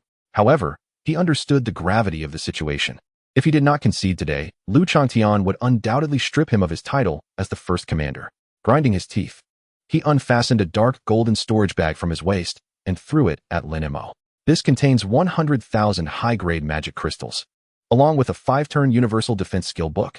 That should be enough to buy your life. Retreat. Zhao Tiangang had no desire to linger a second longer and hurriedly led his men away from the hotel. Lin Mo caught the storage bag with ease, weighed it in his hands, and, satisfied, placed it in his backpack. Within 10 minutes, the once crowded street became desolate, with only the distant sound of alarms echoing. Lu Changtian observed Lin Mo collecting his rewards and finally reined in his smile, adopting a serious expression. Kid, you've taken enough advantage. Now we must discuss serious matters. With a casual wave of his hand, he conjured a soundproof barrier around the three of them. I have a general understanding of your peculiar reflection talent. To think you could even kill an 85-level projection of the Lord of the Abyss with your reflection is indeed remarkable. However, today you have also seen your fatal weakness. Lin Mo set aside his nonchalant demeanor and nodded earnestly. The Forbidden Spirit formation or pure rule control skills. As long as the opponent does not inflict direct damage, my reflection cannot be triggered. Lu Changtian regarded Lin Mo with approval. It is good that you can recognize this. Zhao Tiangang is a brute. The Forbidden Spirit formation he employs requires time to set up and can be deceived by your abyssal scroll. Should you encounter a high-level assassin's shadow exile or a spatial mage's dimensional maze, you would have no opportunity to even use the scroll. Never assume that having a reflection ability means you can overpower everything. The Divine Xia Empire and the monsters within the abyss possess countless methods to make you wish you were dead without inflicting any damage. Lin Mo remained silent for a few moments.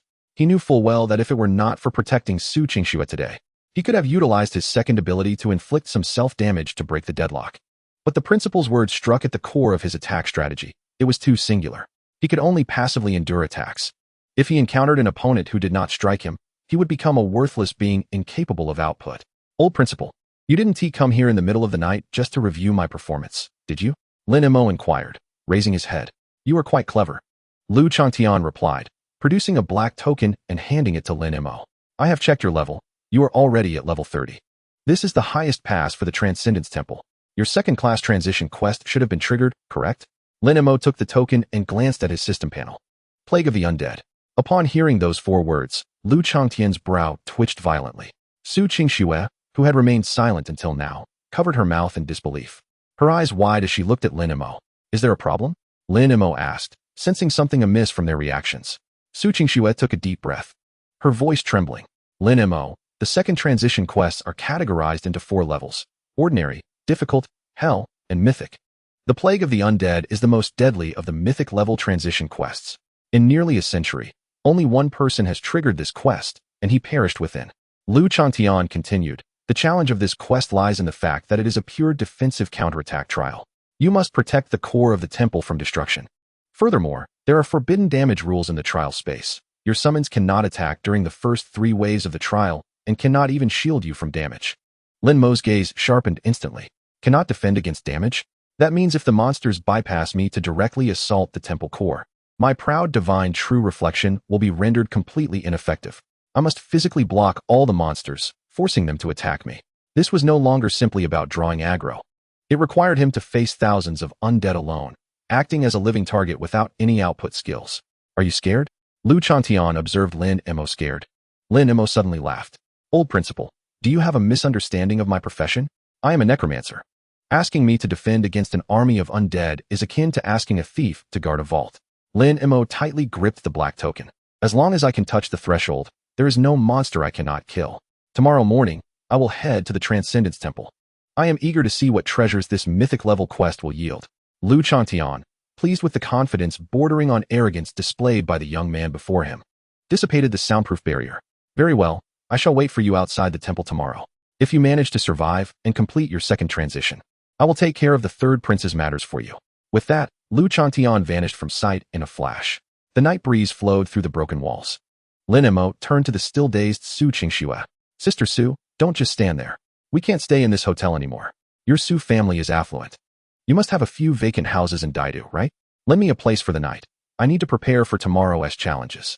Su Qingxue snapped back to reality, her anger flaring at Lin Mo's cheeky face. How thick-skinned can you be?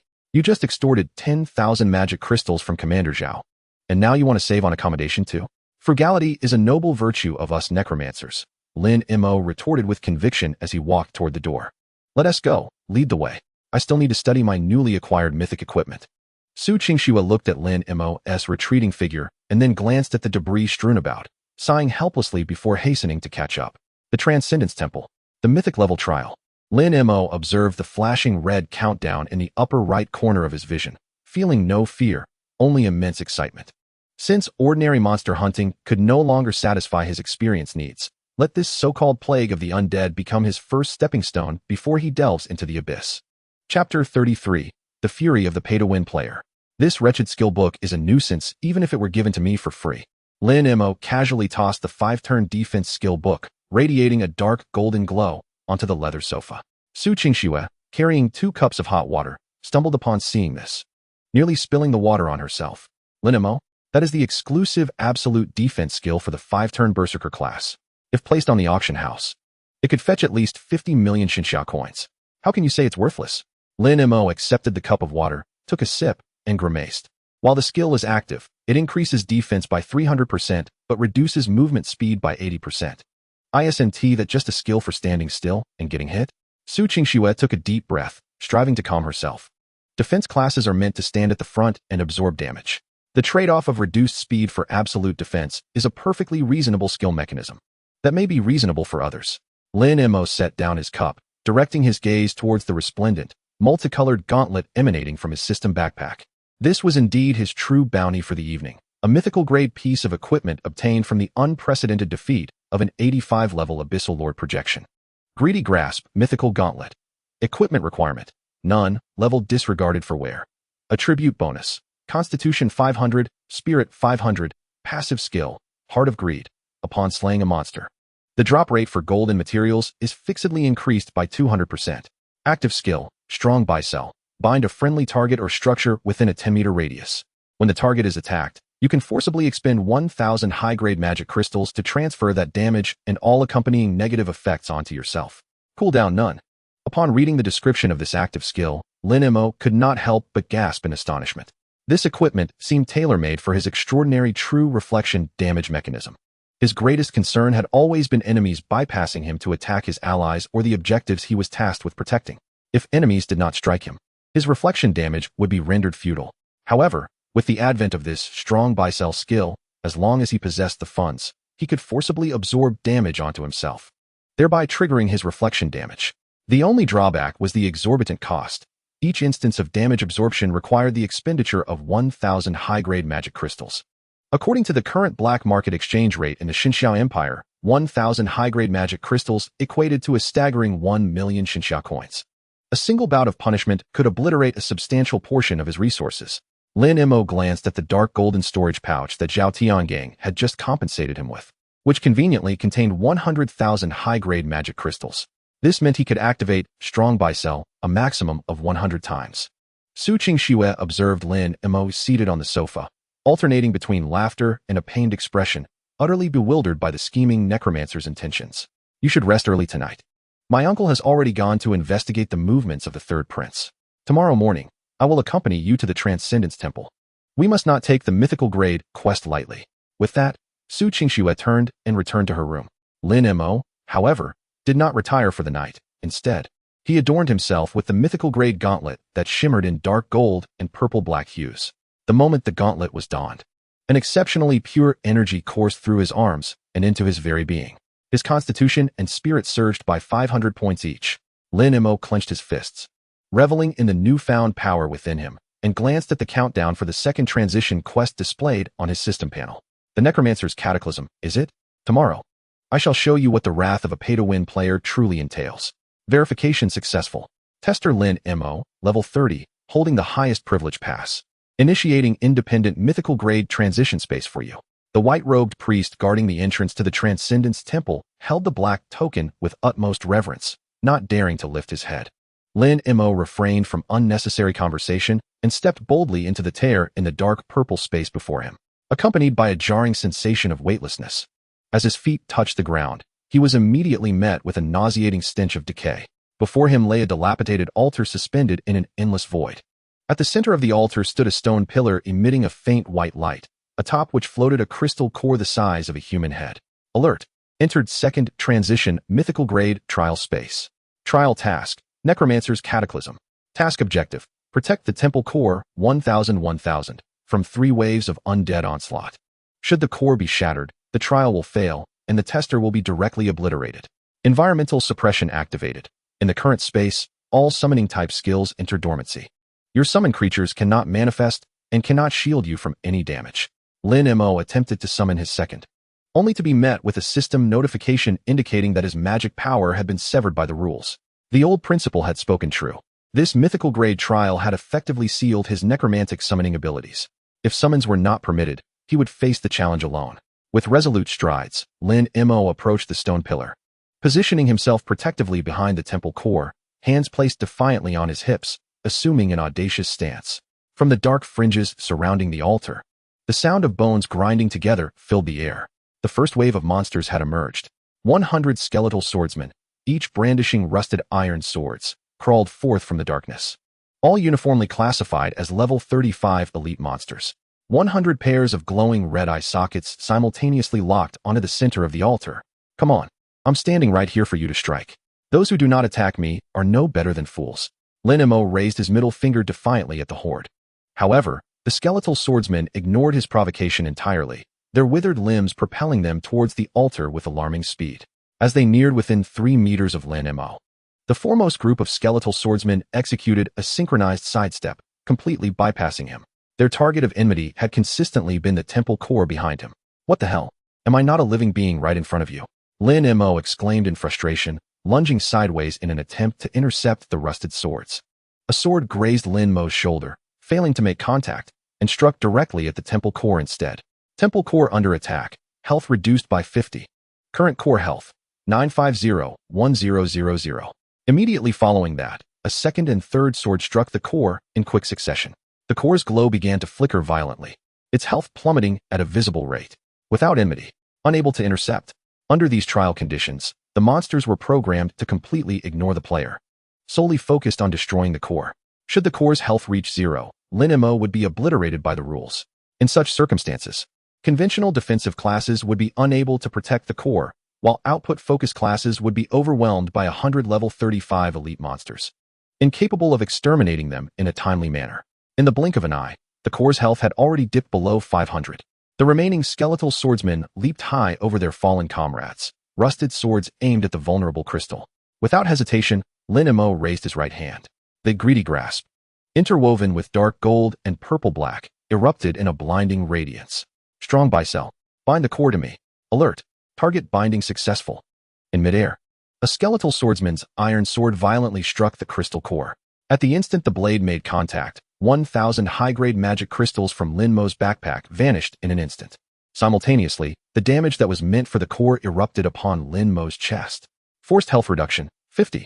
Rather than retreating, Lin Mo instead shouted in exhilaration. It hit me. Finally, it hit me. The true reflection damage mechanism was validated. The 10,000-fold sacred rebound effect activated.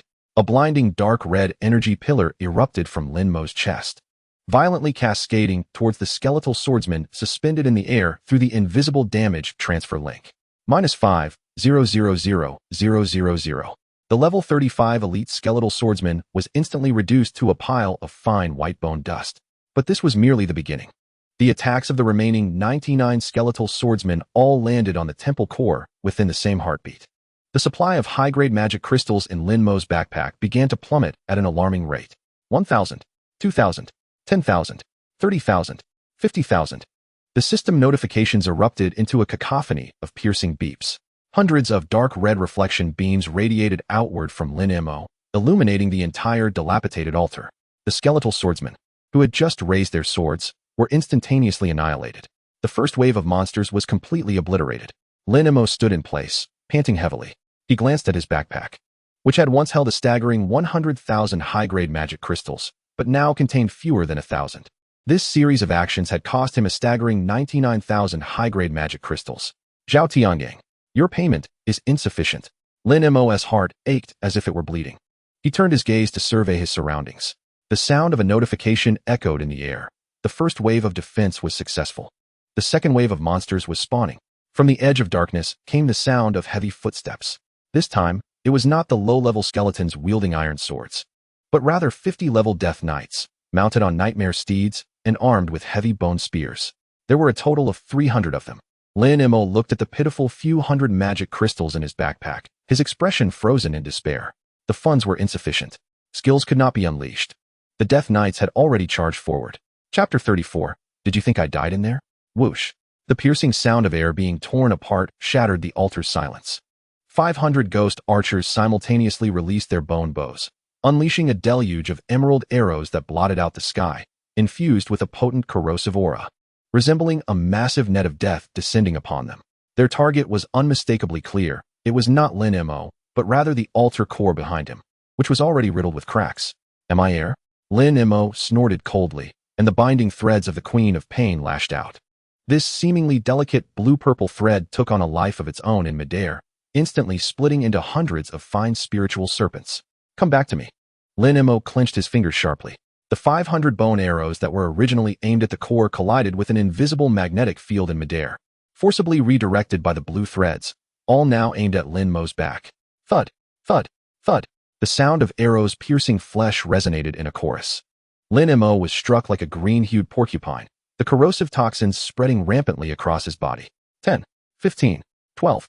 Though the individual damage was not high, 500 strikes accumulated enough to reduce an ordinary mage to a puddle of blood. To make matters worse, the 10-meter-tall skeletal king had begun to move. With each step it took, the altar emitted a heavy lament. The rusted, door-sized white bone sword, bearing the power to crush all, came crashing down. Its target remained the core. In the judgment of the mythic-level class change quest, these monsters possessed exceptionally high AI. They understood that Lin Mo could not be killed, so they would rather face total annihilation than not smash that stone first. Once the core shattered, the quest would fail, and no matter how much Lin Mo could retaliate, he would be expelled from the trial space. Thinking of demolishing my home. Have you consulted me? Lin Mo endured the excruciating pain in his back, and with a sudden pull of the binding threads, he propelled himself like a dark red cannonball straight towards the colossal sword descending from the skeletal king. Number 2. I'll borrow your bones. As he shouted, his other hand retrieved a fragment of a finger bone emanating a mythic aura, the finger of the Lord of Greed. From his bag, rather than using it as a weapon, he reversed his grip and forcefully plunged it into his shoulder. Sizzle. Black blood gushed forth in an instant. The damage from the mythic-level material, accompanied by the laws of the plane, tore through all of Lin Mo's defenses. 5,000. Holy curse. Ignores defenses. The intense pain contorted Lin Mo's expression to the extreme, yet the excitement in his eyes was nearly palpable. Explode for me. Buzz. At that moment, the dark red reflective aura enveloping Lin Mo's body, due to the intervention of mythic damage, suddenly transformed into an extraordinarily eerie purple-black hue. Holy true reflection damage, magnified 10,000 times, activated. The colossal bone sword, originally aimed at the core, was struck by an indescribable shockwave before it even touched the altar's surface. Crack.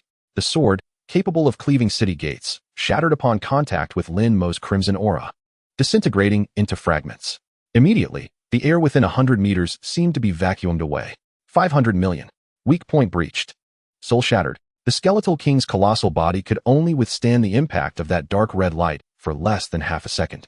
The soul fire within its hollow eye sockets flickered, filled with a sense of existential confusion. If you can reflect so well, why would you harm yourself? Then, in a silent lament, it turned to ashes scattering through the air. Not only it, the 500 ghost archers, connected by the binding threads, shared the damaged judgment forcefully. They did not even have the opportunity to flee. This long-range army, capable of annihilating a small town, exploded into emerald mist. Ding! The third wave of defense was successful. All hostile targets have been eliminated. Mythic level class change quest. Undead Cataclysm completed. As the system notification echoed, the unstable altar collapsed, enveloping Lin Mo in a cascade of starlight. His health surged back, and the arrows lodged in his back and the fingerbone fragment on his shoulder were gently stripped away by a soothing force. An unprecedented powerful aura surged from his feet to the crown of his head. Congratulations, host, on completing the second class change. Profession upgrade. Cataclysm Lord. Mythic level unique. You have gained a passive skill. Cataclysm Domain. Cataclysm Domain. Within a range of 1 kilometer around you, all hostile units lose 1 maximum health point per second. And all attacks against you will additionally share 50 damage with their allied units. You have acquired a mythic level active skill, Eternal Life of the Dead. Eternal Life of the Dead. You can forcibly resurrect a target up to 20 levels below you, including boss, transforming them into a permanently existing Cataclysm puppet. With a 100 increase in attributes. As Lin Mo felt the tumultuous changes within him, he exhaled a long breath of turbid air. The second class change had occurred. No longer was he merely a passive necromancer, but a true Cataclysm Lord. Especially the damage-sharing passive skill, which elevated the art of deception to a strategic level. In the past, if one person attacked him, that individual would perish. In the future, if one person attacked him, their entire family would accompany them to the grave. As the starlight gradually faded, Lin Mo's figure reappeared in the hall of the class change temple. The once quiet hall was now in a state of uproar. Lu Changtian, Su Qingxue, and dozens of high-ranking officials from the Imperial Capital University, clad in luxurious robes, were all gathered around the trial stone tablet, their eyes wide with disbelief. As if they had seen a ghost. Yes, out. He really made it out. Su Qingxue was the first to spot Lin Mo ignoring her image. She rushed over, lifting her skirt and grabbing Lin Mo's arm, examining him from head to toe. Are you all right? The stone tablet was glowing red to the point of explosion. The energy values were off the charts, and I thought you had died in there.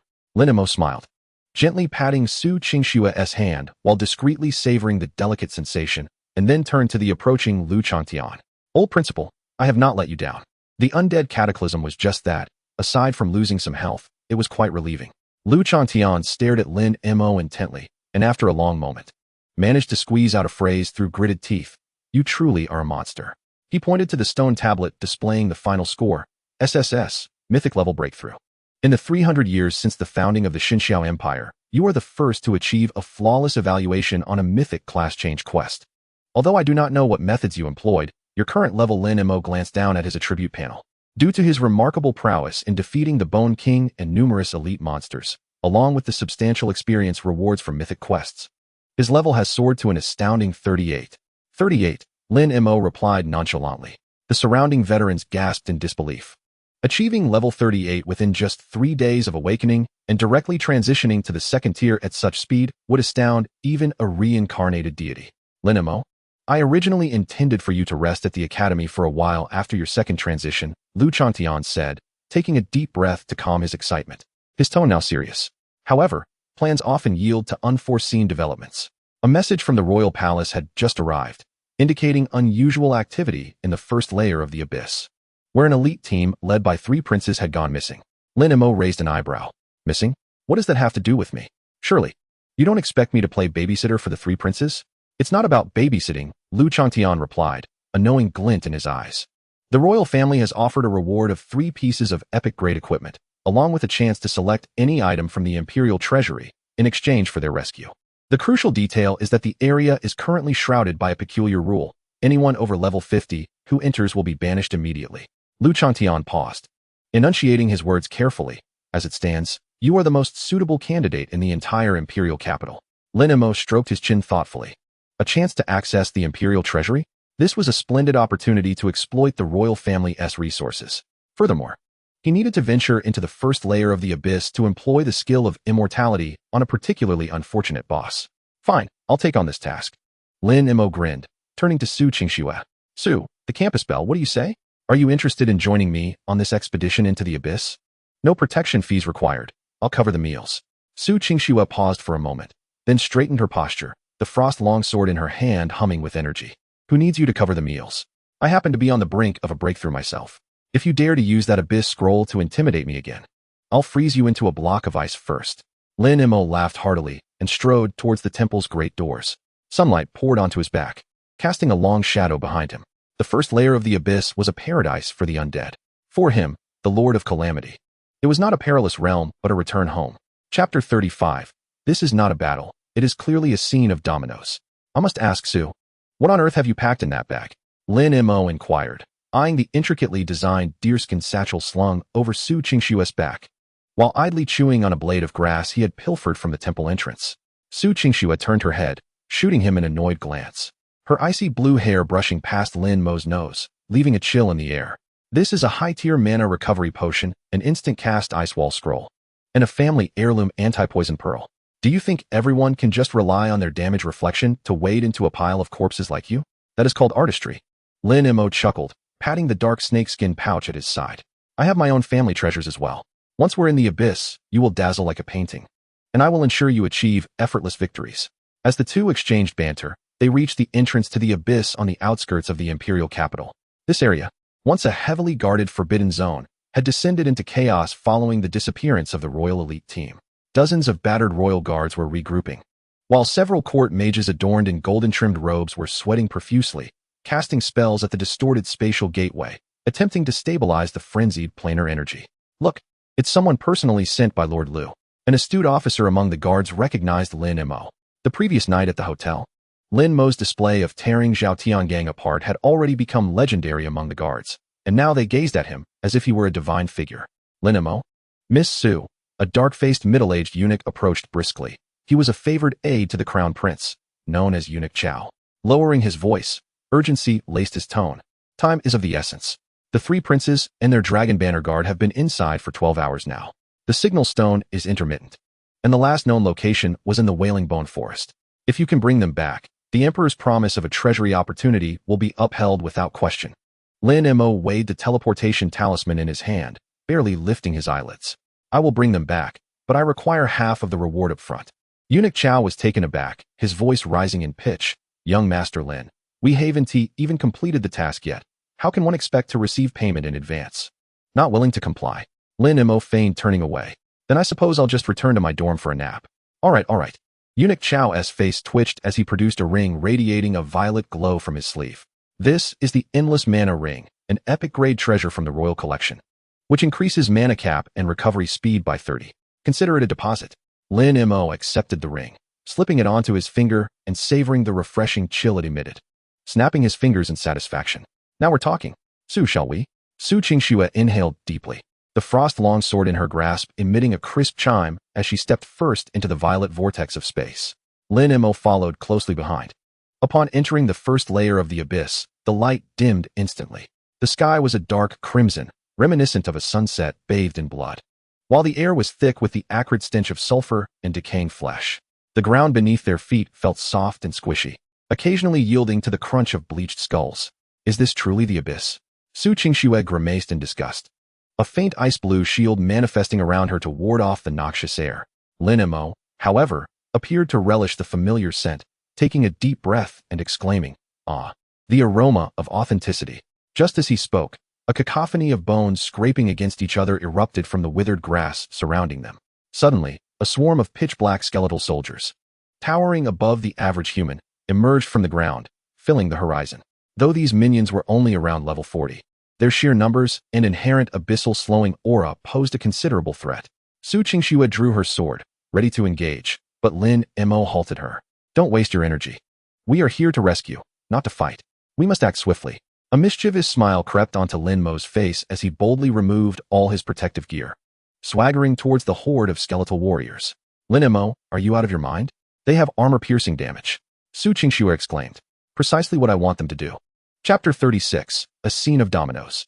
Lin Mo waved his hand dismissively without turning around. Before the skeletal warriors could close the distance, he produced a thorny vine from his cloak and swiftly struck it against his own arm. 150. Self-inflicted damage triggered. A resonating hum filled the air as the second-tier class Lord of Calamity activated its passive ability, Cataclysmic Domain. Centered around Lin Mo, the space within a kilometer seemed to warp into a bizarre frequency. The skeletal soldiers, who had been poised to attack, suddenly froze in their tracks. Boom, boom, boom. A series of muffled explosions echoed as the monsters that hadn't yet reached Lin Mo were bombarded with red damage numbers popping up above their heads. 150, 000. 150, 000. Thanks to the Cataclysmic Domain, any damage Lin Mo sustained would not only rebound to the attackers tenfold, but also distribute 50 to all nearby allies. This was no battle. It was undoubtedly a scene of dominoes. With each self-inflicted strike, the skeletal soldiers within 100 meters disintegrated into dust. Lin Mo continued his leisurely stroll, casually using the thorny vine on himself as if taking a leisurely walk. Su Qingxue followed behind, her mind numb as she beheld the shattered remains of bones scattered around them. What sort of necromancer are you? Which legitimate necromancer conducts monster summoning in such a manner? This is a case of preconceived notions. As long as I inflict pain upon myself first, no one in this world can harm me. Lin Mo turned back and winked at her. Su Daxua, watch your step. Do not tread upon the ashes, or you may slip. The two advanced with purpose, swiftly arriving at the so-called Weeping Bones Forest. It was a thicket composed of colossal white bones, with chilling winds howling faintly in the distance. The sounds of fierce combat and human shouts echoed. It was the fluctuations of the Dragon Flag Guard's formation. Su Qingxue's gaze sharpened, her figure darting like an ice swallow. Turning around a massive rib tree, the sight before them startled both. 3 young men clad in splendid garments huddled helplessly within a dark golden protective shield. They were the 3 princes of the Xinxia Empire. Surrounding the shield were not ordinary undead. They were an entire squad of abyssal overseers draped in blood-red cloaks, mounted upon skeletal nightmares. Level 55 Elite. The most troublesome aspect was that at the very center of these overseers sat a 3-meter-tall creature wielding a gigantic blood-red staff. The Abyssal High Priest. Su Qingxue inhaled sharply. A level 60 Lord-class boss, it was conducting a blood sacrifice, intending to use the 3 princes as offerings to unlock the second layer of the abyss. The High Priest's withered fingers gently pointed. A wave of crimson light instantly shattered the precarious dark golden protective shield. Help! Lord Lu, save us! The eldest prince cried out in despair. The blood-red staff loomed, poised to strike. I say, if that old man isn't coming, shall I step in to make up the numbers? Lin Mo's languid voice echoed throughout the desolate bone forest. The Abyssal High Priest's eyes, flickering with ghostly flames, abruptly turned towards Lin Mo, locking onto him intently. Lin Mo strolled forward leisurely, devoid of any intent to rescue, and instead greeted the 3 princes. Gentlemen, I have heard that returning you will grant access to the treasure vault. We must establish some ground rules. Should anyone attempt to default later, I shall ensure you share the same fate here, to avoid waste. The eldest prince, the second prince, the third prince, still recovering, nearly fainted from shock. Their would-be savior sounded more like a bandit than the Abyssal High Priest. Chapter 37. Abyssal Carrion Beast Johan. How long must you hold that sword? Is your hand not sore? Lin Mo brushed off the ash that had settled on his sleeve, casting a sidelong glance at Johan, who remained frozen in a charged stance. Johan's entire being was tense, his fingers gripping the sword turning pale from exertion. He stared intently at the piles of still smoking bones beneath his feet, a lump forming in his throat, rendering him speechless. Those were elite monsters above level 40. In the outside world, a charge of this magnitude from buried warriors could wipe out an entire 100-member mercenary group. But what had just occurred? Lin Mo had not even raised a hand, yet those creatures seemed to have voluntarily collided with a high-voltage electric fence, disintegrating instantly. Impossible. This is absolutely impossible. Johan abruptly retracted his sword, his complexion shifting from green to purple. You must possess some sort of powerful, consumable forbidden spell scroll. Yes. It must be a trump card given to you by Lord Lu. Lin Mo, using such life-preserving items against low-tier monsters, is sheer waste. The members of the elite team behind him nodded in agreement, as if only this explanation could barely mend their shattered worldview. Zhou Xiao is right. No necromancer possesses such means. It must be cheating. To flaunt a forbidden spell scroll comes at too great a cost. What utter foolishness. Hearing their sour remarks, Lin Mo merely curled his lip, unwilling to engage in argument. Explaining to these insects what 100,000-fold divine true reflection damage is would be a sheer waste of breath. Think as you will. Lin Mo turned to Su Qingxue. Su Daxiwa, we are pressed for time. Let us move swiftly. If we delay any longer, that third prince may well be reduced to mere bone fragments. Su Qingxue bit her red lip, casting a deep glance at Lin Mo. Though she could not fathom Lin Mo's methods, her intuition told her that it was certainly not a scroll. Let us proceed northward. I can sense the aura left by the royal guard, in the direction of that weeping valley. The group set off once more, yet the atmosphere had turned exceedingly strange. Zhou Han led the elite team at the forefront, but this time he had learned his lesson, maintaining a defensive shield at all times, wary of any lurking monsters. Meanwhile, Lin Mo strolled leisurely behind, with the second skeleton resembling a bodyguard at his side, still clutching the heavy black snakeskin bag. Upon entering Weeping Valley, the surrounding dark purple mist thickened. The damage numbers above their heads doubled. Here, the stripping laws were intensified. Everyone, take potions, Zhou Han shouted, pulling out a bottle of expensive blue-purple potion to gulp down. The elite team members followed suit, aware that this environment rapidly depleted their resources. Only Lin Mo remained seemingly unfazed. That minor amount of damage was insignificant compared to his attributes at level 38, healing faster than he could lose health. Furthermore, with the increasing rate of health deduction, the glow of his disaster domain did not dim, but instead emanated a subtle bloodthirsty red. A chilling roar erupted from the depths of the mist. Suddenly, the ground trembled violently. Dozens of massive abyssal carrion beasts, covered in black spikes, charged forth from the fog. These monsters were level 50, with skin as hard as iron, and the most troublesome aspect was their innate magical immunity, rendering ranged spells only half effective against them. Elite team, form up. These are level 50 monsters. Do not be careless. Zhou Han's eyes sparkled with excitement. This was the opportunity he had awaited. The forbidden spell scroll must have a cooldown or limit. Lin Mo had already used it once, and he did not believe Lin Mo could employ such power consecutively. This time, watch and learn. Zhou Han's fighting spirit surged, his form like lightning, as countless sword shadows manifested from his long sword. Earth Splitter. The sword energy crashed down upon the lead carrion beast, merely carving a shallow cut. The beast roared in pain, swinging its massive claw directly at Zhou Han. Cursed. Defense Mage Shield. Zhou Han's expression shifted as he hastily retreated. Just as the elite team scrambled to deal with the dozen or so carrion beasts, Lin Mo suddenly emerged from the back of the formation. He did not engage in the attack directly, but precisely approached 3 carrion beasts preparing to ambush Su Qingxue. Lin Mo, get back. Su Qingxue's warning came too late. Lin Mo had already collided with one of the carrion beast's chests. A dull thud echoed. The once ferocious movements of the carrion beast froze in an instant. The next moment, passive triggered, disaster domain, damage sharing. A tiny 2 damage, environmental health deduction, floated above Lin Mo's head. However, at the moment of feedback, this 2 points of damage magnified 100,000 times, transforming into 200,000 points of true damage. Boom. The carrion beast had no time to comprehend what had occurred, as its entire chest cavity exploded. Even more bizarrely, the other dozen or so carrion beasts, which had been charging towards Zhou Han, suddenly trembled as if connected by some invisible chain. The blood mist erupted in splashes. Disaster domain. All attacks directed at you will additionally share 50 damage to allied units. Although these monsters did not strike Lin Mo, the environmental damage judgment targeted him, and he was within the aggro range of these creatures. At the moment of the counter damage explosion, all the carrion beasts in the vicinity were deemed allied units. One misfortune, and the entire family perished. Dozens of level 50 abyssal carrion beasts fell to the ground within 3 seconds, without even a sound of lamentation. Zhou Han held his long sword aloft, a drop of black blood from a carrion beast splattering onto his face. He stared in disbelief as the monsters, with which he had just fought tooth and nail, inexplicably dropped dead in mass. Yet another scroll? A voice from an elite team mage trembled, questioning if this scroll was wholesale. The muscles on Zhou Han's face twitched. Though he was arrogant, he was not foolish. If the first occurrence was a coincidence, this time he genuinely sensed the aura of despair radiating from Lin Mo. It was not merely a scroll. It was a force that transcended the very version of the game. What profession are you, Lin Mo? Zhou Han glared at him, his voice hoarse. Lin Mo ignored him and swiftly approached the pile of corpses. Beneath the body of the leading carrion beast lay a half-shattered dark golden cloak, embroidered with the emblem of the royal guard. Here it is.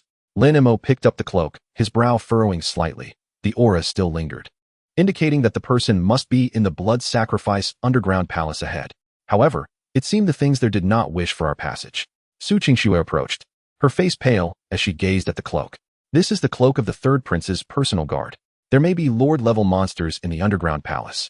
No matter the monsters, Lin Mo casually tossed the cloak into the second number's snakeskin bag, a playful smile curling at the corners of his mouth. My current concern is not the monsters, but whether that fellow, the third prince, has enough money in his pockets to pay for my life-saving fee. Lin Mo turned to look at the still-dazed Zhou Han. Captain Zhou, stop dawdling. The underground palace is right ahead, if you are afraid. Now is the time to return and report. Zhou Han gritted his teeth. To shrink back at such a moment would ruin his life entirely. Forward. I refuse to believe that even a lord of the first layer of the abyss can take me down with such bizarre tactics. As they traversed the thick fog, a colossal entrance to the underground palace, constructed from dark red rocks, appeared before them. At the entrance, several bodies of the royal guard lay sprawled, their wounds entwined with wisps of black mist. Lin Mo was the first to step into the underground palace. Simultaneously, a mocking and chilling laughter echoed from the depths of the palace. After waiting so long, some fresh batteries have finally arrived. Lin Mo halted, his right hand resting on the shoulder of the second member. He sensed that the aura emanating from the depths of the palace was far more formidable than the projection of the Lord of Greed. It was a top-tier lord at level 50, wielding complete rule power. However, Lin Mo felt even more exhilarated. After his second-class change, the undead Eternal was in dire need of a worthy puppet. Let us go, Su Qingxue. Lin Mo turned back and flashed a smile at Su Qingxue. A smile imbued with an inexplicable sense of safety in the dim firelight. I will take you to see something thrilling. Chapter 38. The Undead Eternal activates. As Lin Mo stepped into the so-called blood sacrifice underground palace, a pungent, briny odor assaulted his senses, nearly blinding him. In the darkness, 2 rows of dark red eternally lit lanterns flickered ominously, their flames emitting not light, but a chilling aura that unsettled the very core. Help! A feeble cry for help emerged from the depths of the palace. Zhou Han's eyes brightened instantly at the sound. That was the third prince's voice. Achievement was within reach. He could hardly care about Lin Mo's previously displayed strange abilities, and with a shake of the cloak, a brilliant white light ignited on his sword. Fear not, third prince. Royal Guard Zhou Han is here. Everyone, charge with me. Those who rescue the prince shall be handsomely rewarded. With such a promise of reward, brave souls would surely rise. The elite team, hearing this proclamation, disregarded the notion of abyssal lords, activating all manner of defensive skills and speed buffs, sprinting faster than rabbits, almost wishing to fly to the end of the underground palace. Su Qingxue, grasping her frost longsword, was about to follow when Lin Mo suddenly seized her wrist. Don't rush. These batteries are eager to recharge. What is the fuss? Lin Mo's tone was calm, devoid of any hint of tension. Su Qingxue paused, confused. Batteries? You just mentioned batteries. What exactly do you mean? Lin Mo remained silent, only gesturing towards the ground beneath the elite team. Following his gesture, Su Qingxue looked down, noticing that the once smooth dark red rock floor was now riddled with countless fine, dark red veins that had appeared unbeknownst to them. As Zhou Han and the others raced forward, the veins writhed as if they had sensed blood, silently creeping up to adhere to their battle boots. Ah! The last running mage suddenly let out a blood-curdling scream, collapsing to his knees as if all his strength had been drained. His skin visibly shriveled, and his previously abundant mana was instantly depleted. My mana is gone. The terrified cries echoed throughout the underground palace, but Zhou Han, at the front, had no time to spare. He had spotted the third prince suspended in midair. The third prince appeared utterly wretched, his luxurious dark golden armor shattered, resembling the skin of a roasted duck, entangled in dozens of thick veins, like prey ensnared in a spider's web. Quickly sever those. The third prince's face was ashen, his voice trembling. Rest assured, your highness, Zhou Han bellowed, swinging his sword to unleash a crescent-shaped sword energy, aiming to cleave through the veins. However, contrary to his expectations, the veins did not sever. Instead, they expanded several folds upon contact with the sword energy. Immediately, a force greater than before rebounded directly into Zhou Han's chest. Uffed. Zhou Han spat a mouthful of blood, his body flying back like a severed kite. Ha ha ha. I said they were fresh batteries. Do they dare to discharge themselves? A cacophony of derisive laughter erupted from above in the underground palace. Countless dark red mists converged, ultimately coalescing into a creature draped in tattered blood robes.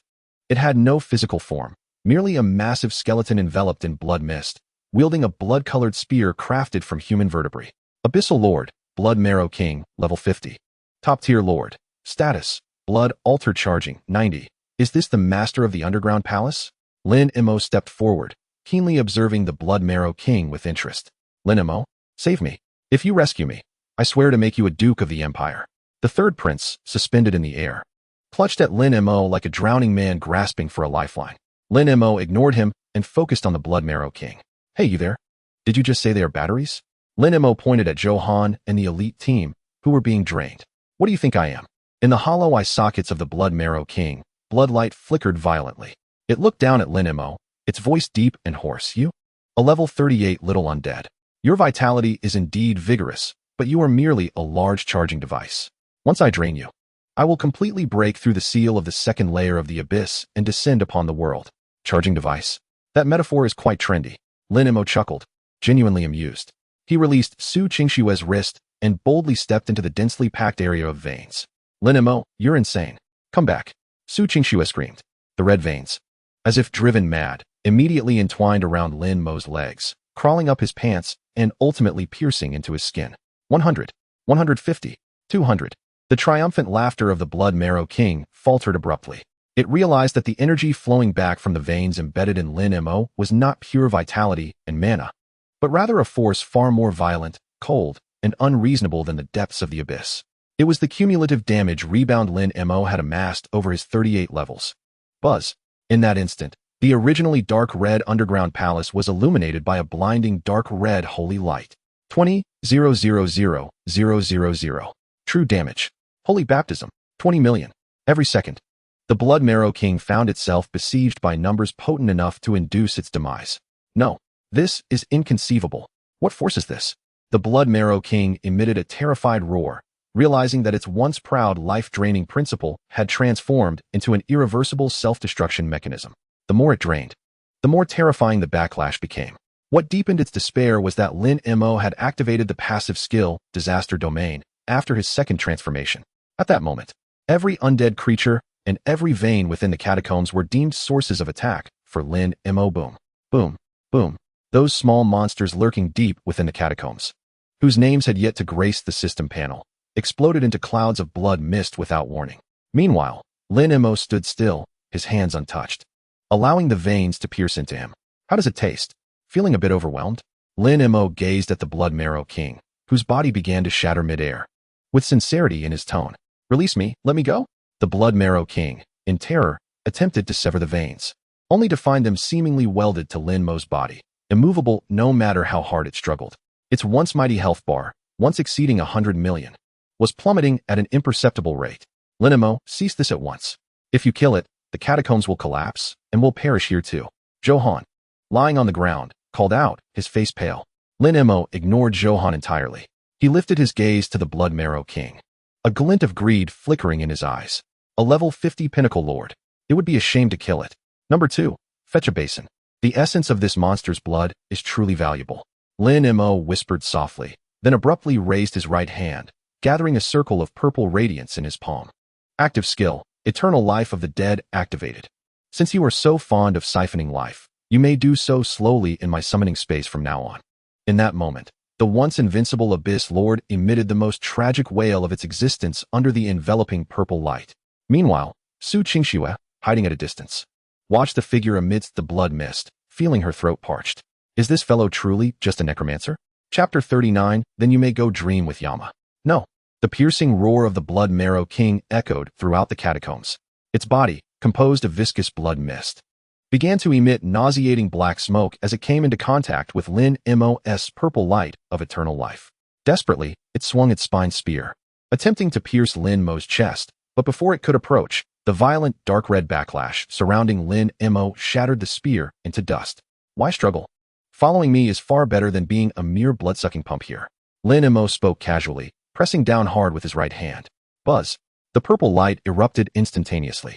The enormous skeletal structure of the Blood Marrow King collapsed, transforming into countless fragments of blood crystals that swirled in midair, ultimately coalescing into a palm-sized, entirely blood-red miniature skull, which reluctantly flew into Lin Mo's palm. Ding! You have successfully cast the mythic-level skill Eternal Life of the Dead. Due to the target being a level 50 Pinnacle Lord, skill judgment was successful. Congratulations, host, for obtaining your first disaster puppet, Blood Marrow King, converted into a growth type. Current attributes. All attributes increased by 100. With additional passive, Blood Source Absorption, the absorbed life value will be proportionally converted into host's mana or shield. As the system prompt sounded, the red veins that had entangled the third prince and Johan fell to the ground like limp ropes, devoid of energy. Thud! The third prince plummeted from midair like a dead pig, his face hitting the ground and tasting the dust of ages. Cough, cough, I survived. The third prince trembled as he touched his pale face, then abruptly raised his head to gaze at Lin Mo, his expression complex. Was it gratitude? Or fear? More so. It was a feeling of humiliation and frustration after being saved by a commoner genius. Lin Mo, you dare to privately keep the soul of the Abyss Lord? Johan had somehow risen from the ground, his face as white as a sheet, but his bureaucratic demeanor remained intact. He pointed at the blood-red skull in Lin Mo's hand, his voice trembling. That is the Empire's spoils of war. The third prince is still present. And you dare to publicly hoard it? Hoard. Lin Mo shot Johan a sidelong glance, casually tossing the blood-red skull to number 2, who swiftly stashed it into a large black snakeskin bag meant for local specialties. Commander Zhou, when you were being drained like a battery, why didn't you discuss Imperial law with me? Now that I've reversed the situation and captured the Lord, you suddenly have spirit? As Lin Mo spoke, he leisurely approached the pile of freshly dropped loot. A level 50 Lord spoils are far more sincere than the projection of the greedy Lord. Obtained epic weapon, Bloodspine Spear. Obtained mythic material, Lord level Blood Essence, Stone X5. Obtained special item, key to the Catacombs secret room. Lin Mo picked up the Bloodspine Spear and casually tossed it to Su Qingxue. Here, take this for self-defense. That broken ice sword of yours barely managed to cut through veins. Su Qingxue instinctively caught the hefty spear, its icy aura sending a shiver through her delicate frame. She gazed at the epic weapon emanating a purple glow in her hands, then at Lin Mo's nonchalant demeanor, feeling a tumult of emotions. This is an epic piece of equipment, and you just give it to me? Su Qingxue bit her lip, her beautiful eyes filled with complexity. I don't wield spears. It's too heavy for me. Lin Mo waved his hand dismissively, stating that if it weren't for your intervention against Johan just now, I wouldn't have succeeded so smoothly. Keep it. Consider it your labor fee for this endeavor. Johan watched from the side, his eyes turning red. Epic equipment. That is a treasure his father might not even be able to casually procure. Lin Mo, don't be so arrogant. The third prince, supported by 2 guards, stood up. Though weak, he maintained a strong facade, stating that you saved me, which is your duty. However, the treasures in the catacombs must be uniformly distributed by the royal family. Lin Mo halted, turning around with a radiant smile. Your Highness the third prince, you may have misunderstood something. Lin Mo approached the third prince, extending his hand to adjust the tattered armor. First, I am not a royal guard, nor am I your servant. I am a student from the Imperial Capital University. Saving you was merely a favor for the old principal. Second, Lin Mo's voice chilled, stating that in this first layer of the abyss, if I wish for someone to die, I need only to thrust my sword towards them. If you believe the royal family's name is worth more than your life, you may attempt to have me surrender it now. The third prince's complexion shifted from white to green, then to black. He recalled the devastating dark red backlash that had shaken the catacombs. Damage numbers in the millions. Not even the seasoned guardians of the palace could withstand Lin Mo's assault. What do you want? The third prince gritted his teeth and asked. Nothing much. Since I saved you, let us discuss the remaining business. Lin Mo waved the recently acquired key to the catacombs secret room, asserting that there is a secret chamber deeper within the catacombs, and I shall choose from it first. The remainder will then be up for you to hand over to the royal family. You are dreaming. Johan could not help but roar. Then you may go dream with Yama.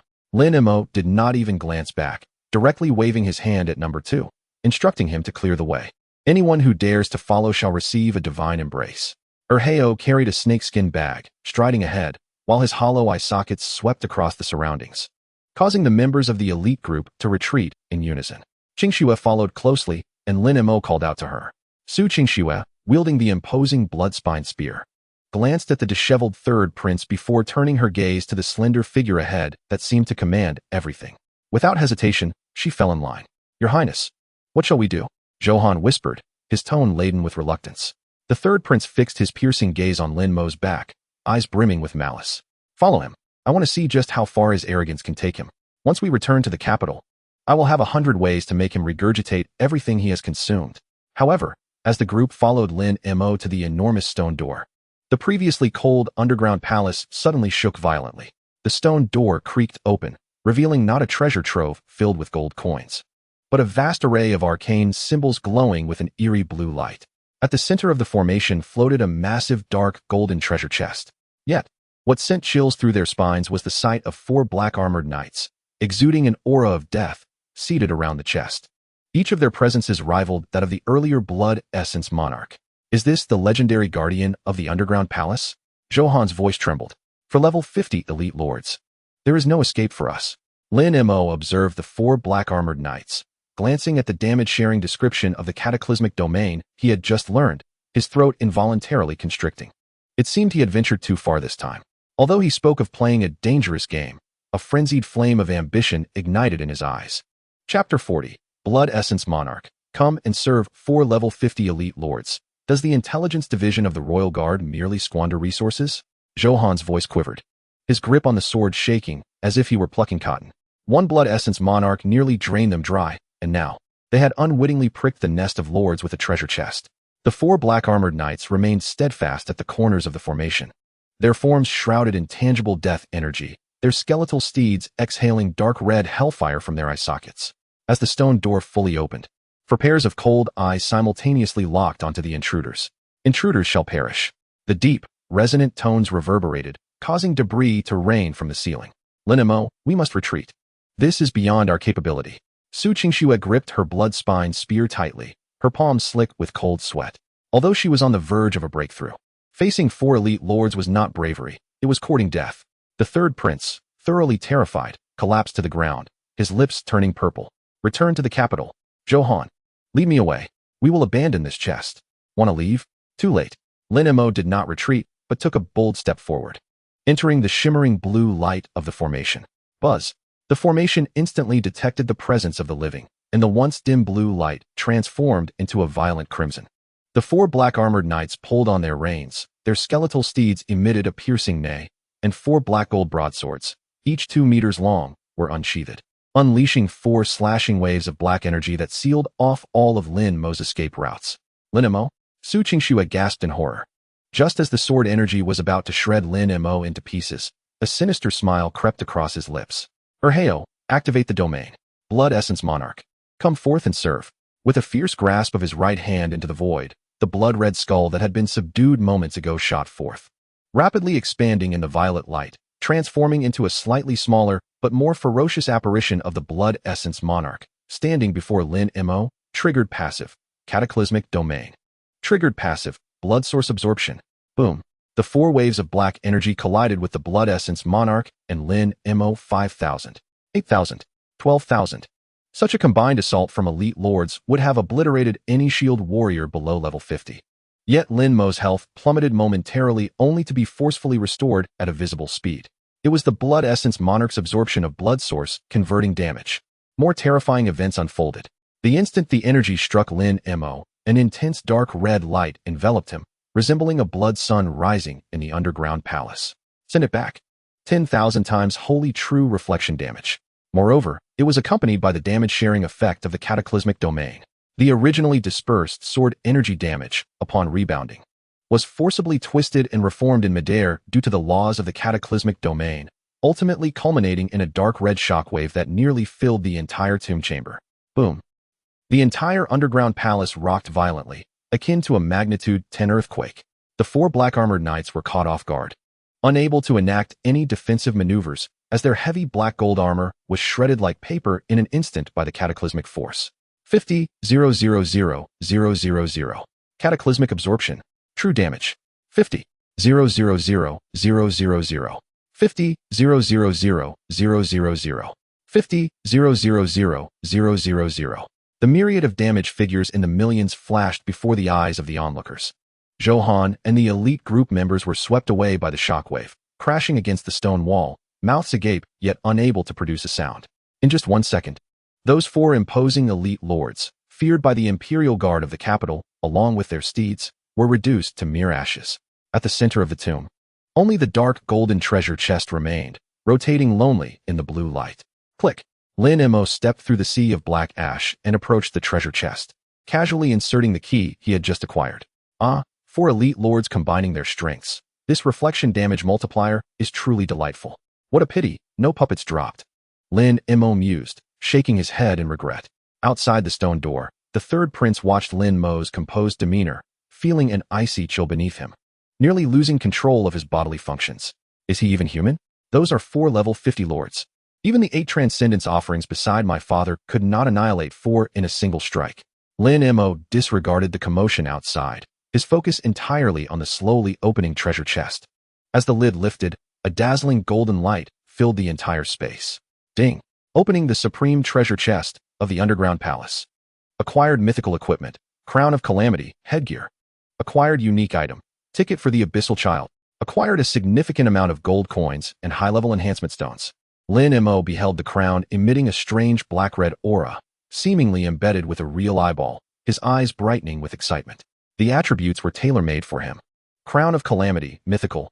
Attributes, Constitution 500, Spirit 500. Unique passive, Resonance of Pain.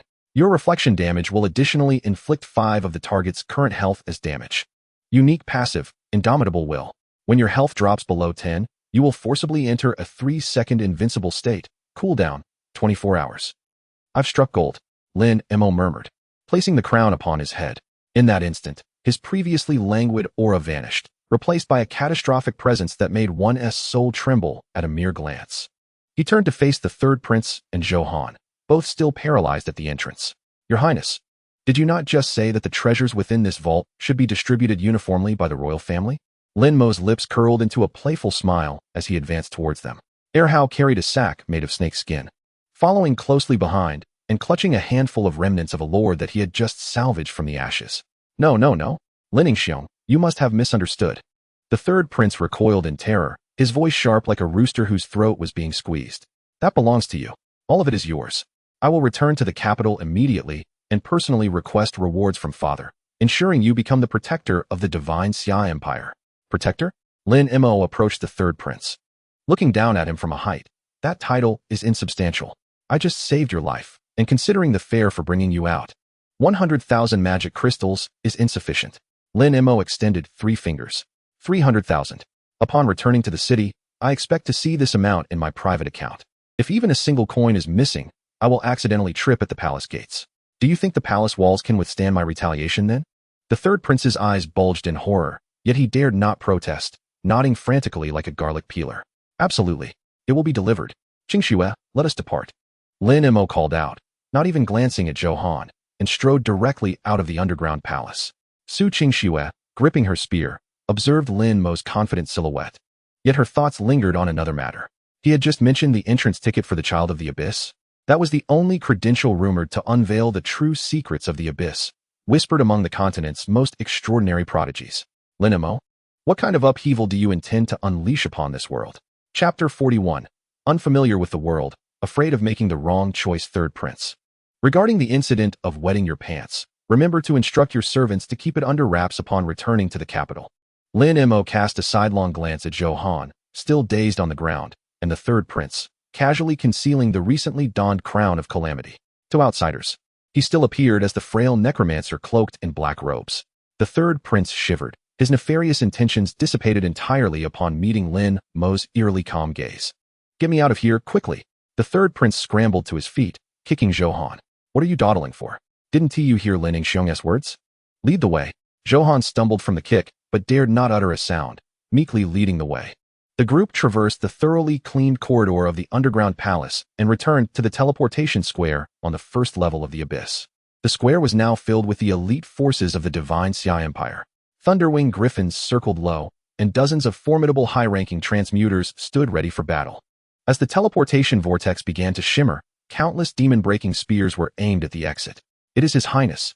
His Highness has returned. With a shout from a sharp-eyed Imperial Guard, the previously tense atmosphere erupted into fervor.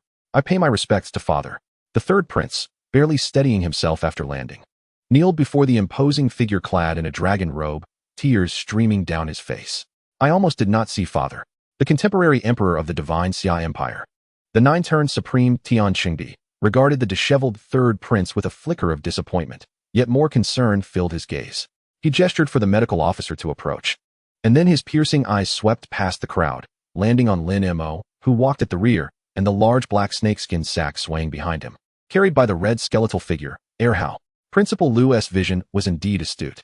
Tian Chengdi spoke, his voice low yet imbued with an undeniable authority. Lin Mo did not kneel, but merely inclined his body slightly. In the divine Xia Empire, geniuses with unique mythical professions were granted the privilege of not kneeling before the nine-turn greats. Fortune smiled upon me, encountering a few unfortunate creatures. Lin Mo chuckled, his smile bright as that of a neighborly young man. Zhou Han, trailing behind, twitched at the corners of his mouth. Fortune smiled. Unfortunate? Those were 5 top-tier lords. You turned both men and horses to ash in a second, and you call that luck? Zhou Han, what happened? Why are only you few left? A high-ranking Imperial Guard approached, his expression ashen upon seeing the severely depleted elite team. Zhou Han glanced at Lin Mo, then at the third prince, before lowering his head, his voice barely above a whisper. Returning to the Grand Commander, an overtier lord appeared in the underground palace, and our brothers perished in service. He dared not mention Lin Mo's actions, especially the parting words about accidentally tripping, which now loomed like a blade over his neck. Very well. Escort His Highness back to the palace for recuperation. Tian Chengdi did not delve deeper. He turned to Lin Mo. You have rendered great service in saving the crown. The 300,000 magic crystals you requested will be deposited into your personal account within the hour. As for the Imperial Treasury quota, Tian Chengdi paused, a glint of significance flashing in his eyes. Come to the palace tomorrow morning. I shall personally accompany you to select. Thank you for your great kindness. Lin Mo replied promptly. At present, he was firmly at level 38. Although the data had decreased significantly compared to the overflow state in the underground palace, his mythical gear and the recently acquired Blood Essence King puppet bolstered his confidence. Let us leave, Su de Xiaohua. Staying here is stifling. Lin Mo beckoned. Su Qingxue, holding the blood-spine spear, silently followed behind Lin Mo. At this moment, her gaze toward him had entirely transformed. If she had previously seen potential, now she sensed an aura of divinity surrounding Lin Mo, one that eluded her understanding. The two walked side by side out of the encirclement, and the surrounding Imperial Guards instinctively parted to create a path. 2 hours later, at the Su family's private villa in the Imperial capital, Lin Mo sprawled on the sofa, phone in hand, gazing at the long string of zeros in his account. Feeling immensely pleased. 300,000 high-level magic crystals. How long would that keep Erhao and Sanhao, Blood Essence King, sustained? Lin Mo, what exactly are you planning? Su Qingxue approached with a cup of hot milk, her attire now casual and homey, losing some of her previous sharpness while gaining a rare gentleness. Sitting opposite Lin Mo, she crossed her long legs, which gleamed like white porcelain under the light. What am I planning? I'm contemplating how to extract more valuable resources from the treasury. Lin Mo casually replied, his eyes glued to the screen. Don't play dumb. Su Qingxue set down her cup, her expression serious. You have obtained the entrance ticket for the Child of the Abyss, which means you have been marked by the will of the Abyss. If all goes as expected, the demon kings of each layer will soon learn of your existence. You are pushing yourself into a pit of fire. Lin Mo put away his phone, sat up, and looked at Su Qingxue. Pit of fire? He chuckled lightly, pointing out the window at the brightly lit imperial capital. Qingxue, do you find this capital prosperous? Yet in my eyes, it is rife with rules and schemes. A mere third prince can mobilize the Imperial Guards to hunt me down. Were it not for the old principle, I would likely be gnawing on moldy bread in the dungeons right now. My profession is destined to tread an unconventional path. The abyss is perilous, but for me, it is the most reasonable place. Whoever strikes me shall perish. It is that simple. Su Qingxue watched his almost obsessive confidence, her heart quivering slightly. Suddenly, she reached out and placed her hand atop Lin Mo's. But I worry about you. Lin Mo was taken aback. The warmth radiating from her palm stirred a tumult within him. He gazed into Su Qingxue's sparkling eyes, and the atmosphere grew somewhat intimate. If you truly worry about me, could you guide me when we visit the treasury tomorrow? Lin Mo boldly grasped Su Qingxue's small hand, adding, after all, I am but a poor boy, unfamiliar with the world, fearing to make the wrong choice. Go to hell. Su Qingxue's cheeks flushed, and she struggled symbolically for a moment, but ultimately allowed him to hold her hand. The royal treasury concealed many hidden dangers. Some items appeared high tier, but were, in fact, relics of the ancient era. Although I may not be able to enter tomorrow, I shall provide you with a list. You may simply follow it. The beautiful flower of Su University is indeed kind to me. Lin Mo chuckled softly. Do not jest. You must remain vigilant against the Zhou family and the third prince. Though they may not dare to act openly against you, they could very well resort to underhanded tactics during your stabilization period of the second transition. Underhanded tactics? A cruel smile danced upon Lin Mo's lips. I would welcome their interference. I have yet to test the full extent of my retaliation upon a player. I hope they send someone resilient, lest they shatter at the slightest touch. That would be utterly uninteresting. Just as the two were lost in their playful banter, Lin Mo's system panel suddenly displayed a blood-red warning. Warning, your disaster puppet, Blood Marrow Monarch, is attempting to backlash against the primary contract. Reason, absorbed excessive negative emotions, loyalty decreasing. Lin Mo raised an eyebrow. Oh, this creature is already unruly upon its return? Qing Shui, you may retire for the night. I have some household matters to attend to. Lin Mo released his grip, a crimson glimmer flashing in his eyes. With a mere thought, he summoned the blood-red skull from the second bag, unleashing a terrifying aura of suppression. It seems I have not struck hard enough. Chapter 42. Attempting rebellion? Have you consulted with me about your retaliation? The blood-red skull that had been stuffed into the snakeskin bag was now trembling violently, producing a cacophony of unsettling friction. Tendrils of viscous blood mist seeped through the seams of the bag, staining the dark red skeleton into a pitch-black hue. Before Su Qing could ascend the stairs, she was startled by the sudden chill in the air. Lin Mo, it is nothing, merely a low-quality power bank attempting to leak energy. Lin Mo snorted, his left hand reaching out into the void. The soul fire of eternal life of the dead flickered in his palm as he forcefully brought the blood-red skull to the coffee table. The grotesque soul shadow of the Blood Marrow Monarch flickered in the air, its once fearful hollow eye sockets now radiating a madness born of insatiable greed. You insignificant human. You merely rely on that strange shield. The raspy voice of the Blood Marrow Monarch echoed in the living room. I am the Lord of the Abyss. How could I be subjugated by a mere insect like you? Once I drain the vitality of this abode, you shall be the first to smack. Lin Mo swiftly delivered a resounding slap to the soul shadow. Of course, this strike was not intended to inflict harm, but to trigger a reaction. Lin Mo had intentionally removed all defensive enhancements. With this slap, the associated soul fire of the Blood Marrow Monarch instinctively produced a flicker of retaliatory sentiment. Judgment, attacked by the will of the Blood Marrow Monarch. Triggered retaliation, sacred true, damage 50,000. While the value was controlled by Lin Mo and did not reach the millions for a puppet in a purely spiritual form, this sudden blow obliterated the meager momentum it had just gathered. The Blood Marrow Monarch let out a wail, its once solid shadow now 2/3 transparent. Have you regained your senses? Lin Mo took his time picking up a toothpick from the coffee table, twirling it in his fingers. You must understand. I have taken you as a puppet not for your looks, but for your utility. Should you truly wish for death. My second puppet is in need of a sturdier leg bone, and I find your spine quite suitable. The second puppet obediently cracked its jaw, even retrieving a rusty bone saw from the bag. The Blood Marrow Monarch was thoroughly intimidated. It had anticipated that Lin Mo would enter a weakened state after the temple, hoping to seize the moment for a counterattack. Instead, this individual was even more formidable than during his time in the Abyssal Palace. Who among masters would willingly provoke their own puppet to trigger retaliation? This is hardly the thought process of a normal person. And master, I was mistaken. Do not. That rebellious spirit you displayed earlier was quite commendable. Maintain it a while longer, will you? Lin Mo chuckled as he crouched down. Su Qing, watching from the side, was left speechless and could not help but retort. Your training methods are as sinister as your profession. This is called reasoning with logic.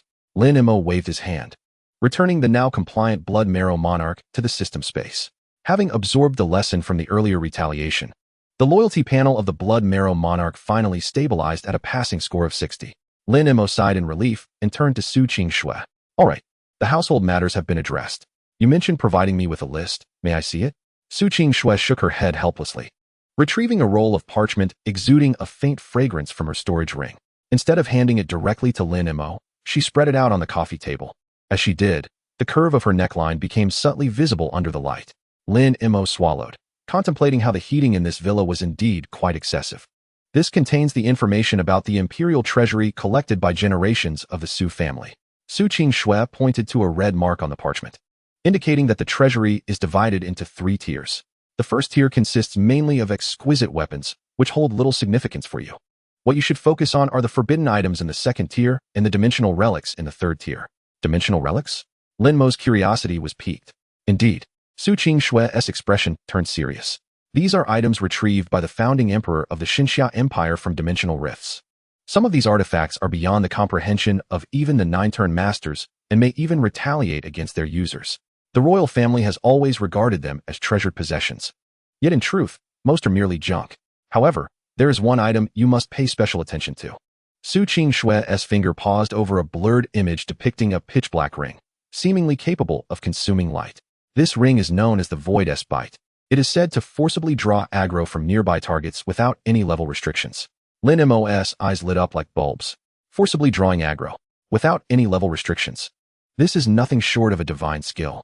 His greatest shortcoming currently lies in the fact that if a boss ignores him and attacks another, he can only resort to self-inflicted AoE damage for retaliation.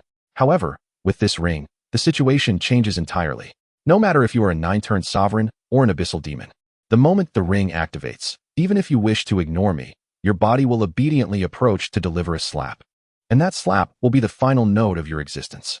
It is settled. Lin Mo chuckled with delight. Do not rejoice too soon. Su Qingxue retracted her hand and shot him a glare. The ring resides deep within the treasury, surrounded by true illusions. Should your will falter, before you can even reach the ring, you may succumb to madness within the illusions. Illusions, huh? Lin Mo stroked his chin, gazing at Su Qingxue with a profound expression. As long as the illusion does not involve you in a wedding gown pleading for me to marry you, I believe I can withstand it. Lin Mo, be serious. Su Qingxue's face flushed crimson, and she grabbed a cushion from the sofa, hurling it at him. Lin Mo laughed heartily, catching the cushion and reclining on the sofa. After a playful exchange, the atmosphere gradually settled. Su Qingxue gazed out at the moonlit night and suddenly spoke softly. If the royal family were to change their minds tomorrow, or if they set a trap in the treasury, remember to activate the positioning talisman I gave you at the first opportunity. My grandfather said that even if the Su family were to fall out with the royal family, they would still ensure your safety. Hearing this, Lin Mo felt a warmth in his heart. He understood that the Su family was not merely betting on his potential, but Su Qingxue was also leveraging her own position to secure a future for him. Rest assured, Lin Mo stood up, walking to the window and gazing towards the palace. If those ancient artifacts in the treasury misbehave, I shall gladly test the newly acquired crown of calamity upon them. As for ambushes, Lin Mo's lips curled into a teasing smile. In this world, those most eager to see me perish often find that death is a luxury beyond their reach. The following morning, in the imperial palace of Xinxiadigua, outside the Golden Hall, Lin Mo maintained his usual nonchalant demeanor. However, as he ascended the 999 steps of white jade, numerous unfathomable presences instantly locked onto him. These were the palace's shadow guards, each a formidable character at the 8th transition level. At the entrance of the resplendent hall, the third prince stood with a sullen expression behind Emperor Tianqing. Beside him was an elder in a sea attire, his silver hair contrasting with the profound aura he exuded. Zhou Jintian, the deputy commander of the Imperial Guard and father of Zhou Han. Lin Mo, you truly keep me waiting. The voice of Emperor Tianqing resonated from within the hall. Lin Mo looked up to see the emperor seated on the dragon throne, idly playing with an ancient long sword. His gaze as deep as the starry sky. Your Majesty, I was sorting local specialties and slept rather late last night. Please forgive me, Lin Mo replied, striding confidently into the hall. In full view of everyone, he walked straight to the third prince, deliberately sniffing the air. Your Highness, have you changed your trousers today? The fabric is quite nice, and it has no scent. You. The third prince was nearly driven to the brink of fury. His eyes bloodshot as he glared at Lin Mo, wishing he could command Zhou Jintian to turn Lin Mo into a mere pulp at that moment. Withdraw.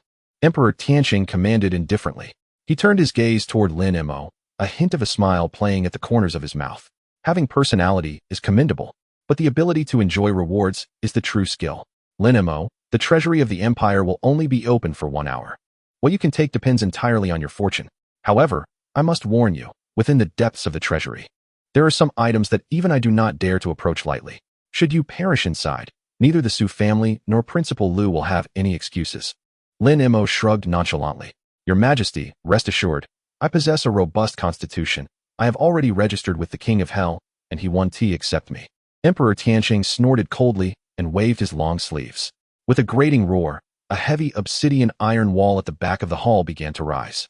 An ancient, weathered aura filled with violent energy, accumulated over centuries, surged forth. Beep. Special map detected. Empire Secret Realm, True Dragon Treasury.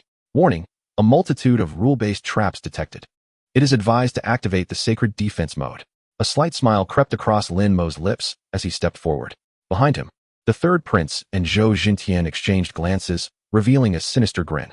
Once you enter here, self-inflicted damage will not save your life. Chapter 43. This treasury. I will claim it all. With a resounding boom, the heavy obsidian door behind Lin Mo sealed shut, plunging the surroundings into darkness. The air was thick with an ancient magical aura, oppressive enough to make breathing difficult. Lin Mo remained still for a moment, patting his companion number 2 and checking on the blood marrow monarch, who was still in a state of contemplation within the system space, ensuring neither had been forcibly ejected by the treasury's restrictions. Only then did he breathe a sigh of relief. The 300,000 magic crystals had yet to warm up. If this place could truly kill me, that girl Su Qingxue would likely weep in despair at her villa. Lin Mo murmured to himself and activated the disaster domain. In an instant, a dark red halo emanated from him, spreading outward. As the domain swept over the previously lifeless floor tiles, they emitted faint cries, as if branded by some terrifying existence. Beep.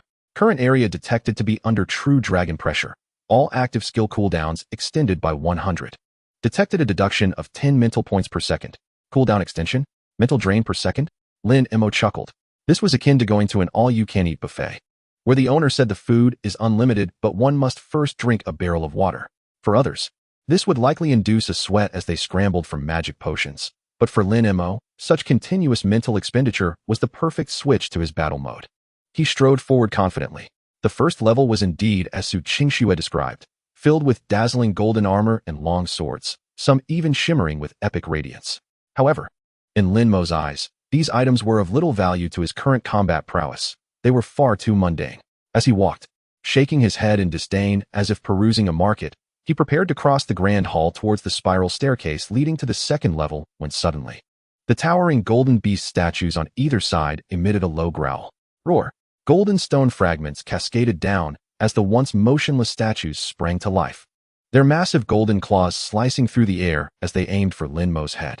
Monster. Treasury Guardian Golden Giant Beast, level 55, Elite, Skill, Golden Heavy Strike. Cannot be blocked. Bring it on.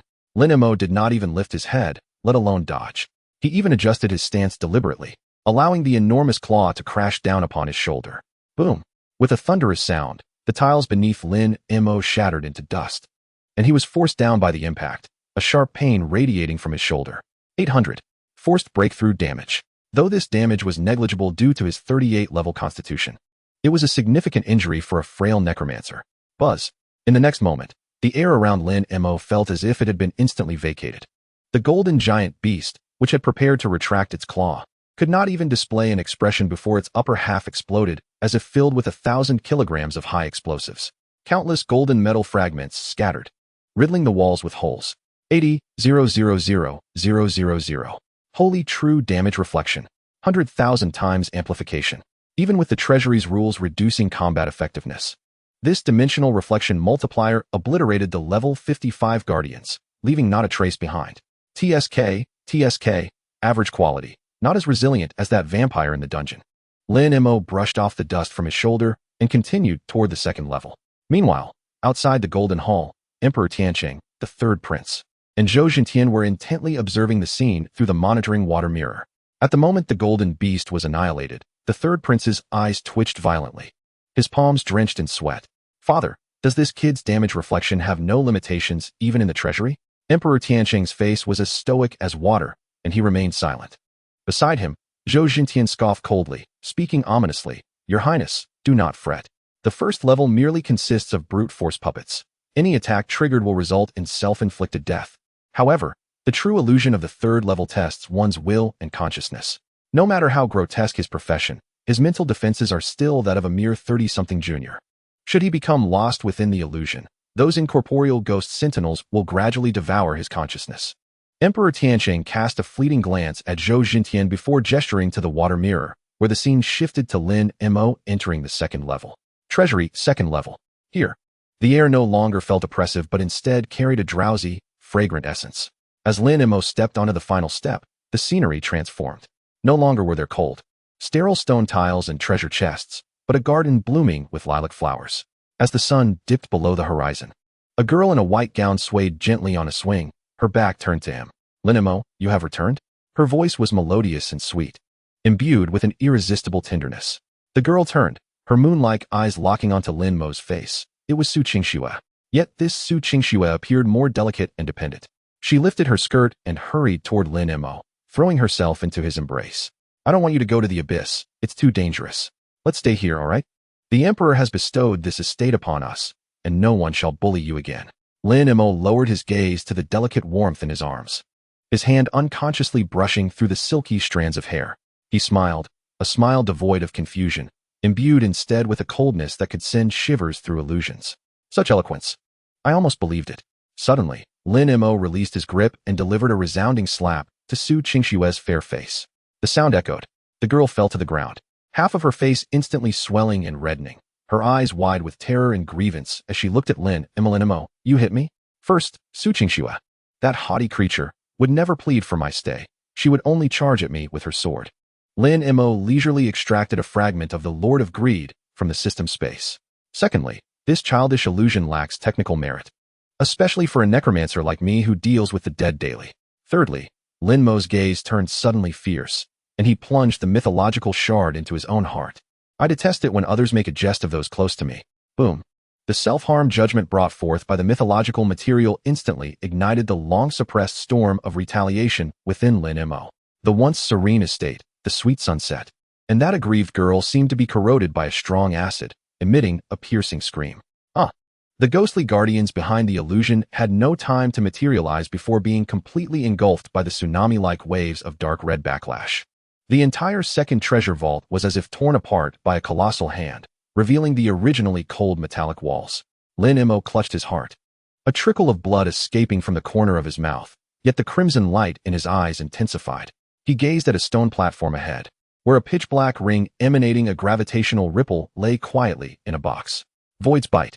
I've got you now. Lin Mo strode forward, clasping the ring in his hand. The moment he touched the ring, a heavy sound of clinking chains echoed from the end of the already crumbling second floor. A terrifying figure, clad in heavy black armor and wielding a 3-meter-wide judge's pen, slowly emerged from the shadows. Boss, Guardian of the Vault, Judge of the Underworld, level 65. Emperor Spirit level. Status, Awakening. Tread lightly, intruder, or your soul shall be entered into the ledger. The judge's pen traced a line through the air, creating a black circle capable of erasing souls, which locked onto Lin Mo's head. Lin Mo, despite facing an Emperor Spirit level boss nearly 30 levels higher than himself, felt no fear. Instead, he trembled with excitement. He licked the blood from the corner of his mouth and abruptly turned to the entrance of the third floor. Your Majesty, the creatures in this vault seem to be growing increasingly formidable. Perfect. My blood marrow sovereign has yet to feast upon such high-level kin. Outside the water mirror, the third prince watched in disbelief as Lin Mo truly self-inflicted wounds to break the maddening illusion, even daring to confront a level 65 Emperor Spirit boss. His breath caught in his throat. This madman is utterly insane. Emperor Tianqing tapped his fingers lightly on the armrest of the dragon throne, the disdain in his eyes transforming into palpable trepidation. Go, convey my decree. Withdraw all shadow guards from the third floor. Emperor Tianqing's tone was icy. I wish to see whether he can emerge alive after seizing that ring. Chapter 44, Judge of Souls. I possess the Death Ledger's cheat. Fate is sealed. Souls return to the underworld. The giant judge's pen in the hands of the judge of the underworld paused mid-air, a drop of ink-black liquid dripping from its tip. This liquid swiftly morphed into a colossal character for death, bearing an overwhelming rule that directly imprinted upon Lin Mo's forehead. Warning. Subject to the rule-based skill Judge S Soul Binding. Effect. Ignores defense, forcibly deducts 50 current health points, and inflicts a 10-second soul paralysis. Lin Mo's pupils constricted. The pressure from this level suppression was indeed incomparably greater than that of previous elite monsters. The Judge's soul binding operates without reason, directly deducting percentage health and imposing a long-lasting 10-second control. Should he be restrained here in the densely packed restrictions of the second floor of this vault, he would become a living target. I can retaliate against a level 50 lord, and I shall make you understand who the true king of the underworld is. Even at level 65, Lin Mo chuckled coldly, showing no intent to evade. He tightened his fingers, and the pitch-black ring, Void's Bite, erupted with a mournful hum. Come to me. Active skill Void's Lock activated. Forcibly draws the enmity of surrounding hostile targets, ensuring their next attack must be directed at the user. The character for death that was originally aimed at Lin Mo's forehead, under the ring's power, deviated in midair and struck violently against Lin Mo's right arm, which he had crossed in front of his chest. Boom. A tearing sensation from deep within his soul surged through his body. 15,000. Percentage health deduction for soul damage judgment. Lin Mo grunted, a trickle of crimson flowing from the corner of his mouth, yet his footwork remained unshaken. This degree of pain was mere drizzle compared to the self-inflicted wounds he had endured during his job change trial. Having sustained injury, it is now your turn to perform. Lin Mo raised his head, the crimson brilliance in his eyes surging. Buzz. In that moment, the character for death imprinted on his arm collided with an inviolable, divine golden wall. The dark red backlash light beam, infused with a holy judgment aura, surged along an invisible causal line, directly rebounding towards the judge of the underworld. 100,000 times holy true retaliation triggered. Due to level suppression and vault rule reduction, final retaliation multiplier corrected to 5,000 times. Even diminished to such an extent, that still equated to a staggering 75 million points of true damage. Boom. The judge of the underworld's massive black armor shattered upon contact with the retaliation light beam, exploding into a cloud of dark mist. 75,000,000. Holy baptism. True fatality. The 3-meter-wide judge's pin disintegrated into countless splinters mid-air. For the first time, the judge of the underworld's obscured face revealed a profoundly human-like expression of terror. It was bewildered. This skill is intended to directly affect the soul. Logically, any physical-level retaliation should be ineffective.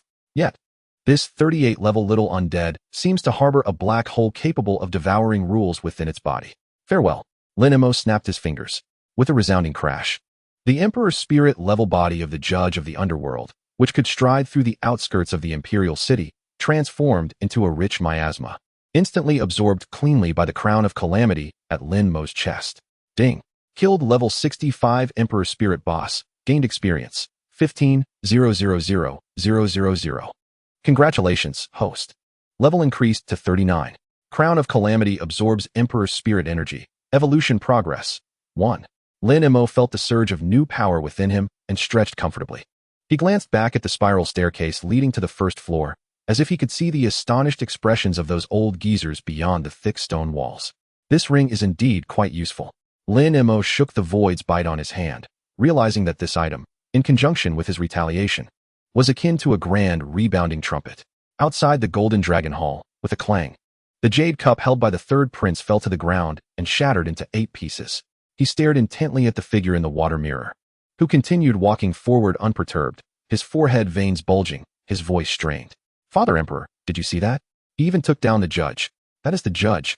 That was the guardian spirit personally sealed by the founding ancestors in the second layer of the underground vault, meant to suppress the dragon vein. The third prince grew increasingly fearful as the shadow of being controlled by Lin Mo once again loomed in his mind. He turned to look at Zhou Jintian beside him and found that this vice-commander of the Imperial Guard, who had previously worn a gloomy expression, now appeared as pale as a ghost, his fingers turning white as they gripped the hilt of his sword. Your Majesty, Zhou Jintian swallowed hard, his voice hoarse. This young man's profession is likely beyond mere mythic level.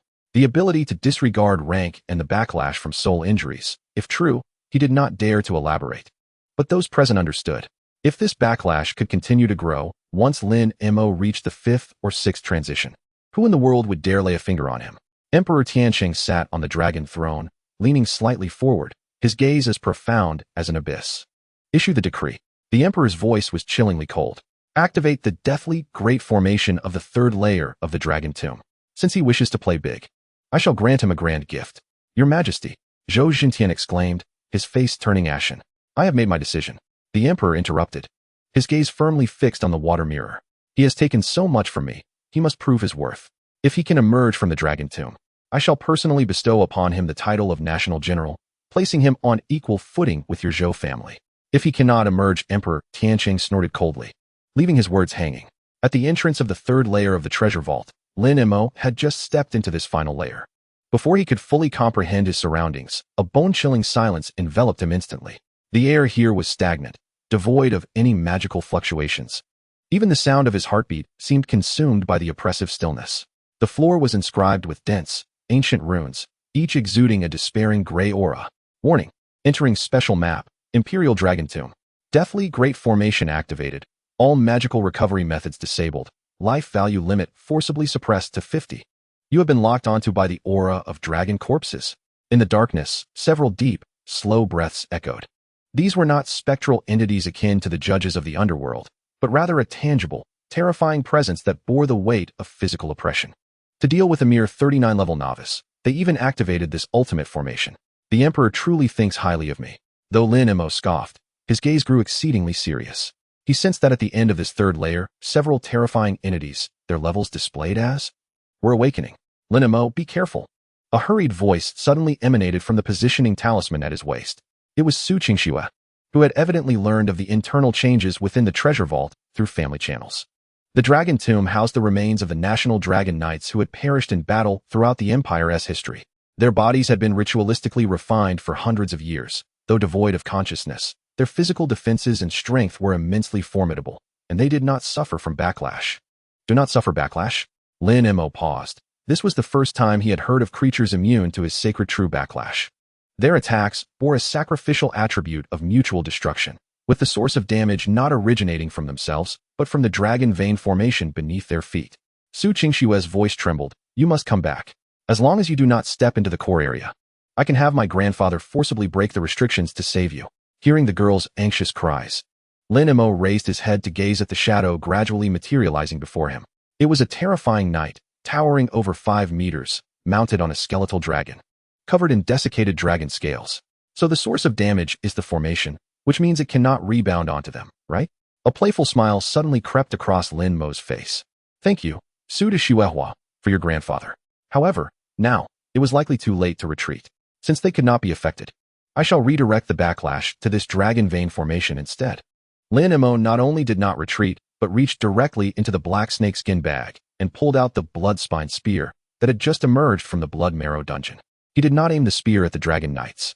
Instead, he swung it backhandedly and thrust it heavily into the eye of the deathly great formation beneath his feet. Come on, let me see if the dragon vein of the sacred Xia Empire can withstand a self-inflicted injury from me.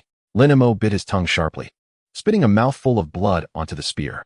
Simultaneously, the massive dragon knight charged forward, the heavy dragon bone spear tip descending with the force to rend all. Chapter 45, Backlash directed at the dragon vein? The Emperor is alarmed. Boom. The heavy dragon bone spear tip crashed down on Lin Mo's shoulder with overwhelming force. Accompanied by a piercing crack, Lin Mo's health points instantly evaporated by a significant margin. This was the damage after being forcibly suppressed by the deathly great formation. Had it been outside, a single thrust would have turned a fully leveled shield warrior into a sieve. Yet, Lin Mo did not flinch. He gripped the blood-stained spear thrust into the eye of the formation with both hands, a bloodied grin stretching across his face. System, calculate precisely whose damage this is. Beep. Damage determination in progress. Detected that the attack carries a mutual destruction sacrificial attribute. The damage suffered by the host is 100 sourced from the scene's deathly great formation, core subarray of the sacred Xia Empire's dragon vein. Sacred true backlash activated. Buzz. In that instant, the entire space of the third layer of the treasure vault seemed to be paused. There was no blinding red light, nor were there exaggerated damage figures soaring from the dragon knights' heads. Because this time, the target of the backlash was not a single creature, but the dragon vein of the sacred Xia Empire beneath the treasure vault. Warning. Backlash target is too large and is deeply bound to the current plane's dragon vein. Backlash effect has been forcibly transformed from individual numerical value to geostructural damage. As the system's cold notification rang out, the blood-spine spear thrust into the eye of the formation erupted with a dazzling purple-black beam. This beam cascaded like an inverted waterfall, following the runes of the formation, wildly burrowing into the foundational roots of the dragon vein deep within the formation. Crack, crack. The once impenetrable, deathly great formation instantaneously fissured with countless bottomless crevices. And this was merely the beginning. In the palace, the Golden Throne Hall, Emperor Tianqing sat regally on the dragon throne, awaiting the sight of Lin Mo's suffering in the dragon tomb. Zhou Jintian and the third prince fixed their eyes on the water mirror, their faces gleaming with the joy of vengeance. Suddenly, the entire hall jolted violently. What happened? Is the earth dragon turning over? The third prince was so frightened that he clutched the nearby dragon pillar tightly. Next came not just a tremor, but a violent quake. The several century-old golden silk Nanmu pillars, which symbolized the imperial fortune, began to crack with a piercing sound, splitting open terrifying fissures. The exquisite luminous pearls embedded in the hall's dome fell like dumplings, crashing down. What made Tianqing's eyes widen with rage was that the pure gold statue of the national divine dragon, revered for 3 centuries at the center of the hall, was now oozing 2 streams of horrifying black blood from its dragon eyes. Your Majesty, it's dire. A leading royal dark guard rushed into the hall, tumbling and even losing his helmet. The spiritual energy of the dragon vein beneath is flowing wildly in reverse. The entire foundation of the imperial capital is cracking. The Astronomical Bureau reports that an inexplicable destructive force is violently impacting the dragon vein formation from the royal treasure vault. What? Emperor Tianqing sprang to his feet, smashing the imperial table before him with a palm. He fixed his gaze intently on the water mirror, where a thin figure, spear in hand, half crouched at the eye of the formation, finally grasping the situation. This little rascal's backlash is actually following the rules of the deathly great formation, directly rebounding onto the national dragon vein of the sacred Xia Empire. He is not fighting monsters. He is dismantling the family. He is endangering the entire capital. A madman. A thorough madman. Zhou Xintian collapsed to the ground in terror. He finally understood why this 39th level necromancer dared to venture alone into the dead silence great formation. The individual had no intention of adhering to the established rules. When you sought to suppress him with your formation, he simply uprooted it with ease. Quick! Sever the power source of the dead silence great formation. Immediately lift the restrictions of the Longzong for me. The Emperor Tianqing was thoroughly flustered, his voice even breaking slightly. If the formation was not deactivated soon, this young man's counterattack could send the entire imperial palace skyward. In the 3rd layer of the treasury, the runes on the ground had dimmed, and the surrounding gray death energy dissipated like a deflated balloon. Those originally unstoppable black-armored dragon riders, having lost the magical support of the formation, saw their ghostly flames flicker weakly in their eye sockets. TSK, I thought they could endure more. Is the Emperor reluctant to spend the power? Lin Mo pulled out his bloodspine spear, casually brushing off the stone dust that clung to it. The communication talisman at his waist continued to flicker. Upon answering, he heard Su Qingshue's frantic voice. Lin Mo, what have you done inside? The entire imperial capital just experienced an earthquake. My grandfather is already drawing his sword, prepared to storm the palace. Tell the old man to put his sword away. Lin Mo chuckled. I just played a small prank on His Majesty the Emperor. He is probably lamenting the loss of his bricks right now. All right. I still have some leftovers to deal with. We'll talk later. Lin Mo ended the communication and turned to face the dragon riders, still formidable at level 70. But now bereft of the formation's protection. Without the formation, the counterattack no longer needed to be forcibly converted into geological damage. However, Lin Mo also noticed a problem. The unique spatial laws of this 3rd layer of the treasury significantly suppressed his counterattack multiplier. It was no longer the astronomical figures in the millions. The counterattack multiplier on the system panel had been firmly capped at 10 times the actual damage. It seems the system's combat power adjustment mechanism has been activated. Fearing that I might flatten this map and cause the world to collapse, Lin Mo licked his lips, his gaze growing increasingly eager. A 10-fold real counterattack would be sufficient to make these skeletal figures drink deep from the cup of suffering. Roar! One of the black-armored dragon riders lost its sanity, swinging a massive sword the size of a door, charging directly at Lin Mo. Number 2. Fall back. Number 3. Step up to receive the guest. Lin Mo sneered, his left index finger glowing with Void's bite, which erupted into a ring of black light. Void's lock, activate. The rule of forcibly drawing aggro took immediate effect. The charging dragon rider hesitated, its massive sword, originally aimed at Lin Mo, twisted in midair at an utterly impossible angle, striking fiercely against the newly summoned Blood Marrow Sovereign. With a splat, the freshly formed body of the Blood Marrow Sovereign was cleaved in half, emitting a cry akin to a slaughtered pig. Master, you lack martial virtue. Using me as a meat shield. Silence, drink your blood. Lin Mo delivered a kick to the Blood Marrow Sovereign's rear. Following this, due to the master-servant contract between Lin Mo and the Blood Marrow Sovereign, this judgment equated to Lin Mo's summoned entity being struck. Buzz. The crown of calamity on Lin Mo's chest radiated black light. 1-500-000. Real counterattack. A solid beam of red light crashed into the chest of the dragon rider. While it wasn't the exaggerated hundreds of millions, this substantial 1.5 million real damage directly created a basin-sized transparent hole in the chest piece of that level 70 dragon rider. Although it did not result in an instant kill, it left the creature heavily wounded on the ground. Not bad. Its health bar is quite thick, and the combat feels far better than those fragile creatures outside. Lin Mo nodded in satisfaction, preparing to deliver the finishing blow. At that moment, a golden rift suddenly tore open above the Longzong. The projection of Emperor Tianqing descended directly into the treasury, his furious roar deafening. Stop, Lin Mo. Cease this at once. Lin Imo halted, glancing up at the Emperor's projection, which had lost all authority, his eyes twitching in agitation. Your Majesty, this is not my fault. It was your guards who initiated the conflict. I am but a law-abiding citizen. Self-defense cannot be considered a crime, can it? Emperor Tianqing gazed at the wreckage of the Dead Silence Great Formation, feeling as if his heart were bleeding. That formation was left by his ancestors. Repairing it would require emptying half the national treasury. You are indeed ruthless. Emperor Tianqing gritted his teeth, staring at Lin Imo, aware that this young man responded better to softer approaches. Withdraw the dragon riders. Deactivate the formation. Take what is at the center of this third layer and leave the palace at once. I do not wish to see you again. With a wave of his hand, the heavily wounded dragon riders instantly transformed into streaks of light, forcibly returned underground.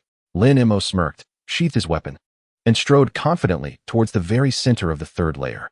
There, he found not a mountain of gold and silver treasures, but a dusty, dilapidated wooden box resting on a white jade pedestal. Lin Imo reached out and opened the box. Inside lay a palm-sized black iron plate, resembling the scales of some creature. There was no magical fluctuation emanating from it, appearing as if it had been scavenged from a rubbish heap. However, the moment Lin Mo's fingers brushed against the iron plate, he received a notification. Ding! Super mythical level quest item detected. Abyssal Primordial Sequence, Fragment. Warning. You have come into contact with the Abyssal Origin. Your aura has been locked onto by the Lord of Wrath from the 7th layer of the Abyss. Unlocking unique hidden mainline. Hunt the Divine. Lin Mo's pupils constricted sharply. Super mythical level? Hunt the Divine? He turned his head, gazing at the still-present projection of Emperor Tianqing, a reckless grin spreading across his face. Your Majesty, it seems you have concealed quite the formidable ticking time bomb in this treasury. I shall graciously accept this. Emperor Tianqing's eyes flickered with a complex mix of fear and resignation as he looked at the black iron plate in Lin Mo's hand. If you take it, you shall become the sworn enemy of the entire Abyss. Lin Imo, I hope your peculiar abilities allow you to survive until the 5th transition. I appreciate your kind words. Lin Imo casually tossed the iron plate into his storage space and turned towards the treasury's exit, his demeanor exuding audacity. The Abyssal Demon King? Perfect. I now find these level 30 monsters far too lacking in challenge. Chapter 46, Abyssal Gaze. A swift counterattack. The heavy black iron doors thundered shut behind him, raising a cloud of dust. Lin Imo stretched lazily and strode down the white jade steps. Outside the Golden Luan Hall, an absolute silence reigned. Hundreds of royal shadow guards, armed with weapons, stared intently at the young man emerging. Emperor Tianqing stood at the forefront, his expression exceedingly grim. The third prince cowered behind Zhou Zhentian, lacking even the courage to face Lin Imo directly. Your Majesty, thank you for the hospitality. The local specialties in this treasury suit my taste quite well.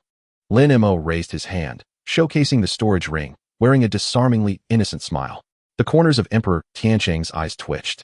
Just moments ago, the Imperial Astronomical Bureau reported that a third of the royal dragon vein had been violently severed. This debt is enough to annihilate 9 clans. But with Lin Imo holding the fragment of the Abyssal Primordial Sequence, he had already been marked for death by the Lord of the 7th layer of the Abyss. Now, should Lin Imo be killed, the Divine Xia Empire would directly incur the wrath of the Abyssal Demon King. Leave. The Emperor spat the word through clenched teeth. Very well. See you later. Lin Imo replied nonchalantly, turning to depart. Upon exiting the palace gates, a black hovering vehicle adorned with the Su family emblem awaited by the roadside. Su Qingxue burst out of the car, grasping Lin Mo's arm, her eyes scanning him anxiously. Are you missing any limbs? Lin Imo grinned, teasingly pinching her cheek. Missing limbs are in there. Let us go, we have spoils to share. Su Qingxue swatted his hand away, rolling her eyes at him, relief washing over her as her worries subsided. The two climbed into the vehicle, which started and headed toward the Imperial University. Just as the vehicle crossed the border of the royal city's security perimeter, the sky suddenly darkened without warning. There were no clouds, no thunder. The once clear daylight abruptly transformed into a dark crimson dusk. A warning blared, alerting the presence of the Abyss's 7th layer's enraged overlord crossing into this realm. The spatial coordinates were locked, and the godly pressure enveloped the area. With a sudden jolt, the floating vehicle lost power and crashed heavily onto the pavement. Su Qingxue's face turned pale as she coughed up blood, her body pinned to the seat by an invisible force, rendering her immobile. What is happening, Lin Imo? Su Qingxue managed to ask, her eyes filled with dread. Lin Imo remained silent, his gaze fixed through the window towards the heavens above. A massive rift tore open in the sky, revealing a colossal, pure black eye, veined with blood, rotating ominously behind the fissure, finally locking its gaze onto Lin Mo inside the floating vehicle. In that instant, the entire imperial capital was frozen in time. The exalted Emperor Tiansheng, kneeling within the palace, was forced to one knee, while countless high-ranking transmigrators could not even lift their heads. This was the true essence of divine pressure. Ants, a deep, thunderous voice reverberated within Lin Mo's mind. Following this, a dark crimson beam of death shot forth from the enormous eye, disregarding the distance of space, and directly barreled towards Lin Mo's position. The speed was unimaginable, surpassing the limits of Lin Mo's current reflexes. Activate! Lin Mo roared, expelling all the magic power within him. He chose not to evade but instead unleashed the recently acquired Void's Bite. The ring erupted with blinding black light, forcibly activating the rules of attraction. The dark crimson beam, originally meant to strike a wide area, was abruptly condensed into a straight line, precisely piercing through Lin Mo's chest. With a sickening sound, Lin Mo spat out a mouthful of blood, his body crashing heavily against the distorted car door. Hit by the enraged Overlord's cross-realm strike. Current world laws activated. Suppressing Demon Lord damage by 90. Host receives true damage, 85,000. Passive triggered. Crown of Calamity, Indomitable Will. Current health forcibly locked at 1 point. Entering 3 seconds of invincibility. Pain, a soul-rending agony. Lin Mo gritted his teeth, struggling to remain upright. Had it not been for the mythic crown he retrieved from the treasury, he would have been obliterated in that moment. This dimensional strike jolted him into clarity. No matter how strong his counterattack was, if he could not endure even the opponent's basic attack and was eliminated instantly, there would be no chance to trigger a counter. His health was too low. His level was too low. Is it amusing to strike me? Lin Mo spat blood, a frenzied smile spreading across his bloodied face. Now it is my turn. Holy true counterattack triggered. Due to world law restrictions, counterattack multiplier capped at 20 times. Even with the multiplier limited to 20 times. The base damage of that cross-realm strike was terrifying. A radiant pillar of holy golden light, 100 times more brilliant than the previous beam of death, surged from the wound in Lin Mo's chest, ascending towards the rift in the sky, forcefully penetrating it. A deafening scream echoed through the heavens. The imposing black eye was pierced by the golden beam, its dark demonic blood splattering across the firmament. The spatial rift violently distorted under the impact of the golden light before collapsing with a thunderous crash. The dark crimson sky dissipated in an instant, and sunlight once again bathed the streets of the imperial capital. Silence enveloped the streets as all bore witness to that spectacle. A beam of golden light emerged from the ground, blindingly piercing the ominous eye above. Inside the vehicle, the invincible golden light surrounding Lin Mo faded. His legs weakened, and he collapsed into his seat, gasping for air. On the system panel, the bright red health points slowly began to recover. Lin Mo? Su Qingxue finally broke free from the remnants of the pressure, rushing towards him and embracing him tightly. Tears streamed down her cheeks as she gazed at the charred wound on his chest. I am fine. Lin Mo struggled to lift his hand and gently patted Su Qingxue's back. He barely had the strength to move. Why are you crying? I am not dead yet. Lin Mo forced a smile, wincing in pain as the movement aggravated his injury. In a flurry, Su Qingxue retrieved the highest-grade recovery potion from her storage ring and hastily poured it into Lin Mo's mouth. What on earth did you just do? That was the gaze of a demon lord. Su Qingxue's voice trembled. Nothing much. I simply found his arrogant stare intolerable and returned the favor. Lin Mo swallowed the potion, feeling his depleted vitality begin to revive, but his eyes turned cold and resolute. That strike had shattered his previously inflated sense of invincibility. A 100,000-fold counterattack was indeed an overpowering advantage, yet in the face of absolute strength, the laws of the world would restrict the counterattack multiplier. His own frail physique was a critical vulnerability. He needed to undergo second transition as soon as possible. Only through this could he unlock the core talent tree of the Calamity Lord and bolster his health points. Qingxue. Lin Mo pushed aside the empty potion bottle and straightened his posture. Huh, what more do you need? Su Qingxue asked anxiously. I must go to the Transcendence Temple. Now. Immediately. Lin Mo turned to gaze out the car window, towards the direction of the most magnificent Transcendence Temple in the imperial capital. The abyssal demons had already begun to cross into this realm without restraint. If he did not level up quickly, who knew what might descend next time? Seeing the determination in Lin Mo's eyes, Su Qingxue refrained from further persuasion, taking the driver's seat and restarting the backup engine. Hold on tight. The floating vehicle belched black smoke as it sped toward the Transcendence Temple. Chapter 37. The Second Transition Temple? No, this is the lair of the Golden Swallowing Beast. With a screech, the tires screeched against the bluestone slabs of the temple plaza. The battered floating vehicle executing a dramatic tailspin before coming to a halt at the towering white jade steps of the Transcendence Temple. Su Qingxue flung open the car door, clutching the steering wheel as she gagged. The wild ride had transformed the already smoking backup engine into a semblance of a battle machine. Su, the illustrious beauty. Your driving skills have improved. I wouldn't watch without you at Akiyama, Lin Mo teased, clutching the horrifying scabbed wound on his chest as he slowly exited the passenger seat. Remembering to give her a thumbs up, Su Qingxue shot him a fierce glare, her eyes still slightly red. How can you joke at a time like this? That was the descent of a demon lord. If you had hesitated even for half a second, you would have been reduced to ashes. But I survived, Lin Mo shrugged, glancing at his system panel where his health had barely recovered to just over 200 points, a wave of fear washing over him. He had indeed been reckless. The mindless 100,000-fold counterattack had instilled in him a false sense of invincibility. Yet the laws of the world were impartial. The overwhelming strength of a higher dimension would not only suppress the counterattack multiplier, but, more critically, if the opponent's base damage surpassed his health limit, he would be eliminated before ever having the chance to counter. Had it not been for the invincible passive of the mythic Crown of Calamity, he would have faced his end today. Let us proceed and undergo the second transition. Bolstering my health is paramount. Living on the edge day after day is taking a toll on my heart. Lin Mo inhaled deeply and stepped towards the steps.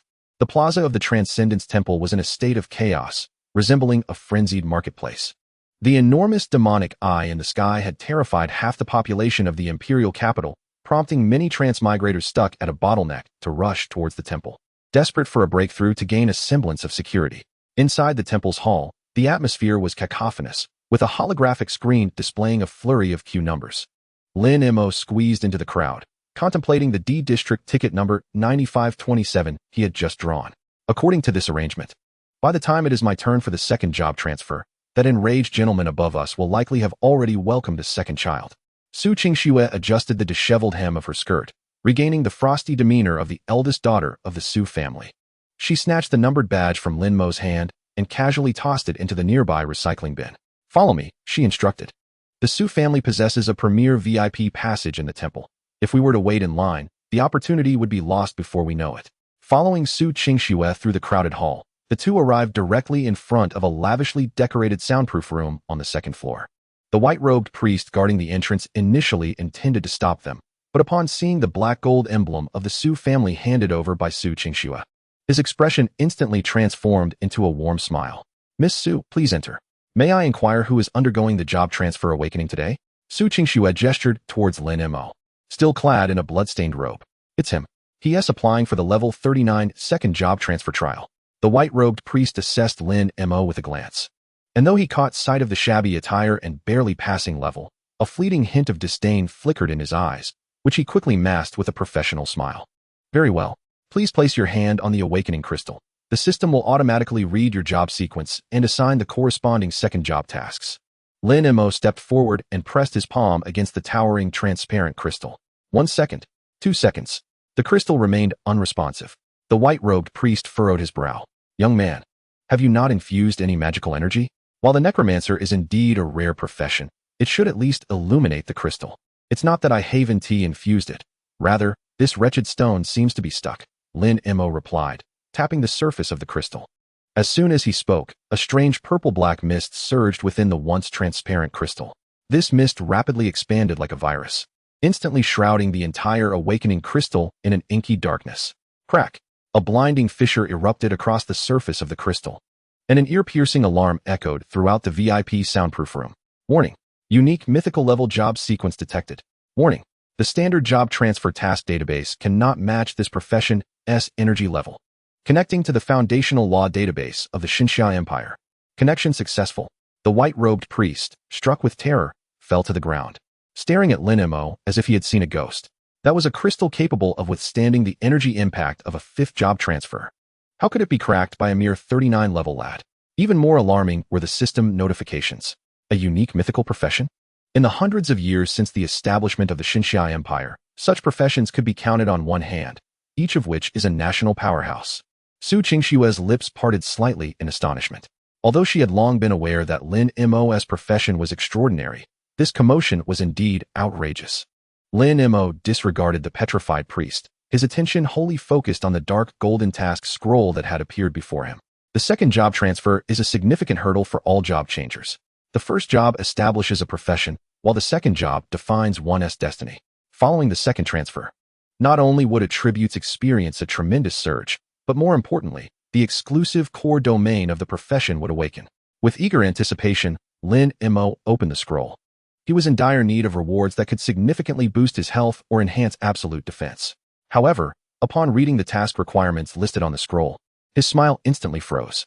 Second job awakening task. The coronation of the Cataclysm Sovereign task difficulty. Abyss level. Mortality rate 999. Task requirement 1. Collect one piece of the Tree of Life's remnants to reconstruct the body of the Cataclysm, greatly increasing the base health value limit and granting immunity to standard execution skills. Task requirement 2. Sacrifice 3 complete corpses of Lord-level monsters, each no less than level 60, different races required. Task requirement 3. Solo clear any unpurified A-level Abyss Rift. Note, the Path of Myth does not accommodate the mundane. Until the second transfer is completed, your experience points will be forcibly locked and cannot exceed level 40. Lin Mo stared at the 3 requirements, nearly spewing blood onto the awakening crystal. Is this truly a second job transfer task? It feels more akin to a pilgrimage to the west. Lin Mo pointed at the first task requirement, then turned to Su Qingxue and asked through gritted teeth, "Isn't the Tree of Life a sacred relic of the elves? Wasn't it completely incinerated by the abyss hundreds of years ago? Where on earth am I supposed to find its remnants? Dig up my ancestors' graves?" Su Qingxue leaned in to examine the panel and gasped. For an average person, the second job transfer task would merely involve slaying a few elite monsters of the same level or collecting rare ores. Lin Mo's task, however, would be sufficient to obliterate an entire elite team of 100, especially the unpurified A-level Abyss Rift, which is teeming with wild demons that have yet to be weakened by the world's laws. Lin Mo, don't be too hasty, Su Qingxue quickly soothed him, her mind racing.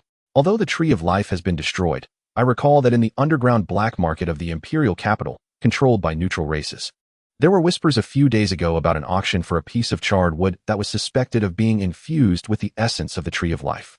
Dark Shadow Street. Lin Mo narrowed his eyes. He was familiar with that place. It is the largest gray area in the imperial capital, beyond the jurisdiction of royal law. A chaotic mix of individuals who only recognize money and power. Yes, and there happens to be a large underground auction tonight. Su Qingxue nodded, retrieving a black, unmarked card from her storage space. This is an anonymous VIP card from the Su family. You just extorted 300,000 high-level magic crystals from the Emperor. That should suffice. Lin Mo stroked his chin, feeling his previously anxious mood gradually calm. The Emperor must be itching to flay him alive, and that enraged gentleman in the abyss is also keeping a close watch on him. He is currently stuck at level 39, unable to produce a qualitative change in combat power. Although this second job transfer task is formidable, the reward for the first task, reconstructing the body of the Cataclysm, seems tailor-made for his current shortcomings.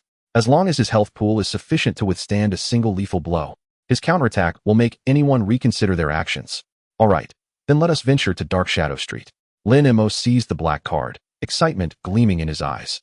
However, since it is a black market auction, the rules must differ from those of legitimate businesses outside, right? Lin Mo suddenly grinned, the expression betraying a familiar, mischievous intent. Seeing this expression, Su Qingxue's heart sank. What are you planning? The forces behind Dark Shadow Street are led by individuals of the 8th job transfer and above. Don't act recklessly. Have no fear. I am a person who values rules above all. Lin Mo straightened his blood-stained collar, pushed open the door to the soundproof room, and strode out. If it can be resolved with money, I will avoid retaliation as much as possible.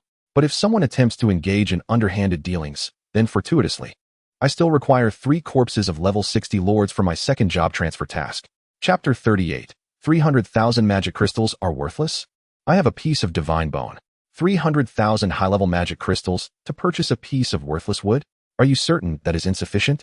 Lin Mo sat in the passenger seat of the speeding hovercar, glancing at the balance displayed on his personal terminal, his brows furrowing slightly. Su Qingxue parked the car at the entrance of an abandoned underground garage on the outskirts of the imperial capital, withdrawing her hands from the steering wheel. Outside, 300,000 could buy a fully equipped elite team of 100. However, in Dark Shadow Street, this amount would not even suffice to qualify for a booth on the second floor of the auction. Su Qingxue's tone was serious. Materials infused with the essence of the Tree of Life, even in a size no larger than a fingernail, would drive those stuck at the fourth and fifth job transfers into a frenzy. The starting bid would undoubtedly exceed 500,000 magic crystals. Lin Mo stroked his chin. The hush money provided by the Emperor appeared substantial, but it dissipated quickly once spent. He opened the system panel to check his current status. Status anomaly. The law's suppression of divine punishment residue. Maximum health. 2200-2200. Severe anemia condition. Current holy true damage reflection multiplier. Base damage 50, due to the limitations imposed by current physical constraints. The multiplier has been forcibly locked. A second transformation to reshape the body is necessary to unlock higher multipliers.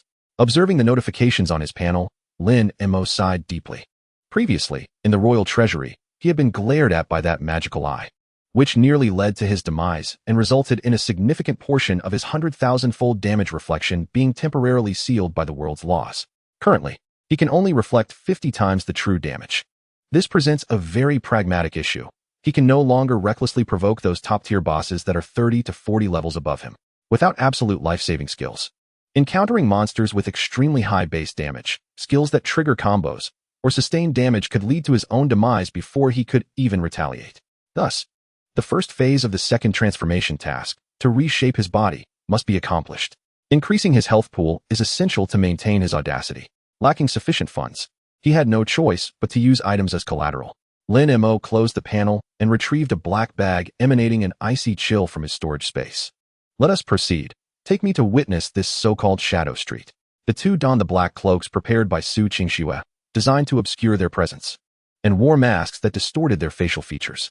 Passing through the lowest level of the abandoned garage, Su Qingxue inserted a specially crafted copper coin into a recess in the wall. The sound of mechanical gears turning echoed, and the wall split open, revealing a dim staircase descending into darkness. At the foot of the stairs stood a massive bronze door. Behind it, a cacophony of voices filled the air. There was none of the orderliness found on the surface of the imperial capital. The streets were lined with various stalls selling the blood-stained remains of magical beasts, dubious gear, and even enslaved beings bound in iron chains. Wanbao Pavilion was the largest trading house in Shadow Street and the organizer of tonight's auction. Su Qingxue lowered her voice, guiding Lin Mo through the crowd to a grand, three-story vintage building. At the entrance stood 2 rows of black-armored guards, each exuding a strong scent of blood. Inside the hall, there was a row of verification tables. To enter tonight's auction, one must obtain the corresponding qualification token here. The two approached a less crowded counter. Behind it sat a gaunt old man, wearing pince-nez glasses, fiddling with an abacus. You two are unfamiliar faces. The entrance fee for the first-floor hall is 10,000 magic crystals. The second-floor private rooms start at 1 million magic crystals. Su Qingxue directly placed a black card embossed with the Su family's emblem on the table. We require a private room on the second floor. The old man glanced at the card, picked it up to inspect, then tossed it back dismissively. Ah, so you are from the Su family. However, Miss Su, tonight's auction is of a particularly high caliber, attended by prominent families from the imperial capital and heads of underground factions. The second-floor private rooms are fully booked. Only the top VIP rooms on the third floor remain. The requirement for the third floor is 3 million magic crystals or the presentation of a mythical grade material as collateral. Your card's limit is insufficient. The old man's tone was courteous, yet undeniably firm in refusal. Su Qingxue furrowed her brows. She had come out in a hurry, and the family funds could not be mobilized to gather 3 million so quickly. Other patrons in the hall, who were also verifying their funds, turned to observe the commotion. The Su family has hit a snag. It seems Wanbao Pavilion truly has valuable items tonight. The 3 million magic crystal threshold effectively barred all idle individuals from entry. A few mocking remarks floated over. Isn't participating in the auction from the first-floor hall acceptable? Lin Mo inquired. The first-floor hall is crowded and chaotic. If you were to bid on something like the remains of the Tree of Life and exited the Wanbao Pavilion, you would immediately attract the attention of numerous high-level assassins. Su Qingxue explained in a hushed tone. Only the VIP room on the third floor guarantees absolute identity confidentiality and a private teleportation passage for departure. Lin Mo understood. In this place, flaunting wealth equated to courting death. Though he did not fear death, he loathed complications. If he encountered a group of swift assassins who could strike and flee, he would not even have a target for his retaliation. Lacking 3 million magic crystals, Lin Mo stepped forward and tossed the black bag onto the counter. Let us see what this can be exchanged for. The gaunt old man glanced at the ordinary bag with a hint of disdain. In this day and age, there are always impoverished fools who dare to flaunt their few pieces of epic rubbish. He carelessly untied the bag's drawstring. The moment the bag opened, an exceedingly terrifying aura, mingled with insatiable greed and a sense of destruction, surged forth. The old man was the first to be struck by this aura, which slammed into his face. He felt a sharp pain in his head, stumbling back 3 steps and knocking over a chair, spitting out a mouthful of blood. The temperature in the entire hall plummeted by several degrees. Nearby, several transferees, alarmed, drew their weapons. What is this? The 2 rows of black armored guards swiftly unsheathed their swords, surrounding Lin Mo and Su Qingxue. Lin Mo showed no fear. He did not even activate his defensive skills, merely flicked his hand at the bag. The leaking black aura instantly retracted. What was contained within the bag was the fragment of the finger bone of the Lord of Greed he had obtained after defeating that projection in the underground palace. Parts of the demon lord from the 7th layer of the abyss. Moreover, it was a unique mythical grade material. This item was of no use to Lin Mo personally, and it occupied space in his system inventory. At this moment, it served perfectly as a bargaining chip. Shut your eyes. Put away your blades. A deep, authoritative voice thundered from the staircase. A stout elder clad in a dark golden robe, leaning on an ornate gem-studded staff, hurried down the stairs. He pushed past the black-armored guards and rushed to the counter, staring intently at the black bag, his small, beady eyes filled with astonishment. The gaunt old man clutched his chest, trembling as he rose. The stout elder ignored him entirely, turning to Lin Mo and bowing deeply. It appears there are those who do not understand the rules and have disturbed a distinguished guest. I am Jean Duo, the chief steward of Wanbao Pavilion. May I inquire if the contents of this bag originate from the depths of the abyss? Lin Mo adjusted the hood of his cloak and lowered his voice, replying in a raspy tone. If you recognize it, then make an offer. Is this sufficient to exchange for a VIP room on your 3rd floor? Jean Duo inhaled sharply. Abyssal origin items. These were treasures of immeasurable value that could not be quantified with magic crystals. Not only would a VIP room suffice, but if Lin Mo desired to clear out half of Wanbao Pavilion's auction items for the day, there would be no hesitation. Such an item, once placed in the vault of Wanbao Pavilion, would become a cornerstone of their treasures. Sufficient. Absolutely sufficient. Jean Duo's face broke into a broad grin, and he handed over a purple golden token, the key to the top VIP room. Tonight, any expenses you incur at the auction, up to 10 million magic crystals, will be covered by Wanbao Pavilion. Let us consider it a gesture of friendship. We will purchase this origin item at a valuation of 15 million magic crystals. What do you think? The hall fell into a profound silence. 15 million magic crystals. The patrons who had previously mocked Lin Mo now stood with their jaws nearly touching the ground. They could hardly fathom what kind of extraordinary item the young man in the tattered cloak had produced. Deal. Lin Mo decisively pocketed the purple golden token and, taking Su Qingxue by the hand, made his way directly to the exclusive elevator leading to the 3rd floor, until the 2 figures vanished behind the elevator doors. Jean Duo cautiously cradled the cloth bag, drenched in cold sweat. He immediately sent a message to the main family. A formidable force had arrived in the capital. Until their background was clarified, they must not be offended. In the prestigious Tianzi No. 1 VIP room, the entire space was crafted from exceedingly rare soundproofing spirit stones, with the floor adorned in the pelts of high-tier magical beasts. The immense one-way crystal floor-to-ceiling window offered a panoramic view of the entire 1st floor hall and the central auction stage. Lin Mo reclined on a plush leather sofa, lifting a glass of fine red wine from the table for a sip. 15 million had been secured. Qingxue, we are now wealthy individuals. When that piece of worthless wood appears, we shall simply stun them with cash.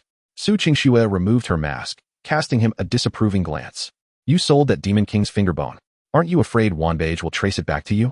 That is an item tainted by abyssal energies, once exposed. All the masters of the Empire will come after you. Trace it back to me. Lin Mo scoffed. If Wanbage dares to investigate, they will find that the aura matches perfectly with the furious brother who descended upon the capital mere hours ago. Even if they had 100 times the courage, they would not dare to venture into the 7th layer of the abyss to verify the situation with the Demon King. This matter is a quintessential unsolved mystery.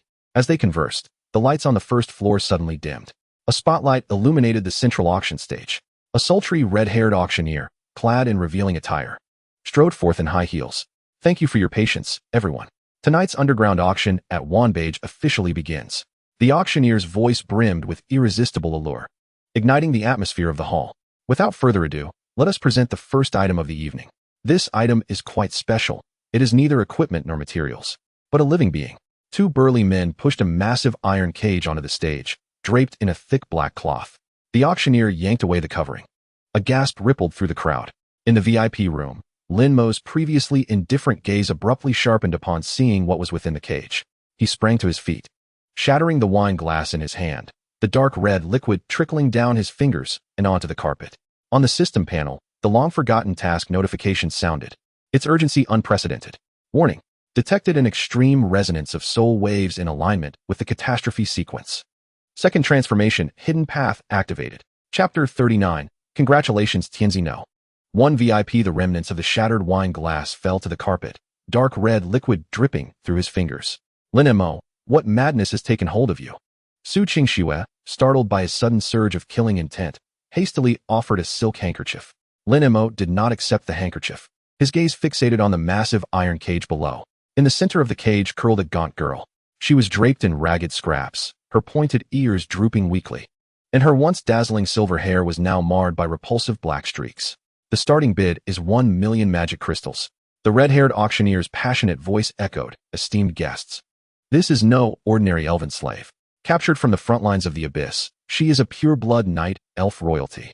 Although she has been heavily tainted by abyssal energies and cannot be contracted as a battle spirit pet, her royal blood is an exceptional catalyst for crafting the 7th-tier barrier-breaking elixir. Do you want her? Su Qingxue followed Lin Mo's gaze, her brows furrowing. That is a half-elf polluted by abyssal energies. Only an apothecary would be interested in such a tainted body. What use would a necromancer like you have for her? Should that taint infect you, your very profession could be compromised. Lin Mo withdrew his gaze, plopping back onto the leather sofa, casually grabbing a spirit fruit from the platter and taking a bite. Su de Shuehua, broaden your horizons. He pointed to the hidden prompt on his system panel, visible only to himself. Second transformation, hidden path, revival of the catastrophe tree. Detected an exceptionally pure tainted elven royal blood. By abandoning the search for the lifeless remnants of the tree of life, this elf may be integrated as a catastrophe servant, allowing your own catastrophe powers to cleanse her essence. Upon successful cleansing, the host's base life value cap will be bound to the soul of this servant. Obtaining a growth-type health bar, current estimate, initial increase of life value cap by 500,000 points. 500,000 health cap. Upon seeing this figure, Lin Mo nearly drooled. What does he lack most at present? Is it damage output? No. Even if his wholly true reflection damage was reduced to 10 times, it would still suffice to slay opponents of a higher level. What he truly lacked was the thickness of his health bar. After enduring the Demon King's cross-border strike at the Royal Treasury, Lin Mo had awakened to the harsh reality. The world laws possess protective mechanisms. When confronted with absolute power of higher dimensions, his damage reflection multiplier would be forcibly suppressed. If he were merely a fragile figure with 2,000 health facing a beast capable of inflicting 100,000 damage in a single blow, he would have no chance to reflect damage and would be eliminated on the spot. Relying solely on damage reflection is not a sustainable path. Only by amassing an astonishingly thick health pool could his style of play become truly invincible. As long as he survives the first strike, it would be his opponent who meets their demise. She can rectify my professional shortcomings, and it would be a qualitative change. Lin Mo refrained from elaborating on the panel, simply offering an affirmative response. Su Qingxue took a deep breath and sat beside him. Since it is beneficial for you, then bid for it. The casual patrons on the first floor lack substantial wealth. The true competitors are in the boxes on the second and third floors. As her words fell, the bidding had already begun to escalate below. 150,000. 200,000. I require this primary ingredient for my alchemical furnace. 300,000. A cold voice emanated from a box on the second floor. The price soared rapidly, soon surpassing the 500,000 mark. Pure-blood elves are inherently rare, and more so for royalty. Even tainted, their research value is immeasurable. 800,000. A somber, aged voice resounded from the Tianzi No. 3 box. Esteemed guests, I am Elder Kumu of the Yaowang Valley. I intend to use this elf to concoct longevity elixirs. I kindly ask for your consideration. Yaowang Valley, the largest alchemical force in the Xinxia Empire, commands respect even from the royal family. Upon hearing this name, those on the first floor who had intended to join the fray fell silent. The boxes on the second floor also halted their bidding. 800,000 for an ingredient that may perish at any moment due to abyssal pollution is already a substantial premium. Any further bidding would merely be an affront. Yaowang Valley. Lin Mo raised an eyebrow and turned to Su Qingxue. Are they formidable? Troublesome. Su Qingxue lowered her voice. They are a congregation of ancient beings who have lived for centuries, with extensive connections. Every family owes them favors. If you compete with them now, you will. Before Su Qingxue could finish her warning, Lin Mo had already pressed the bidding array beside him. His tone as calm as if he were purchasing 2 pounds of cabbage at a market. A profound silence enveloped Wanbage. All eyes turned with uncertainty toward the Tianzi No. 1 box. That is the most prestigious VIP room in Wanbage, typically not open to the public. Who is the deity seated within today? A heavy snort emerged from the Tianzi No. 3 box. You are quite extravagant, raising the bid by 700,000. May I inquire which esteemed friend you are? Are you unaware of my previous words? Elder Kumu's voice dripped with barely concealed malice. You rely on your face to buy, while I rely on my card. If you lack funds, remain at home quietly. Why come out and act like a big shot? Lin Mo lazily retorted through the communication array. Su Qingxue covered her forehead beside him. This guy refuses to concede even the slightest ground. His ability to provoke enmity is truly exceptional. Very well. Elder Kumu laughed coldly. 1,600,000. I shall see just how substantial your foundation is. 20 million. Lin Mo hesitated not for a moment, directly announcing a figure that rendered the entire venue breathless. 20 million magic crystals. Such a sum could procure an exceedingly rare set of epic-grade armor. At this point, the private box number 3 fell completely silent. Although Elder Kumu held a revered status, 20 million magic crystals constituted a staggering amount for him as well. And wagering such a fortune on a pollution sprite with highly unpredictable odds was simply unwise. He would struggle to pass even the scrutiny of the Valley Master upon returning. 20 million once. 20 million twice. 20 million thrice. Sold. The red-haired auctioneer's voice trembled with excitement as she brought down the gavel decisively. Congratulations to the esteemed guest of box number 1. Lin Mo leaned back against the sofa, exhaling a long sigh. While the thrill of bidding had been exhilarating, his heart was bleeding internally. The 1 million magic crystals from Jean Duoduo's complimentary quota, coupled with the funds acquired through selling his finger bone, had now been significantly depleted. This second transition task was akin to an insatiable money-devouring beast. You truly do not value money, Su Qingxue remarked, both amused and exasperated, as she poured him a cup of warm water. Having offended the Yaowang Valley, you will find it difficult to procure healing potions in the imperial capital in the future. What potions do I need? With my profession, as long as I am not killed by others, I can eliminate them myself. Besides, is there not you? Miss Su cannot possibly stand by and watch me run dry, can you? Lin Mo accepted the cup, lightly patting the back of Su Qingxue's hand in the process. Su Qingxue's cheeks flushed slightly. She quickly withdrew her hand and turned her gaze to the auction below, huffing dismissively without responding. Be careful during the handover. The pollution from that sprite is extremely volatile. Wanbao Pavilion has only managed to barely control her with high-level suppression runes. Before long, there was a knock on the box door. Jean Duoduo, the head steward of Wanbao Pavilion, personally entered, accompanied by 4 elite guards of level 50, pushing in a cage draped with black cloth. Your Excellency, this is the sprite you have purchased. After deducting the 1 million from my promise of complimentary credits, you need only pay 10 million magic crystals. The rotund Jean Duoduo smiled obsequiously, his gaze towards Lin Mo practically sparkling with the fervor of a fortune seeker. Lin Mo did not hesitate and directly deducted 10 million from his purple gold card. Leave the sprite. You may exit. Jean Duoduo hesitated for a moment, cautioning, Your Excellency, this half-elf's ferocity has yet to be quelled. If the runes are forcibly removed, it could injure you. Would you require Wanbao Pavilion to provide a beast-taming collar? No need. Lin Mo waved his hand dismissively. Seeing this, Jean Duoduo ceased further remarks, respectfully leading the guards out of the box and securely closing the door behind them. In the spacious box, only Lin Mo, Su Qingxue, and the cage emanating a pungent odor remained. Lin Mo stood up, walked to the cage, and abruptly pulled off the black cloth. The girl inside the cage suddenly lifted her head. Her eyes that should have been emerald green now entirely filled with an abyssal black void. She emitted a feral roar towards Lin Mo, her hands, marred with dark spots, gripping the iron bars tightly as if ready to rend the nearby human to shreds.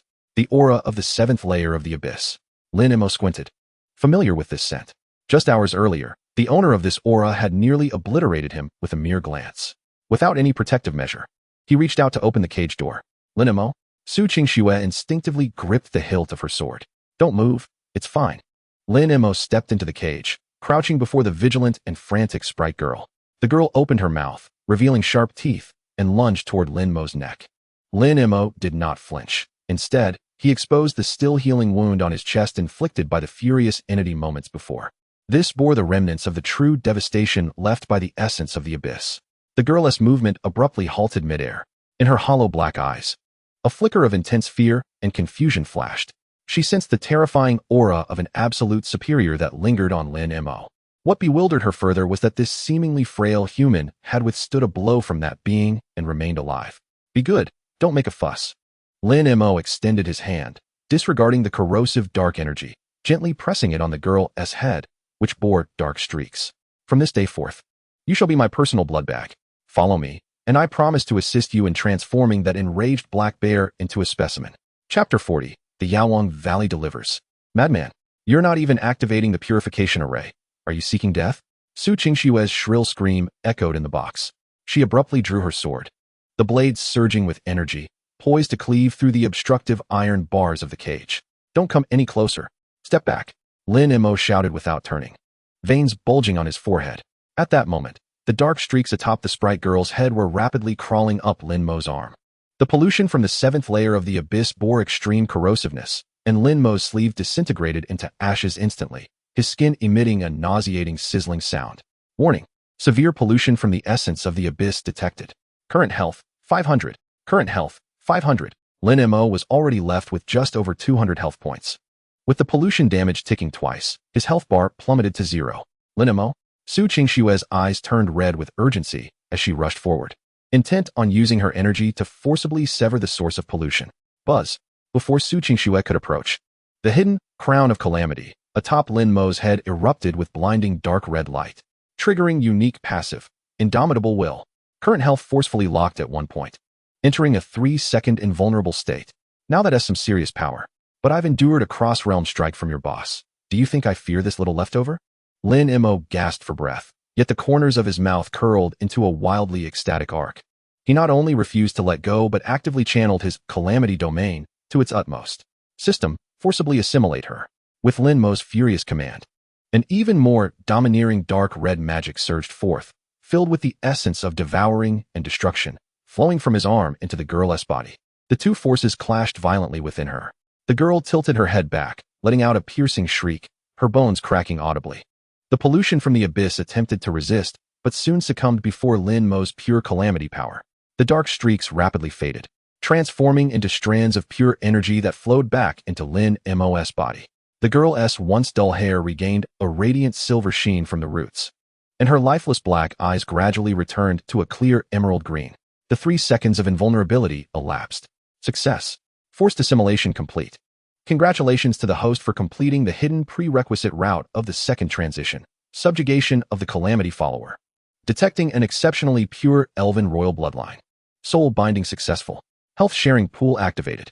Current host body container is limited, unable to accommodate the full bonus at once. First stage health limit bonus unlocked. 50,000 points.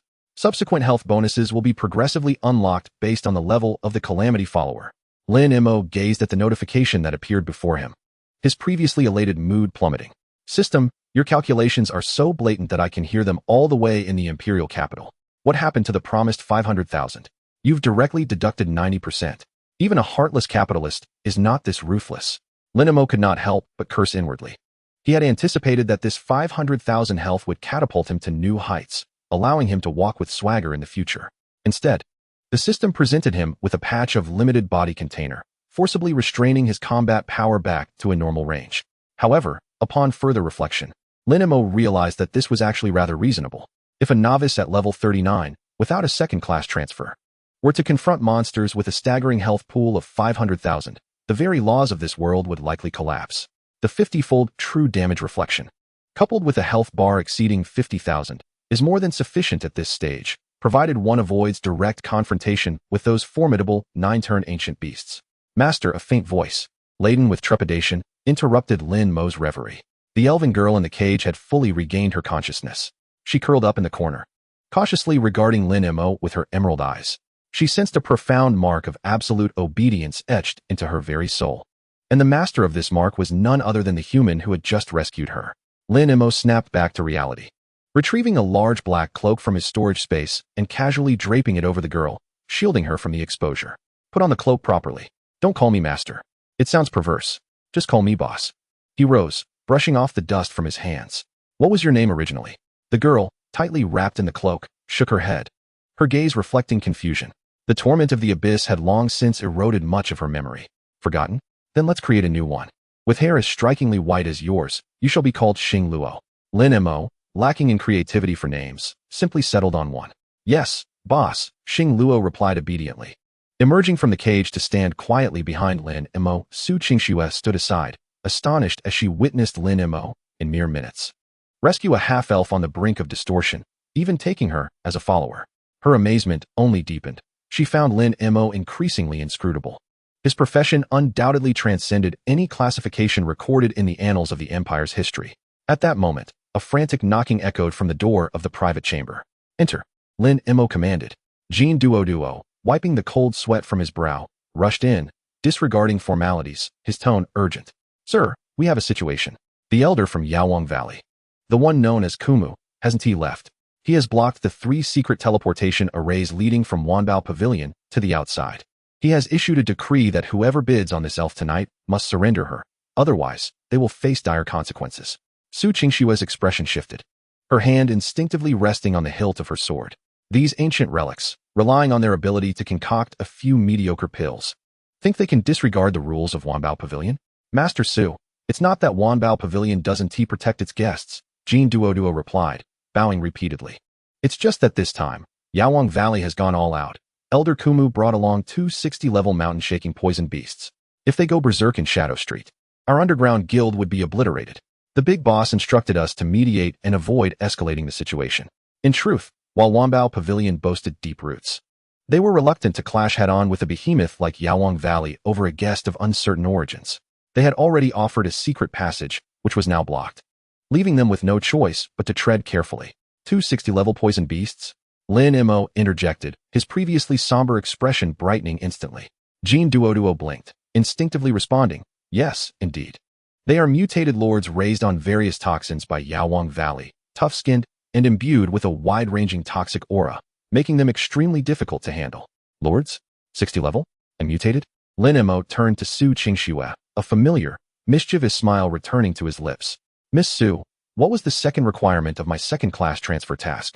Was it to sacrifice 3 corpses of lords above 60 level, each from a different race?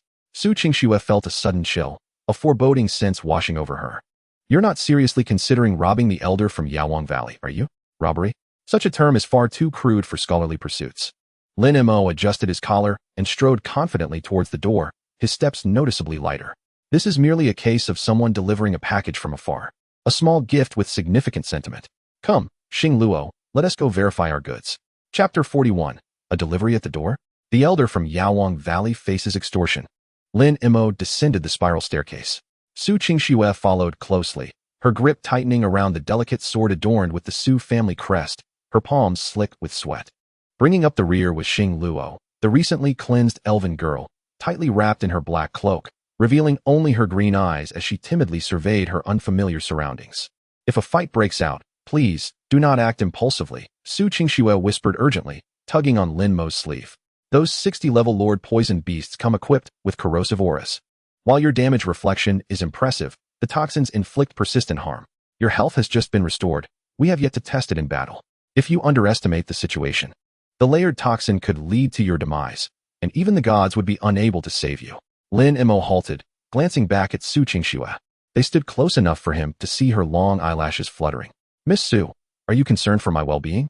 A teasing smile graced his lips. Fear not. I am not yet finished living. Besides, should I encounter a foe too formidable to face, I will promptly push you forward as a shield and make my escape with Xing Luo. You jerk, Su Qingxue exclaimed, playfully kicking Lin Mo's calf. The gesture lacked force, causing no harm whatsoever.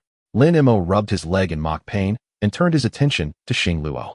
Remember, no matter what you see, stay right behind Sister Qingxue. Today, I shall teach you the first lesson of integrating into human society, how to conduct resource reallocation within legal bounds. Xing Luo nodded, her pointed ears twitching slightly at the edges of the cloak. In the back hall of Wanbao Pavilion, the secret teleportation array leading to the outside lay at the center of a spacious underground marble plaza. At that moment, the plaza was deserted, with the black-armored guards retreating to the periphery, unwilling to approach. At the entrance of the array stood an elder clad in a dark green robe. He leaned on a staff crafted from some bone, his face lined with deep wrinkles and his eyes glinting with malice. It was none other than Kumu, the elder from Yaowang Valley. Flanking Kumu were two massive poison beasts, each exceeding 3 meters in length. Their bodies displayed a repulsive purple-black hue, with fist-sized poison sacs covering their backs. The sacs pulsated, continuously emitting noxious green mists that corroded the marble floor, creating pockmarked craters that released a pungent smoke. Monster information: Corrupted Poison Toad, Level 60, Mutated Lord. As Lin Mo and his group stepped into the plaza, Kumu's gaze immediately locked on his Xing Luo, who was walking in the center. I thought an unworthy scion from a prominent family had wandered in. Turns out it's just a little brat who hasn't even grown all his hair yet. Kumu sneered, thrusting his bone staff into the ground. Kid, hand over that elf, and I might let you leave with your corpse intact. Otherwise, my two lovely beasts have been starved for 3 days and won't care who you are. Lin Mo, hands in his pockets, strolled forward leisurely, completely unfazed by the toxic miasma in the air. Ignoring Kumu's threat, he turned to Su Qingxue. Is this old man a bit addled? Bringing 2 toads out in public to relieve themselves without a leash. Isn't Wanbao Pavilion's cleaning staff supposed to find him? Su Qingxue, bemused by Lin Mo's unusual line of thought, found her previously tense emotions easing unexpectedly. You're courting death. Elder Kumu, with his esteemed identity, was accustomed to being revered as a deity wherever he roamed, and had never before endured such blatant humiliation. His eyes flashed with murderous intent as his withered fingers pointed directly at Lin Mo. Go, tear him apart. The left side Liufuduchan let out a deep, thunderous roar, propelling its massive frame across a span of several meters, its mouth, lined with barbed spikes, descending fiercely towards Lin Mo's head. Lin Mo evaded the attack. Su Qingxue instinctively reached for her sword, eager to intervene. Stay still, observe the spectacle. Contrary to evasion, Lin Mo stepped forward, extending his left arm. He sought to test his current resilience against strikes, and, more importantly, to acquire the remains of these 2 beasts. Crack! The Liufuduchan's massive jaws clamped down on Lin Mo's left arm, its sharp barbs piercing flesh and skin, a surge of dark green venom swiftly coursing into his veins. Sustained attack from Liufuduchan, current health, 2000. Injected with lethal toxin, health deduction, 500 per second for 10 seconds. Lin Mo glanced at his status panel. With a health cap of 50,000 points from Xing Luo, his total health exceeded 52,000. The damage inflicted by the toxic toad and the subsequent poison amounted to a mere 7,000 health lost. For someone who previously had only 2,000 health, such a figure would have been fatal, yet now it was comfortably within safe limits. Is that all the strength you possess? Have you not had your breakfast? Lin Mo shook his bitten arm, raising his gaze to the colossal poison toad, his expression transforming into one of icy resolve. After biting, it was time to settle the medical expenses. 100,000-fold wholly true retaliation triggered, due to suppression by the laws of the world and current physical limitations. The final retaliation multiplier is locked at 50 times. Buzz. Without any extraneous movements, a violently dark red beam of light erupted from Lin Mo's left arm, instantly cascading into the toad's body, delivering a staggering 100,000 points of true damage. Boom. The once formidable level 60 mutated lord did not even have time to scream as its head exploded midair, its headless carcass crashing to the ground, splattering green toxic blood everywhere. Defeated a level 60 mutated lord, gained experience points. Since the host has not completed the second transition, experience points are temporarily stored. The entire plaza fell into an eerie silence. The guards of Wanbao Pavilion, stationed at a distance, gaped in disbelief, rendered speechless by the spectacle. Elder Kumu's mocking grin froze in place, his hand gripping the bone staff, trembling uncontrollably. That was a level 60 lord, without a single attack, merely a bite. And now his head was gone. What kind of malevolent sorcery was this? Now, let us discuss the matter of compensation. Lin Mo kicked aside a severed toad leg and leisurely retrieved a clean cloth from his storage space to wipe the blood from his left arm. Thanks to his vast health pool, the wound from the earlier bite had ceased bleeding. He raised his gaze to Elder Kumu, wearing a benevolent smile.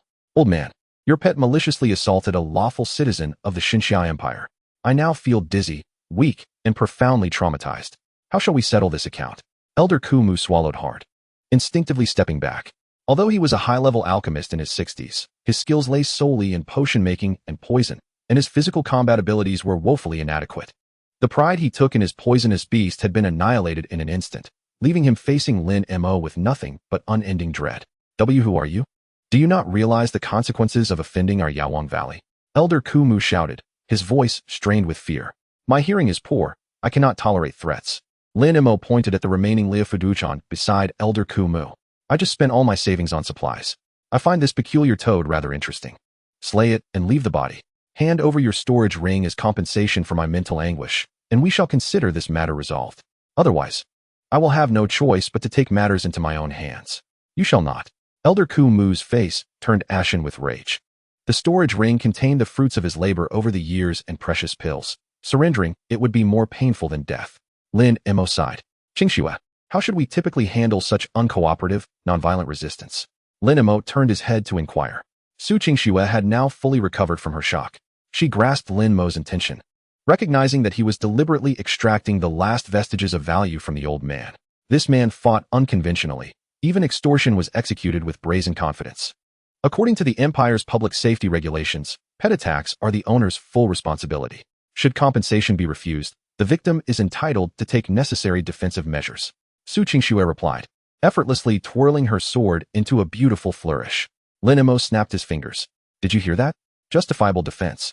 Xing Luo, close your eyes. The ensuing scene is not suitable for the young.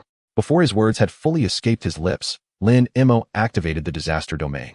A dark red halo enveloped the entire plaza in an instant. The remaining Lia Fuduchan, sensing the pure aura of destruction within the domain, cowered on the ground, trembling, too afraid to release its venom. Elder Ku Mu felt his magical power depleting at a terrifying rate, and it finally dawned on him that this young man was far beyond his grasp. I will give it. I will give it all. Elder Ku Mu completely broke down. He hastily removed the storage ring from his finger and hurled it towards Lin Mo. Then, biting his tongue, he sprayed a drop of his blood onto the bone staff he held. The toad on the ground let out a mournful cry as its massive form rapidly shriveled. Its life force extinguished. The secret technique of Yaowang Valley, forcibly ending the life of a spirit beast. You are wise to comply. Lin Mo caught the storage ring midair, casually glancing at its contents. A bounty of high-level recovery potions, several hundred mid-tier magic crystals, and an assortment of rare herbs. This was undoubtedly a lucrative haul. Elder Ku Mu's complexion turned pale, his vitality drained. He cast a resentful glance at Lin Mo before limping towards the teleportation array. In a flash of white light, the old man fled from Shadow Street in disarray. Lin Mo made no attempt to pursue him. Merely an alchemist, killing him would only invite relentless retaliation from Yaowang Valley. It was far more prudent to let him remain alive, shrouded in uncertainty regarding Lin Mo's true capabilities. More importantly, his objective had been achieved. Lin Mo approached the two beast corpses, promptly storing them within the system's space. Second transition task progress updated. Lord-level monster corpses, 23. Just one more was needed. And it must be of a different species. To extort so brazenly, one would be hard-pressed to find a second in the entire empire. Su Qingxue walked beside Lin Mo, observing his triumphant demeanor, unable to resist a quip. Stop talking nonsense. We are merely securing just compensation through legitimate self-defense. The surveillance of Wanbao Pavilion captured the entire incident. They made the first move. Lin Mo donned the newly acquired storage ring, his spirits lifted. Xing Luo, who had been hiding behind, peeked out cautiously, observing Lin Mo's back. Her trepidation lessened, replaced by a hint of admiration. In her perception, the abyss was a realm governed by the law of the jungle, where only the strong were deserving of resources. This new master was formidable and possessed a unique character. Let us depart. Lin Mo beckoned the two, concluding their business in Shadow Street. While the momentum is still with us, we must gather the final corpse. This second transition task is weighing on me, leaving me quite restless. Where shall we find the last one? Su Qingxue inquired. Lin Mo raised his gaze to the ceiling of the underground plaza, his eyes deep with contemplation. The third requirement of the second transition task is to independently conquer an unpurified A-class abyssal rift. Within that realm, there exists an abundance of formidable high-level magical creatures. Simply selecting one to vanquish would suffice to fulfill our requirements. Su Qingxue inhaled sharply. The unpurified A-level rift is a death zone that even an 8-turn team would not dare to enter lightly. Lin Mo brushed off the dust from his attire and boldly stepped into the teleportation array. Chapter 42, Physical Rebound? The entrance ticket to the A-level rift. As Lin Mo emerged from the one-way teleportation array of Wanbao Pavilion, he abruptly halted, gasping for breath. He instinctively clutched his left arm, which had recently been bitten by a venomous toad, as a cold sweat broke out on his forehead. Su Qingxue, walking beside him, sensed something was amiss and quickly turned to support his arm. What's wrong? Is the toxin not cleared? It's not the poison, Lin Mo replied. His brow furrowed tightly. He felt an overwhelming surge of energy within him, as if the veins in his left arm were on the verge of bursting. In his line of sight, several lines of Crimson system notifications, visible only to him, flashed wildly. Warning, the host has not yet completed the second transition. Base physical constitution is insufficient. Overloading by 50 times real damage reflection has caused damage to the body's meridians, entering a state of light rebound. Due to the body's protective mechanism, the disaster domain has entered a dormant cooling state, countdown, 24 hours. Before completing the second transition and breaking through the rank limit, all damage reflection multipliers are temporarily capped at 10 times. Lin Mo cursed internally. Indeed, no matter how extraordinary the system may be, it must adhere to the physical limits of this body.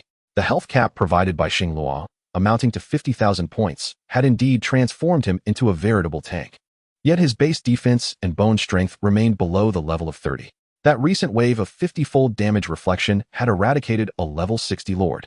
But the immense energy influx had almost caused his left arm to explode. It was akin to using a plastic pipe to channel a high-pressure water gun. It was a miracle it had not burst already. Hey, don't scare me. You were full of vitality just a moment ago when you were extorting the elder from Yaowang Valley, Su Qingxue remarked, observing Lin Mo's pale complexion. Her voice tinged with an unusual sense of urgency. She hastily rummaged through her storage space, producing several vials of high-grade antidotes and life potions. Ready to administer them to Lin Mo. Stop. I'm fine. Lin Mo restrained her wrist, inhaling deeply to suppress the turmoil within him. The issue of his physical bottleneck needed immediate resolution. Without completing the second transition, he was merely a living target, brimming with health points, yet vulnerable. Should he encounter a creature capable of inflicting high-frequency true damage or ignoring defenses, the combination of tenfold damage reflection and his fragile defenses could easily lead to disaster. Are you really fine? Su Qingxue scrutinized him with suspicion. Absolutely. I was merely showing off a bit too forcefully earlier, and my muscles cramped up, Lin Mo replied. Shaking his arm and regaining a semblance of color, he casually retrieved 2 vials of high-grade mana restoration potions from Elder Kimu's ring and tossed them to Su Qingxue. Here is a little token of appreciation. You may need it shortly. Su Qingxue caught the potions deftly, rolling her eyes. Didn't you say you were taking us to the unpurified A-level abyss rift? Even in my prime, entering such a place would leave me scarred. What assistance can I possibly provide? Draw the fire away from me, Lin Mo smiled lightly. Su Qingxue huffed quietly, choosing not to respond.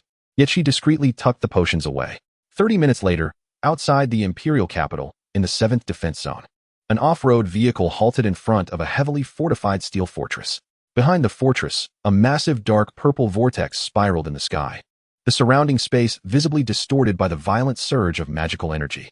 This is the entrance to the Wailing Abyss, one of the 3 unpurified A-level rifts surrounding the Imperial capital, where the monsters typically range from level 40 to 65 and exhibit extreme aggression. As Lin Mo, Su Qingxue, and the thoroughly wrapped Xinglua approached the checkpoint of the fortress, their path was obstructed by 2 crossed alloy-long spears. Halt. Military restricted area. Unauthorized personnel are prohibited from approaching. Guarding the checkpoint was an officer clad in heavy power armor. The visor of his helmet was stained with dark red, dried blood, exuding a palpable aura of menace. NPC information. Lieutenant Lei Zhan, level 55, Berserker. Sir, we are here to undertake a dungeon quest. Lin Mo produced his professional identity card and presented it. Could you assist us with a pass? Lei Zhan glanced at the identity card, his expression instantly contorting into a scowl. Not even level 30? Untransformed? Are you joking with me? Lei Zhan regarded Lin Mo as if he were a lunatic. Do you have any idea where you are headed? The Wailing Abyss. Even a single ghoul emerging from there could chew you to the bone. The regulations of the stationed army state that any team below level 40 and without a 4th transition leader is prohibited from stepping foot into an A-level rift. Return to class and don't cause trouble here. After delivering his ultimatum, Lei Zhan tossed the identity card back to Lin Mo, his attitude exceedingly rigid. Every day, countless naive youngsters seek thrills here, only to end up as untraceable ashes. Su Qingxue stepped forward, revealing a slender sword adorned with the Su family crest. Lieutenant Lei, I am from the Su family of the Imperial capital. We have urgent business inside. Please make an exception. We can sign a death waiver immediately. Lei Zhan cast a sidelong glance at the Su family crest. His expression softened slightly, yet he remained unyielding. Miss Su, it's not that I am unwilling to grant the Su family face. Today, no matter if it's you or even the head of the Su family himself, I cannot permit entry. He pointed to the steel walls behind him. The magical energy concentration within the Wailing Abyss has spiked abnormally since late last night. The rift is highly unstable. The military has issued a red alert, suspecting a beast tide is brewing within. Only regular military groups above level 50 are allowed to enter for extermination. All private teams are strictly forbidden. A beast tide? Su Qingshue's countenance shifted. A beast tide from an unpurified rift signifies that thousands of high-level magical creatures would surge towards the entrance, posing an extreme danger. She tugged at Lin Mo's sleeve. Perhaps we should find another location? An A-level beast tide is no trivial matter, and your current state is precarious. It's too risky. Finding another location would waste too much time. Lin Mo's gaze remained fixed on the dark purple vortex in the sky. He did not wish to linger a moment longer. The dormant disaster domain and suppressed damage reflection multiplier instilled a profound sense of insecurity. Only by obtaining the final Lord's corpse and breaking through the level barrier could he regain control. Sir, Lin Mo stepped forward, addressing Lejean. If not allowing entry is a hard rule, are there any flexible regulations? Lejean smirked coldly. Flexible regulations? Certainly. If you can withstand my full-strength strike without retreating a single step, I will concede that you possess the qualification to enter. However, should you falter and sustain severe injuries or become incapacitated, I shall bear no responsibility. As a level 55 berserker, a full-force strike from him could send even knights of the same level reeling, let alone a fragile individual yet to transition. This was merely an indirect refusal. Deal. Lin Mo nodded without hesitation. Lejean was momentarily taken aback, then a flicker of anger ignited in his eyes. This fool was jesting with his own life. Seeking death.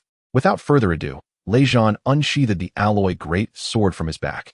The berserker's occupational aura erupted instantaneously.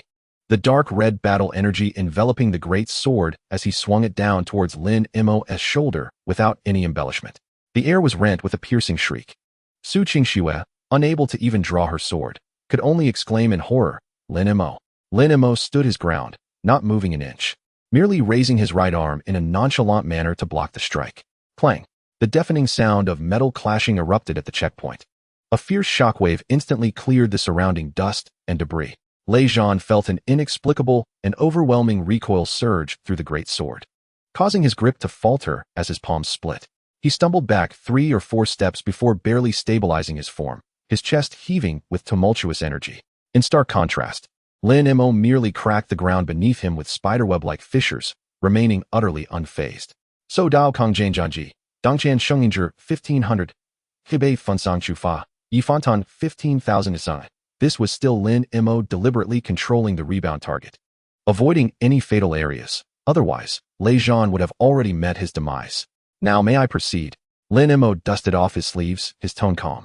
Lejean fixed his gaze on Lin Mo. The disdain in his eyes completely vanished, replaced by sheer astonishment. That last blow felt like striking an immovable mountain of solid steel. Just as he was about to speak, a blaring air raid siren suddenly echoed throughout the fortress. The once dark purple abyssal vortex in the sky transformed into a despairing pitch-black hue in an instant. Following that, a spine-chilling roar emanated from the depths of the vortex, causing the surrounding space to tremble violently. Report, Commander. The communications officer scrambled over, his voice hoarse, having detected a Lord-level creature crossing over. The A-level abyss seal has been shattered. The Vanguard camp's defenses have collapsed. The atmosphere within the fortress instantly froze. Lejean's expression changed drastically as he turned abruptly to Lin Mo and the others, shouting, "Leave this place immediately. Hurry."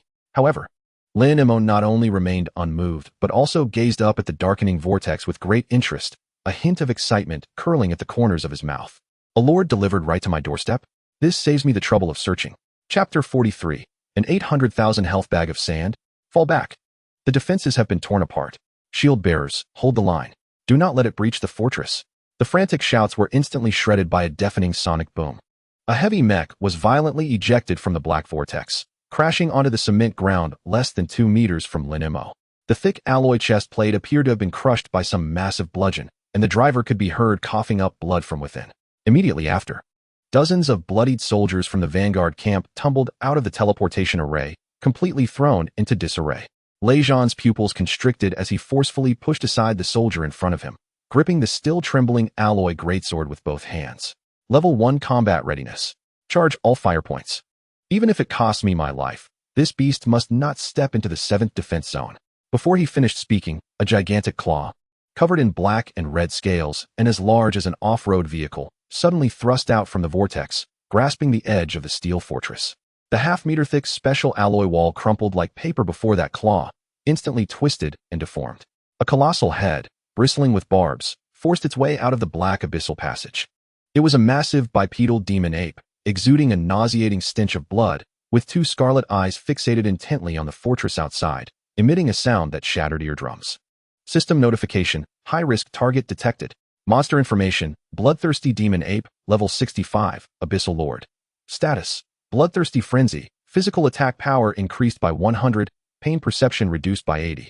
Life recovery speed increased. Health, 800,000. Lin Imo narrowed his eyes. Observing the data panel that flashed on his retina, his previously relaxed expression gradually tightening. 800,000 health. He glanced at his status bar.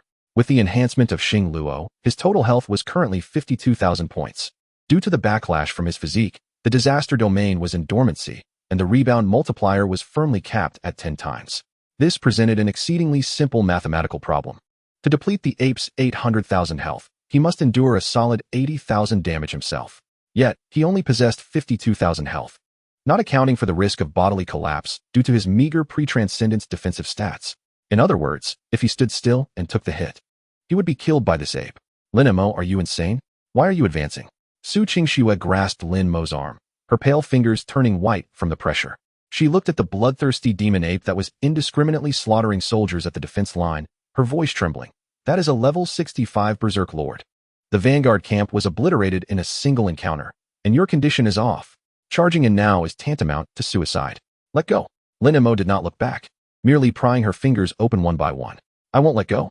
Su Qingxue, in a panic, drew her slender sword and blocked his path. You already showed signs of distress when you took that blow from Lei Zhan, right?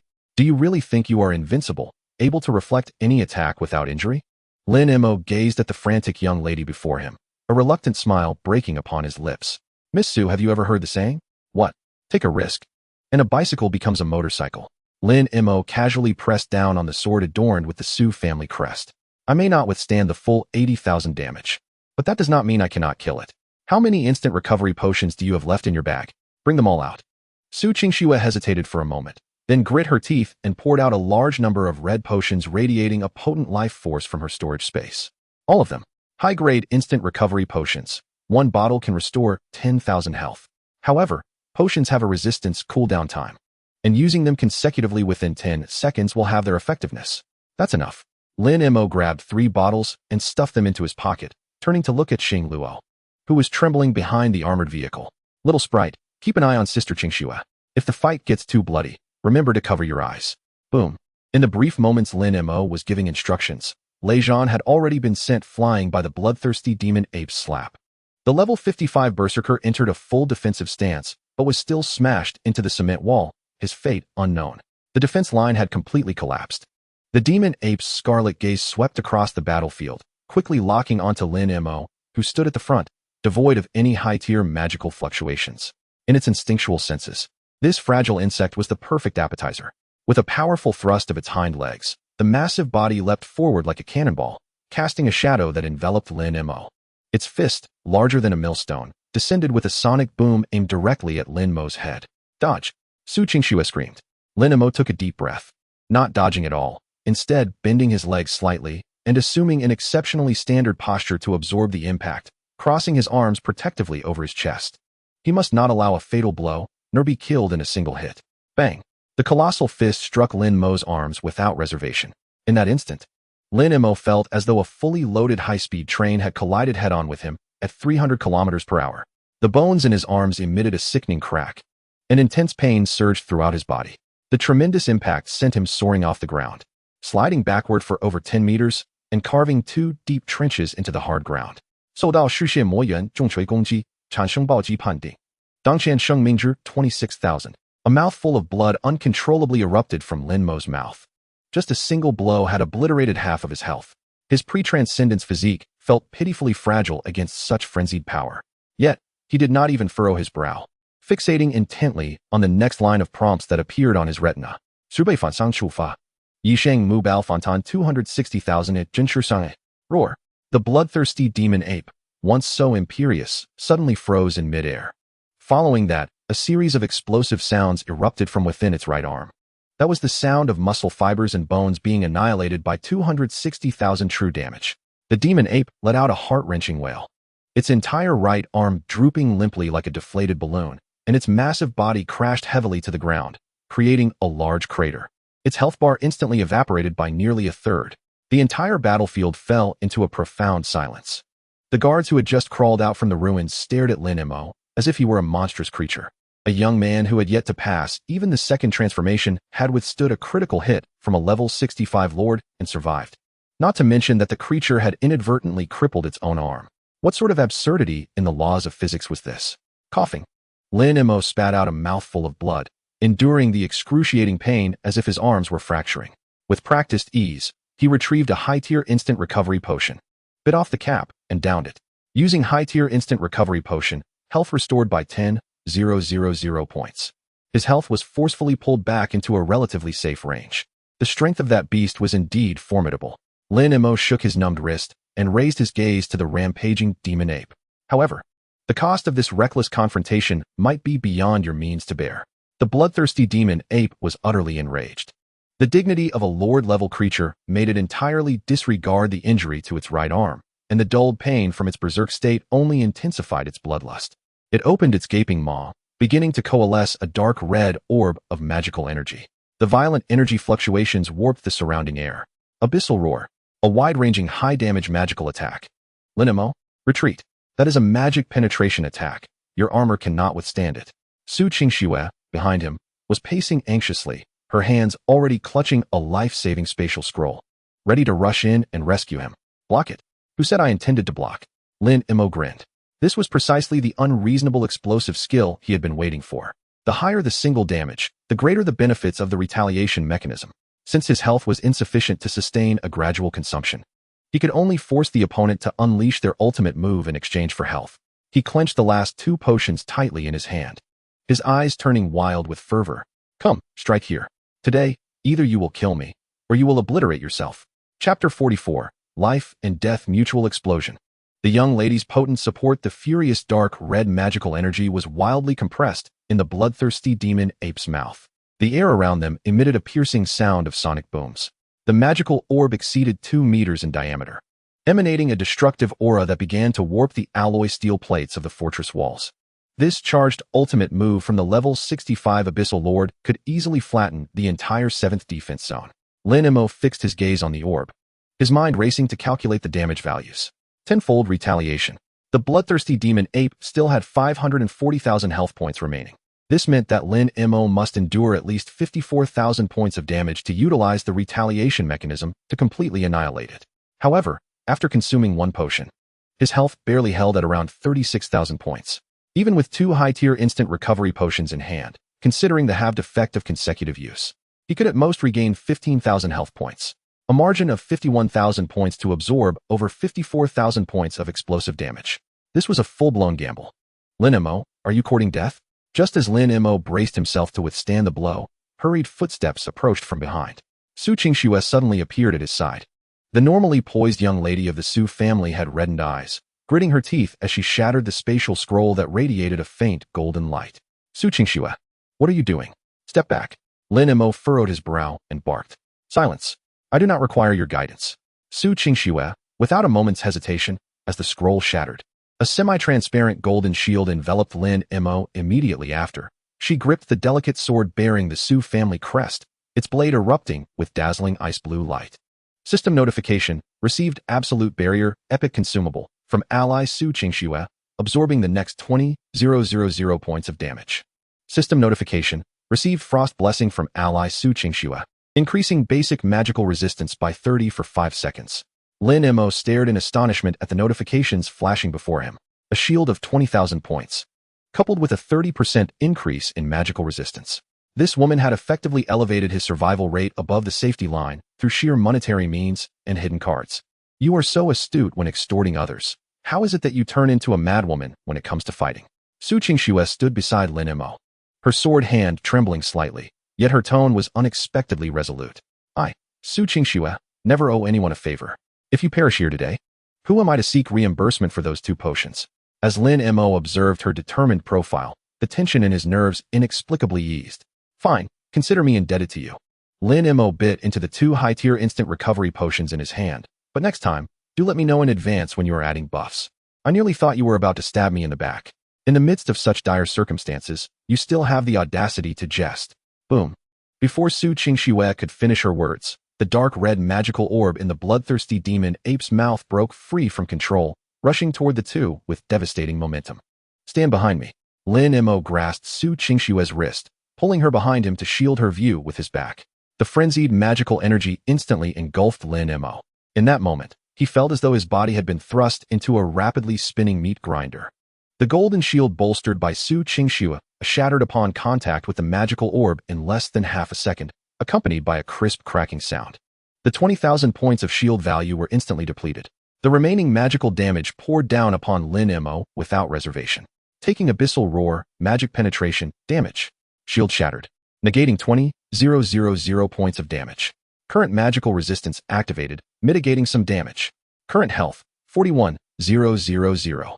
Lin Mo's health plummeted to the brink of zero. The immense pain rendered him voiceless, his vision turning crimson. The capillaries throughout his body burst, transforming him into a bloodied figure. Had it not been for Su Qingxue's shield, he would have been reduced to nothingness. In the final second before consciousness faded, Lin Mo bit down hard on his tongue, swallowing the 2 potions he had in his mouth. Consecutive use of high-tier instant recovery potions generates resistance. Recovery effect halved. Health restored to 7,500. His health was forcibly pulled back from the edge of oblivion. Lin Mo gasped for breath, his gaze fixated ahead. Now it is my turn. Tens of times retaliation triggered. Total damage received, 61,000 points, including shield negation. Returned 610,000 points of true damage to the target. A blinding crimson beam erupted from Lin Mo's body, moving at a speed countless times faster than the magical orb, directly piercing through the massive form of the bloodthirsty demon ape. There was no room for resistance. The staggering 61,000 points of true damage exceeded the life threshold of the level 65 lord. The frenzied expression on the demon ape's face froze, a flicker of utter terror flashing in its eyes. Then, a massive void appeared in its chest, and its life essence was abruptly severed. The colossal body collapsed, raising a cloud of dust. Killed level 65 abyssal lord, gained experience points. Second transformation task progress updated. Lord level monster remains, 33. Conditions met. Would you like to immediately initiate the second transformation breakthrough? The system notifications echoed in his mind. Lin Mo's taut nerves finally relaxed. He felt darkness enveloping him, his legs losing strength entirely, and his body uncontrollably fell backward. Instead of the cold, hard ground he had anticipated, he landed in a soft embrace that carried a faint fragrance. Su Qingxue caught Lin Mo's bloodied form with all her might, and due to inertia, they both tumbled to the ground. Lin Mo, wake up. Don't scare me. Su Qingxue, disregarding her blood-stained precious robe, anxiously reached for Lin Mo's breath. Her voice tinged with evident sorrow. The magical energy that had erupted just moments ago had caused her heart to race, even while she was sheltered behind Lin Mo. How much more terrifying must it have been for him, who had faced the full brunt of the damage? Stop shaking, you might truly lose consciousness. Lin Mo struggled to open his eyes, managing a slight curl of his lips. His current state was utterly dismal, his skin oozed blood, and he had no idea how many bones had broken. Yet, his eyes shone with an unexpected brilliance. Miss, your support was commendable. Lin Mo coughed twice, spitting out a mouthful of blood. The shield was a bit thin. Next time, procure a more expensive scroll. Upon hearing this, Su Qingxue, infuriated, delivered a punch to Lin Mo's chest. Are you trying to murder me? Lin Mo gasped in pain. You still know what pain is. Su Qingxue's tears, which she had been holding back, finally spilled over. She hastily wiped her face with her sleeve. How on earth have you survived until now with such a style? By relying on my looks, Lin Mo replied with a straight face. Su Qingxue was at a loss, torn between laughter and tears, and could only glare at him fiercely. In the distance, among the ruins, Lei Zhan pushed aside the stones above him and struggled to crawl out. He beheld the blood-soaked, utterly lifeless, bloodthirsty demon ape, then glanced at Lin Mo, who was cradled in Su Qingxue's arms, still bantering away, leaving his mind utterly blank. A novice under level 30, right before his eyes, had single-handedly slain a level 65 Abyss Lord. If this were recorded in the military's battle report, the higher-ups would likely deem it a sign of madness and have him confined. Xing Luo. Lin Mo disregarded the astonished gazes around him and weakly called out. The elven girl hiding behind the armored vehicle immediately rushed over, her large eyes filled with concern as she surveyed Lin Mo's bloodied form. Go collect that monkey's corpse. Lin Mo pointed at the demon ape's body. That is our company's forthcoming startup capital. Do not let the military take it. Xing Luo nodded vigorously, jogging over to touch the demon ape's corpse. The enormous carcass instantly vanished into her storage space. Lei Zhan watched this scene, his mouth agape, unable to utter a word. According to regulations, the military had the right to claim loot from abyss monsters, but he dared not seize anything from this prodigy. All right, the items are secured. Lin Mo took a deep breath, with Su Qingxue assisting him to sit upright. He gazed at the flickering system prompt in his mind, and without any hesitation, confirmed his choice in his consciousness. Command confirmed. Commencing second-class advancement breakthrough. Detected host profession. Unique hidden class. Cataclysmic reflector. Restructuring body meridians. Unlocking high-tier reflect damage attributes. At the moment Lin Mo confirmed the breakthrough, the sky above the 7th defense zone suddenly changed color. The already dim sky, due to the A-level rift, transformed into a dark crimson reminiscent of blood. An exceedingly terrifying energy fluctuation, 100 times more violent than the bloodthirsty demon ape, erupted outward from Lin Mo without warning. The remaining low-level magical creatures surrounding the fortress, upon sensing this aura, immediately collapsed to the ground, emitting desperate wails. Su Qingxue, closest to Lin Mo, was astonished to see his horrific wounds visibly healing at an astonishing rate. A chilling pressure was slowly awakening from within this young man. The black abyss vortex hovering above seemed to sense this otherworldly power and began to violently contract, emitting a sound of unbearable strain. What level of class advancement phenomenon is this? Lei Zhan gripped his broken heavy sword tightly, his breath halted. Lin Mo slowly rose, pushing away Su Qingxue's support. He lifted his head, feeling the immense power within him that had transcended physical limits, his eyes glimmering with a dark red hue. Second-class breakthrough complete. Current profession advancement. Ruler of catastrophe. Cataclysmic domain cooldown reset. Reflect damage multiplier limit lifted. Lin Mo had yet to examine the specific attributes of his new class when a piercing, shattering sound suddenly rang from above. The A-level abyss rift, under the impact of Lin Mo's advancement, was forcibly torn open, creating an even larger pitch-black crack. A massive hand composed entirely of bone slowly emerged from the edge of the new rift. Chapter 45, Ruler of Catastrophe. Is this truly a second-class profession? As the skeletal hand appeared, the temperature plummeted within a radius of several kilometers, and a suffocating stench of death permeated the air. Is that a bone dragon's claw? No. It was the Bone King. Lei Zhan's voice faltered in terror. As a seasoned soldier, he understood all too well what this aura signified. It was a taboo existence that surpassed the A-level rift's carrying capacity, nearing S-level. Su Qingxue, who had just managed to stop her tears, felt them welling up again instinctively as she clutched Lin Mo's sleeve.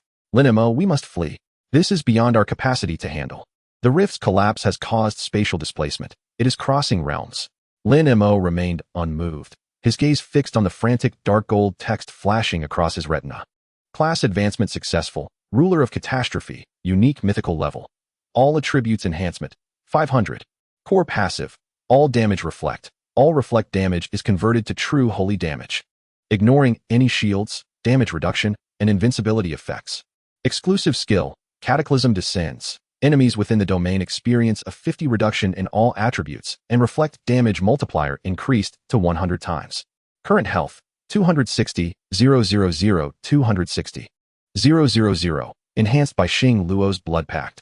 260,000 health. Lin Mo tightened his fist, feeling the power surging within him like a roaring river. If he were a leaky steam engine before, he was now a small nuclear power plant. Leave? Why would I leave? Lin Mo turned to Su Qingxue, whose beautiful face appeared pale, yet still stunning due to fear. He gently patted her head, wiping away a tear that had clung to her eye. You saved my life earlier. Now it's my turn to put on a show. We're even. Su Qingxue was momentarily stunned. In just a second, the massive skeletal hand had forcefully pried open the rift, and half of a grotesque skeletal body squeezed into reality. It was a colossal skeleton draped in tattered black robes, its eyes burning with ghostly green flames, and with a casual wave of its gigantic bone scythe, one corner of the fortress was silently reduced to dust. Monster information, Bone King, level 75, near S-level catastrophic lord. An existence of this caliber could trigger a massacre within the Imperial capital's defense circle. Boss, that giant at the front is terrifying. Xing Luo cowered behind Lin Mo, her emerald eyes filled with dread. Not at all. That is merely a moving experience gift bag. Lin Mo inhaled deeply and stepped forward. Buzz. Centered on him, a dark red halo exploded instantaneously, and the fortress, which had been shrouded in deathly energy, was suddenly bathed in a layer of apocalyptic dark red. Cataclysmic domain activated. The Bone King, poised to reap souls, suddenly halted its movements. Its fleshless skull tilted slightly, the ghostly green flames fixating on Lin Mo. In this frail human, it sensed a pressure that made its soul tremble. That was the law of catastrophe, transcending the necromantic laws. Roar. The Bone King let out a silent soul-shattering howl, its scythe carrying the chill of soul-rending as it swung towards Lin Mo. The speed of this strike was so swift that even Lei Zhan, at level 55, could only see a gray afterimage. Lin Mo? Su Qingxue screamed, yearning to rush forward. Yet an invisible force gently repelled her. The enormous bone scythe collided heavily against Lin Mo's waist. Contrary to the anticipated scene of blood and flesh flying, a dull echo resonated, akin to the tolling of an ancient bell. Lin Mo remained steadfast, while the cement ground beneath his feet shattered into dust. Unable to withstand the terrifying impact. Received attack from the Bone King's soul harvesting. Current health, 35,000. Triggered 100-fold divine true rebound. Final rebound damage, 350,000. 3 million? The Bone King's eye sockets, aflame with infernal fire, flickered violently. Before it could react, a surge of dark red energy coursed through the bone scythe. Its seemingly indestructible skeletal arms crumbled before that energy, disintegrating like snow under the scorching sun, turning to powder. Even the black robe it wore was shredded to pieces by this terrifying force. The colossal figure of the Bone King staggered back. Its 5 million health points diminished by a significant portion in an instant. Is this the damage of a level 75 lord? It is hardly impressive. Lin Mo exhaled a breath of murky air, although a heaviness lingered in his chest, compared to the near-death sensation before his second-class transition. This loss of health was merely a drizzle for his health pool of 260,000. He retrieved a high-grade instant recovery potion given by Su Qingxue from his pocket and drank it down as if it were soda. Continue, do not stop. Lin Mo beckoned to the Bone King with a finger, his tone dripping with arrogance. I stand here. If you cannot slay me today, I shall dismantle you and brew you into soup. The Bone King was driven into a frenzy. As a near S-rank entity, when had it ever been so humiliated by a mere second-class human? It opened its vast maw, and countless vengeful souls surged forth from within, coalescing into a pitch-black vortex of death that engulfed Lin Mo entirely. Undergoing continuous soul burning, health loss of 8,000 per second. Receiving rebound damage. Bone King loses 800,000 health per second. Inside the fortress, Lei Zhan and the soldiers stood dumbfounded. What were they witnessing? That young man stood there casually in the center of the death vortex, allowing those vengeful souls capable of instantaneously killing them to gnaw at him. While the once invincible Bone King howled in agony, its bones appearing as though an invisible hand was snapping them one by one, scattering them across the ground. Who is this friend you brought back, Qingxue? Which hidden ancient monster is his illegitimate child? Lei Zhan swallowed hard, his voice trembling with disbelief. Su Qingxue stared blankly at that dark red silhouette. She had previously thought the Su family's talents were already something to be proud of, but now, in comparison to Lin Mo, she felt like a fragile seedling in a greenhouse. This absurd combat style, which required no positioning or skills, but merely relied on the audacity to strike back, was a blatant trampling of the common sense of professionals. He is not anyone's illegitimate child. Su Qingxue's beautiful eyes shimmered with complex emotions. He is a madman, a lunatic daring enough to challenge even the heavens. In less than 10 seconds, the Bone King's roars transformed into wails. It yearned to escape, desperately trying to retreat into the rift, but how could Lin Mo allow it? He surged forward, crashing directly into the Bone King's embrace. Trying to flee? Your ticket has yet to be paid. Lin Mo firmly grasped the Bone King's ribcage with one hand while placing the other on its skull, which pulsed with infernal fire. Triggered passive, Ruler S pressure. Bone King fails to forcibly exit combat, succumbing to a state of tremors. Farewell, skeleton. Lin Mo grinned, revealing a set of white teeth.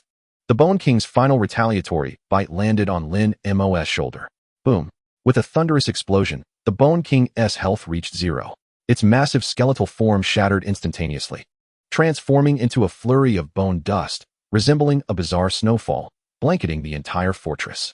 A crystal core emitting a ghostly green glow fell into Lin Mo's hand with a soft thud. Killed a near S-rank disaster lord. Gained experience. 120,000. Congratulations. Host level increased to 35. Acquired loot.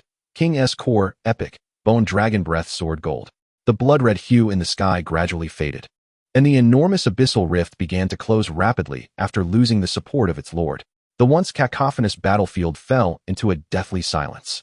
Lin Mo dusted off his clothes and turned to Su Qingxue, who was still in a daze. What are you waiting for? Come help me assess the value of this item, Lin Mo said, raising the king's core, his face adorned with a greedy grin. Su Qingxue took a deep breath, steadying her racing heart, and approached him, her gaze filled with resentment. This item is a near S-rank material, priceless and rare. Do you realize you nearly frightened the local defense officer into a heart attack just now? Lin Mo shrugged. Is it my fault? It was it that attacked first. As he spoke, he glanced towards Lei Zhan. Lei Zhan jolted and stood up straight, performing a perfectly executed military salute.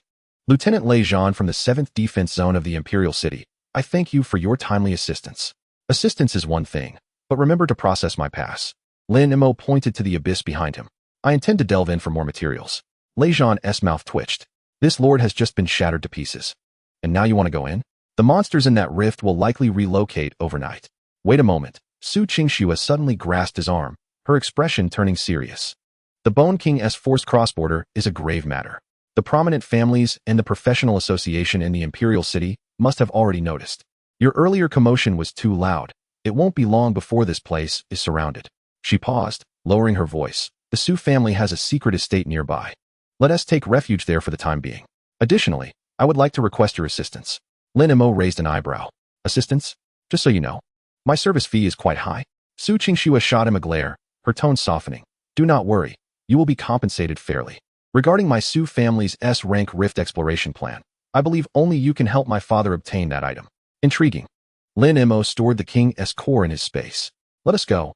I am also curious to see how profound the foundations of your prominent families truly are. Xing Luo obediently followed behind, clutching a fragment of the Lord's finger bone she had opportunistically snatched during the chaos, her face beaming with excitement. The three of them boarded Su Qingxue's luxury car, the engine roaring to life as they vanished over the horizon of the defense zone. Unbeknownst to them, at that moment, the headquarters of the professional association in the Imperial City had erupted into chaos due to the cataclysmic aura that had just manifested. Chapter 46, Su Family Estate. The young lady's private invitation. Lin Mo lounged in the luxurious leather seat of the Rolls-Royce, feeling as though he had just been fished out of water. Although the weakness following his second-class transition had diminished considerably, the mental tension from the previous battle was not easily shaken off. Su Qingxue sat beside him, delicately wielding a cotton swab dipped in high-grade healing potion, carefully cleaning the remnants of blood from Lin Mo's neck. Hey, be gentle. Are you here to save me or to silence me? Lin Mo winced in pain, instinctively leaning back. Do not move. Su Qingxue's brows furrowed, though her grip involuntarily softened. Weren't you quite capable when you saved me earlier? Now you feel pain? Lin Mo gazed at her face, which was now close at hand. Due to the earlier battle, her once orderly hair appeared slightly disheveled, a few strands clinging to her smooth forehead, lending her an air of warmth that contrasted with her usual icy demeanor. Are you concerned for me? Lin Mo's lips curled into a playful smile. I am concerned about my medical expenses. Su Qingxue's delicate face flushed with embarrassment as she turned her head away. That absolutely extraordinary scroll was a life-saving gift from my father. It could fetch at least 5 million gold coins on the market. How do you intend to repay me? Are you asking for money? Shouldn't my life-saving grace be repaid with my body? Get lost. Su Qingxue, infuriated, hurled the cotton swab directly into the trash bin. Yet the corners of her mouth involuntarily curled upward. Seated in the passenger seat, Xingluo observed the playful banter through the rearview mirror, his pointed ears twitching as he muttered softly, Boss, does the resource reorganization of human society also include tricking beautiful sisters into coming home? Cough, cough. Lin Mo nearly choked on his own saliva. Xingluo, matters of adults are not for children to pry into. Focus on the scenery. The vehicle soon entered a hidden valley, where a grand estate, rich in classical charm, stood bathed in the hues of the setting sun. This was the private property of the Su family, a secret retreat for the family head, Su Dingfang.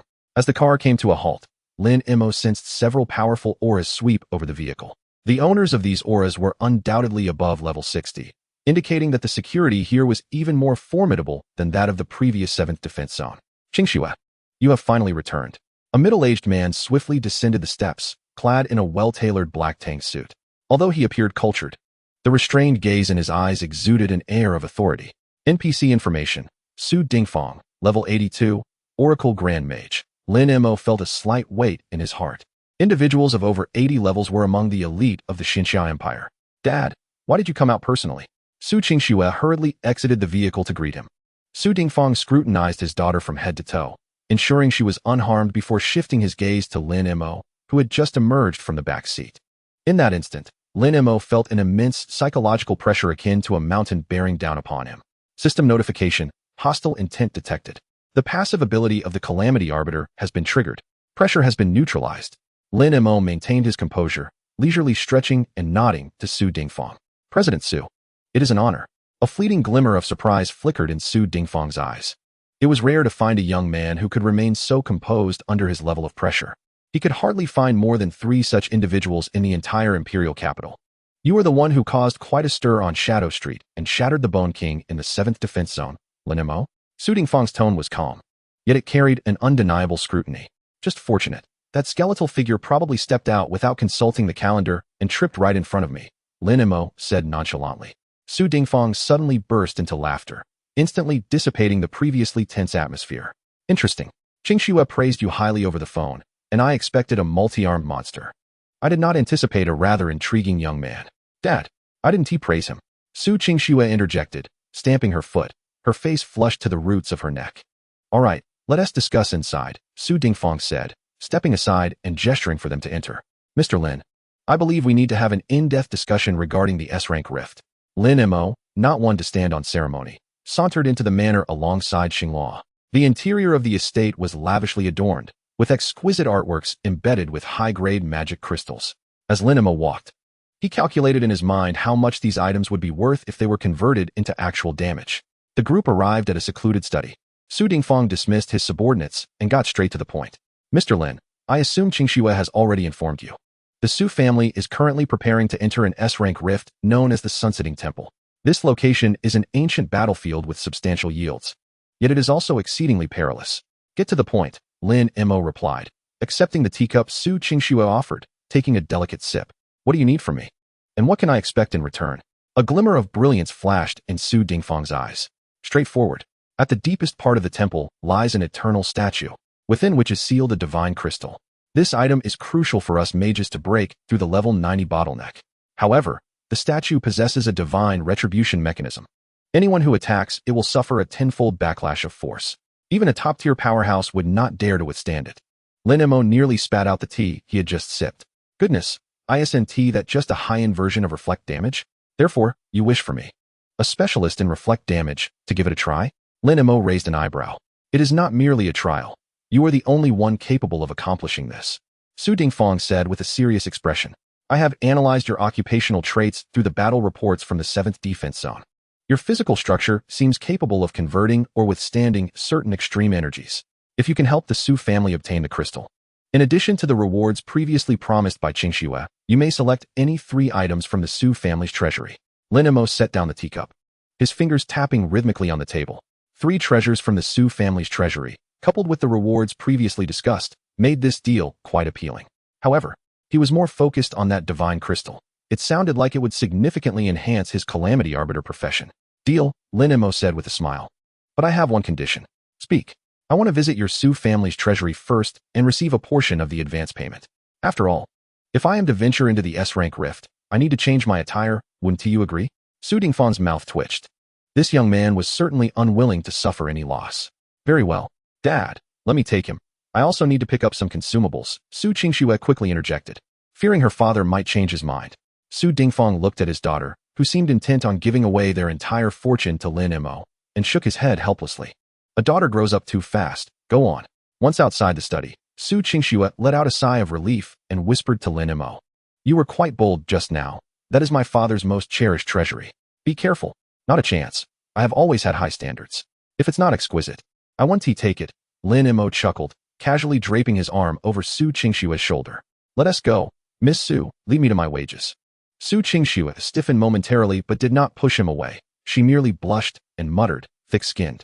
The two walked side by side towards the treasury, the setting sun casting elongated shadows behind them. Meanwhile, outside the estate, several concealed figures quietly retreated, reporting that the target had entered the Su family estate and appeared to have reached an agreement with Su Dingfang, thus preparing to execute a plan for an ambush. Chapter 47. Calamity Arbiter. Lin Mo, could you please retract your jaw?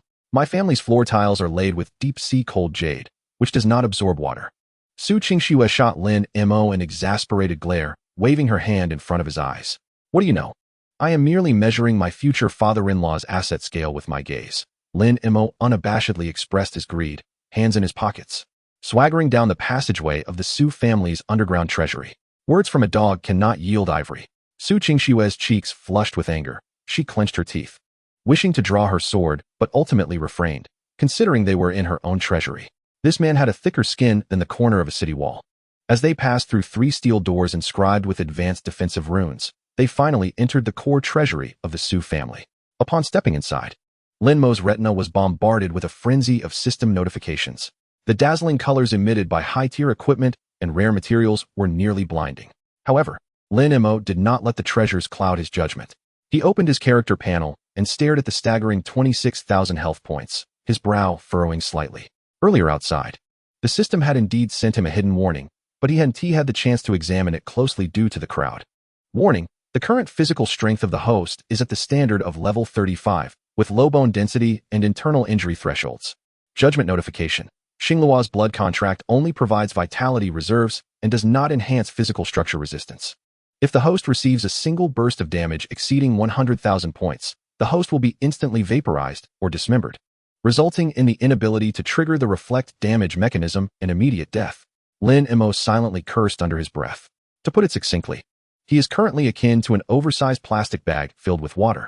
While the volume of water is substantial, the bag itself is rather fragile.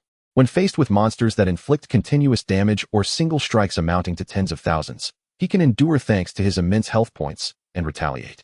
However, should he venture into an S-grade rift and encounter a top-tier adversary capable of delivering explosive damage in the hundreds of thousands with a single blow, he would have no opportunity to counterattack and would be reduced to ashes. Even the most formidable retaliatory damage requires the prerequisite of surviving the initial hit. He must seek out a means to secure his health or ensure his survival. Lin Mo stroked his chin, his gaze sweeping across the rows of shelves. Blindly pushing forward is a lesson learned at the cost of his life. What exactly are you looking for? Su Qingxue, trailing behind, could not help but inquire as she observed him perusing without taking anything. Is there any equipment that does not restore health but guarantees my body won't be instantly shattered? Lin Mo turned to ask. Su Qingxue paused for a moment, as if coming to an understanding, her expression shifting to one of complexity. She hurried to a dusty shelf in the corner of the treasury and retrieved a dark silver soft armor. Deep Sea Secret Silver Inner Armor. A level 50 epic piece of equipment. Su Qingxue tossed the soft armor to Lin Mo. It bore no stat bonuses, the sole attribute being structural locking. Once donned, even if struck directly by a level 90 forbidden spell, it would ensure that his body would not disintegrate for 3 seconds. However, it does not mitigate damage, and the pain remains acute. Without treatment after 3 seconds, he would still perish. This is perfect. Lin Mo's eyes lit up. It seemed tailor-made for him. With the 3 seconds of structural locking, it would be sufficient time for the system to trigger retaliatory damage and send his opponent to the depths of hell first.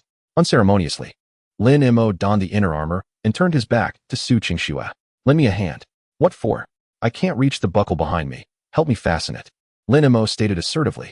Su Qingxue took a deep breath, suppressing the urge to kick him away, and stepped forward. Her fair, slender fingers grasped the dark silver metal buckle, inadvertently brushing against Lin Mo's broad back. Through the thin fabric of his shirt, she could distinctly feel the contours of his firm muscles and his searing body heat. Su Qingxue's fingers trembled slightly, her cheeks inexplicably warming. You fight so recklessly usually, disregarding your life, yet now you seem to fear death. Su Qingxue muttered under her breath as she secured the buckle. A boss is still a worker. Life is singular, and one must be prudent with it. Lin Mo chuckled lightly, sensing a faint fragrance emanating from behind him. Miss Su, your technique is quite adept. Whoever marries you will surely be fortunate. Click. The last buckle clicked into place. Su Qingxue recoiled as if electrocuted, huffing. Close your mouth and hurry up and pick the last 2 items. Lin Mo moved his shoulders, feeling the inner armor fit snugly, nodding in satisfaction. Next, he approached the accessories section, his gaze fixating on a necklace radiating a vibrant green light. Substitute wooden sculpture. A one-time consumable capable of withstanding a fatal blow. I'll take this. Without hesitation, Lin Mo tucked the necklace into his pocket. This item was not for his own use, but rather for Xingluo. That little girl was currently his mobile blood reservoir. If she were to be instantly obliterated by unidentified area of effect damage, his own health of 260,000 would revert to its original state. Protecting Xing Luo is tantamount to safeguarding his own lifeline. Only one item remains. Lin Mo continued to meander through the treasury. He had no need for advanced weapons. His damage relied entirely on his opponents. Advanced staves were equally unnecessary. Suddenly, he halted before an exceedingly inconspicuous wooden shelf. On the bottom tier lay a rusted black iron shard. This shard exhibited no magical fluctuations and appeared as if it had been scavenged from a refuse heap compared to the surrounding radiant treasures. Yet, in that moment, the system in Lin Mo's mind emitted an extraordinarily jarring buzz. High concentration of disaster law fragment detected. This item is extremely dangerous, but aligns perfectly with the host's current occupational characteristics. If absorbed, it has a certain probability of unlocking the second form of the catastrophe domain. Lin Mo's heart skipped a beat. A law fragment. I want this. Lin Mo reached out to grasp the rusty iron shard. Are you out of your mind? Su Qingxue seized Lin Mo's wrist, her brow furrowed. That was waste material my father retrieved from an indescribable ruin years ago. It cannot be equipped or forged, and it is exceedingly malevolent. A previous appraiser merely touched it and immediately descended into madness. What do you intend to do with it? Use it to prop up a table leg. Lin Mo wrenched his hand free from Su Qingshue's grasp, firmly clutching the black iron shard. The moment he touched it, a chilling sensation coursed through him, as if it could freeze his very soul, racing up his arm to his brain. Lin Mo let out a muffled groan, feeling as though countless malevolent spirits were roaring in his mind. Yet he gritted his teeth and did not relent, directly tossing it into the system's independent storage space. All right, I've selected 3 items. Lin Mo let out a long breath, a layer of cold sweat beading on his forehead. Su Qingxue regarded him as if he were a monster. She knew the malice of that iron shard. How could this man handle it barehanded without consequence? Now that we have the funds, it's time to get to work. When did your father say we would depart for that S-grade rift? Lin Mo turned to exit. Just then, a thunderous roar echoed from above the treasury. The entire underground space shook violently, dust from the ceiling cascading down. The once softly glowing magical crystal lamps extinguished, replaced by blinding crimson alarm lights. Warning. The outer defense array of the estate has collapsed. Warning. Hostile entities above level 80 detected invading. The shrill mechanical voice reverberated within the treasury. Su Qingshue's complexion changed dramatically as she unsheathed the slender sword at her waist. How is this possible? This is the Su family's secret estate. With security measures at the highest level in the capital, who would dare launch an assault? Lin Mo's expression turned icy in an instant. He remained utterly unfazed, gripping Su Qingshue's wrist and pulling her close. It seems someone does not wish for us to venture into that S-grade rift. A cruel smile curled at the corners of Lin Mo's mouth. Or perhaps they are targeting me, the disaster law ruler. What now? My father is still above. Su Qingxue exclaimed anxiously. Calm down. Lin Mo cracked his neck, and a series of explosive sounds echoed from his joints. Just moments ago, after the black iron shard entered the space, the system had indicated a slight adjustment to his retaliatory mechanism, coupled with the life-preserving inner armor he now wore. He was no longer concerned about finding a suitable target to test his limits after his second-class advancement. Let us proceed, Miss Su. Lin Mo strode towards the heavy steel door of the treasury, eager to see which fool dared to disrupt his equipment selection. Boom. Before Lin Mo could reach the door, the half-meter-thick steel door was violently kicked open from the outside.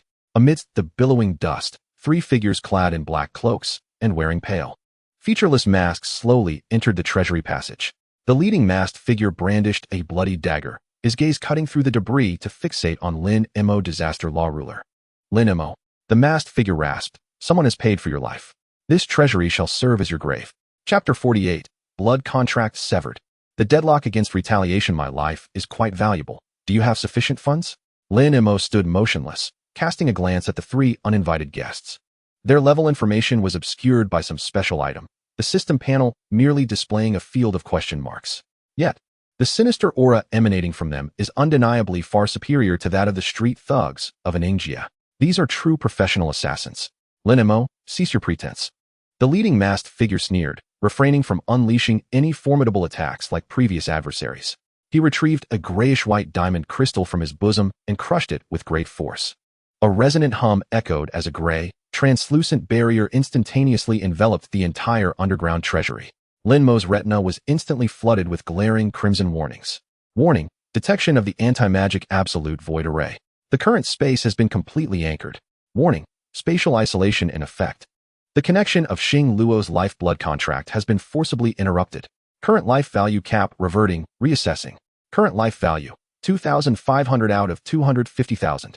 Lin Mo's expression shifted slightly. The terrifying sense of power that once surged through his limbs was instantly siphoned away. His health plummeted from 260,000 to the base value of 35-level catastrophe ruler. 25,000 health points may seem exaggerated for an ordinary practitioner. Yet in high-level battles of 60 to 70, such a meager amount cannot withstand even a single high-tier skill. You are remarkably well-informed. Lin Mo narrowed his eyes. Although the reports from the 7th Defense Zone were classified by the military, in this world, there is no information that cannot be procured with money. The masked man stepped forward with a dagger, declaring, "Your occupational trait is an exceedingly high damage rebound. Provided your single burst damage is sufficiently formidable, you could annihilate a lord. The reason you dare to take it head-on is that your elven pet's blood contract grants you a massive health cap." The masked man twirled his wrist, and the dagger glimmered with a sickly green poison. Now that the blood contract is severed, what will you use to rebound with your mere 25,000 health? Number 2. Number 3. Execute. Utilize 1,000 blades to skin. Control each attack's damage to within 100 points. As long as we do not trigger his high damage rebound mechanism, we shall gradually bleed him out and exhaust him here. In an instant, 2 masked figures transformed into fleeting shadows, approaching Lin Mo from both sides. They had no intention of employing any high-burst skills. Their aim was to inflict excruciating, frequent low damage, effectively grinding Lin Mo down. This is targeted. There are no truly invincible professions in this world. Once a mechanism is exposed, its weaknesses will inevitably be discovered. These assassins had evidently come prepared, directly strangling Lin Mo's core strategy of high health for high rebound. "How dare you act with such impunity in the Su family?" Su Qingxue exclaimed, stepping protectively in front of Lin Mo. The slender sword in her hand erupted with a piercing ice-blue sword glow. The aura of a level 60 sword frost envoy fully unleashed, colliding head-on with the 2 assassins. The sound of rapid metal clashing resonated throughout the treasury. Su Qingxue's swordplay was swift, each swing conjuring vast swathes of frost. However, the 2 assassins moved with uncanny agility, avoiding direct confrontation while continuously maneuvering around her in search of an opening. "Lin Mo, retreat. As long as the barrier remains intact, your health cannot recover." Su Qingxue shouted without turning her head, parrying as she spoke. A sudden slash. One assassin seized a moment of vulnerability in Su Qingxue's defense, the dagger slicing a gash into her shoulder. Blood instantly stained her attire. "Retreat?" Lin Mo's gaze hardened upon seeing the blood on Su Qingxue's shoulder. He now comprehended that these individuals not only targeted him, but were also exceedingly cautious. Even if he were to actively approach to absorb damage, the 100 points of damage rebound would inflict merely 10,000 points on the assassins. For those above level 60, a potion would suffice to recover. Yet, he would have to endure excruciating pain. Since he refused to strike with lethal intent, I shall seek my own thrills. Lin Mo turned his gaze upward toward the treasury's ceiling. Embedded there was a massive red crystal, the ultimate defensive mechanism of the Su family treasury. When the door was forcefully breached moments ago, the alarm system had already activated it. "Miss Su," Lin Mo suddenly called out. "What now? I can barely hold on." Su Qingxue gritted her teeth, overwhelmed by the perfect coordination of the 2 assassins, unable to defend against all attack routes. "What is that red stone on the ceiling for?" "That is an 80-level annihilation rune, designed to ensure mutual destruction with intruders. It will explode upon receiving a violent external impact. Do not act recklessly." Su Qingxue gasped, startled by his inquiry at such a critical juncture. 80 level? Quite potent indeed. Lin Mo grinned widely. Ignoring the fierce battle between the 3, he exerted force in his legs, propelling himself like a cannonball towards the red crystal on the ceiling. What does he intend to do? The leading masked figure was taken aback. Is this fool seeking death? Planning to commit suicide? In midair, Lin Mo clenched his right fist. Without a trace of hesitation, he struck the ominously glowing annihilation rune with tremendous force. Not good. Retreat quickly. The masked leader seemed to grasp the gravity of the situation, his face paling as he frantically retreated. Too late. Crack. The annihilation rune emitted a sharp shattering sound. Instantly, a cataclysmic red energy storm erupted from within the rune. This was a method left behind by an 80-level array master, capable of annihilating any practitioner below level 70 with a single burst of damage. The red energy swiftly engulfed Lin Mo entirely. Received direct impact from 80-level annihilation rune. Current life value, 200,000. With 25,000 health points, facing the terrifying 20,000 damage, Lin Mo's body should have been vaporized in an instant. Yet, at that moment, the deep-sea mithril inner armor he had just donned erupted with a dark silver glow. Critical damage determination. Deep-sea mithril inner armor effect triggered. Body structure forcibly locked for 3 seconds. Current health forcibly retained. 1 point. Excruciating pain. An indescribable agony tore through every nerve in Lin Mo's body. Although his bodily structure did not collapse, the torment from the 20,000 damage was felt in its entirety. Lin Mo gritted his teeth. A wild dark red light igniting in his eyes. You refuse to strike me? Fear not. I shall utilize this security system to my advantage. 100-fold holy true damage rebound activated. Total damage received, 200,000 points. Rebounding 20 million points of true damage to the source of attack and hostile units. 20 million true damage. Boom. A dark red beam radiated from Lin Mo's center, sweeping across the entire treasury in a hemispherical arc. This beam disregarded all physical defenses and magical resistances.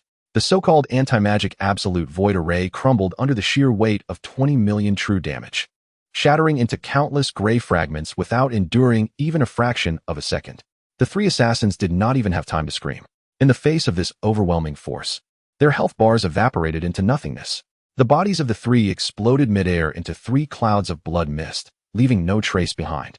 At the moment the barrier shattered, the lifeblood contract of Xing Luo reconnected. Blood contract restored. Health value cap restored to 260,000 points. Lin Mo crashed heavily to the ground from the ceiling, bloodied and gasping for breath. His injuries began to rapidly heal under the support of his substantial health pool. You madman. Su Qingxue rushed over, her voice trembling as she beheld the bloodstains left by the assassins and Lin Mo slowly rising. You detonated your own defensive system and then rebounded the damage onto your enemies? Such a method of breaking the deadlock is something even a rational person would scarcely dare to contemplate. With the slightest misstep, he could have been reduced to ashes in an instant. As per usual, Lin Mo wiped the blood from his face. Although his complexion was pallid, a mischievous grin lingered at the corners of his mouth. I have mentioned before that my life is precious, and they cannot afford it. No sooner had he spoken than the entire underground treasury was suddenly engulfed in a violent tremor. The explosion from the annihilation runes, while partially mitigated by the counter-damage mechanism, had irrevocably compromised the structural integrity of the subterranean edifice. Gaping fissures, unfathomable in depth, began to mar the ground beneath them. This is not good. The place is going to collapse. Su Qingxue exclaimed. The marble floor beneath their feet erupted with a thunderous crack. A colossal black void materialized beneath them, revealing not soil, but an expanse resonating with an ancient and desolate aura. Lin Mo? Su Qingxue found herself plummeting into the abyss. Quick as a flash, Lin Mo grasped her wrist, and together they descended into the unending darkness. In the fleeting moment before losing consciousness, Lin Mo heard the system's alert echo in his mind. Warning, entered the S-Class rift. The outskirts of the Sunsetting Temple. Chapter 49, Spatial Disruption. The weakened arbiter of natural disasters.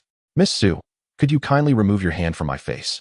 In the darkness, Lin Mo inhaled sharply, his voice tinged with exasperation. He felt as though a heavy vehicle had rolled over him, every bone aching. Presently his soft, subtly fragrant body was pressing down on him, one hand firmly placed upon his nose. Be quiet. Who knew it would be so dark down here?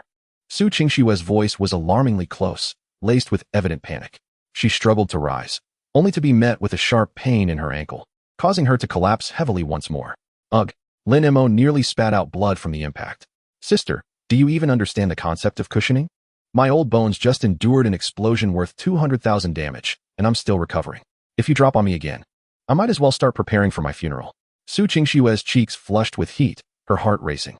She hastily withdrew her hand from Lin Mo's face, suppressing the pain in her ankle, and propped herself up on the fragments of marble beside him, managing to roll onto an adjacent patch of ground.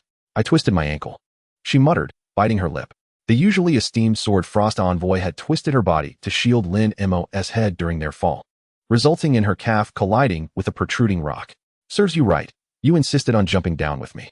Although Lin Mo's words were sharp, he nonetheless forced himself to sit up. He fumbled in the darkness for a glow stick in his storage, snapping it to life. A cool, ethereal blue light illuminated the area around them. Only then did they grasp the gravity of their situation. They found themselves in a vast and ancient stone corridor, flanked by imposing stone pillars that required several adults to encircle. The pillars were adorned with many eroded and indistinct totems.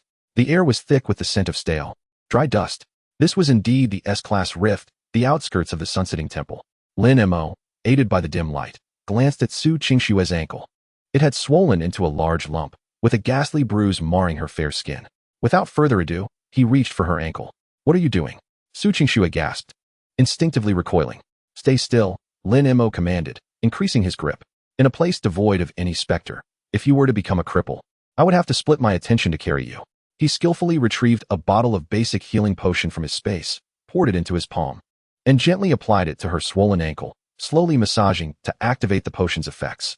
Su Qingxue winced from the pain, yet gazed at Lin Mo's furrowed brow and earnest expression, swallowing back any harsh words that had nearly escaped her lips.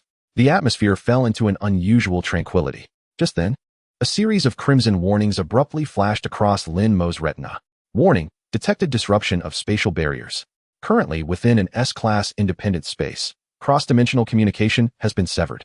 Starfall life bond connection has been lost. Host's maximum life value reset. Lin Mo stared at the numbers on the panel, his mouth twitching involuntarily. The previously exaggerated life total of 260,000 plummeted to a mere 25,000, like a deflated balloon. Damn it, Lin Mo couldn't help but mutter a curse.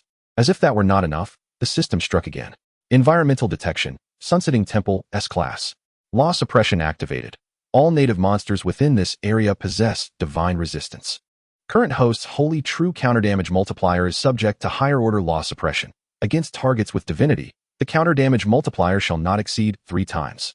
And the host retains full pain sensitivity when damaged. Lin Mo was utterly disheartened. What is this?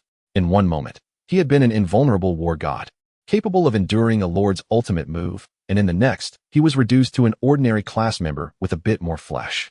The dramatic drop in health combined with the suppression of his counter-damage meant he could no longer simply stand and take hits as before. In an S-class rift, even a mere elite monster's basic attack could deal tens of thousands of damage. With his current 25,000 health, he would be shattered to pieces before the counter-damage even took effect. What's wrong?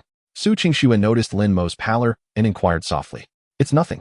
I just suddenly feel that we might need to draft our last wills here." Lin Mo sighed, releasing her ankle. "The life bond is severed?" Su Qingxue, astute and clever, immediately realized the implications. Earlier, when the assassins had severed the bond with their barrier, Lin Mo's condition had been off. Now that they had fallen into an S-class rift, the spatial isolation was undoubtedly more thorough than the barrier. Lin Mo nodded, inserting the glow stick into a crack in the stone nearby. "Not only has the bond been cut, but my class abilities are also suppressed here." Lin Mo had no intention of hiding this from her, so from now on, "I cannot serve as the tank. We must circumvent encounters with monsters." Upon hearing this, instead of fear, Su Qingxue exhaled a sigh of relief. "What is so funny? Have you bumped your head?" Lin Mo regarded her as though she were daft. "I just think this is more like a normal situation," Su Qingxue replied, propping herself against the wall as she gradually stood, attempting a few steps. The potion's effects were good. The pain had lessened significantly. "Your reckless fighting style was far too frightening. Now that you cannot withstand hits, just stay behind me. I, at least, am a level 60 Sword Frost envoy. Protecting someone in their 30s should not be a problem." Seeing Su Qingxue feigning calmness, even exuding a hint of pride, Lin Mo couldn't help but roll his eyes. "All right, Miss Su, the #1 in the world. However, before you protect me, there is one thing you need to clarify."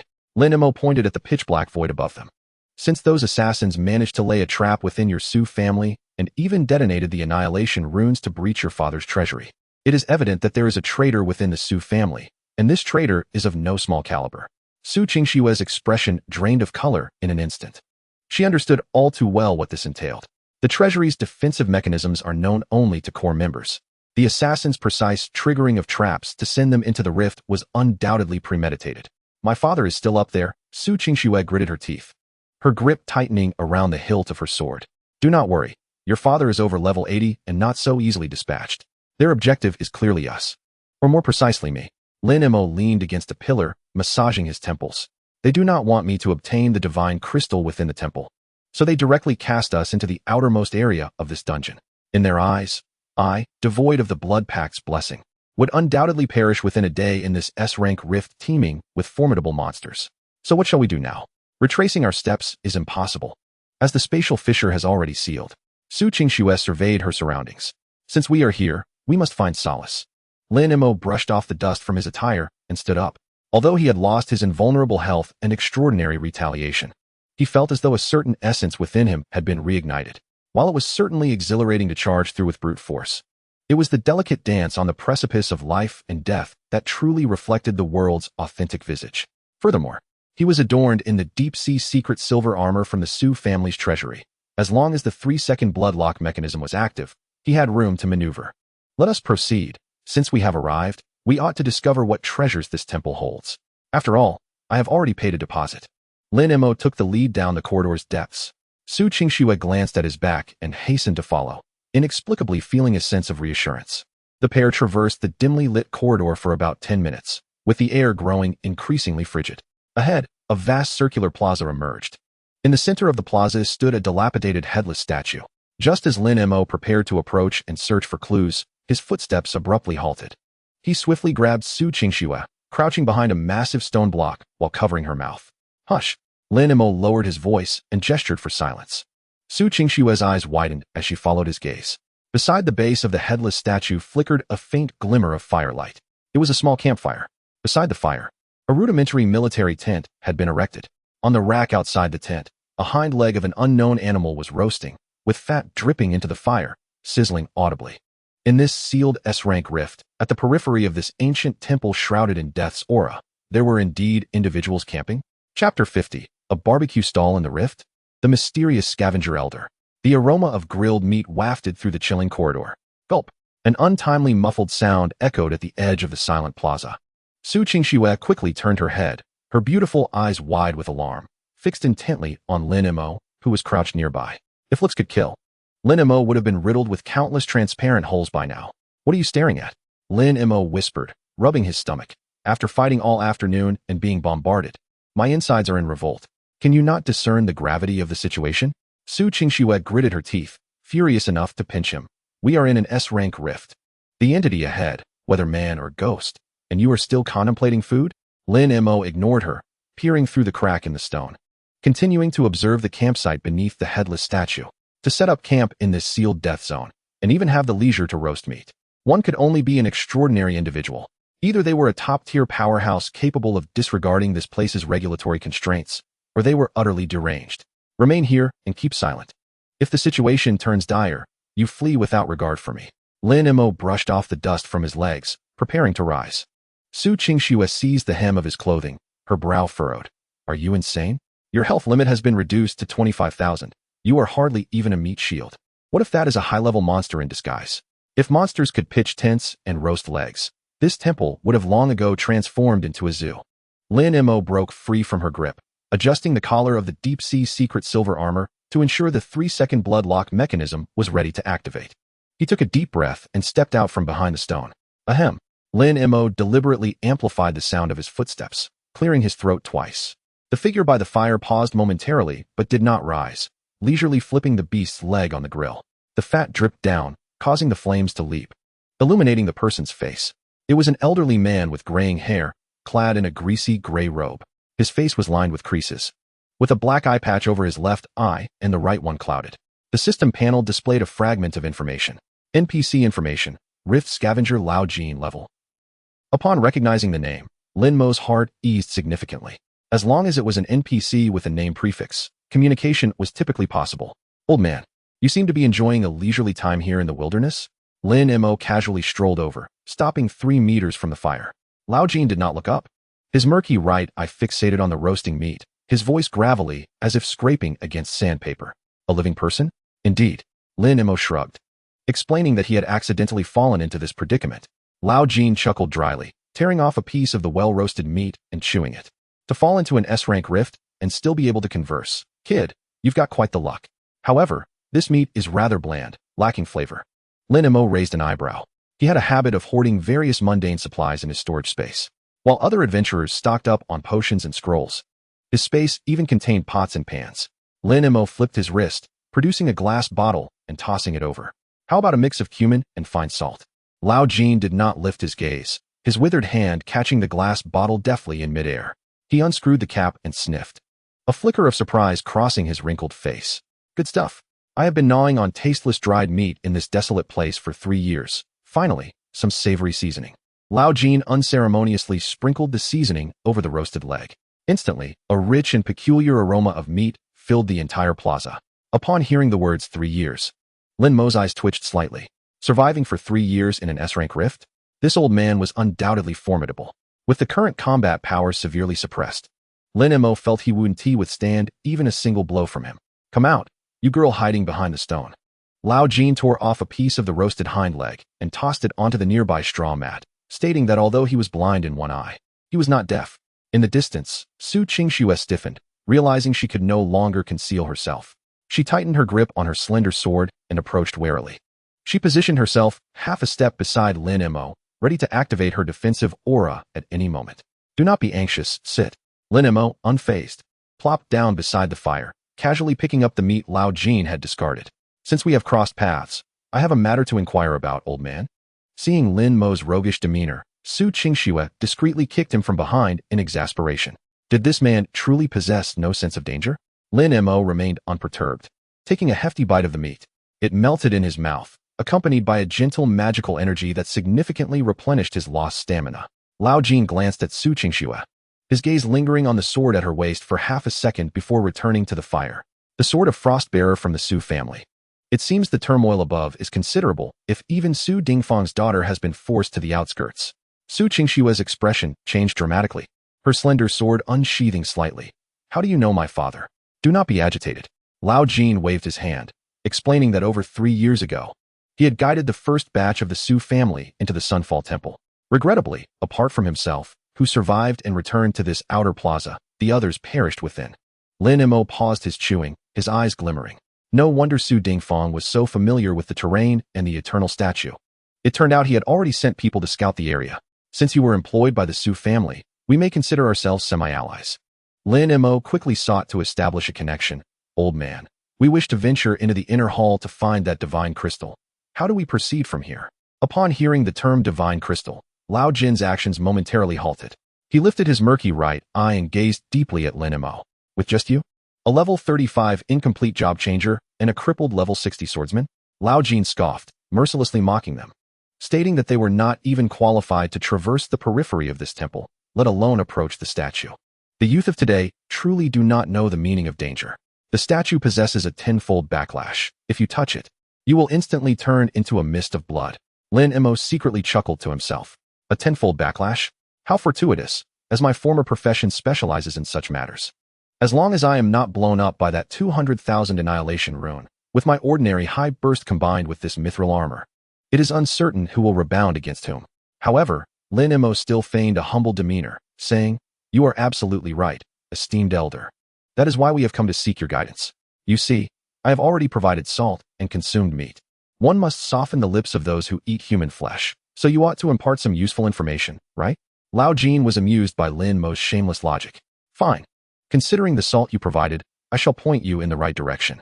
He gestured towards a pitch-black passageway behind the headless statue. That path leads to the inner courtyard of the temple, but today is not suitable. When you fell earlier, you triggered a resonance in the outer formation. The stone statue guardians in the courtyard have all been awakened. Lao Jin slowly added more wood to the fire. Furthermore, about half an hour before you fell, another group entered through a special teleportation scroll. There were about 5 or 6 of them, all top-tier assassins around level 80. They carried items that concealed their presence and directly infiltrated the courtyard. Lin Mo and Su Qingxue exchanged glances, both shocked by the realization. Assassins. They must be accomplices of the group that ambushed them in the Su family treasury. The 3 in the treasury were merely bait or death warriors tasked with triggering an explosion. The true elites had already entered the temple ahead of them. No wonder those killers did not unleash their ultimate moves. They merely needed to drag them into the treasury for mutual destruction. The true objective was to seize the divine crystal. How long have they been inside? Lin Mo's expression darkened, calculating the time. They would soon attract the attention of the inner hall's guards. Lao Jin finished gnawing on the bone in his hand and tossed it aside. I advise you to remain here in this square. Wait for Su Dingfang to reopen the outer passage, and you can leave alive. Stay here and wait. Lin Mo glanced at his status panel. Blood contract severed, rebound suppression. If that group of assassins obtains the divine crystal and completes the task of the hidden mastermind, even if he escapes, he would face endless pursuits in the imperial capital. The best defense is to bury all these assassins within the instance. Esteemed elder, is there a small path to bypass the stone statue guardians? Lin Mo wiped the grease from his mouth, his eyes sharpening with determination. Lao Jin frowned, seemingly displeased with Lin Mo's stubbornness. There is no small path, only a dead end. Just as those words left his lips, an unexpected change occurred. The headless statue that had been silently standing behind them suddenly emitted a series of dense cracking sounds from its surface. Tiny fragments of stone began to fall. The stone slabs on the ground shook violently. An ancient and violent magical wave surged forth from beneath the ground. Lao Jin's expression changed dramatically as he kicked over the fire. Damn! Those foolish assassins triggered the divine punishment alarm in the courtyard. Even the outer gravekeepers will awaken. Boom! The massive headless statue abruptly drew out the gigantic stone sword embedded in the ground. A ghostly blue flame ignited in its hollow neck. An overwhelming pressure instantly enveloped the entire square. Warning! Encountered the gravekeeper of the temple, level 75 elite lord. This target possesses a divine body. With an 80 physical damage reduction, Lin Mo watched as the enormous stone sword descended towards him, his heart racing. Su Qingxue Run. Chapter 51. Unconventional Tactics. A new strategy after diminution, the gigantic stone sword whipped up a fierce wind as it struck the spot where Lin Mo had just crouched. There was no deafening explosion, only the dull sound of stone slabs being crushed. In a split second, Lin Mo managed to grab Su Qingxue's waist with one hand and rolled to the right.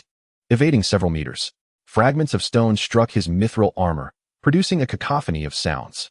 Su Qingxue, pinned beneath him, appeared pale. Instinctively, she wanted to raise her sword to block, but found herself utterly lacking in strength. What are you dawdling for? Get up quickly. Lin Mo pulled her up with urgency. Meanwhile, Lao Jin had already slipped into the ruins at the edge of the square. This old man moved with surprising agility, completely betraying his status as a one-eyed elder. This way, quickly enter the passage. Lao Jin beckoned to them from behind a broken stone pillar. The headless statue, having missed its strike, slowly withdrew its stone sword. The ghostly blue flame in its hollow neck flickered wildly, refocusing on Lin Mo and Su Qingxue. Lin Mo checked his health. Although he had not been struck directly, the mere brush of the sword's wind had cost him over 3,000 health points. This was the dual suppression of level disparity and divine law. With his current health of 25,000, he was woefully inadequate against a level 75 elite lord. Moreover, this behemoth had an 80% physical damage reduction. Even if he risked everything to trigger the triple rebound, his strikes would be negligible against it. Fighting head-on would undoubtedly be suicidal. Hold tight to me.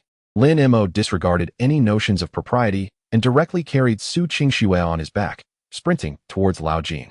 Su Qingxue clung tightly to Lin Mo's neck.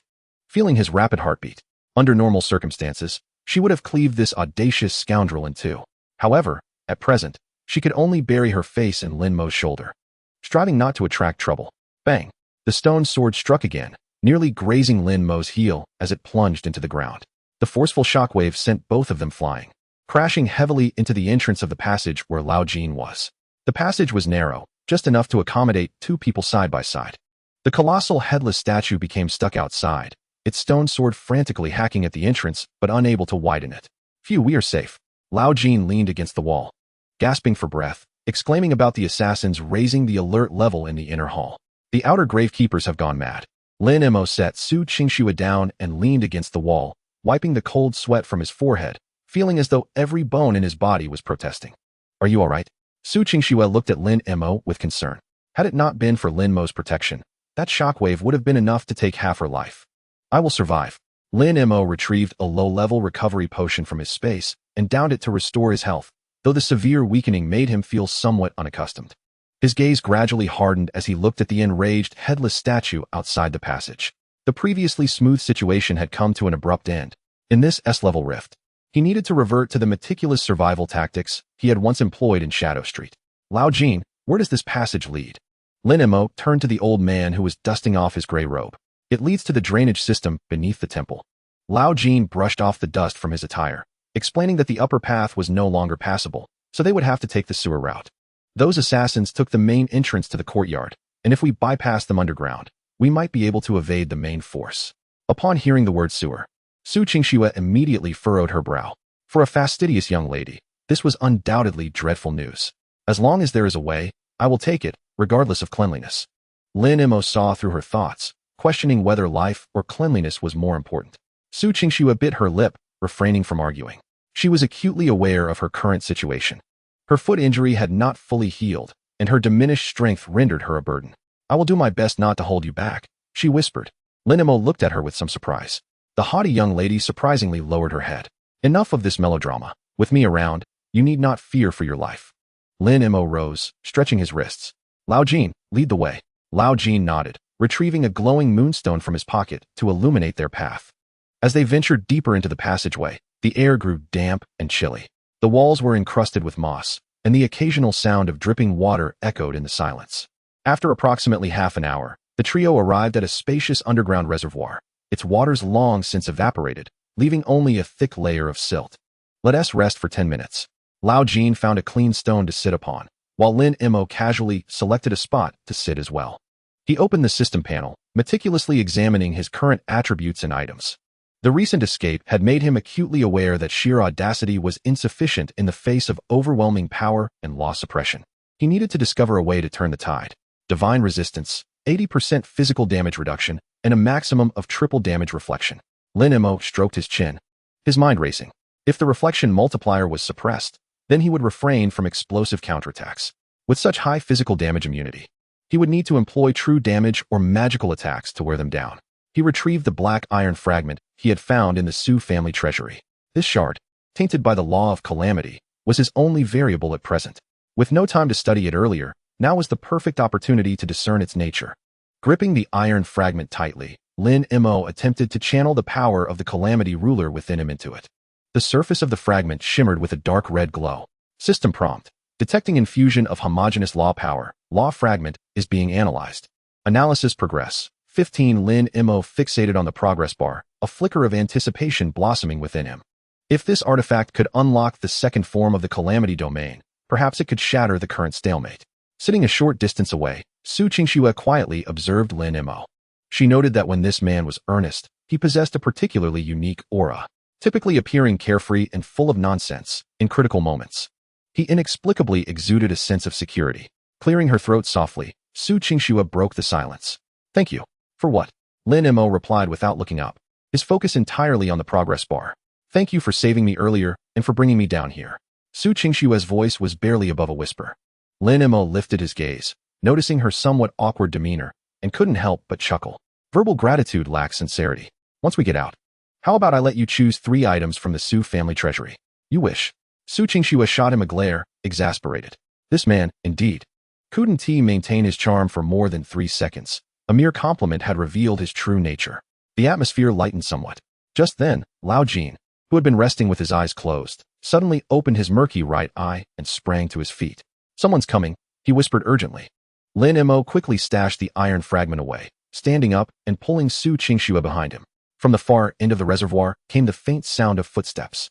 3 figures clad in black combat attire emerged from the shadows, exuding a strong scent of blood, one of them carrying a blood-soaked bundle.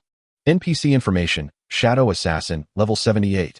NPC information, Shadow Assassin, level 79.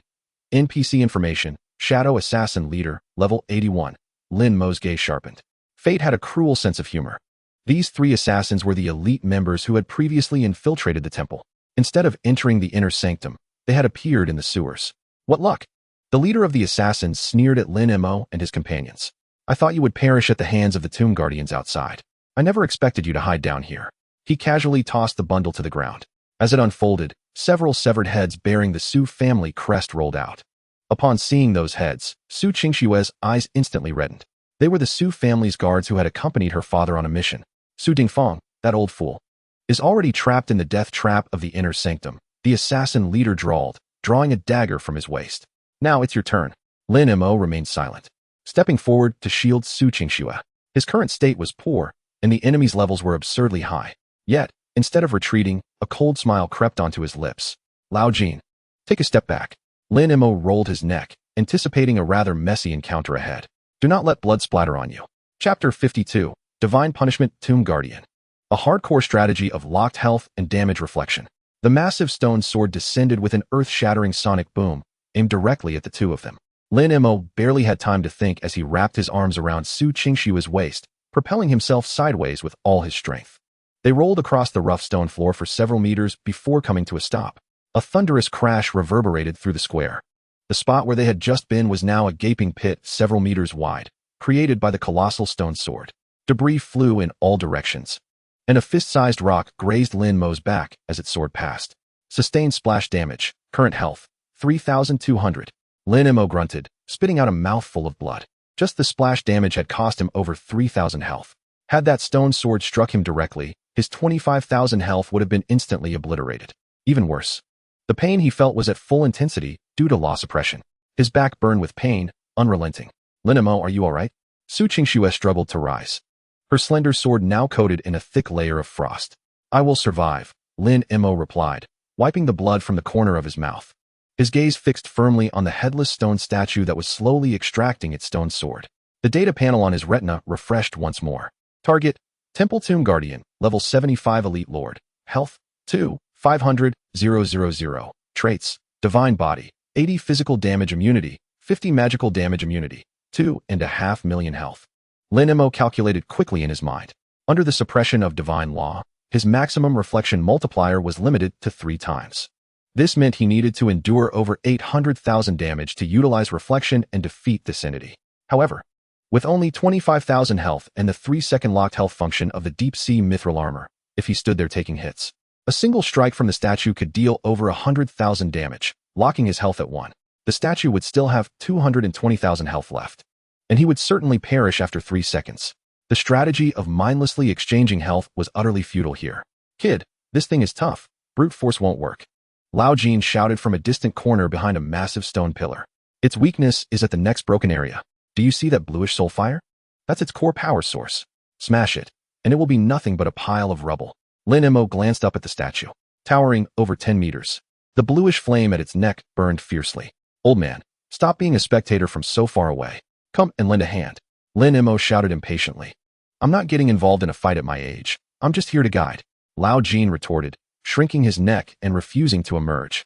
Lin Mo cursed under his breath and turned to Su Qingxue beside him. Miss Su, can your legs still muster strength?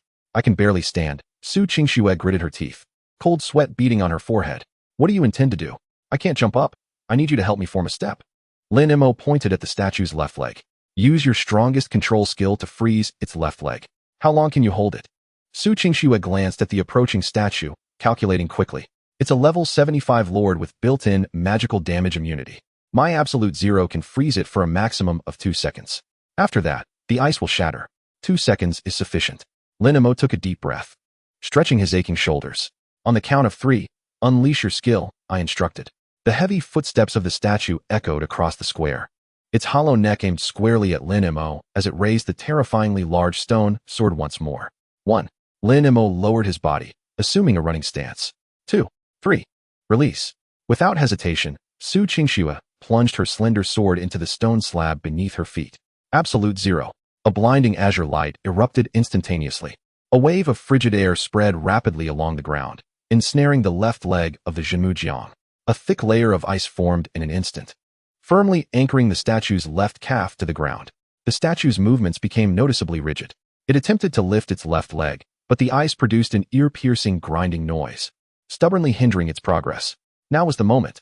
Lin Mo exerted tremendous force through his legs, propelling himself forward like a fleeting shadow.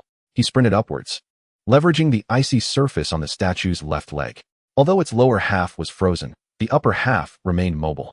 Realizing Lin Mo was climbing up its thigh, the statue abandoned its sword swing and raised its left hand. Its massive stone palm aimed directly at him with lethal intent. If that palm connected, it would be a gruesome end. Lin Mo, dodge. Su Qingxue shouted from below. Dodge. There was no leverage in midair. How could he evade? Moreover, Lin Mo had no intention of dodging at all. Instead, he charged headlong into the colossal stone palm, needing its force to propel him upwards. Come on, Lin Mo roared, crossing his arms protectively over his chest. Boom. The stone palm struck Lin Mo without reservation. Time seemed to slow at that moment. Lin Mo distinctly heard the sound of his arm bones fracturing. A wave of excruciating pain surged through his body, nearly overwhelming his mind. Received a heavy blow from Zhenmujiang. Current damage assessment, 150,000 points of physical damage. Warning, damage exceeds life value limit. Deep Sea Secret Silver Inner Armor trait activated. Body structure forcibly locked. Duration, 3 seconds. Current life value forcibly retained, 1 point. A dark silver light flickered around Lin Mo. He had not been shattered by the immense damage but had endured it. High-level rule suppression activated. Triple Holy True Reflection triggered. 450,000 points of true damage reflected back to the target. The tremendous recoil surged back through the statue's palm. The true damage completely disregarded 80 of Jinmu Jiang's physical damage resistance. A series of muffled explosions erupted from within the statue's robust left arm. Subsequently, the entire arm shattered, disintegrating into countless stones and dust. Riding the shockwave from the arm's destruction, Lin Mo soared higher. He successfully vaulted over the statue's shoulder and arrived at the vacant neck. Before him flickered the ethereal blue flame of the soul. Only 2 seconds remained of the locked blood time.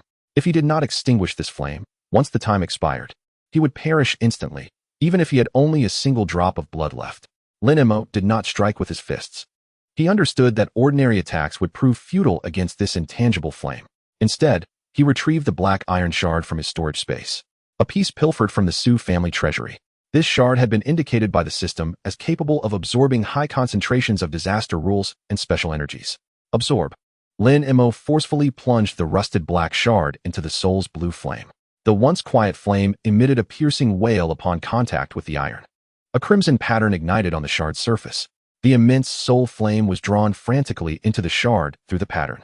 In less than half a second, the energy sufficient to sustain a level 75 lord was completely devoured. Defeated a level 75 elite lord. Gained experience, 800,000. Host level increased to level 36. Black shard absorbed divine energy. Current repair progress, 1. As the soul flame extinguished, the colossal form of Jinmu Jiang lost all power. The massive statue began to collapse. Lin Mo, devoid of support, plummeted towards the ground. The locked blood time expired. Just as he was about to crash onto the hard stone slab, a soft, azure glow suddenly blossomed beneath him. Su Qingxue, enduring the sharp pain in her ankle, created a thick layer of frost along the ground with her slender sword. Lin Mo landed on the icy path, sliding far from the impact, finally colliding with a stone pillar to come to a halt. Coughing, Lin Mo lay sprawled on the ground, utterly drained of strength. His arms were fractured, and his life value was reduced to a pitiful 1 point. Su Qingxue hobbled over, frantically retrieving a high-level life potion from her storage space. She uncorked it and poured it into Lin Mo's mouth. The potion flowed down his throat, and the gentle energy began mending his damaged bones. His life value gradually returned to a safe threshold. Are you trying to throw your life away? Su Qingxue gazed at his pallid face, her voice trembling with concern. Barely concealed. What if you hadn't held on? If I hadn't held on, it would have just been death, Lin Mo gasped, staring into the dark void above him. But I've never miscalculated in such matters. Frustrated, Su Qingxue pinched his shoulder. Ouch! Murderer! Lin Mo yelped in response. Serves you right. Let this be a lesson. Su Qingxue glared at him, yet her touch softened unconsciously as she retrieved a clean handkerchief, gently wiping the dust from his face. A faint fragrance lingered in the air. Lin Mo, captivated by her delicate features so close to him, could not help but tease. Miss Su, your gentleness is quite unfamiliar to me. Perhaps you should scold me a bit. Be quiet, or I'll leave you here to feed the monsters.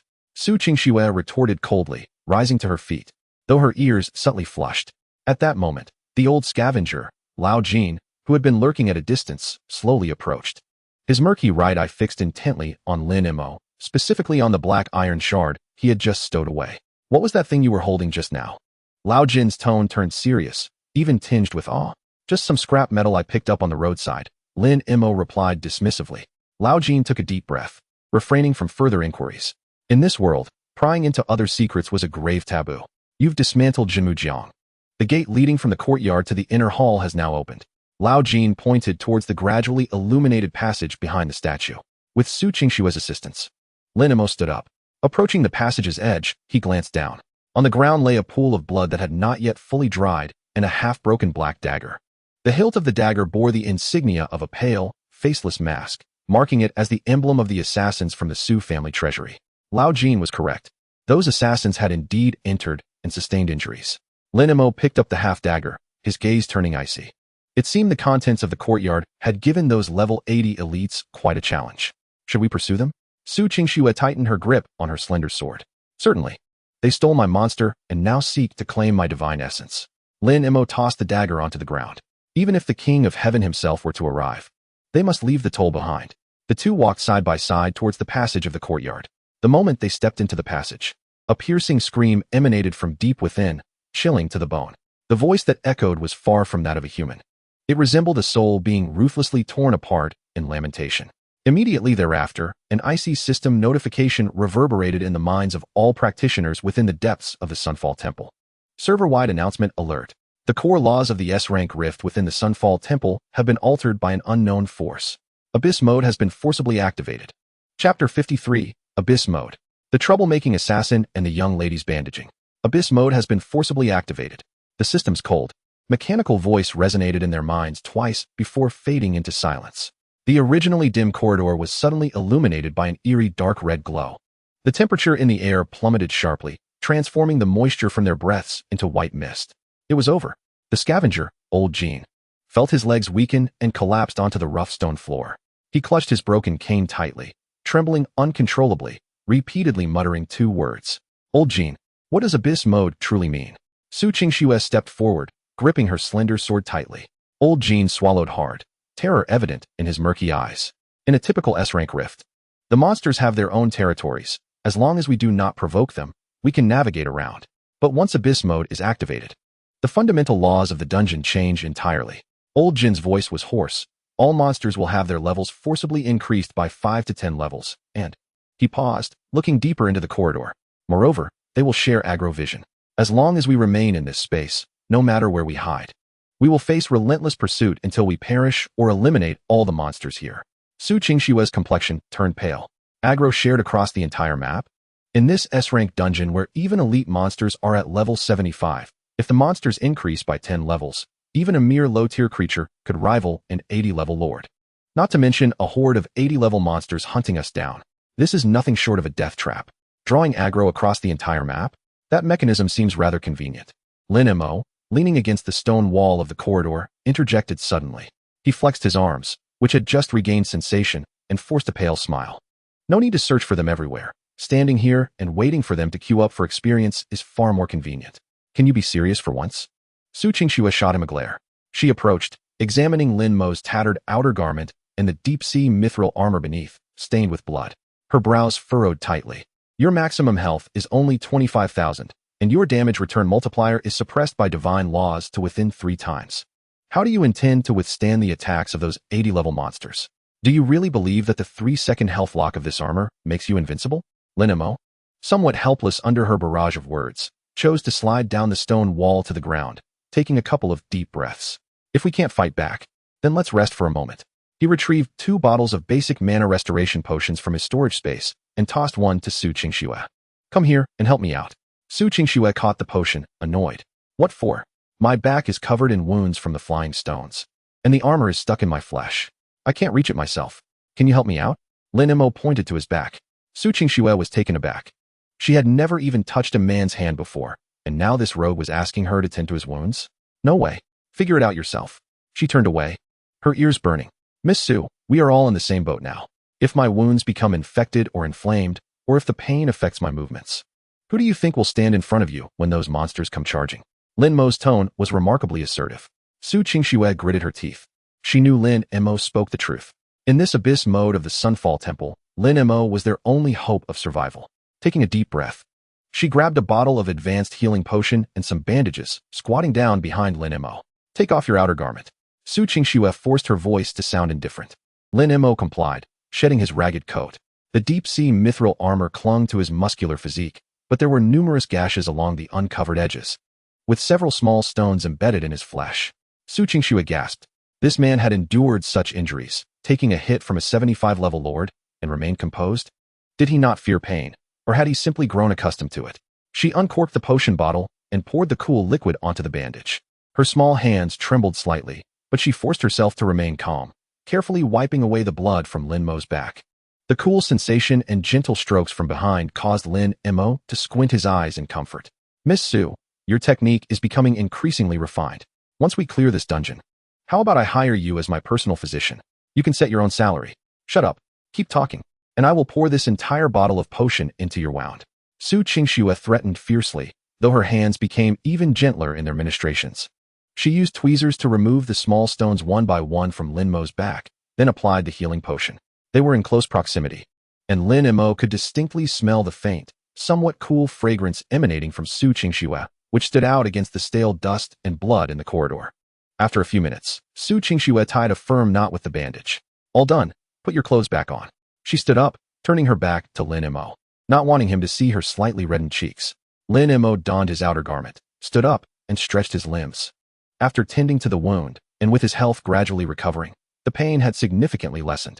He glanced at his character panel. His health had returned to just over 20,000, above the safety line. Let us proceed. Lin Mo picked up the half-dagger lying on the ground and prepared to confront those who had so kindly triggered Abyss Mode for them. Old Jean followed behind, trembling, glancing back repeatedly, fearful of any monsters emerging from the corridor. The three continued deeper into the passageway. The architectural style here was even more magnificent than outside. Yet the level of destruction was far more severe. Collapsed massive columns and shattered statues were scattered everywhere. A distinct trail of blood led further into the courtyard. After advancing for several hundred meters, they reached a broad altar at the end of the corridor. In the center of the altar was a dry pool, above which floated a diamond-shaped stone emitting a faint golden light. This was precisely the divine crystal mentioned by Su Dingfang. However, Lin Mo's gaze did not linger on the crystal. He fixated on the steps beneath the altar. Two figures lay there, two of the three masked assassins who had previously besieged them in the Su family treasury. One assassin lay on his back on the steps, his blood completely drained, reduced to a withered husk, his black cloak in tatters. The other assassin was pinned to the altar's stone pillar by a long black spear, which had pierced through his chest. Half of his faceless mask was shattered, revealing a face twisted in terror. He was not yet dead. His chest heaved violently, and blood mixed with internal organ fragments poured from his mouth. Seeing this scene, Su Qingxue felt her stomach churn and quickly turned away. An 80-level elite assassin had met such a gruesome fate. Lin Mo approached the assassin pinned to the pillar, dagger in hand, and spoke slowly. It seems your endeavor has ended in loss. He looked at the assassin. Did you trigger the mechanism here, thus invoking this abyss mode? The assassin struggled to raise his head. His pupils were already beginning to fade. Upon seeing Lin Mo approach, he displayed no animosity, but rather an expression of release. The sound of the killer was faint, accompanied by the hissing of air leaking from the lungs. Run. Lin Mo furrowed his brow. Where to? The door is welded shut. What on earth have you encountered? It wasn't us. The killer coughed violently, blood splattering at Lin Mo's feet. With the last vestige of strength, he raised his bloodied hand, trembling as he pointed towards the thick darkness behind the altar. It awakened as soon as we arrived. That monster, it was never sealed, it is alive. Before the killer could finish his sentence, his head tilted, and he breathed his last. Lin Mo followed the direction of the killer's finger. In the darkness behind the altar, there was no sound. Yet, at that moment, the system in Lin Mo's mind emitted an unprecedented, piercing alarm.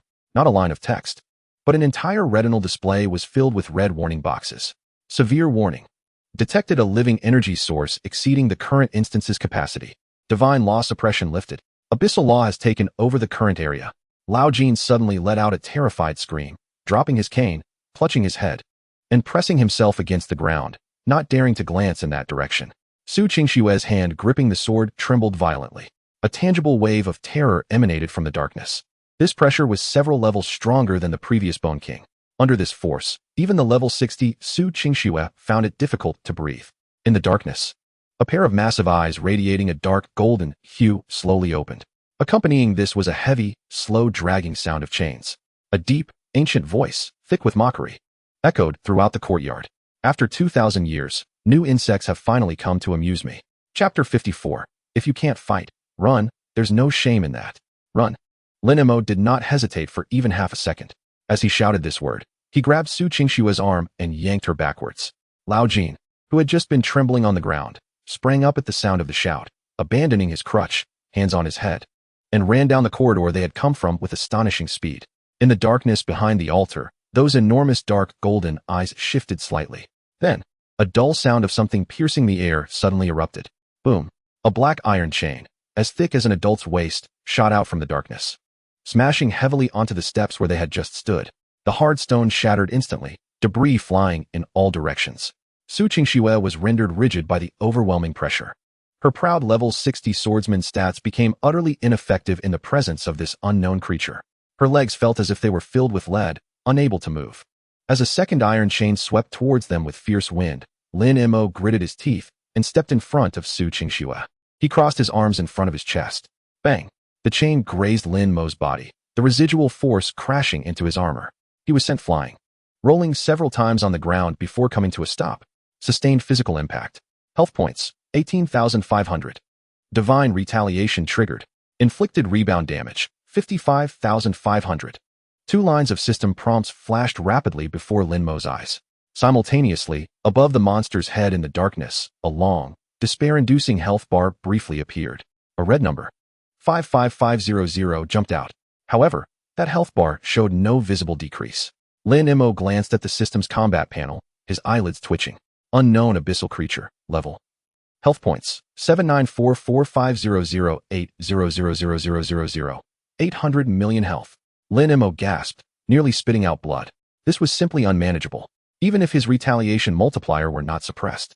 Facing such a creature with 800 million health, his limit of 25,000 health was a mere joke. Even if he sacrificed his life 100 times, it would not be enough to fill a gap in that monster's teeth. This was the true face of high-level abyssal monsters. Absolute numerical dominance, devoid of any logic. Lin Mo? Su Qingxue, seeing Lin Mo being thrown back, turned pale, struggling to maintain her shaky legs as she attempted to rush towards him. Don't come over. Lin Mo climbed to his feet, downing a bottle of basic healing potion and wiping the blood from the corner of his mouth. He strode up to Su Qingxue. Without hesitation, bent down and hoisted her up onto his shoulder. What are you doing? Put me down. Su Qingxue panicked as she found herself suspended in the air, her hands pounding on Lin Mo's back. Shut up. Do you want to die?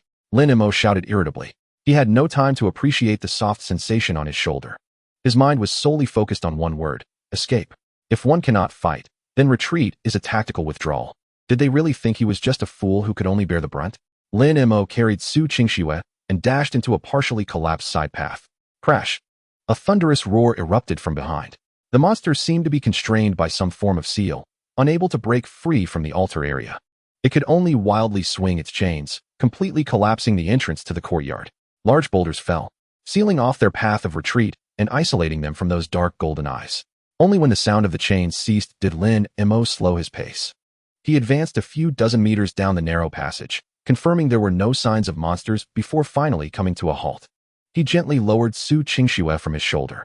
Don't you understand the propriety between men and women? Su Qingxue stepped back 2 paces as soon as her feet touched the ground. Her fair cheeks flushed, and she adjusted her somewhat disheveled clothing. Lin Mo leaned against the wall, breathing heavily, too exhausted to engage with her comments. His condition was dire. That last impact not only stripped away a significant portion of his health, but also left him in excruciating pain, as if his bones were dislocated. Seeing Lin Mo silent, Su Qingxue's pale face shifted from anger to concern. She stepped closer, glancing at the precarious health bar on Lin Mo's system panel, unable to restrain herself from asking, "Aren't you supposed to be tough? Why didn't you just rebound its damage and finish it off?" In her understanding, Lin Mo's skills had always been unreasonable. Lin Mo rolled his eyes, retrieving a potion from his storage space and drinking it. "Miss Su, do you really think I'm a deity?" He pointed to his own head. "My full health is only 25,000 points. That monster merely grazed me with the residual force of its chain and took away 18,000 of my health. I rebounded over 50,000 damage back at it, and guess what?" Su Qingxue paused for a moment. "What happened?" "That thing has 800 million health," Lin Mo scoffed. "Even if I stood there and let it hit me, I would have died hundreds of times before my retaliation could kill it. My skills are limited by my health cap, understand?"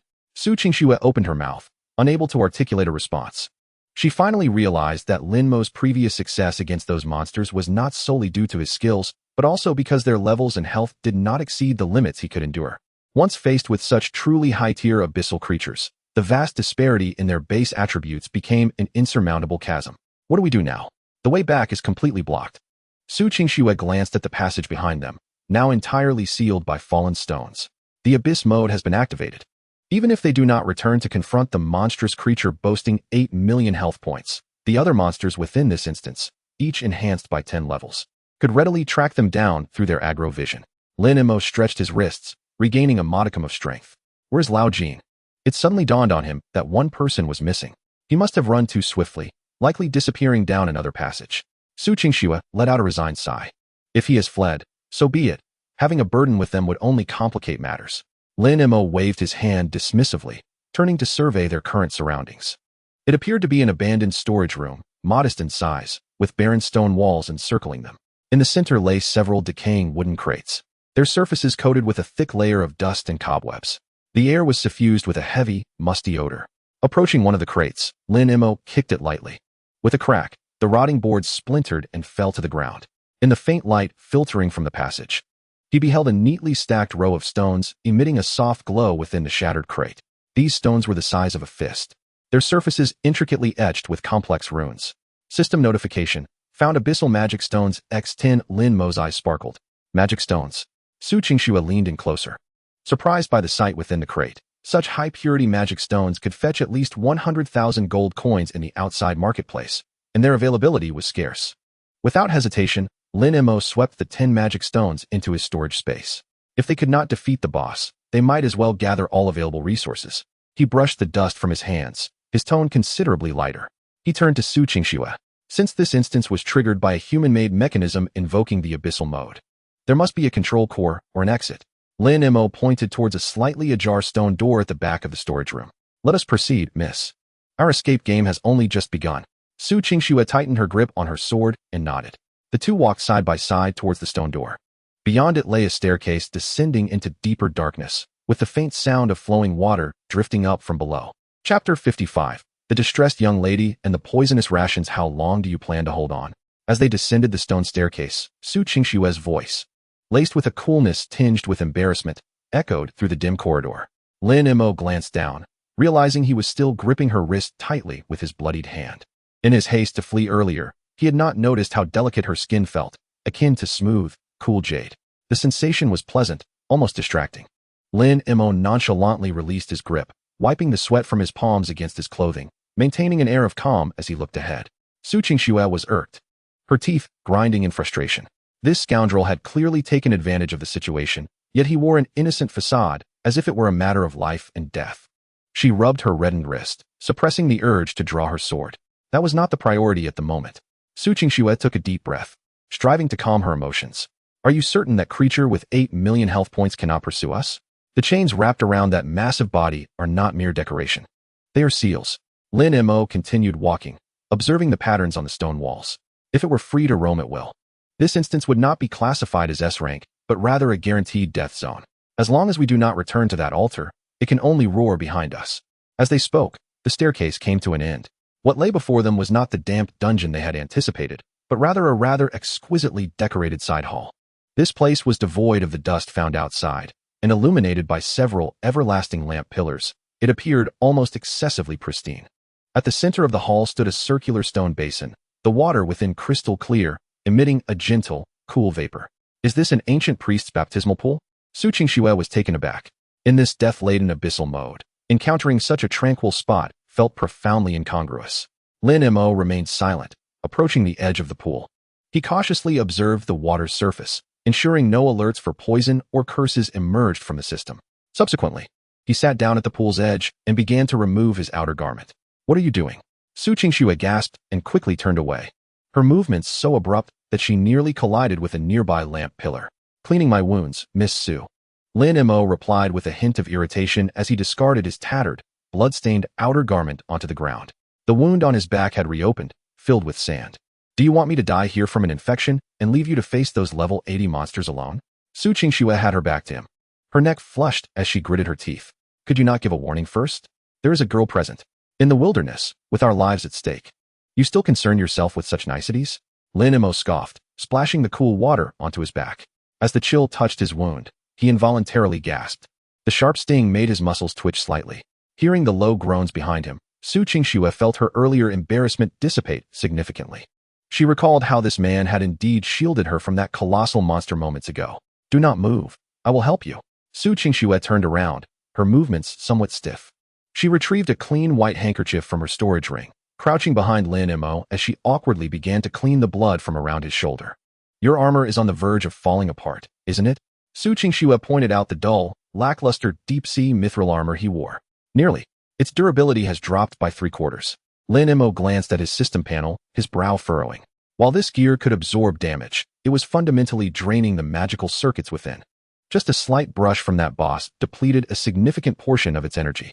If it takes a couple more hits, I may have to rely on my physical resilience for retaliation. His tone was calm, yet it struck a discordant note in Su Qingxue's ears. She realized that this young lady of the Su family, revered at home, was falling short in this dire predicament compared to this scavenger. Here, once the wound was adequately tended to, Su Qingxue pulled out a paper packet from her bosom and handed it to Lin Mo. What is this? Poison? Lin Mo raised an eyebrow.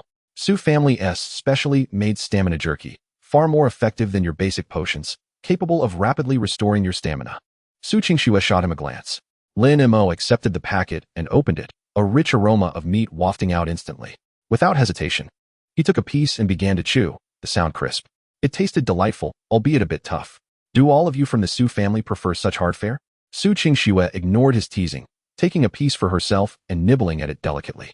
The side hall fell into a brief silence, punctuated only by the sounds of their eating and the gentle water trickling. Lin Mo gazed at his reflection in the stone basin, his mind racing with calculations.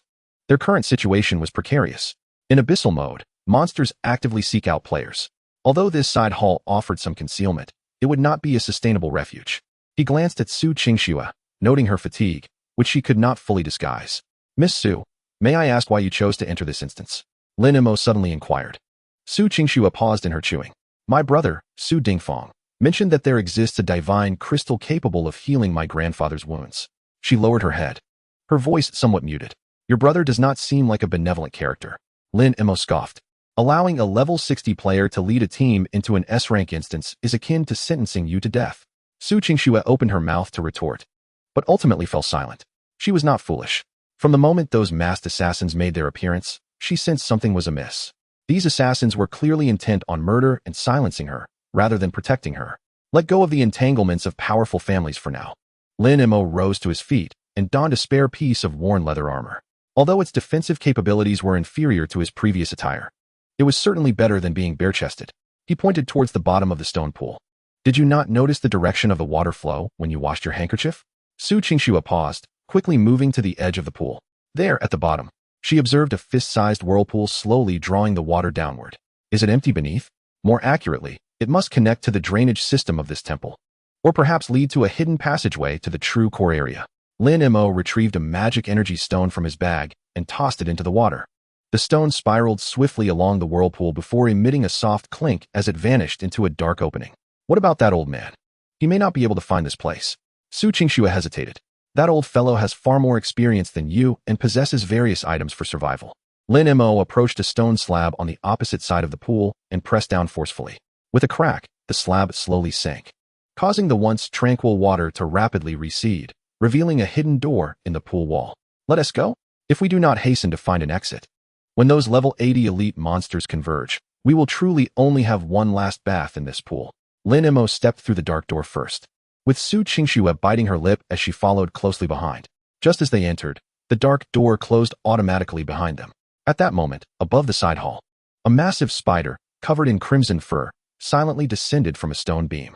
Its multifaceted eyes fixated on the stone pool, producing a harsh scraping sound. Subsequently, countless tiny red spiders poured forth from every crevice, converging into a wave of crimson. Chapter 56. The Narrow Passageway. The young lady's survival lesson. Squeeze in, don't dawdle. Lin Mo's voice echoed deeply within the narrow stone passage. This hidden tunnel was remarkably constricted, barely a meter wide, and tall enough only for one to bend over and shuffle. Lin Mo led the way, with Su Qingxue closely trailing behind.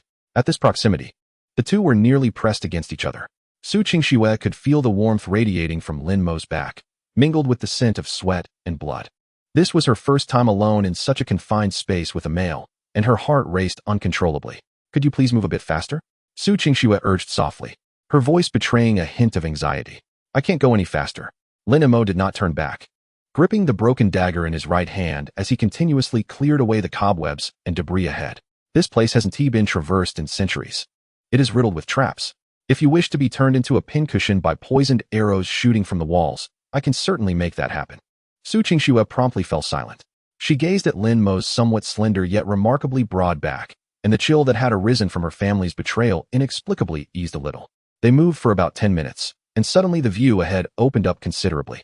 They found themselves in a stone chamber of less than 10 square meters, which appeared to have once served as a temporary resting place for the temple guards.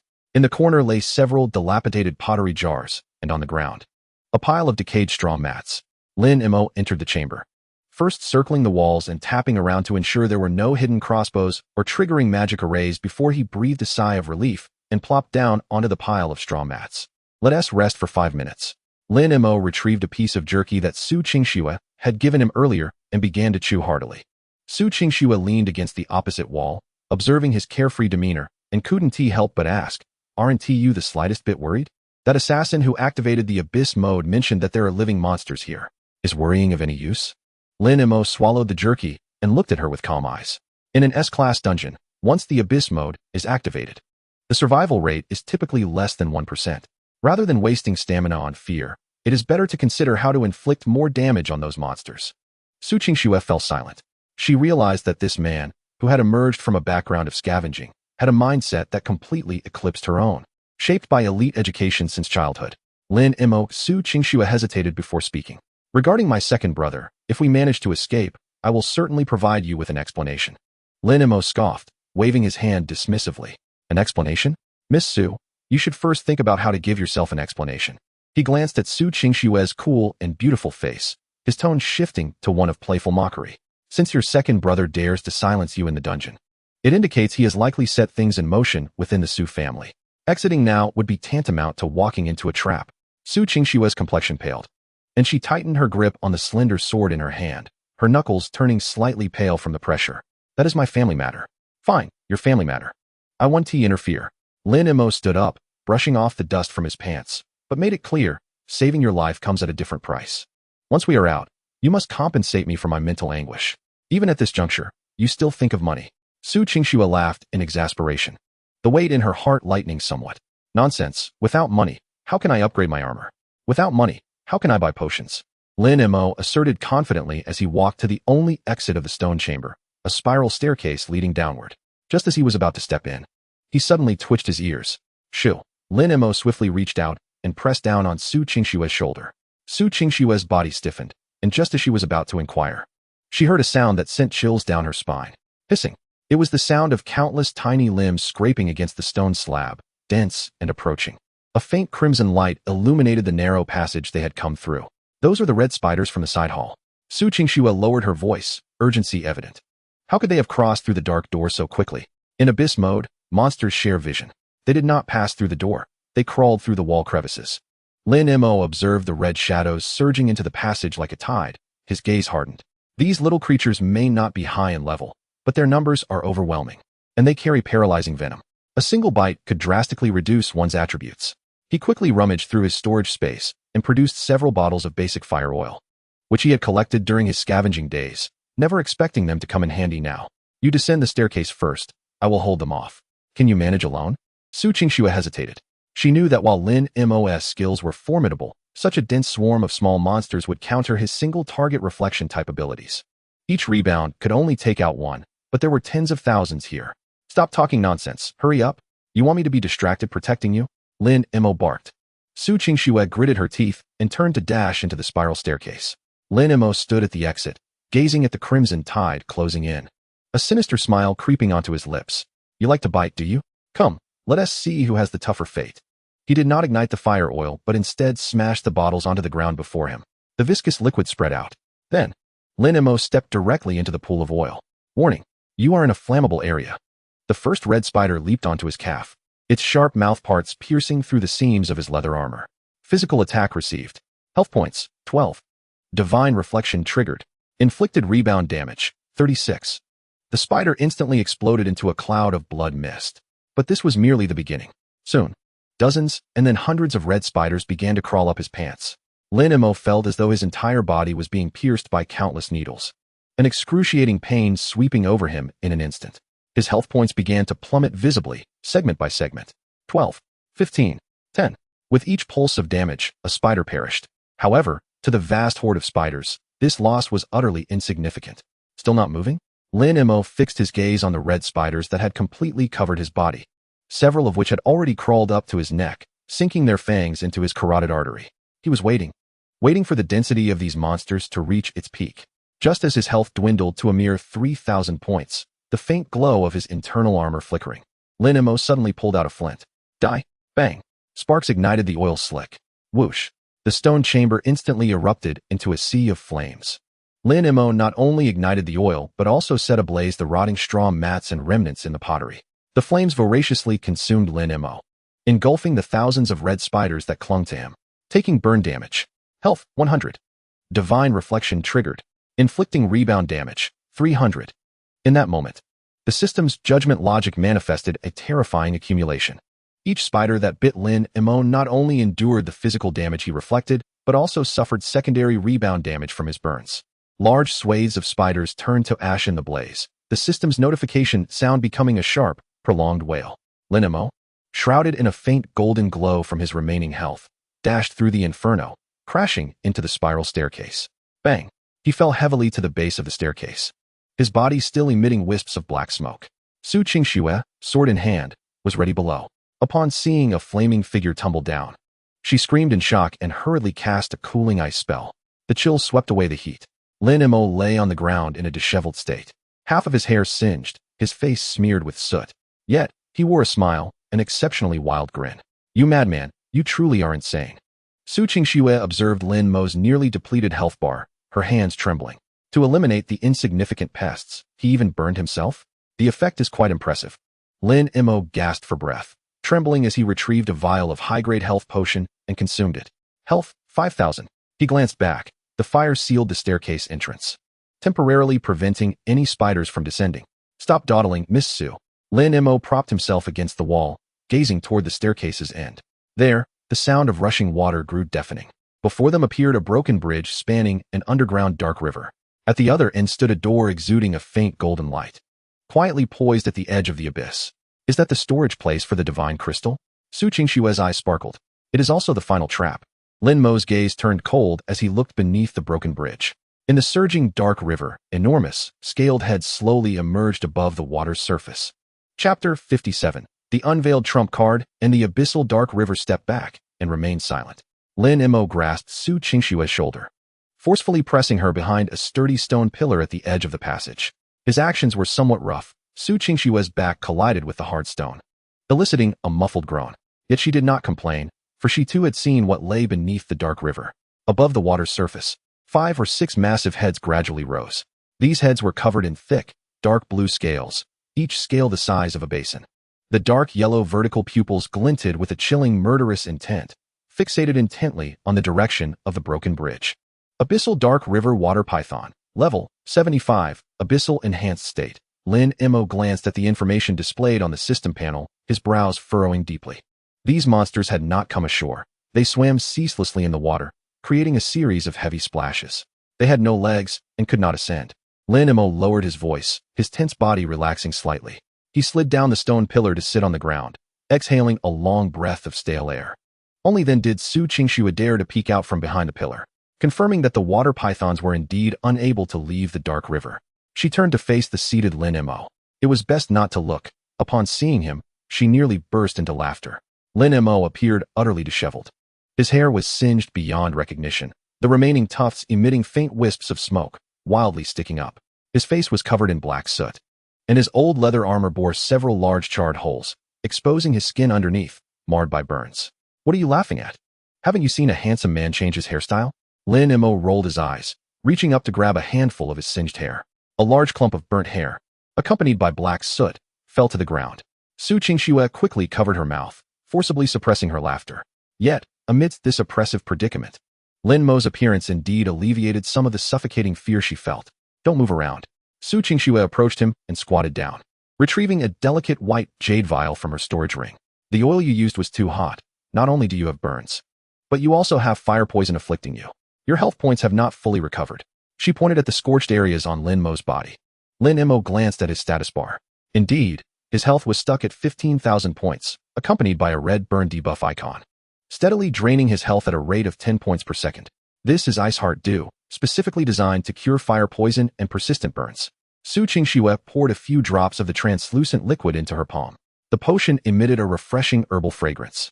With some awkwardness, she applied the liquid to the charred areas on Lin Mo's arms and neck. The cooling sensation instantly overshadowed the searing pain, and the system notified that the fire poison status had been lifted. The effect is remarkable. Lin Mo comfortably leaned against the stone pillar, glancing at the white jade vial. This item would cost at least 50,000 gold coins on the black market. "Miss Su, I cannot afford this. You better consider it part of your free rescue services." Su Qingxue paused in her actions, shooting him an exasperated glare.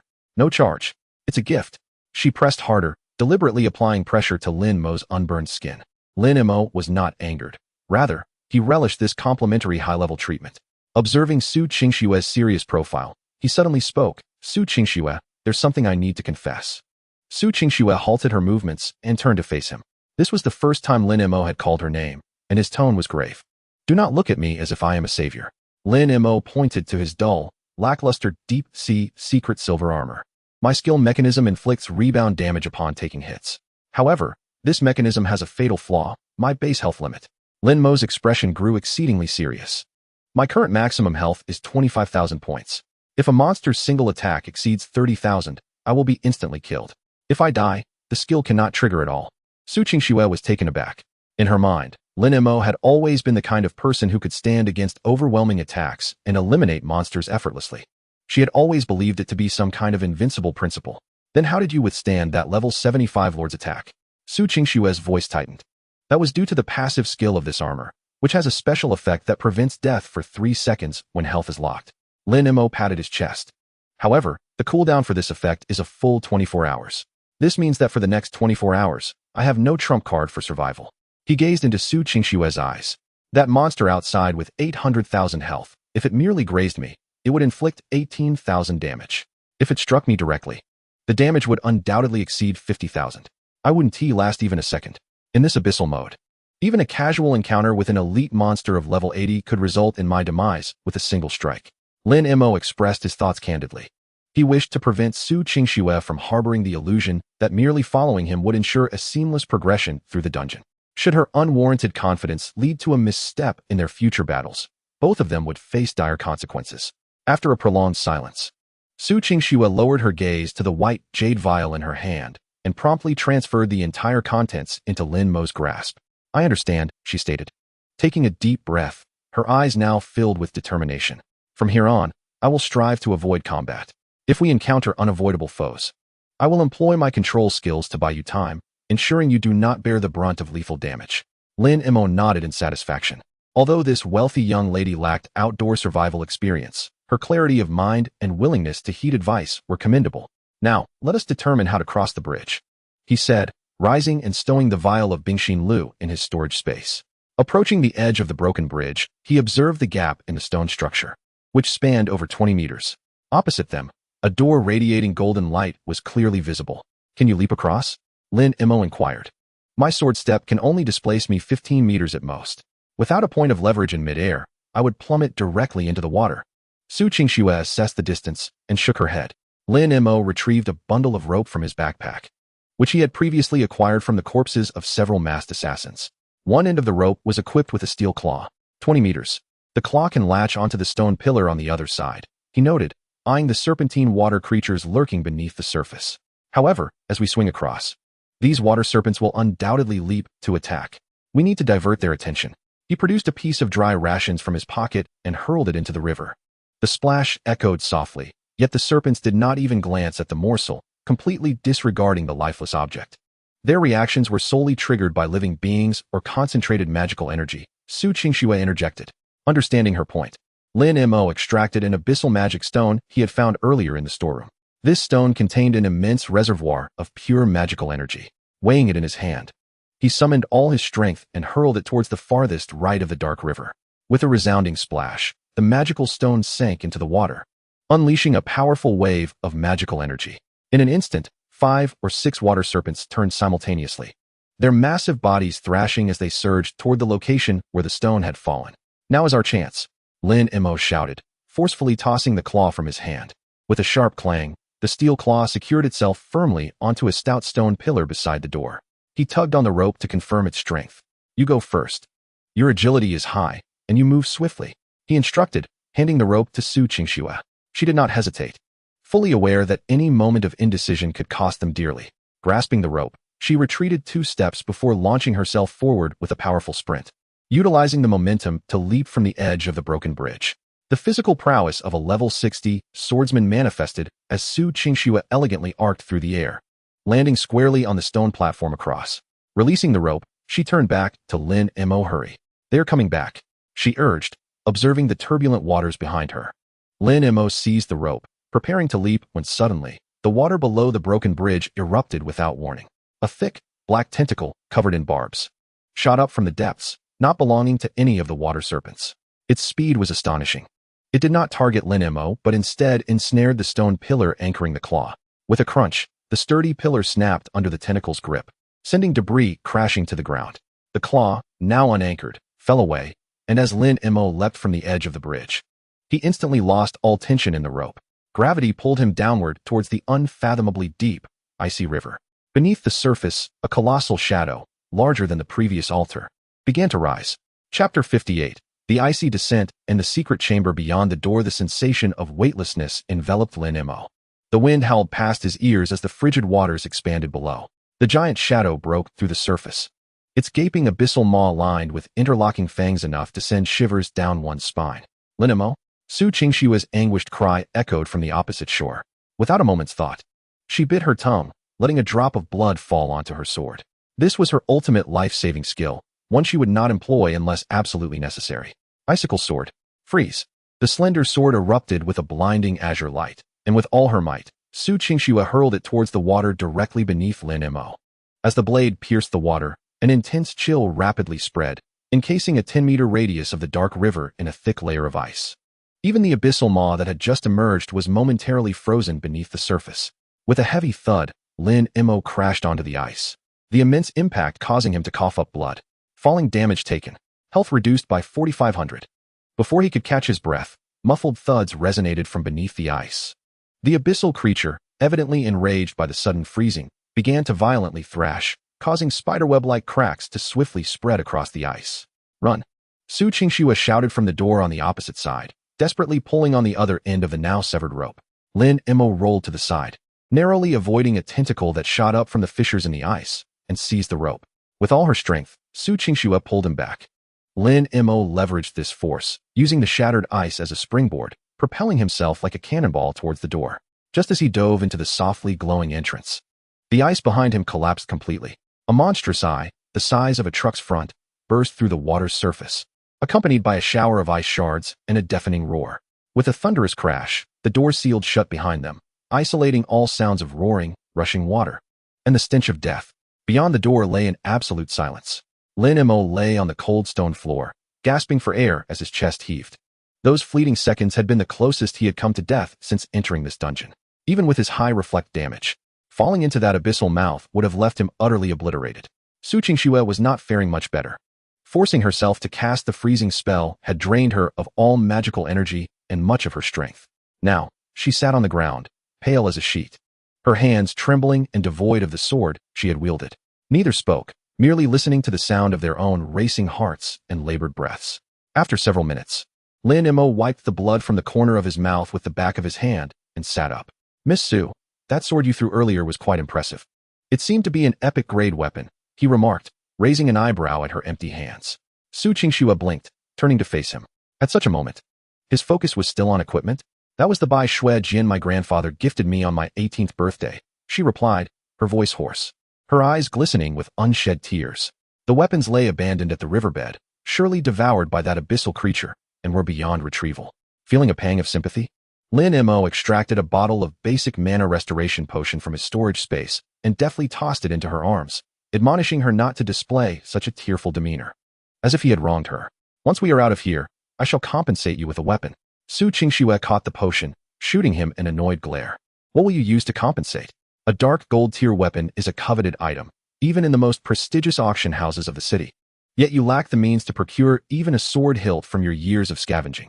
While her words held truth, Lin Mo's interruption had indeed alleviated much of the sorrow she felt over the loss of a precious item, and her previously taut nerves began to relax somewhat. Do you underestimate me? Lin Mo scoffed.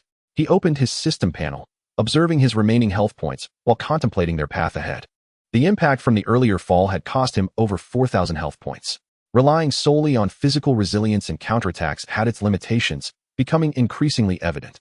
Should he encounter a boss with overwhelming stats or endure another lethal terrain trap like before, his counterattack mechanism would be rendered ineffective. Without any means of evasion or damage mitigation, a misstep could spell death. It seemed necessary to find a way to enhance his fundamental defensive attributes or acquire a passive evasion skill, Lin Mo mused. He fished out several abyssal mana stones he had previously discovered in the storage room. These stones contained immense energy, and selling them would be a grave waste. At that moment, the corner of his vision caught a flicker from the system notification panel. Detected high-purity mana stones. Would you like to use them to repair and enhance the damaged deep-sea mithril armor? Lin Mo's eyes brightened. Such a function existed? Without hesitation, he mentally affirmed the action. The 2 mana stones in his palm instantly transformed into a pool of ethereal blue liquid, swiftly permeating his tattered armor. The previously cracked metal seams began to mend slowly, and the charred marks from fire gradually flaked away, restoring a dim luster. Repair complete. Current durability, 100. Armor properties have absorbed abyssal mana, triggering a minor mutation. Basic health point limit increased by 2,000. An increase of 2,000 health points? Lin Mo couldn't suppress a smile. For his counterattack style relying on health points, this enhancement was far more beneficial than receiving an exquisite weapon. With a limit of 27,000, his margin for error had significantly improved, although invincibility remained out of reach. At least he would no longer need to fret about being instantly eliminated by high-damage foes. What are you smiling about? Su Qingxue inquired. Having regained some of her vitality after consuming the potion, her gaze fixed quizzically on Lin Mo, who wore a silly grin. Nothing much, just happy to have survived. Lin Mo stood, brushing off the dust from his attire, and began surveying their surroundings. They appeared to be in a hidden underground stone chamber. There were no windows or unnecessary decorations, just smooth grayish-blue stone walls encircling them. The only source of light was a floating orb suspended in the center of the room. Beneath the orb lay a massive white jade stone table. This must be the core area of the main hall. Su Qingxue steadied herself against the wall, her gaze intent on the glowing orb. Lin Mo remained vigilant, gripping the half-dagger cautiously as he approached, ensuring that no magical arrays or hidden crossbow traps lay in wait beneath his feet. When he finally discerned the contents atop the stone table, his pupils constricted sharply. There were no divine crystals or treasures as he had envisioned, but rather a single skeleton. A skeleton clad in human garments. The posture of the skeleton was peculiar, as if it had desperately attempted to climb onto the stone table, its right hand clawing at the edge. The surface of the bones shimmered with an eerie purplish-black hue. Several ribs were broken, indicating it had endured a harrowing battle in life and had succumbed to poison. Su Qingxue had followed closely behind.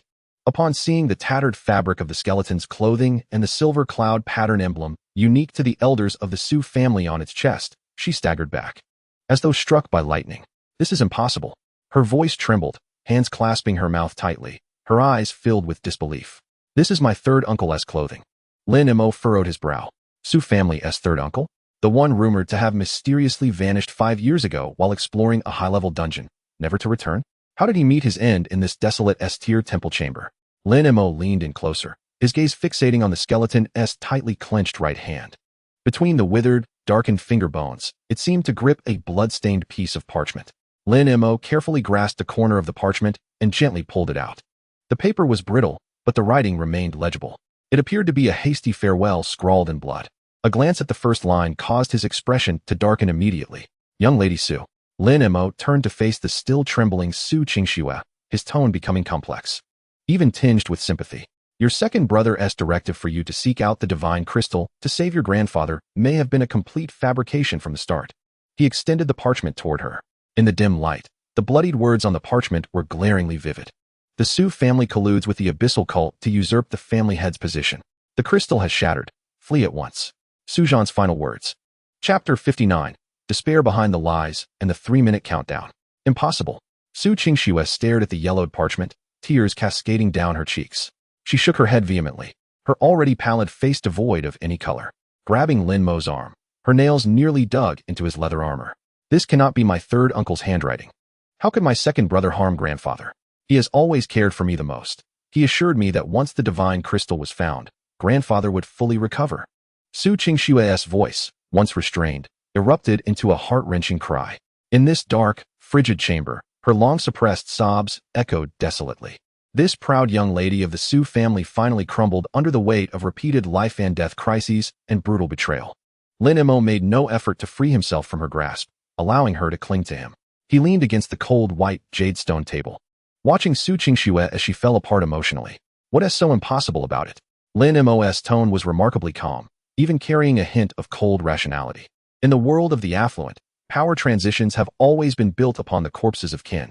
If your second brother truly wished to save your grandfather, why not dispatch the elite core team of the Su family, instead of sending a mere girl who just reached level 60 to lead the charge? Su Qingxue opened her mouth but couldn't utter a word. Not only did he send you to your doom, But he also bribed those masked elite assassins outside. Those assassins triggered the abyssal mode trap, ensuring the annihilation of you and your team, leaving no bodies to recover. Lin Mo ruthlessly stripped away all pretenses, laying bare the bloody truth before Su Qingxue. The crystal has shattered. Your grandfather cannot be saved, and you have become the sacrificial pawn in this scheme. Su Qingxue's legs buckled, and she collapsed to the ground, burying her head in her knees. Her shoulders shook violently as she bit down on her lip, drawing blood, yet refusing to relent. Tears streamed down her cheeks, pooling into dark stains on the gray stone floor. Lin Mo sighed. He refrained from offering consolation. At such a moment, any words of comfort would be less cathartic than allowing her to cry it out. In this merciless world, tears may be the most useless of things, yet they remain the sole outlet for fear. He turned around and slightly bowed his head towards the skeleton known as Su Zhan. Forgive me, Senior. I require something of yours to ensure your niece's survival. Lin Mo deftly began to search around the remains, driven by the instinct of a scavenger to leave no potentially valuable corner unexplored. Soon, he felt a dull, black ring nestled beneath the phalanges of the skeleton. This was a storage ring. The spiritual imprint had long since dissipated due to the owner's death many years ago. Lin Mo directly sent a thread of mental energy into it. The ring's space was limited, and most of its contents had long since eroded into dust over the ages. Only 2 items remained intact in the corner. With a thought, Lin Mo extracted them. One was a black heavy sword, broken into 2 pieces, and the other was a translucent shard, no larger than a fingernail, emitting a faint golden glow. The moment he laid eyes on the shard, the long-dormant system notification sound in his mind erupted into a frenzy. Ding! High concentration of divine essence detected. Item name: fragmented divine crystal, severely damaged. Item status: internal laws have collapsed, unusable for healing or cultivation. Hidden attribute: holding this fragment restores 5% of maximum health per minute. Can be used as a single charge core for a high-level spatial teleportation array. Lin Mo gazed at the line of green text on the system panel, his eyes shining with excitement. A 5% restoration of maximum health. While this may seem a mere trivial enhancement to others, for Lin Mo, who relied heavily on his health limit to withstand damage, it was nothing short of a divine skill. With his current health of 27,000, he could automatically recover over 1,000 health every minute. Just imagine how much money he would save on potions. Moreover, this item could serve as a charge core for a teleportation array. Lin Mo immediately lowered his head and began to meticulously search the ground of the chamber. Indeed, beneath the white jade table, the stone slab's patterns revealed an extraordinarily intricate circular array. Due to the passage of time, the array's grooves had accumulated dust, making it nearly impossible to detect without close scrutiny. Stop crying. Lin Mo approached, pulled out a bottle of clear water from his storage space, and poured it over Su Qingxue's head. The icy water cascaded down, jolting her awake. She lifted her head, her swollen eyes filled with shock and anger. Are you insane? I'm not insane. It is you who needs to wake up, Lin Mo retorted, tossing aside the empty bottle. If you wish to die here, that is your choice. I intend to leave and sell this stone for a good price. He threw the broken black heavy sword at Su Qingxue's feet. This is something left behind by your third uncle. Though it is broken, it is better than being empty-handed. Take it and go settle accounts with your second brother. What good does crying do? Su Qingxue stared at the familiar broken black sword on the ground, the proud weapon of her third uncle, known as Lei Yun, a dark gold tier weapon. She extended a trembling hand to grasp the cold hilt. The weight of the broken sword was immense, yet it seemed to imbue her with a certain strength. Gritting her teeth, Su Qingxue wiped away the tears and water stains from her face with her sleeve, steadied herself against the wall, and stood up. The delicate and naive demeanor befitting a young lady dissipated, replaced by a chilling resolve. Lin Mo, how do we escape? Su Qingxue's voice had turned hoarse, yet unnaturally calm. There is an ancient one-way teleportation array beneath this table. Your third uncle must have discovered it in the past, but died from poisoning before he could activate it. Lin Mo approached the stone table and precisely pressed the divine crystal fragment into the central groove of the array. A low humming resonated in the chamber. Subsequently, the intricate patterns on the ground began to glow with a faint silver light. The radiance spread along the patterns, charging at a painfully slow pace. System notification: ancient teleportation array is charging. Estimated completion time: 3 minutes. 3 minutes? Lin Mo frowned. Normally, 3 minutes would barely suffice to smoke a cigarette. Yet in the depths of this abyssal mode underground temple, 3 minutes could bring about countless unforeseen events. At that very moment, a jarring thud echoed from the heavy bronze door of the chamber. Boom. The entire chamber trembled violently, dust cascading from the ceiling. Su Qingshue's complexion changed drastically as she raised the broken sword, fixating on the stone door. Is it the monster from the Dark River? Has it tracked us down? Not likely. Lin Mo's gaze fixated on the slightly indented fist mark at the center of the door, his expression growing grave. That door was made of a special material capable of blocking abyssal energies. Even the 800,000 health monster had left no trace upon impact. Yet now it bore a fist imprint. Boom. Another thunderous sound resonated. The indentation in the door deepened, and fine cracks began to appear in the surrounding walls. Following this, an excruciatingly sharp, eerie laughter, reminiscent of two iron plates grinding against each other, seeped through the door's crevice. Hee, hiding here are we? The little girl from the Su family. Your second brother has spent a fortune on your life. Don't hide, just open the door willingly. The presence beyond the door was not a mindless abyssal creature. It was human. Furthermore, it was a terrifying entity capable of moving freely in abyssal mode, even capable of smashing the bronze door with a single punch. Upon hearing this voice, Su Qingxue felt her blood run cold. It is the high priest of the abyssal sect. Her grip on the sword trembled again. I have heard this voice in my second brother's secret study. He is an 80-level dark demon. Lin Mo's eyelids twitched violently. 80 level.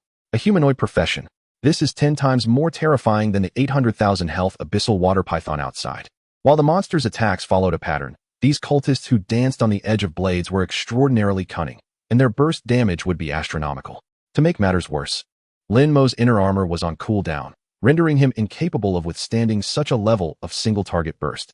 If he were to be grazed by an area skill, he might endure with his 27,000 health and the divine fragment's regeneration.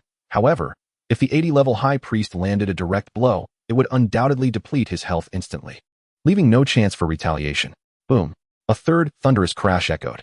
The heavy bronze door emitted a mournful wail, and large chunks of stone had already shattered from the hinges. Teleportation array charging progress, 30%. Estimated remaining time, 2 minutes and 10 seconds. Lin Mo glanced at the slowly spreading silver light of the array beneath his feet and drew the broken dagger from his waist. Miss Su, does your third uncle's broken sword still possess any unused skills?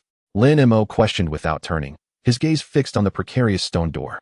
The Lei Yun sword has a passive skill, Thunder Paralysis. Upon striking a target, there is a 10% chance to force the opponent into a momentary paralysis. Su Qingxue quickly replied, 10%. That probability is rather disheartening. Lin Mo took a deep breath, stretching his sore shoulders. Yet now was not the time to dwell on that. When that door breaks, no matter what comes rushing in, you must hide behind the stone table and use your skill against the door. If you can hold him for even a second, I will find a way to make him pay.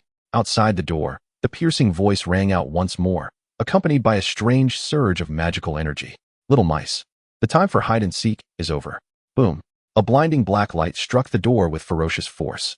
The seemingly indestructible bronze door could no longer withstand such terrifying power and exploded into fragments, sending large chunks of stone flying into the chamber like cannonballs. Dense black smoke and the acrid scent of blood surged into the dim chamber. Within the swirling darkness, a figure cloaked in an oversized black robe, emaciated as if sculpted from bone, slowly crossed the shattered threshold. In his grasp, he dragged a blood-soaked severed arm, which bore a tattered bronze wrist guard. Lin Mo's pupils constricted sharply. It was the arm of the old scavenger, Lao Jin. Chapter 60. A life-and-death game of 2 minutes and 10 seconds, and an unexpected fall. Lin Mo fixated on the severed arm adorned with the bronze wrist guard, his expression chilling to ice. Lao Jin was dead. This seasoned veteran, who had navigated the peripheries of numerous high-level dungeons for over a decade, had ultimately met his end. Did he truly feel sorrow for this old collector of refuse? The gaunt black-robed priest nonchalantly discarded the severed arm, his dark red eyes glinting with a mocking light beneath the hood. He stepped over the debris, advancing slowly into the chamber.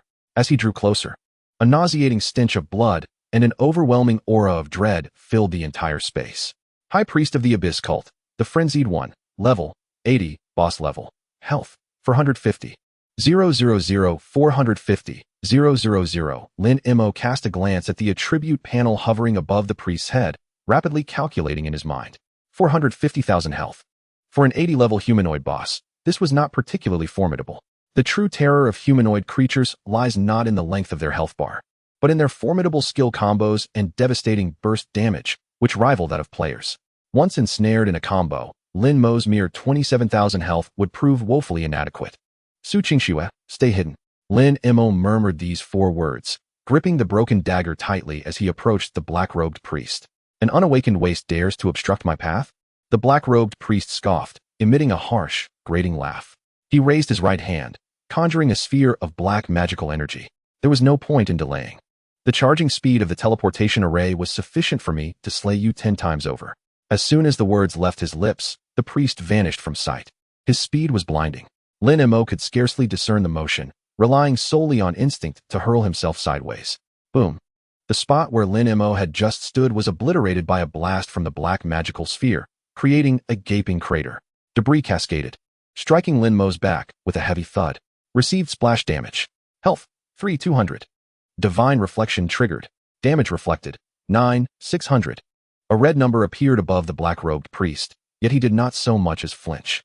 Less than 10,000 damage was inconsequential against his health of 450,000. Interesting, he possesses a reflection mechanism for damage. The black-robed priest turned his gaze, eyeing Lin Mo, who had just risen from the ground, with a sinister glint. No wonder he managed to survive this far. However, once the damage exceeds your threshold, your reflection becomes a mere joke. He abruptly clapped his hands together, channeling a stream of black energy that coalesced around his arms, forming a grotesque black armory. Skill alert. Target has entered Shadow Berserk state. Attack power significantly increased. Lin Mo gritted his teeth, fixated on the priest's initial movements. 1 minute and 30 seconds remaining. I must endure. The black-robed priest launched another attack, this time eschewing ranged magic in favor of a powerful punch delivered directly with his black armory. Aimed at Lin Mo's chest. The sheer force of the blow was thunderous. I cannot withstand this. Lin Mo summoned all his strength, forcing his body to lean backward. The wind from the punch grazed his nose, leaving a stinging sensation in its wake. The priest then transformed his fist into a claw, raking downward violently, tearing away a substantial portion of Lin Mo's chest armor and leaving 5 deep, bloody gashes. Received physical tearing damage. Health, 8,500. Divine reflection triggered. Damage reflected, 25,500. Lin Mo stifled a groan, using the momentum of the attack to roll away, creating distance between them. In an instant, his health had plummeted by more than half. Fortunately, the fragment of divine essence began to take effect, restoring 5% health per minute. Coupled with the recovery from a basic health potion, barely bringing his health back to around 15,000. I wonder how long you can evade. A flicker of irritation crossed the black-robed priest's eyes.